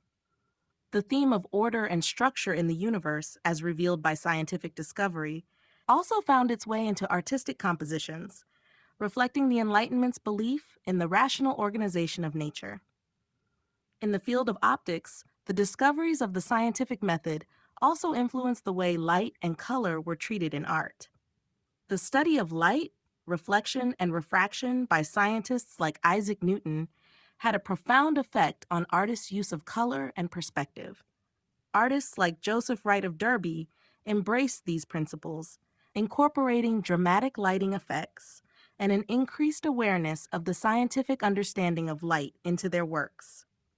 The interplay of light and shadow became more precise, and the use of light in painting began to reflect the emerging scientific understanding of optics. In conclusion, the intersection of art and scientific discovery during the Enlightenment helped to shape a new approach to both disciplines. Artists and scientists alike sought to observe, document, and understand the world around them, and through their collaboration, they produced works that reflected the rational, empirical ethos of the time. Whether in the anatomical studies that informed artistic representation, the botanical illustrations that aided scientific inquiry, or the exploration of new scientific ideas through visual metaphors, art and science worked hand in hand to enrich each other, leaving a legacy that would continue to influence both fields in the centuries that followed. The role of Enlightenment thinkers in challenging tradition. Enlightenment thinkers played a pivotal role in challenging the long-standing traditions and conventions that had dominated European society for centuries.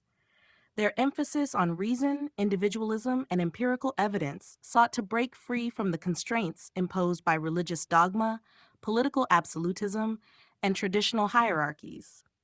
These intellectuals, often referred to as philosophies, questioned established systems of thought in an effort to encourage progress and social reform.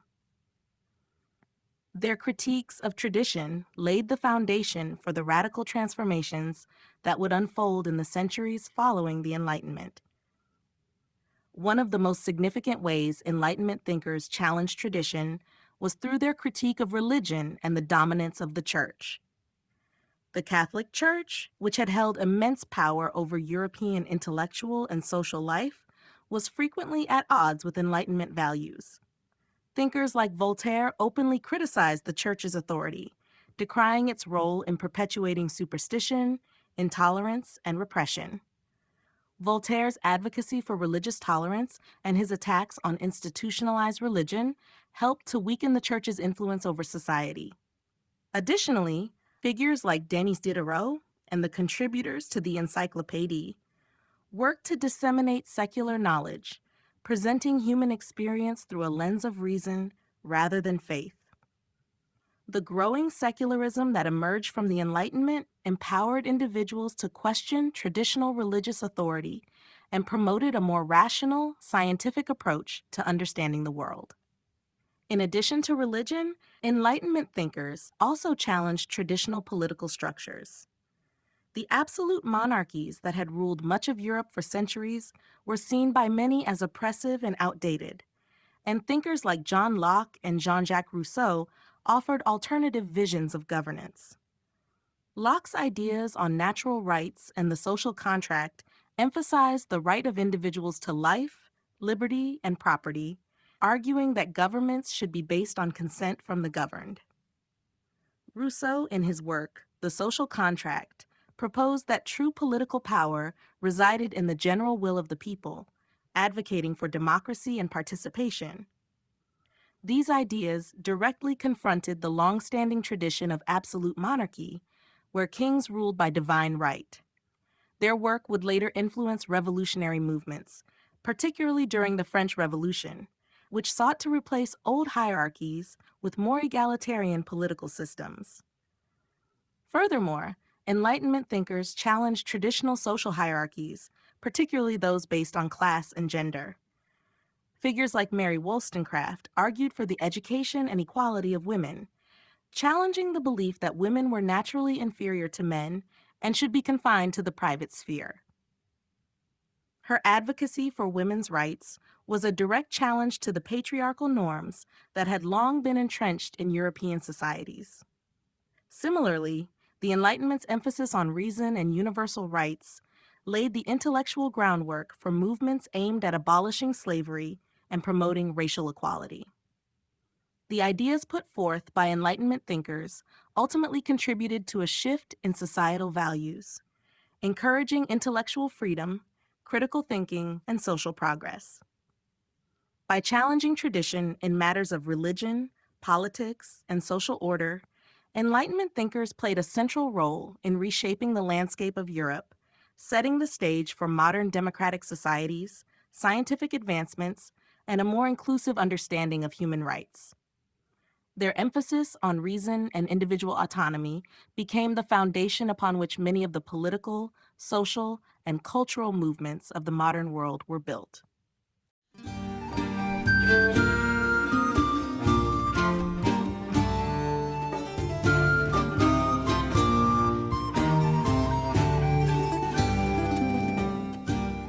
Chapter 9: The Political Landscape of the Enlightenment. The Enlightenment was not only a period of intellectual and artistic flourishing, but also a time of significant political transformation.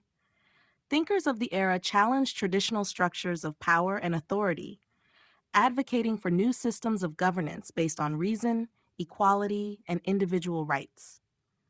The political landscape of the Enlightenment was shaped by radical new ideas about liberty, justice, and the role of the state in the lives of its citizens.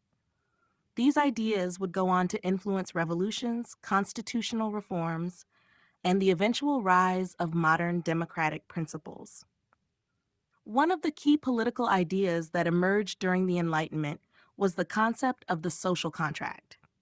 Thinkers like Thomas Hobbes, John Locke, and Jean-Jacques Rousseau developed theories on the relationship between individuals and the state, questioning the legitimacy of absolute monarchy and advocating for governments that were accountable to the people.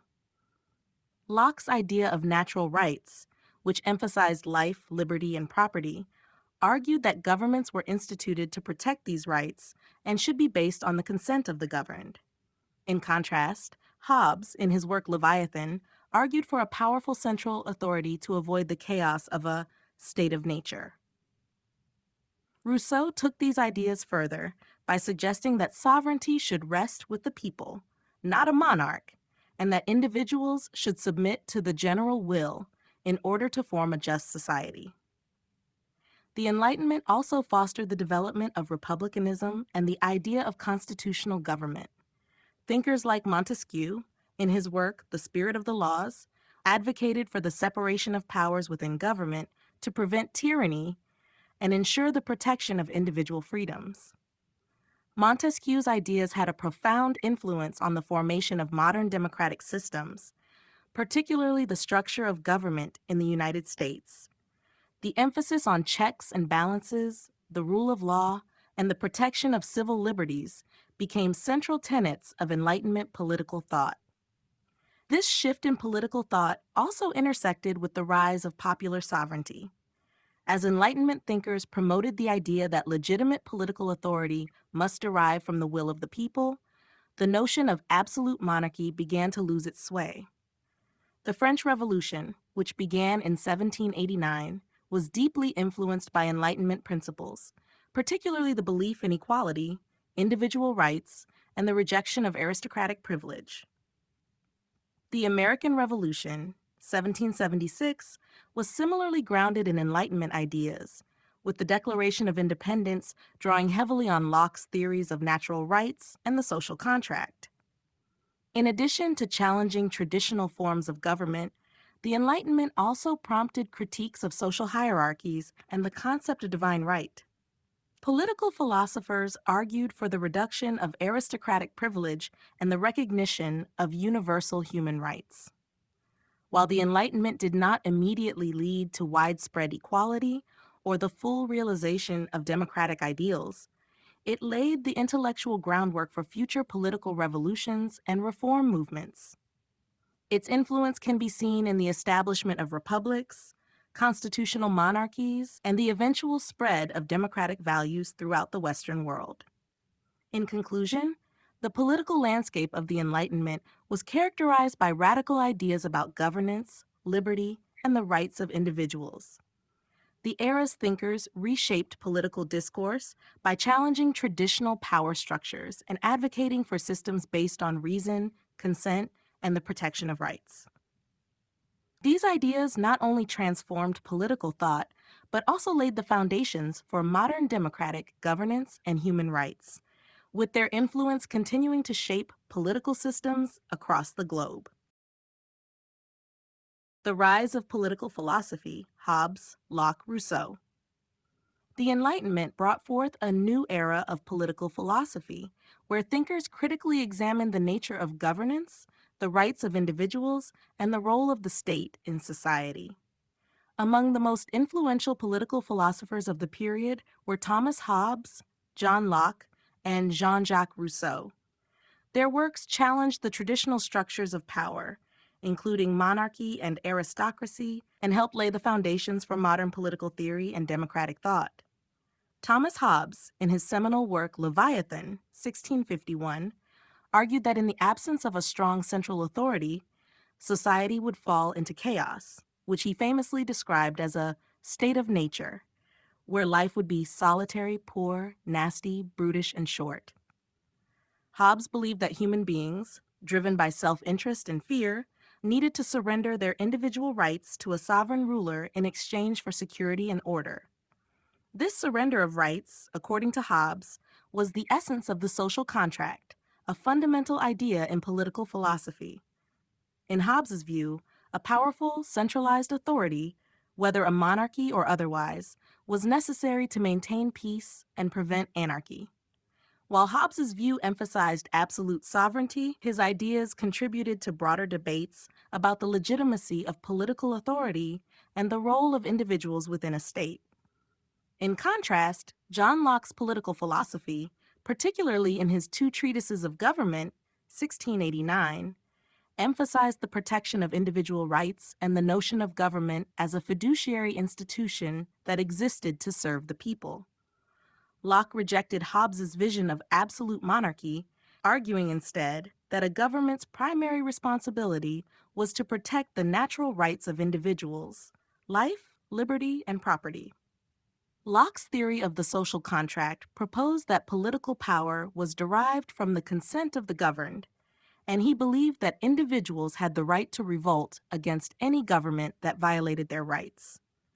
His ideas on limited government, the separation of powers, and the rule of law would later become cornerstones of democratic thought, especially influencing the development of constitutional governments such as that of the United States. Jean-Jacques Rousseau, in his The Social Contract, 1762, advanced a different vision of political philosophy, emphasizing collective sovereignty and the idea of the general will. Unlike Hobbes, who saw the state as a necessary evil to prevent chaos, and Locke, who focused on the protection of individual rights, Rousseau argued that true political freedom came from participation in the collective decision-making of society. For Rousseau, the social contract was not about individuals surrendering their rights to a ruler, but rather about individuals coming together to form a collective body politic, guided by the general will that worked for the common good. Rousseau's ideas about democracy and collective decision-making would profoundly influence later revolutionary movements, particularly the French Revolution. Together, Hobbes, Locke, and Rousseau shaped the trajectory of modern political thought. While Hobbes' work laid the groundwork for discussions about the nature of power and authority, Locke's theories provided the intellectual basis for the protection of individual rights and the idea of representative government. Rousseau, in turn, challenged the notions of individualism and inequality, advocating for a more participatory and egalitarian form of government. Their ideas collectively contributed to the rise of political philosophy in the Enlightenment and continue to resonate in contemporary discussions about democracy, human rights, and the role of government. Democracy, republicanism, and the critique of monarchy. The Enlightenment was a time of profound political change, marked by a growing critique of traditional monarchical systems and the development of new political philosophies centered around democracy and republicanism. The era's intellectuals began to question the legitimacy of absolute monarchy and the divine right of kings, advocating instead for systems of government that prioritized individual rights, equality, and the rule of law. This shift in political thought laid the groundwork for revolutionary movements and the creation of more democratic institutions. One of the key ideas that emerged during the Enlightenment was the concept of democracy. Thinkers like John Locke and Jean-Jacques Rousseau argued that political power should not be concentrated in the hands of a single ruler, but should be derived from the consent of the governed. Locke's vision of government focused on the protection of natural rights, including life, liberty, and property, and he believed that the people had the right to overthrow a government that violated these rights. Rousseau, on the other hand, emphasized the importance of the general will, asserting that true political freedom could only be achieved when individuals participated in the collective decision-making of the society as a whole. Both Locke and Rousseau's ideas challenged the long-standing belief in the divine right of kings, a doctrine that justified absolute monarchical power by asserting that rulers were chosen by God. The idea of republicanism as an alternative to monarchy gained traction during the Enlightenment, particularly in the works of Montesquieu. In The Spirit of the Laws, 1748, Montesquieu argued for the separation of powers within government, suggesting that legislative, executive, and judicial powers should be distinct and balanced to prevent tyranny. This concept of checks and balances became a fundamental principle in modern democratic systems, particularly in the United States Constitution. Montesquieu's advocacy for the rule of law and a government that operated with the consent of the people directly contradict the arbitrary rule of monarchs. The critique of monarchy during the Enlightenment was not only theoretical, but also deeply tied to the political and social upheavals of the time. The French Revolution, for example, was fueled by Enlightenment ideas that rejected the legitimacy of an absolute monarch and called for a republic based on equality and liberty. The American Revolution, 1776, inspired by Enlightenment thinkers, resulted in the overthrow of British colonial rule and the establishment of a democratic republic based on the principles of popular sovereignty. Enlightenment thinkers also questioned the social hierarchies that supported monarchy, arguing for the abolition of aristocratic privilege and the establishment of political equality. The idea that all citizens, regardless of birth or wealth, should have an equal say in government was a radical departure from the rigid class structures of traditional monarchies. In conclusion, the Enlightenment's critique of monarchy and the rise of democratic and republican ideas marked a turning point in the history of political thought. The era's thinkers emphasized the importance of individual rights, equality, and participation in governance, providing the intellectual foundation for the development of modern democratic systems. Their ideas challenged the legitimacy of absolute monarchy and laid the groundwork for the revolutionary changes that would reshape the political landscape of Europe and beyond. Enlightenment ideals and revolutionary movements. The Enlightenment played a crucial role in shaping revolutionary movements across the globe, as its ideals of liberty, equality, and individual rights challenged traditional political structures and systems of power. The philosophers and thinkers of the Enlightenment advocated for reason, justice, and the belief that human beings were capable of self-governance, which had a profound impact on political movements in the late 18th century. The revolutionary spirit, fueled by these ideas, led to the transformation of societies, particularly in Europe and the Americas. Central to Enlightenment thought was the belief in natural rights, the inherent freedoms to life, liberty, and property that no government or ruler had the right to take away. These ideas were most famously articulated by John Locke, who argued that individuals formed governments to protect these rights, and if a government failed to do so, the people had the right to revolt. This concept directly influenced the American Revolution and its foundational documents, such as the Declaration of Independence. The American colonists, inspired by Enlightenment principles, rejected British rule and sought to establish a government that was based on the consent of the governed. Locke's theories of limited government, the separation of powers, and the protection of individual rights laid the intellectual framework for the creation of the U.S. Constitution. In France, the French Revolution of 1789 was similarly influenced by Enlightenment thought. Thinkers such as Jean-Jacques Rousseau and Montesquieu were instrumental in shaping revolutionary ideas. Rousseau's notion of the general will emphasized the importance of collective sovereignty, where power resided not in a monarch but in the people. Montesquieu's ideas on the separation of powers and checks and balances provided a blueprint for creating a government that would not fall into tyranny. The French Revolution sought to dismantle the absolute monarchy of Louis XVI, end the privileges of the aristocracy, and establish a republic founded on the principles of liberty, equality, and fraternity. The Enlightenment's emphasis on reason also encouraged the questioning of long-standing social hierarchies.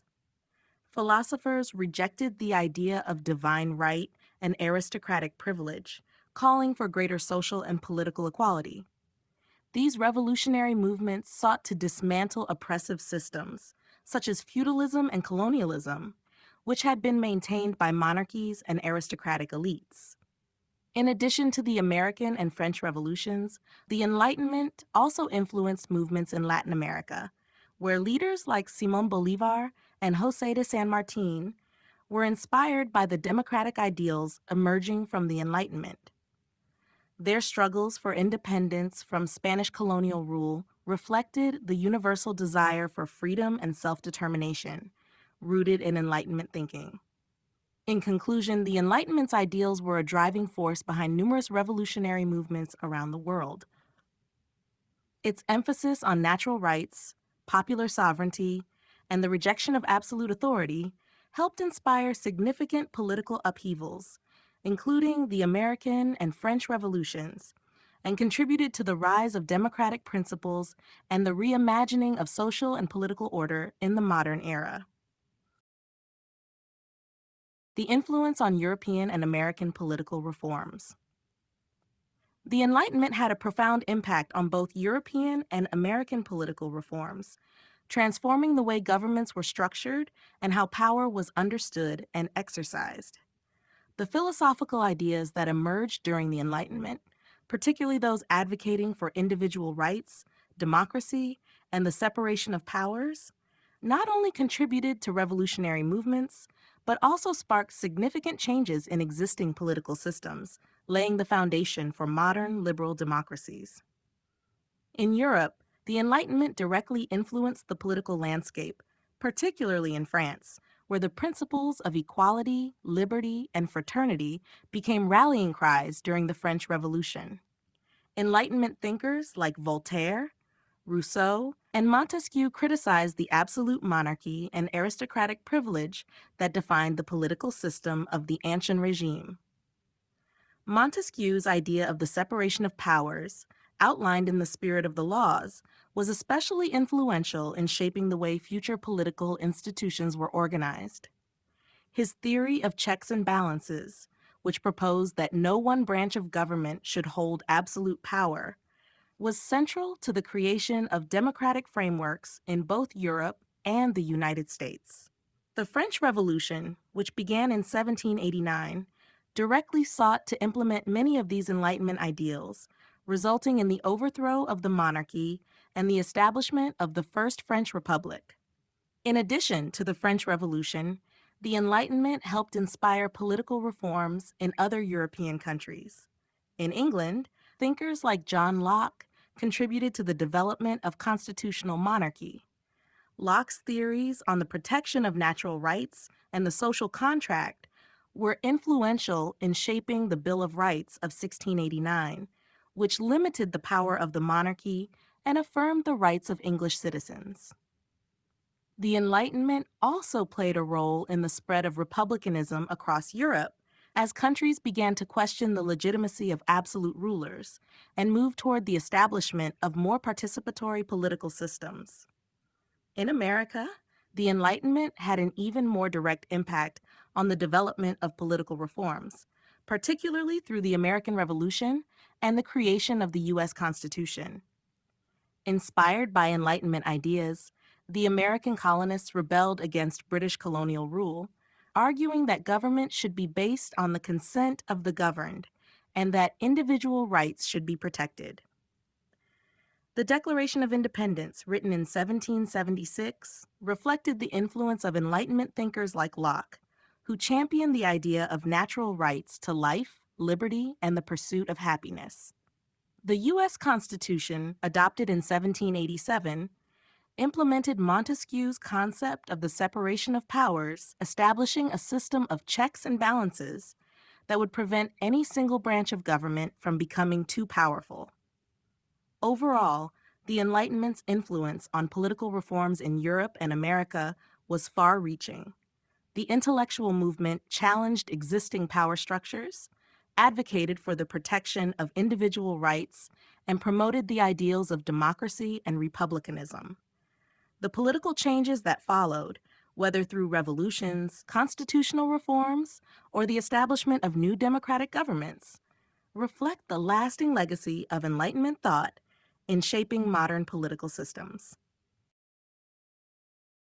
The concept of the social contract and the rule of law. The concept of the social contract and the rule of law were central to Enlightenment political philosophy, providing a framework for understanding the relationship between individuals and the state. These ideas offered a solution to the question of how legitimate political authority could be established in a society where personal freedoms and collective well-being were both valued. Enlightenment thinkers, including Thomas Hobbes, John Locke, and Jean-Jacques Rousseau, each developed their own interpretations of the social contract, but all emphasized the importance of mutual consent and the protection of rights within a structured legal system. Thomas Hobbes, in his work Leviathan, 1651, argued that in the absence of a strong central authority, society would descend into chaos. He described a state of nature where individuals acted in their own self-interest, leading to constant conflict. To escape this condition, Hobbes proposed that individuals entered into a social contract, surrendering their individual freedoms in exchange for security and order provided by an absolute sovereign. For Hobbes, the rule of law was embodied in the sovereign's power, which was essential to maintaining peace and preventing anarchy.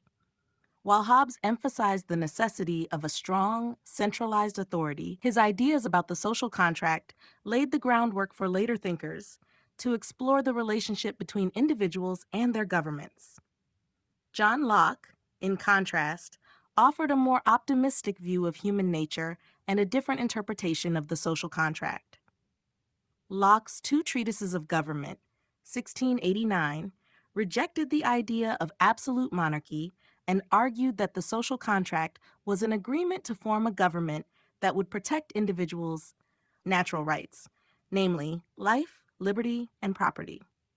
According to Locke, people consented to be governed in exchange for the protection of these fundamental rights, and government power should be limited to ensuring the common good. Locke's belief in the rule of law meant that political power should not be arbitrary or despotic. Rather, it should be subject to laws that applied equally to all.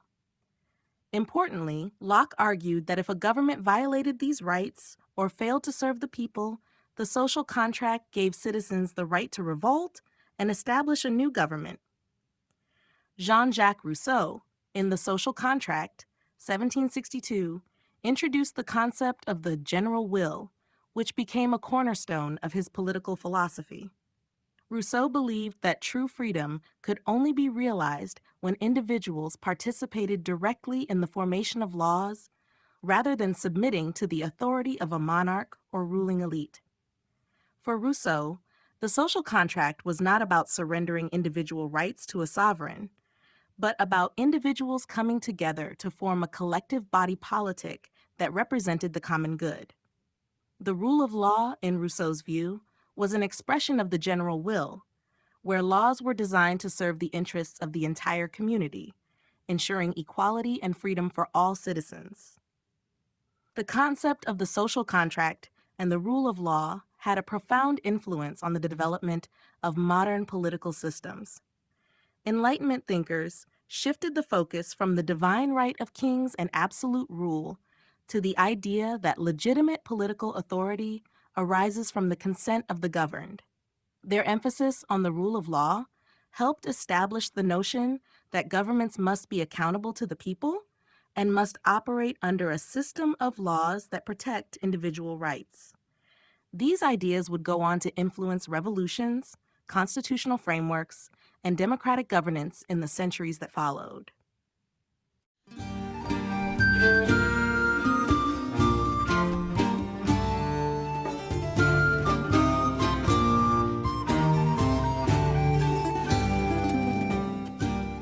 Chapter 10: The Enlightenment and the Rise of Modernity. The Enlightenment was a crucial intellectual movement that laid the groundwork for the rise of modernity, a period marked by dramatic shifts in politics, science, art, philosophy, and society. Emerging in the 17th and 18th centuries, the Enlightenment emphasized reason, individualism, secularism, and progress, and it questioned traditional authority structures, such as monarchies, the church, and feudal systems. Its impact extended far beyond the realms of philosophy and politics, influencing culture and the development of the modern world as we understand it today. At the heart of the Enlightenment was the idea that human beings could achieve progress through the application of reason. This intellectual transformation led to a reevaluation of knowledge, authority, and society. Thinkers such as René Descartes, John Locke, and Immanuel Kant challenged existing paradigms, promoting ideas like the scientific method, empiricism, and skepticism toward religious dogma. They emphasized that individuals had the capacity for critical thinking and self-determination, which marked a shift from the hierarchical, theocentric worldview that had dominated much of European history. The Enlightenment's emphasis on reason also contributed to the development of modern science. The scientific revolution, which preceded the Enlightenment, had already transformed the way people understood the natural world. But it was during the Enlightenment that these ideas began to spread more widely and profoundly influence society.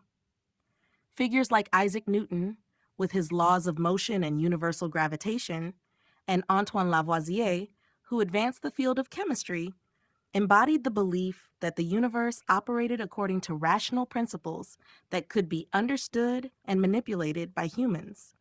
This scientific worldview replaced the older, more mystical explanations of nature, which contributed to the rise of technological innovation and the gradual secularization of knowledge.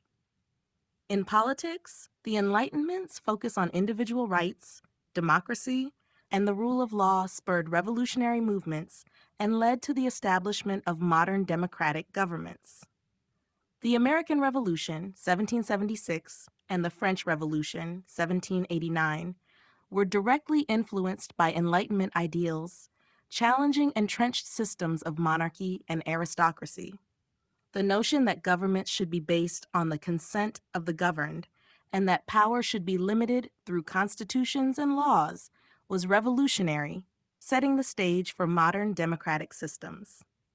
Culturally, the Enlightenment gave rise to new artistic forms and new ways of thinking about human expression. In literature, philosophy, and the visual arts, there was a shift toward more rational, critical, and human-centered approaches. Authors like Voltaire and Rousseau challenged established norms, while artists in the neoclassical style embraced themes of order, harmony, and reason. In these fields, Enlightenment thinkers and creators advocated for a new vision of humanity, one that was empowered by reason and capable of improving society. Ultimately, the Enlightenment's focus on reason, progress, and human potential helped shape the modern era. It created a cultural, scientific, and political environment that fostered innovation, democratic principles, and individual rights. The ideas that flourished during this time would continue to influence Western society well into the 19th and 20th centuries, marking the beginning of the modern age and laying the foundations for the world we live in today. The transition from feudalism to modern society. The transition from feudalism to modern society was a complex and gradual process that spanned several centuries, deeply influencing the political, social, economic, and cultural fabric of Europe. Feudalism, which dominated medieval Europe, was a system characterized by a rigid hierarchical structure where power was decentralized and based on land ownership and reciprocal relationships between lords and vassals. In this system, kings, nobles, and the church held most of the power, while peasants or serfs were tied to the land and largely controlled by their local lords. Over time, however, this feudal order began to disintegrate, giving way to the foundations of modern society. The decline of feudalism can be attributed to several factors, the most significant being the rise of central monarchies. As kings sought to consolidate power and build stronger, more centralized states, they gradually reduced the power of the nobility. This process was particularly evident in the development of powerful nation-states, such as France and England, where monarchs like Louis V and Henry VII sought to weaken feudal lords through military force, legal reforms, and the establishment of standing armies. This shift towards centralized authority helped to create a more unified political structure and eroded the decentralized power that defined feudalism. Economic changes also played a critical role in the transition from feudalism to modernity. The rise of trade and commerce in the late medieval period, coupled with the emergence of a growing merchant class, transformed the medieval economy.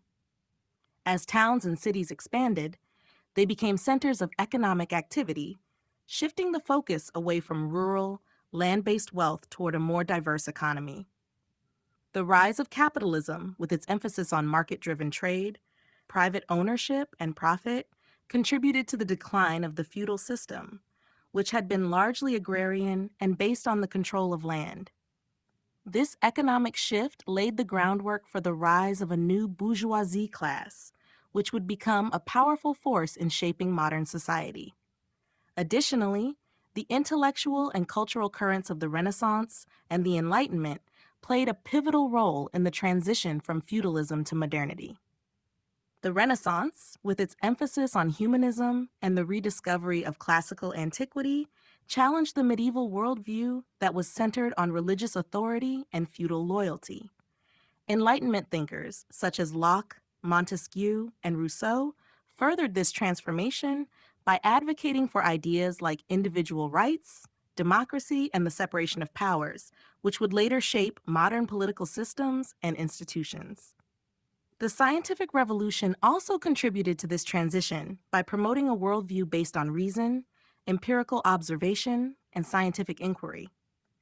As new discoveries in fields like astronomy, physics, and medicine began to reshape the understanding of the natural world, they undermined traditional beliefs and fostered the growth of a more rational, secular society.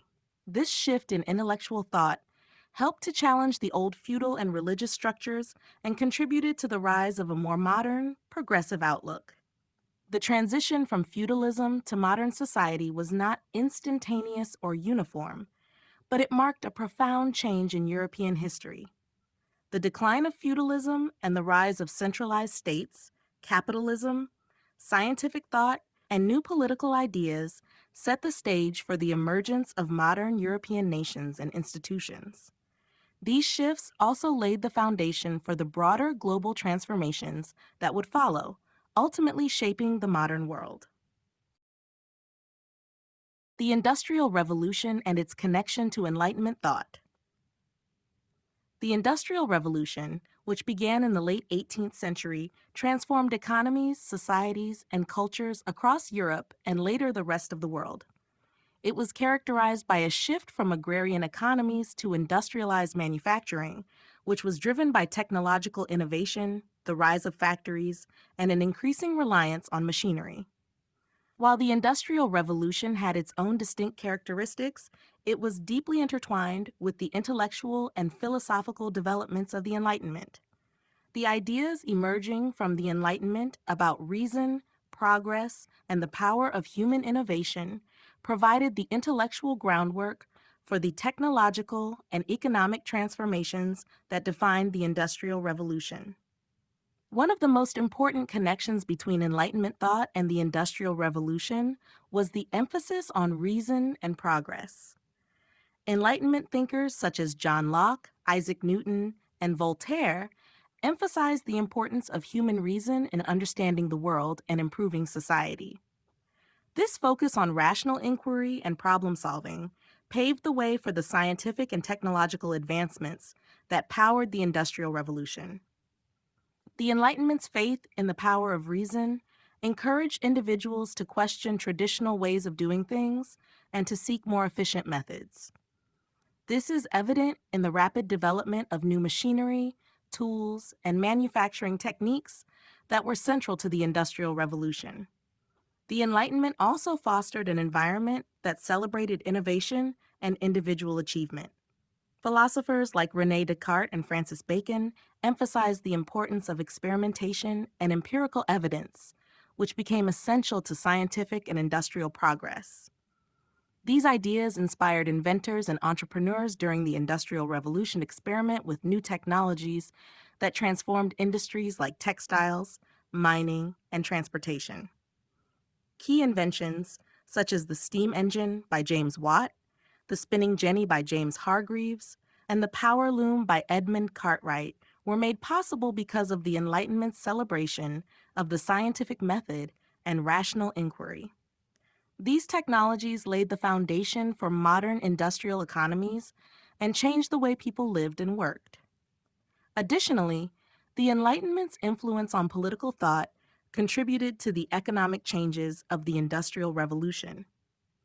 The rise of liberalism, with its emphasis on individual rights, private property, and free markets, created an ideological framework that supported the capitalist systems that emerged during this period. Philosophers like Adam Smith, who wrote The Wealth of Nations, 1776, promoted the idea of the invisible hand of the market, which suggested that economic prosperity would result from individuals pursuing their own self-interest within a competitive market. These ideas were instrumental in shaping the economic policies that encouraged industrial expansion and the growth of capitalism.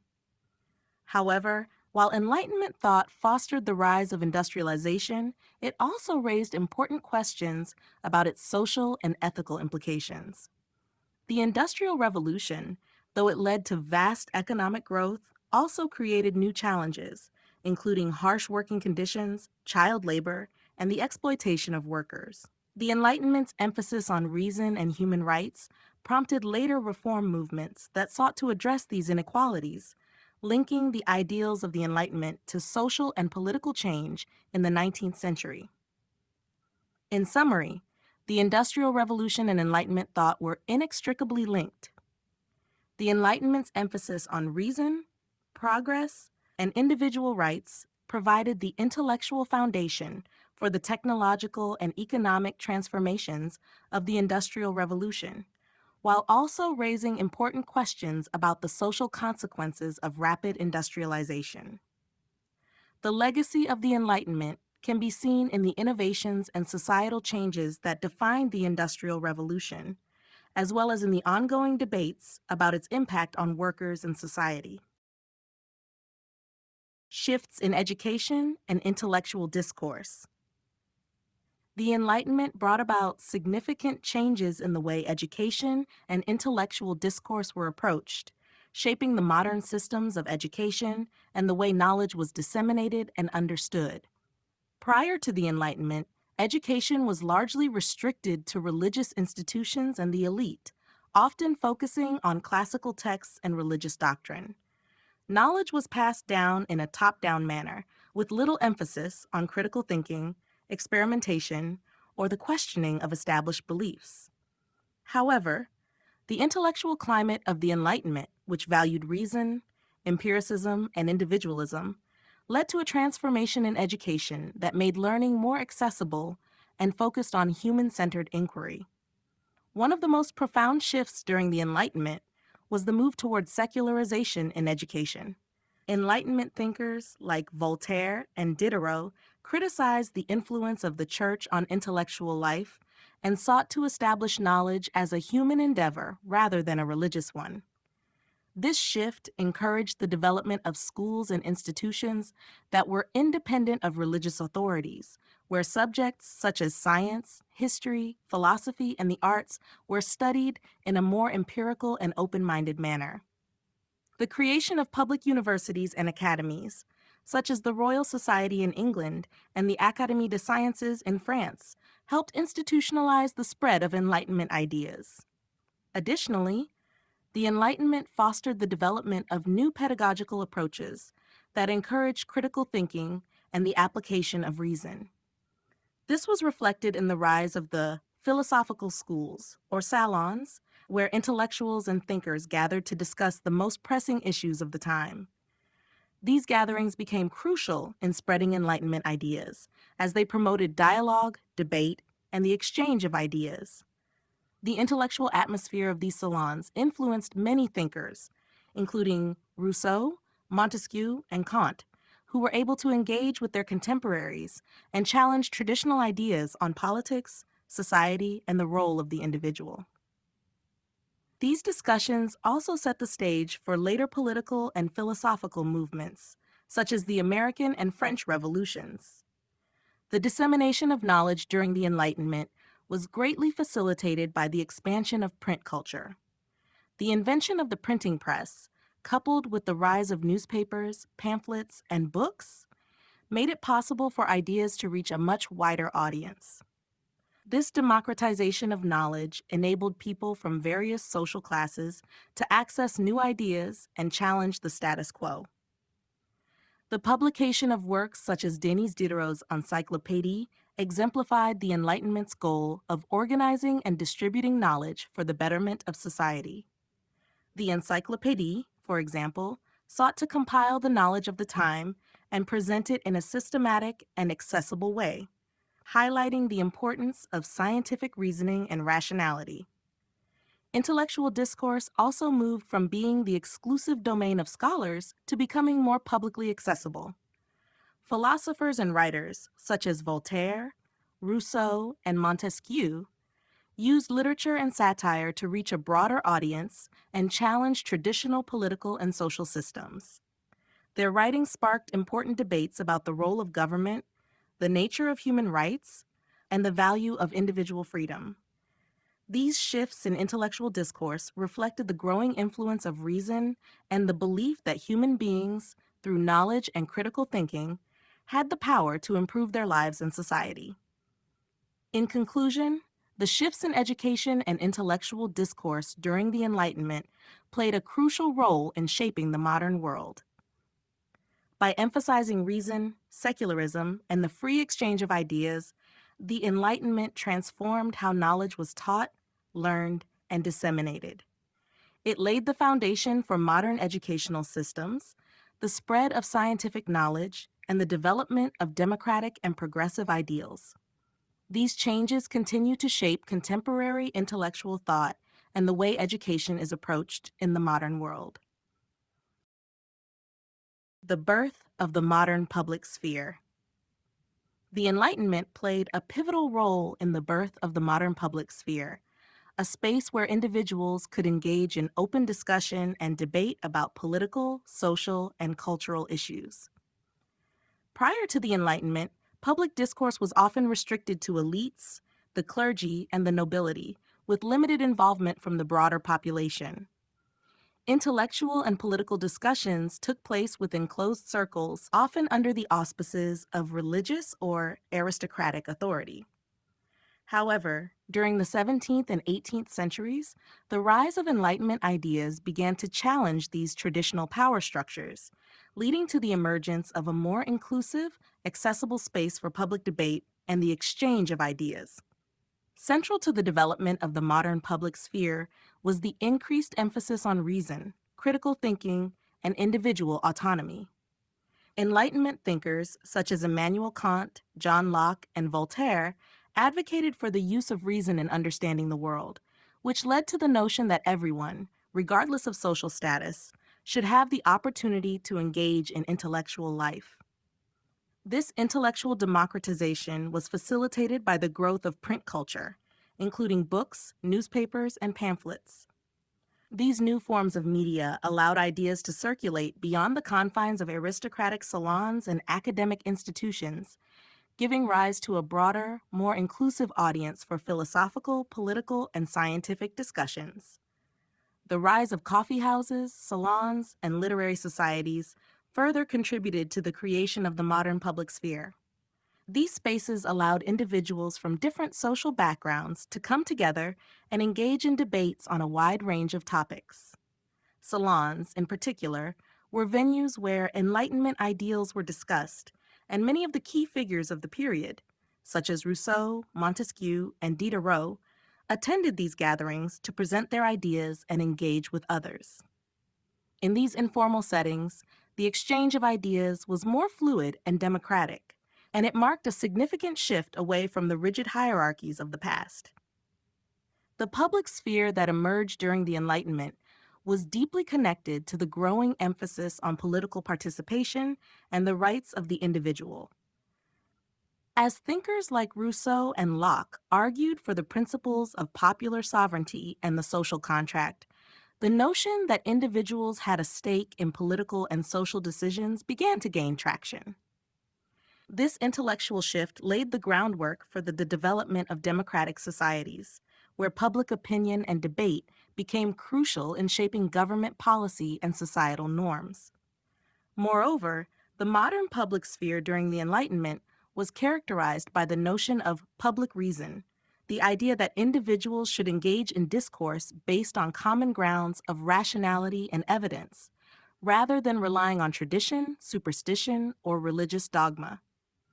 This encouraged a shift towards secular reasoning and greater freedom of thought, enabling individuals to challenge established systems of power and authority. Through open discussions and debates, people began to recognize the importance of personal freedoms, the rule of law, and the rights of citizens in shaping society. In conclusion, the birth of the modern public sphere was a key development of the Enlightenment, as it fostered greater intellectual engagement and political participation. With the rise of print culture, new social spaces for discourse, and the intellectual principles of reason and equality, the public sphere became an arena where ideas could be freely exchanged and where individuals could challenge the status quo. The legacy of this transformation can be seen in the democratic institutions, political movements, and intellectual discourses that continue to define the modern world. The legacy of the Enlightenment in contemporary society. The legacy of the Enlightenment remains deeply embedded in the fabric of contemporary society, influencing our political systems, cultural values, educational frameworks, and scientific advancements. The core principles of the Enlightenment, reason, individual rights, secularism, and progress, continue to shape modern thought, creating a foundation for much of the democratic and intellectual structures we now take for granted. One of the most significant legacies of the Enlightenment is the establishment and continued evolution of democratic principles. Thinkers like John Locke, Montesquieu, and Rousseau articulated ideas about the separation of powers, the rule of law, and the inherent rights of individuals, which provided the philosophical foundation for modern democratic systems. The American and French revolutions, both directly influenced by Enlightenment ideals, established key democratic principles such as popular sovereignty, equality before the law, and the protection of fundamental freedoms. Today, these ideals continue to guide political systems across the world, influencing the development of human rights frameworks, democratic institutions, and the rule of law. The Enlightenment also fostered the growth of secularism in public life.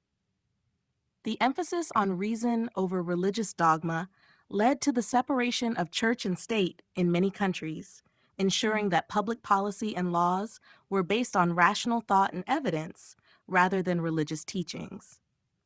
This separation has had profound effects on the modern world, allowing for more inclusive societies that accommodate diverse beliefs and worldviews. Secularism, in turn, has played a role in advancing freedoms of expression and conscience, providing space for scientific, political, and cultural diversity to flourish. In the realm of education, the Enlightenment's emphasis on critical thinking and the pursuit of knowledge has had lasting effects. The period saw the rise of public education systems and universities that prioritized reason, inquiry, and scientific knowledge. These institutions, which were initially developed to spread Enlightenment ideas, continue to educate generations of people today, fostering an environment where intellectual exploration is encouraged and knowledge is seen as a means to improve society. The idea that all individuals should have access to education, regardless of their social background, is another enduring contribution of Enlightenment thought. Moreover, the Enlightenment's promotion of scientific inquiry and empirical research laid the groundwork for the technological and scientific advancements that define modern society. Figures such as Newton, Darwin, and Pasteur, who were inspired by Enlightenment principles, made discoveries that revolutionized our understanding of the natural world. In contemporary society, science and technology continue to drive progress, from medicine and environmental protection to artificial intelligence and space exploration. In conclusion, the Enlightenment's legacy is integral to the structure of contemporary society. The movement's ideas about democracy, human rights, secularism, education, and scientific inquiry continue to influence the modern world, providing the intellectual foundation for much of our political systems, cultural values, and scientific advancements. As we confront contemporary challenges, the principles of the Enlightenment remain a guiding force in shaping the future of global society.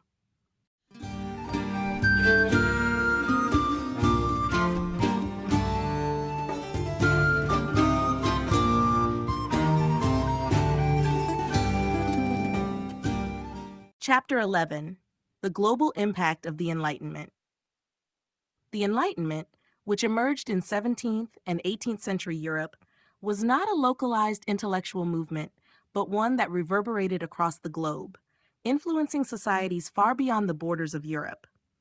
Its principles of reason, individual rights, liberty, and secular governance resonated in many parts of the world and contributed to transformative changes in politics, social structures, and intellectual life. The Enlightenment's impact was profound, shaping revolutions, reforms, and the development of global concepts of freedom and justice that continue to influence modern societies. One of the most significant ways in which the Enlightenment spread globally was through the revolutionary movements it inspired. The American Revolution, which culminated in the formation of the United States in 1776, was deeply influenced by Enlightenment thinkers like John Locke and Montesquieu. Their ideas on natural rights, the separation of powers, and the role of government in protecting individual freedoms directly shaped the U.S. Constitution and the Declaration of Independence. The Enlightenment's emphasis on liberty and equality not only led to the creation of new democratic institutions in the U.S., but also set a precedent for the global spread of democratic ideals. In Europe, the French Revolution of 1789 was another key event propelled by Enlightenment ideas. Thinkers like Rousseau, who championed the concept of the general will and the social contract, inspired revolutionary movements that overthrew the monarchy and sought to establish a republic grounded in the principles of equality, fraternity, and liberty. These revolutionary ideas resonated throughout Europe and inspired movements for democratic reform and social justice across the continent. The influence of the Enlightenment was not confined to Western countries. It also impacted colonies and territories around the world. In Latin America, Enlightenment ideas provided the intellectual foundation for independence movements in the early 19th century. Leaders like Simón Bolívar, who sought to liberate South America from colonial rule, were inspired by Enlightenment principles of self-determination and the rights of the people. The desire for freedom from imperial domination and the pursuit of equality and justice became central to the region's revolutionary movements, reflecting the Enlightenment's global reach. In Asia and Africa, the Enlightenment's influence was more indirect but still significant. While these regions did not experience the same kind of political revolutions as in Europe and the Americas, the introduction of Enlightenment ideas about education, governance, and individual rights influenced reforms in colonial administrations and spurred intellectual exchanges. In India, for example, British colonial officials and Indian reformers like Raja Ram Mohan Roy were influenced by Enlightenment ideas, especially in the areas of social reform, education, and the abolition of practices such as sati, the ritual of widow burning. The Enlightenment also influenced the development of global economic systems, particularly the rise of capitalism and the market-driven economy. Economic philosophers like Adam Smith, whose work The Wealth of Nations laid the groundwork for modern economics, contributed to the spread of capitalist ideals worldwide. Smith's advocacy for free markets, competition, and minimal government intervention in trade influenced economic policies not only in Europe, but also in newly independent nations. In conclusion, the global impact of the Enlightenment was profound, reaching far beyond Europe's borders and inspiring revolutions, social reforms, and intellectual movements around the world. Its principles of reason, liberty, democracy, and human rights continue to shape political and social thought, influencing global movements for freedom and equality to this day.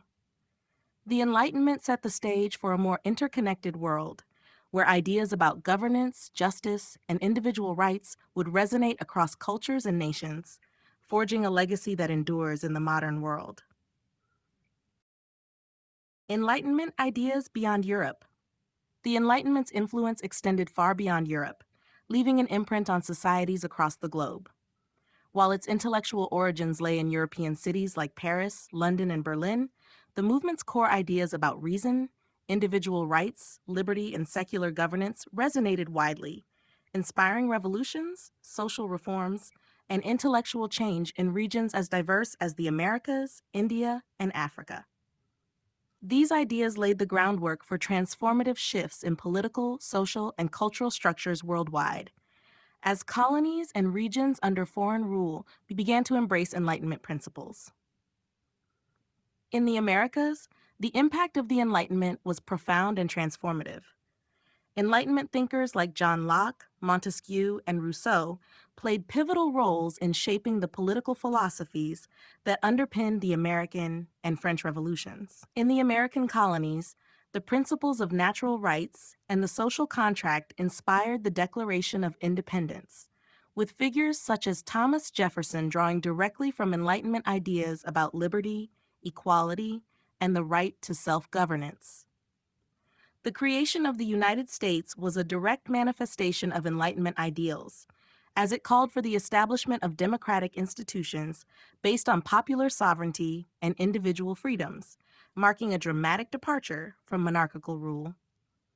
The French Revolution of 1789, too, was a key moment in the global spread of Enlightenment thought. The ideals of liberty, equality, and fraternity, espoused by Enlightenment philosophers, drove the movement to overthrow the monarchy and demand democratic reforms. The revolutionaries' focus on individual rights and social justice had a ripple effect across Europe and the world, influencing other political uprisings, such as the Haitian Revolution. In Haiti, enslaved people fought for their freedom, inspired by the ideals of the Enlightenment and the revolutionary example set by France and America. In Latin America, the Enlightenment also fueled independence movements throughout the early 19th century. Leaders like Simón Bolívar were profoundly influenced by the writings of Rousseau and Locke, and sought to create republics based on the principles of liberty, equality, and fraternity. Bolívar's vision of a united Latin America was inspired by Enlightenment ideas about democracy and the rights of citizens to self-determination, leading to the independence of several Latin American countries from Spanish rule. Enlightenment thought also reached India, albeit through colonial encounters. British administrators and Indian reformers alike encountered Enlightenment ideas as they navigated British rule. Indian intellectuals such as Raja Ram Mohan Roy were inspired by the principles of individual rights and social justice that came from Enlightenment philosophers. Roy pushed for reforms such as the abolition of sati, widow burning, the promotion of education, and the improvement of women's rights, advocating for the application of rational thought to social issues. In Africa, while the Enlightenment's impact was less direct, The movement's emphasis on human rights and social progress influenced the way that colonial administrators and reformers approach governance and social structures. Intellectual exchanges, particularly through European missionaries and scholars, introduced Enlightenment concepts to African thinkers who later played significant roles in movements for independence and the push for civil rights. Overall, the reach of Enlightenment ideas beyond Europe shaped revolutions, reforms, and intellectual movements across the globe. From the Americas to Asia and Africa, the values of reason, liberty, and equality paved the way for political independence and social progress, leaving a lasting global legacy that continues to influence contemporary ideas about governance, rights, and justice. The influence on the American Revolution. The American Revolution was deeply influenced by Enlightenment thought, which provided the intellectual foundation for the colonists' desire to break free from British rule. Enlightenment philosophers like John Locke, Montesquieu, and Rousseau championed ideas about natural rights, the social contract, and the separation of powers, all of which directly shaped the revolutionary rhetoric and political structure of the newly formed United States. These philosophical ideas were key to the American colonists' growing dissatisfaction with monarchical rule and their aspiration to create a government based on the principles of liberty and democracy. One of the central Enlightenment concepts that influenced the American Revolution was the idea of natural rights.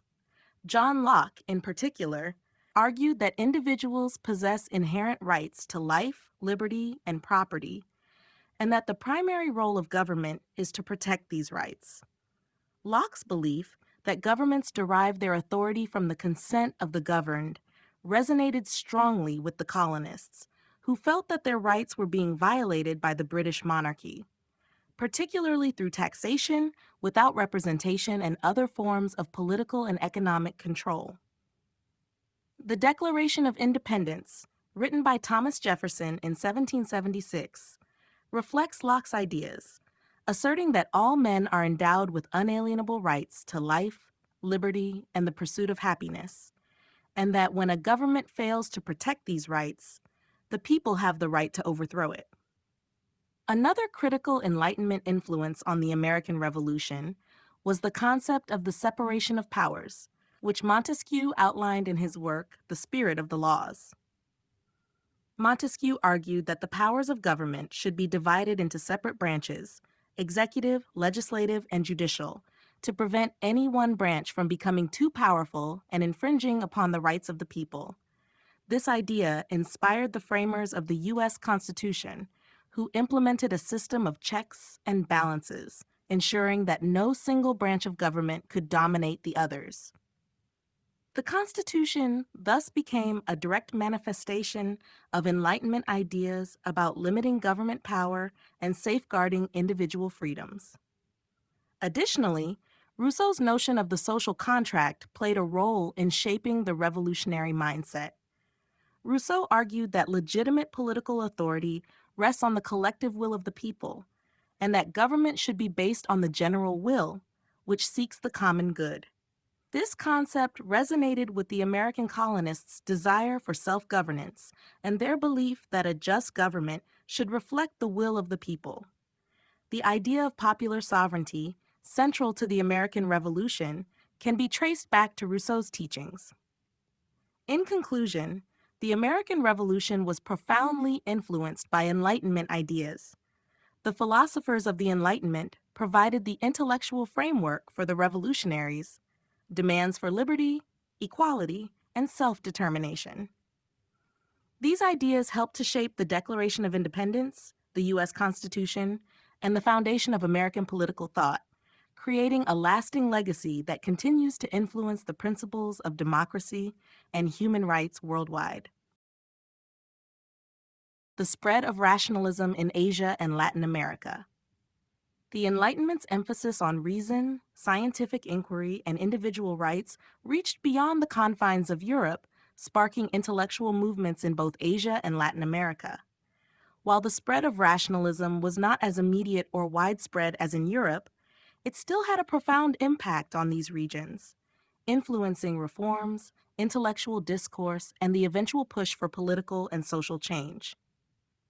The ideas of rationalism, which championed the use of reason and empirical evidence over tradition and superstition, found resonance in different forms and at different times in these areas, particularly during the colonial era and in the wake of colonial struggles for independence.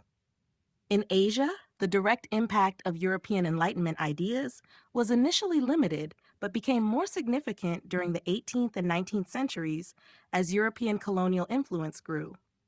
Rationalism's influence was most notable in India, where British colonial rule introduced Western ideas to intellectual circles. Indian reformers such as Raja Ram Mohan Roy became advocates for the application of reason to traditional practices and societal norms. Roy, often referred to as the father of the Indian Renaissance, was influenced by the Enlightenment's commitment to rational thought and sought to reform various aspects of Indian society. He advocated for the abolition of practices such as sati, the ritual of widow burning, and child marriage, and he promoted the rights of women, all grounded in a rational critique of social customs. Roy's rationalist approach to social reform laid the intellectual groundwork for later Indian independence movements and was part of the broader effort to reconcile traditional Indian values with modern Enlightenment-inspired thinking. In Japan, the Enlightenment's rationalist ideas began to spread in the late 19th century during the Meiji Restoration. This period of rapid modernization saw Japan adopting Western technologies and ideas in an effort to compete with the imperial powers of the West. The Meiji government promoted a rationalist approach to governance, focusing on science, education, and industry as key components of national strength. The government encouraged the study of Western political and philosophical thought, which included the works of Enlightenment thinkers, and incorporated rationalist ideals into Japan's new legal and educational systems. In Latin America, the spread of rationalism was more directly tied to the region's colonial experience and its struggles for independence. The ideas of the European Enlightenment, particularly those about liberty, equality, and self-governance, found fertile ground among the intellectual elite of Latin America. Figures such as Simón Bolívar, José de San Martín, and Bernardo O'Higgins were profoundly influenced by Enlightenment ideas and sought to establish republican governments based on rational principles of law and governance after they freed their countries from Spanish rule. Bolívar, for example, was deeply influenced by the writings of Montesquieu, Rousseau, and Locke, and incorporated these ideas into his vision of an independent and united Latin America. He sought to create a government structure based on rational, democratic principles, emphasizing the need for a system that reflected the will of the people. While the spread of rationalism in Asia and Latin America was shaped by local cultural and political contexts, Enlightenment ideas about reason, progress, and the rights of individuals helped lay the foundation for modern political, social, and intellectual movements in these regions. From India's reformist intellectuals to Latin American independence leaders, the rationalist ideals of the Enlightenment played a role in challenging old hierarchies, promoting education, and fostering the development of modern political thought that would shape the future of both continents. The role of the Enlightenment in the abolition of slavery. The Enlightenment played a significant role in the intellectual and philosophical shift that led to the abolition of slavery. The period's emphasis on reason, human rights, and equality challenged long-standing societal structures and practices, including the institution of slavery. Enlightenment thinkers rejected the traditional justifications for slavery, such as the belief in the inherent inferiority of enslaved peoples, and promoted ideas about universal human rights, the sanctity of liberty, and the moral duties of individuals and governments.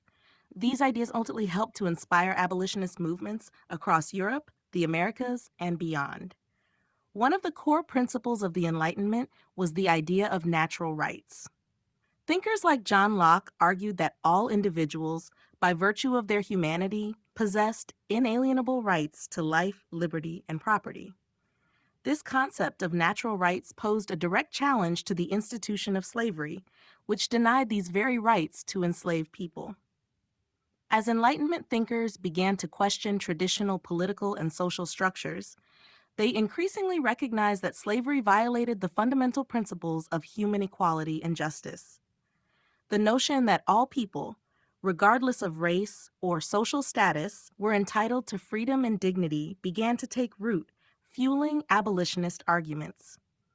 Philosophers like Jean-Jacques Rousseau also played a pivotal role in the abolition of slavery through their emphasis on the social contract and the idea that legitimate political authority arises from the consent of the governed. Rousseau's belief in the equality of all citizens within the social contract further undermined the legitimacy of slavery. He argued that no one should be subjected to the absolute power of another, a key argument used by abolitionists to advocate for the emancipation of enslaved people. The Enlightenment's emphasis on reason also led to the questioning of long-standing racial hierarchies that were used to justify slavery. As Enlightenment thinkers called for empirical evidence and rational arguments, the pseudoscientific racial theories that upheld slavery began to lose credibility. Enlightenment intellectuals increasingly argued that race was not a valid basis for inequality, challenging the prevailing racial prejudices that justified the subjugation of enslaved people. In the Americas, the Enlightenment had a profound influence on the abolitionist movement. Enlightenment ideas about liberty, justice, and human rights resonated with both enslaved people and those advocating for their freedom. The American Revolution, with its rhetoric of liberty and equality, inspired enslaved individuals and abolitionists in both the United States and the Caribbean. In Britain, the abolition movement gained momentum through the efforts of figures like Granville Sharp, Thomas Clarkson, and William Wilberforce, who used Enlightenment principles to argue against the moral and legal legitimacy of slavery. The ideas of the Enlightenment also found expression in legal reforms. The abolition of the transatlantic slave trade in Britain in 1807, followed by the eventual abolition of slavery itself in 1833, was influenced by Enlightenment thought. Similarly, in the United States, the abolition of slavery after the Civil War was partly the result of growing recognition, rooted in Enlightenment philosophy, that slavery was morally indefensible and incompatible with the principles of freedom and equality. In conclusion, the Enlightenment played a crucial role in the abolition of slavery by providing the philosophical foundation for the moral and intellectual arguments against it. By advocating for universal human rights, equality, and the rejection of tyranny, Enlightenment thinkers helped to create the ideological environment in which slavery was increasingly seen as incompatible with the values of justice and reason. These ideas galvanized abolitionist movements worldwide, leading to significant strides toward the liberation of enslaved people and the eventual end of slavery in many parts of the world. Transcultural exchanges of Enlightenment thought. The Enlightenment was not just a European phenomenon. Its ideas spread across the globe through a variety of transcultural exchanges. As the Enlightenment challenged traditional notions of power, knowledge, and social structures, these ideas found receptive audiences far beyond Europe. Global exchanges, such as the trade networks, colonial connections, and intellectual correspondences between the East and West, facilitated the dissemination and adaptation of Enlightenment thought in diverse cultural contexts, including Asia, Africa, and Latin America. One of the key mechanisms through which Enlightenment ideas spread was the expansion of European colonial empires. While colonialism itself often operated through exploitative and oppressive structures, it also created networks that allowed intellectual exchanges.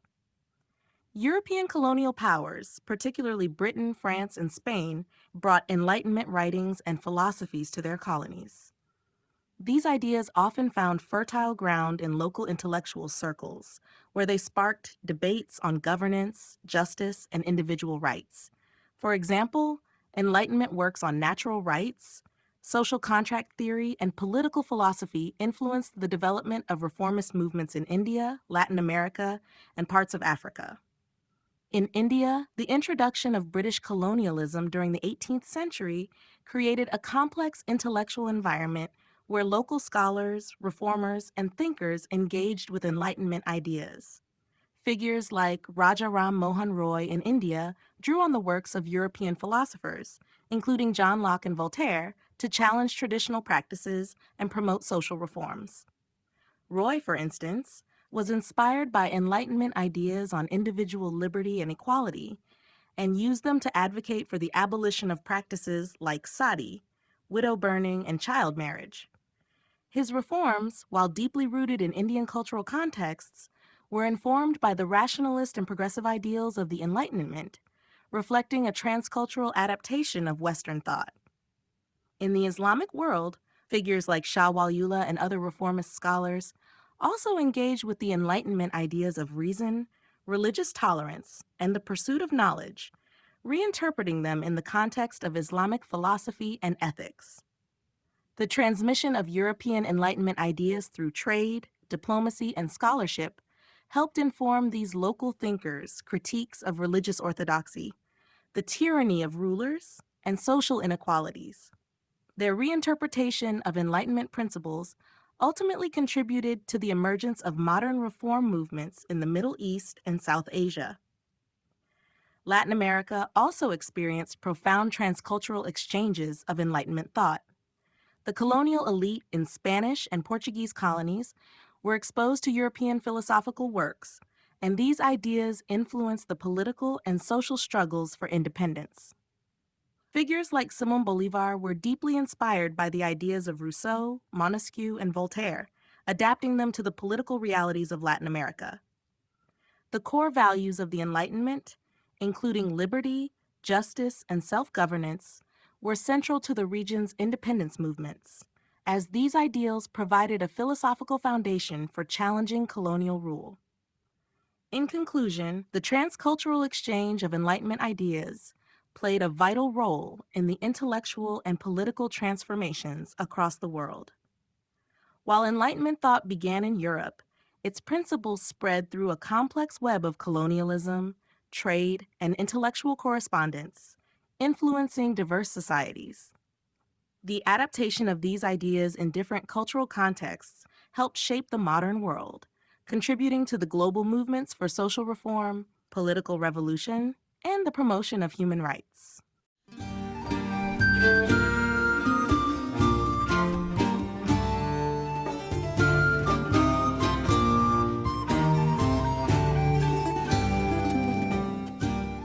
Chapter 12: Criticisms and Limitations of the Enlightenment. While the Enlightenment is often celebrated for its contributions to modernity, rational thought, and individual rights, it has also faced significant criticism over the years. Despite its emphasis on universalism and progress, the Enlightenment was not without its limitations and contradictions. Some critics have argued that the period's ideas were inherently Eurocentric, dismissive of non-Western cultures, and inadequate in addressing certain social inequalities. Additionally, the Enlightenment's focus on reason and rationality has been criticized for its narrowness and failure to acknowledge the complexities of human nature and society. One of the most prominent criticisms of the Enlightenment is its Eurocentrism. The intellectual framework of the Enlightenment was largely shaped by European philosophers and thinkers, and its principles were often framed within a European context. While the Enlightenment championed ideas of liberty, equality, and human rights, these ideals were frequently applied selectively. Enlightenment thinkers, for instance, often failed to extend their conceptions of rights and freedom to women, enslaved people, and indigenous populations. Many Enlightenment philosophers, such as Kant and Hegel, maintained views that justified colonialism, racial hierarchies, and the marginalization of non-European peoples. As a result, the Enlightenment's vision of progress and equality was deeply compromised by its exclusion of large swaths of humanity. Additionally, the Enlightenment's emphasis on reason as the guiding principle of human existence has been critiqued for its over-reliance on rationality at the expense of emotion, intuition, and the richness of human experience. Critics such as Jean-Jacques Rousseau argued that the Enlightenment's emphasis on rationalism ignored the importance of human emotion, social bonds, and the complexities of human nature. For Rousseau, the Enlightenment's belief in the supremacy of reason led to the alienation of individuals from their natural instincts and the values of community. In this view, the Enlightenment's embrace of reason and scientific progress could not fully account for the emotional and social dimensions of human life, which were equally important for achieving a just and meaningful society. The Enlightenment's commitment to progress and rationality has also been criticized for its utopianism. Many Enlightenment thinkers believed that through reason and science, human beings could achieve perfect knowledge, create ideal societies, and eradicate social evils. However, this optimism has been critiqued as overly idealistic, particularly when considering the social realities of the time. For instance, the promises of liberty and equality that underpinned the Enlightenment's philosophical agenda were often left unfulfilled in practice. The period saw continued inequality for women, the persistence of slavery, and the domination of imperial powers over colonized peoples. Enlightenment ideals were often implemented selectively, and their practical application sometimes perpetuated systems of oppression. Finally, the Enlightenment's focus on individualism has been criticized for its neglect of social responsibility and communal values. The Enlightenment's promotion of individual autonomy and self-interest was often at odds with the needs of collective society. Some critics argue that this focus on the individual led to a decline in social cohesion and solidarity, particularly in the context of rising capitalism and the increasing focus on individual rights over collective welfare.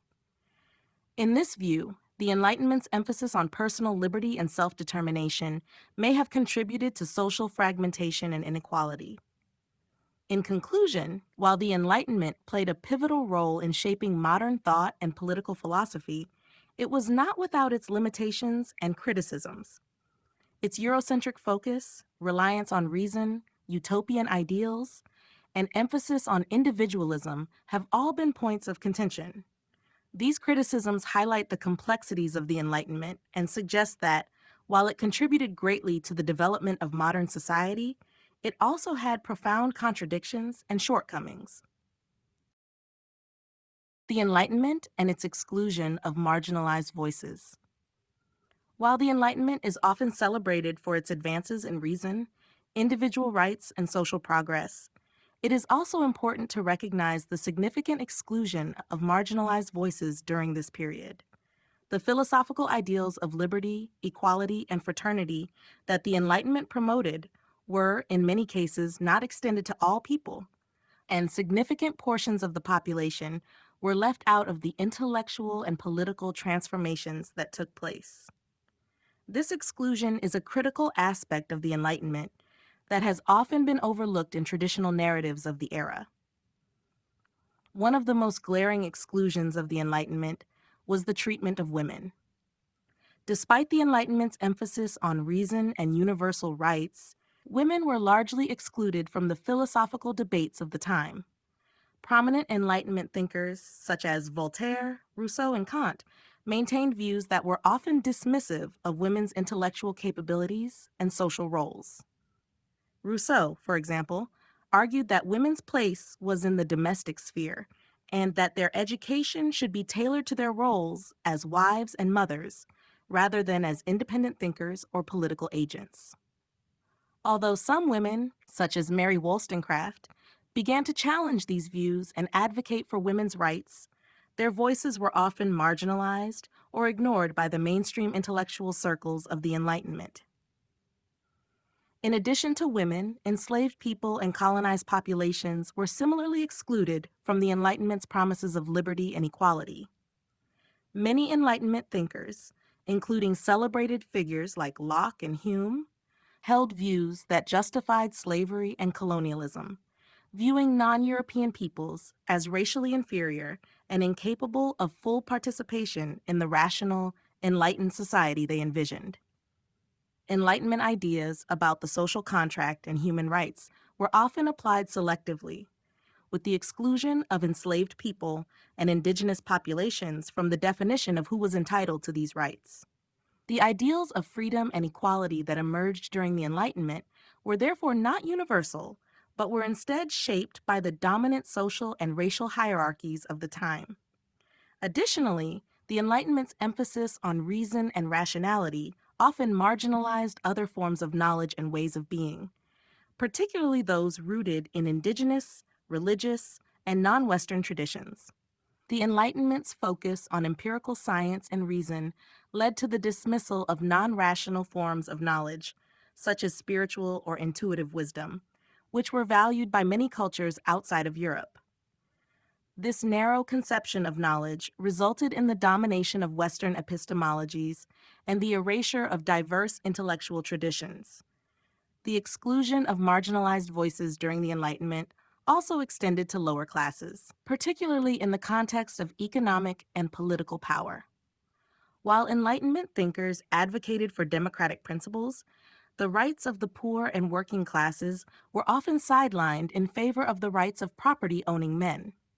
The Enlightenment's promotion of individual rights and liberties was often seen through the lens of bourgeois interests, which excluded those without wealth or status from fully participating in the political discourse of the time.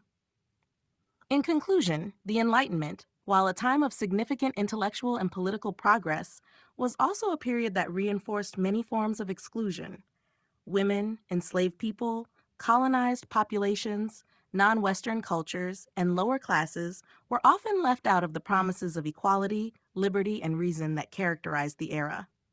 Recognizing these exclusions is essential to understanding the limitations of the Enlightenment and acknowledging the need for continued struggles for justice, equality, and inclusivity in the modern world. The critique of Enlightenment rationalism.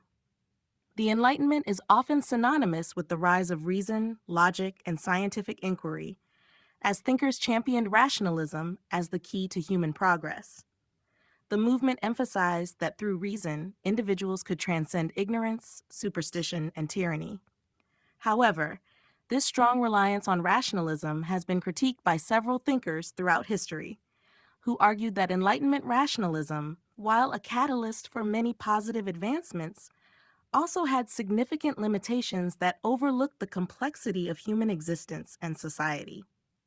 One of the key critiques of Enlightenment rationalism came from those who felt that the movement's overemphasis on reason and logic neglected the emotional, social, and cultural aspects of human life. Philosophers such as Jean-Jacques Rousseau argued that reason, as promoted by Enlightenment thinkers, led to the alienation of individuals from their natural instincts and their inherent social bonds. Rousseau, in his work, The Social Contract, contended that the Enlightenment's focus on individualism and reason eroded the sense of community and cooperation that was essential for a just and fulfilling society. For Rousseau, human beings were not solely rational creatures, but also emotional and social beings who could not be fully understood through reason alone. He believed that society's emphasis on reason ignored the importance of empathy, compassion, and emotional connection, which were equally necessary for human flourishing. Further critiques of rationalism arose from thinkers who questioned the idea that reason could be the ultimate tool for solving all of society's problems.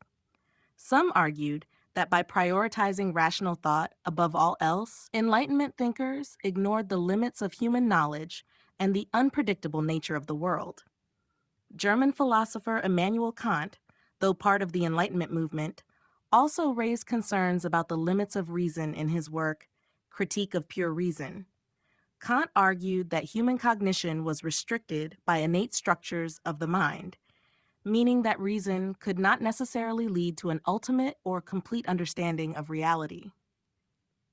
This skepticism of rationalism suggested that human knowledge was more limited than Enlightenment thinkers had realized, and that other forms of understanding, such as intuition, experience, and emotion, played an equally important role in navigating the world.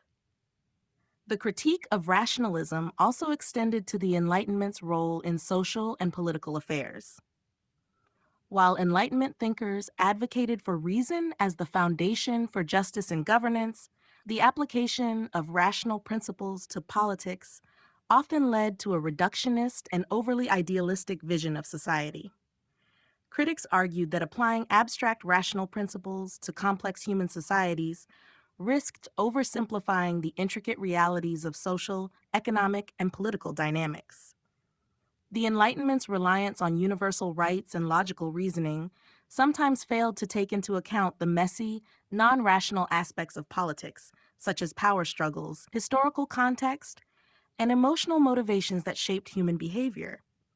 In addition, Enlightenment rationalism was often critiqued for its exclusion of non-rational forms of knowledge and cultural expression. The period's embrace of scientific thought and empirical evidence led to the marginalization of other ways of knowing, such as religious or spiritual beliefs, which were often dismissed as irrational.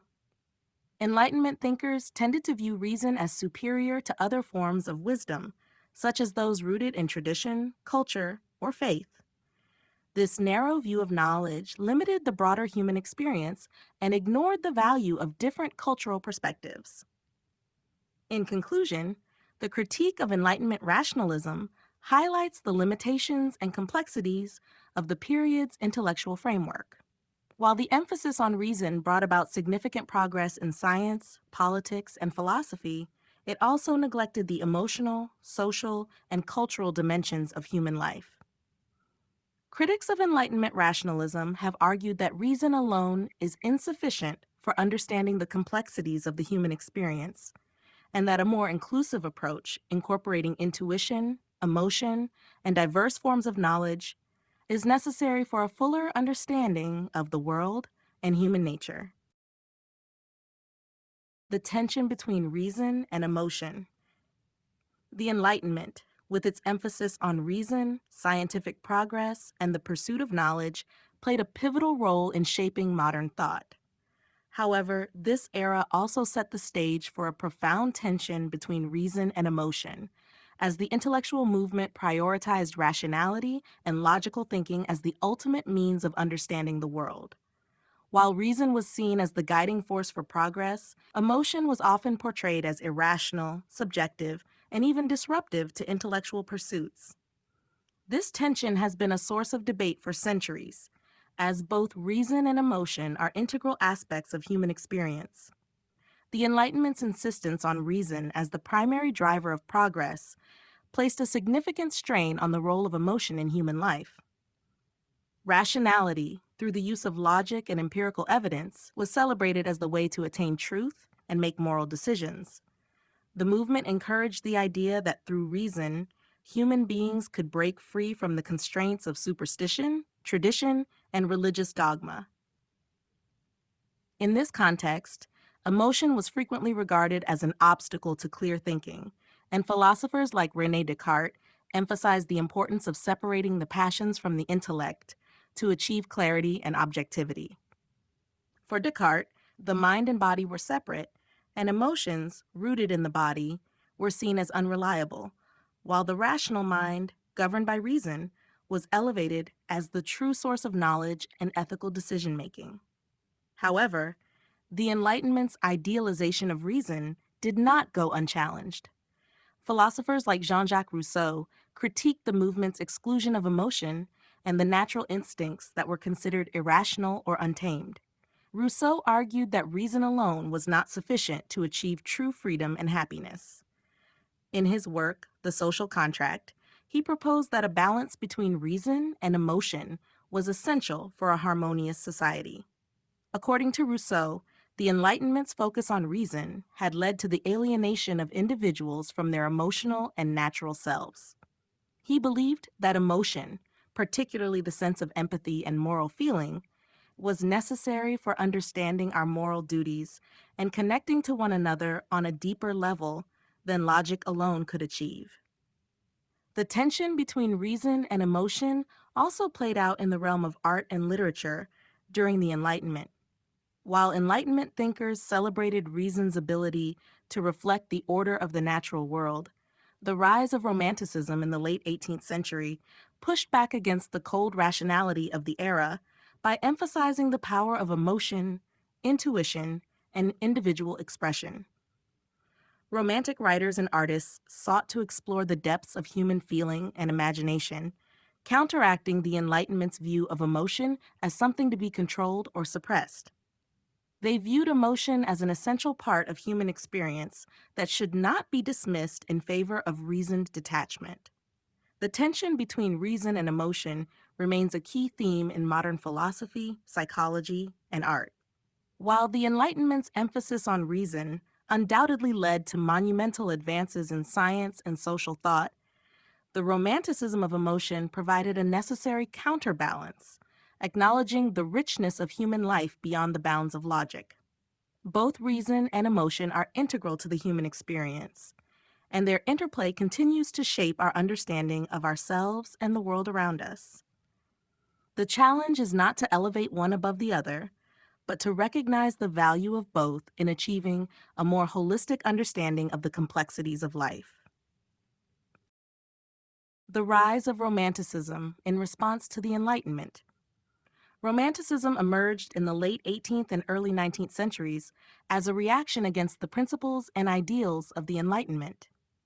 While the Enlightenment was characterized by an emphasis on reason, scientific rationality, and progress, Romanticism sought to prioritize emotion, individualism, intuition, and the sublime. This shift was not just a rejection of Enlightenment thought, but also a response to the social, political, and cultural upheavals that defined the period, including the Industrial Revolution, the French Revolution, and the rise of urbanization. One of the central tenets of Enlightenment thought was the belief in the power of reason to shape a just society, attain knowledge, and create progress. Thinkers of the Enlightenment, such as Voltaire and Rousseau, argued that human beings could transcend superstition and ignorance through rational thought. In contrast, Romanticism arose as a critique of this over-reliance on reason. Romantic thinkers, writers, and artists felt that the Enlightenment had neglected the importance of emotion, imagination, and the irrational aspects of human experience. They argued that reason, while valuable, could not fully capture the complexity of human life. The Romantics sought to explore the emotional and spiritual dimensions of existence, emphasizing intuition, personal experience, and the connection to nature. Romanticism also arose as a reaction to the mechanization and industrialization that were rapidly transforming society during the late 18th century. The Enlightenment's focus on reason and scientific inquiry had facilitated the rise of industrial capitalism, which many Romantics saw as dehumanizing and alienating. The Industrial Revolution, with its emphasis on mass production and the exploitation of labor, contrasted sharply with the Romantic ideal of the individual and the natural world.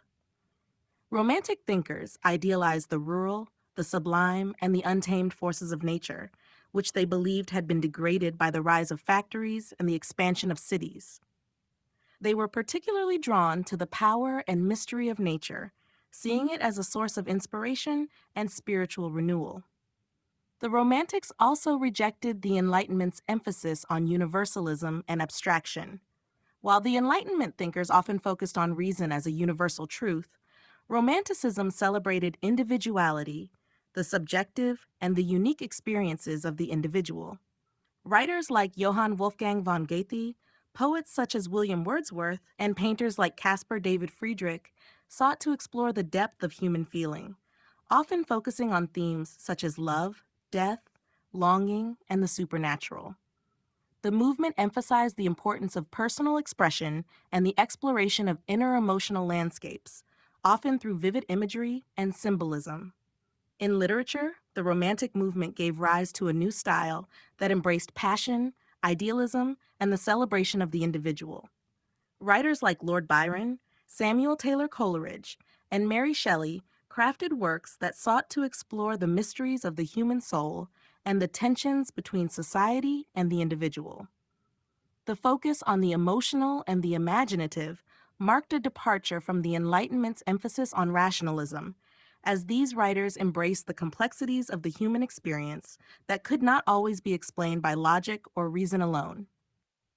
In conclusion, Romanticism emerged as a powerful counterpoint to the Enlightenment, rejecting its rationalist focus and elevating emotion, nature, and individuality. The Romantics sought to explore the emotional depths of the human experience and to reconnect with the mysteries of nature and the imagination. This cultural shift had a profound impact on art, literature, and philosophy, helping to shape the course of modern thought by highlighting the limits of reason and celebrating the value of emotion and intuition. The paradoxes and contradictions of Enlightenment ideals. The Enlightenment, often hailed as the age of reason and intellectual awakening, promoted ideals of liberty, equality, and the pursuit of knowledge. However, despite its emphasis on rational thought and progress, the Enlightenment also gave rise to a number of paradoxes and contradictions that complicated its legacy. These contradictions reflect the complexity of the Enlightenment era, where its ideals of freedom and human rights were often at odds with practices and beliefs that contradicted those same values. One of the most glaring contradictions of the Enlightenment was its simultaneous promotion of liberty and the persistence of slavery. Enlightenment thinkers such as John Locke and Jean-Jacques Rousseau argued for the natural rights of individuals, including the right to life, liberty, and property. These ideas, particularly Locke's theory of natural rights, laid the philosophical groundwork for later democratic movements and the abolition of monarchies.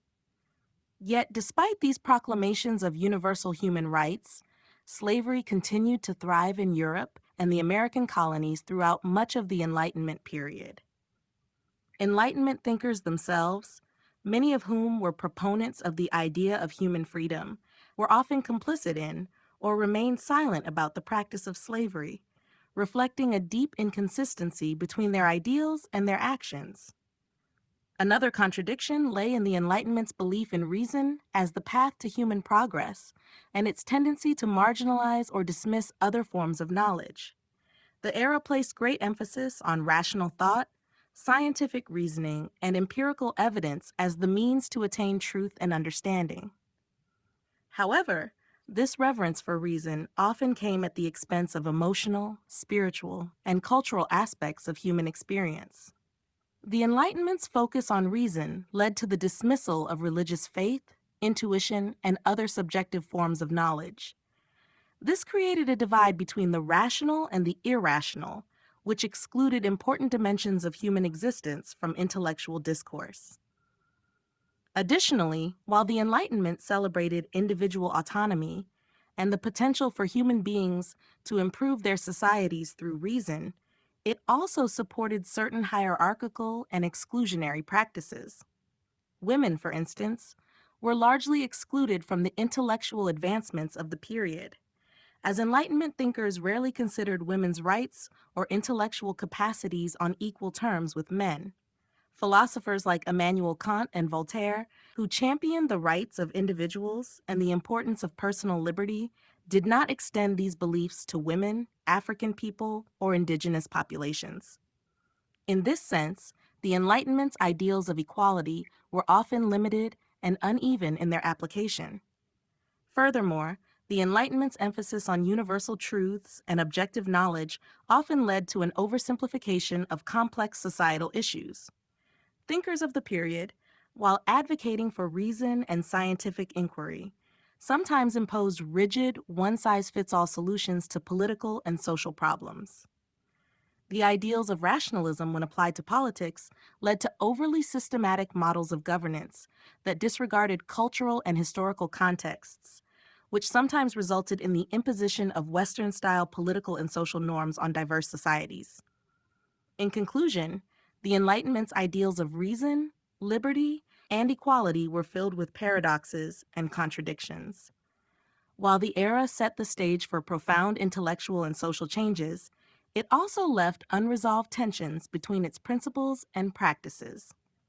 These contradictions continue to spark debates about the limitations of Enlightenment thought and the complex legacy of the period in shaping modern Western philosophy, politics, and society.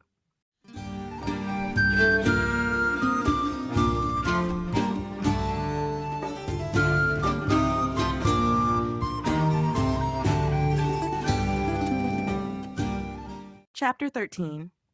Conclusion. The Enlightenment, often regarded as one of the most transformative periods in Western history, reshaped the landscape of intellectual thought, culture, politics, and society. Its emphasis on reason, individual liberty, scientific progress, and human rights set the foundation for modern democracy, philosophy, and the arts. The Enlightenment's ideals sparked revolutionary movements, led to significant political reforms, and gave birth to a new understanding of human potential. However, as explored throughout this book, the Enlightenment was not without its contradictions and limitations. While the Enlightenment championed reason and the pursuit of knowledge, it was also marked by contradictions, such as its failure to fully reconcile the ideals of liberty and equality with practices like slavery and the marginalization of women. Enlightenment thinkers, many of whom believed in the universality of human rights, nonetheless remained silent or complicit in the systemic inequalities of their time. These paradoxes highlight the complexities of the era and the challenges of applying abstract ideals to a deeply divided society. Furthermore, the Enlightenment's focus on rationality and universalism led to the exclusion of subjective experiences, emotions, and cultures that could not be quantified or explained through reason alone. This rationalism, while fostering immense intellectual progress, also created tensions with other ways of knowing and being, particularly in relation to religion, the arts, and non-Western cultures. The rise of Romanticism in response to the Enlightenment reflects the desire to reclaim the emotional, spiritual, and subjective dimensions of human experience that had been sidelined by an overemphasis on reason. Despite these contradictions, the Enlightenment laid the groundwork for modernity, influencing the development of science, art, politics, and education. The era's emphasis on individual rights and freedoms, democratic governance, and intellectual inquiry continues to shape contemporary society.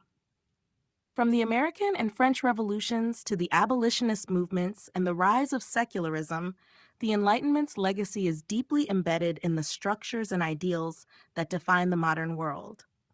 In conclusion, the Enlightenment was a complex and multifaceted movement that both advanced human thought and exposed its limitations.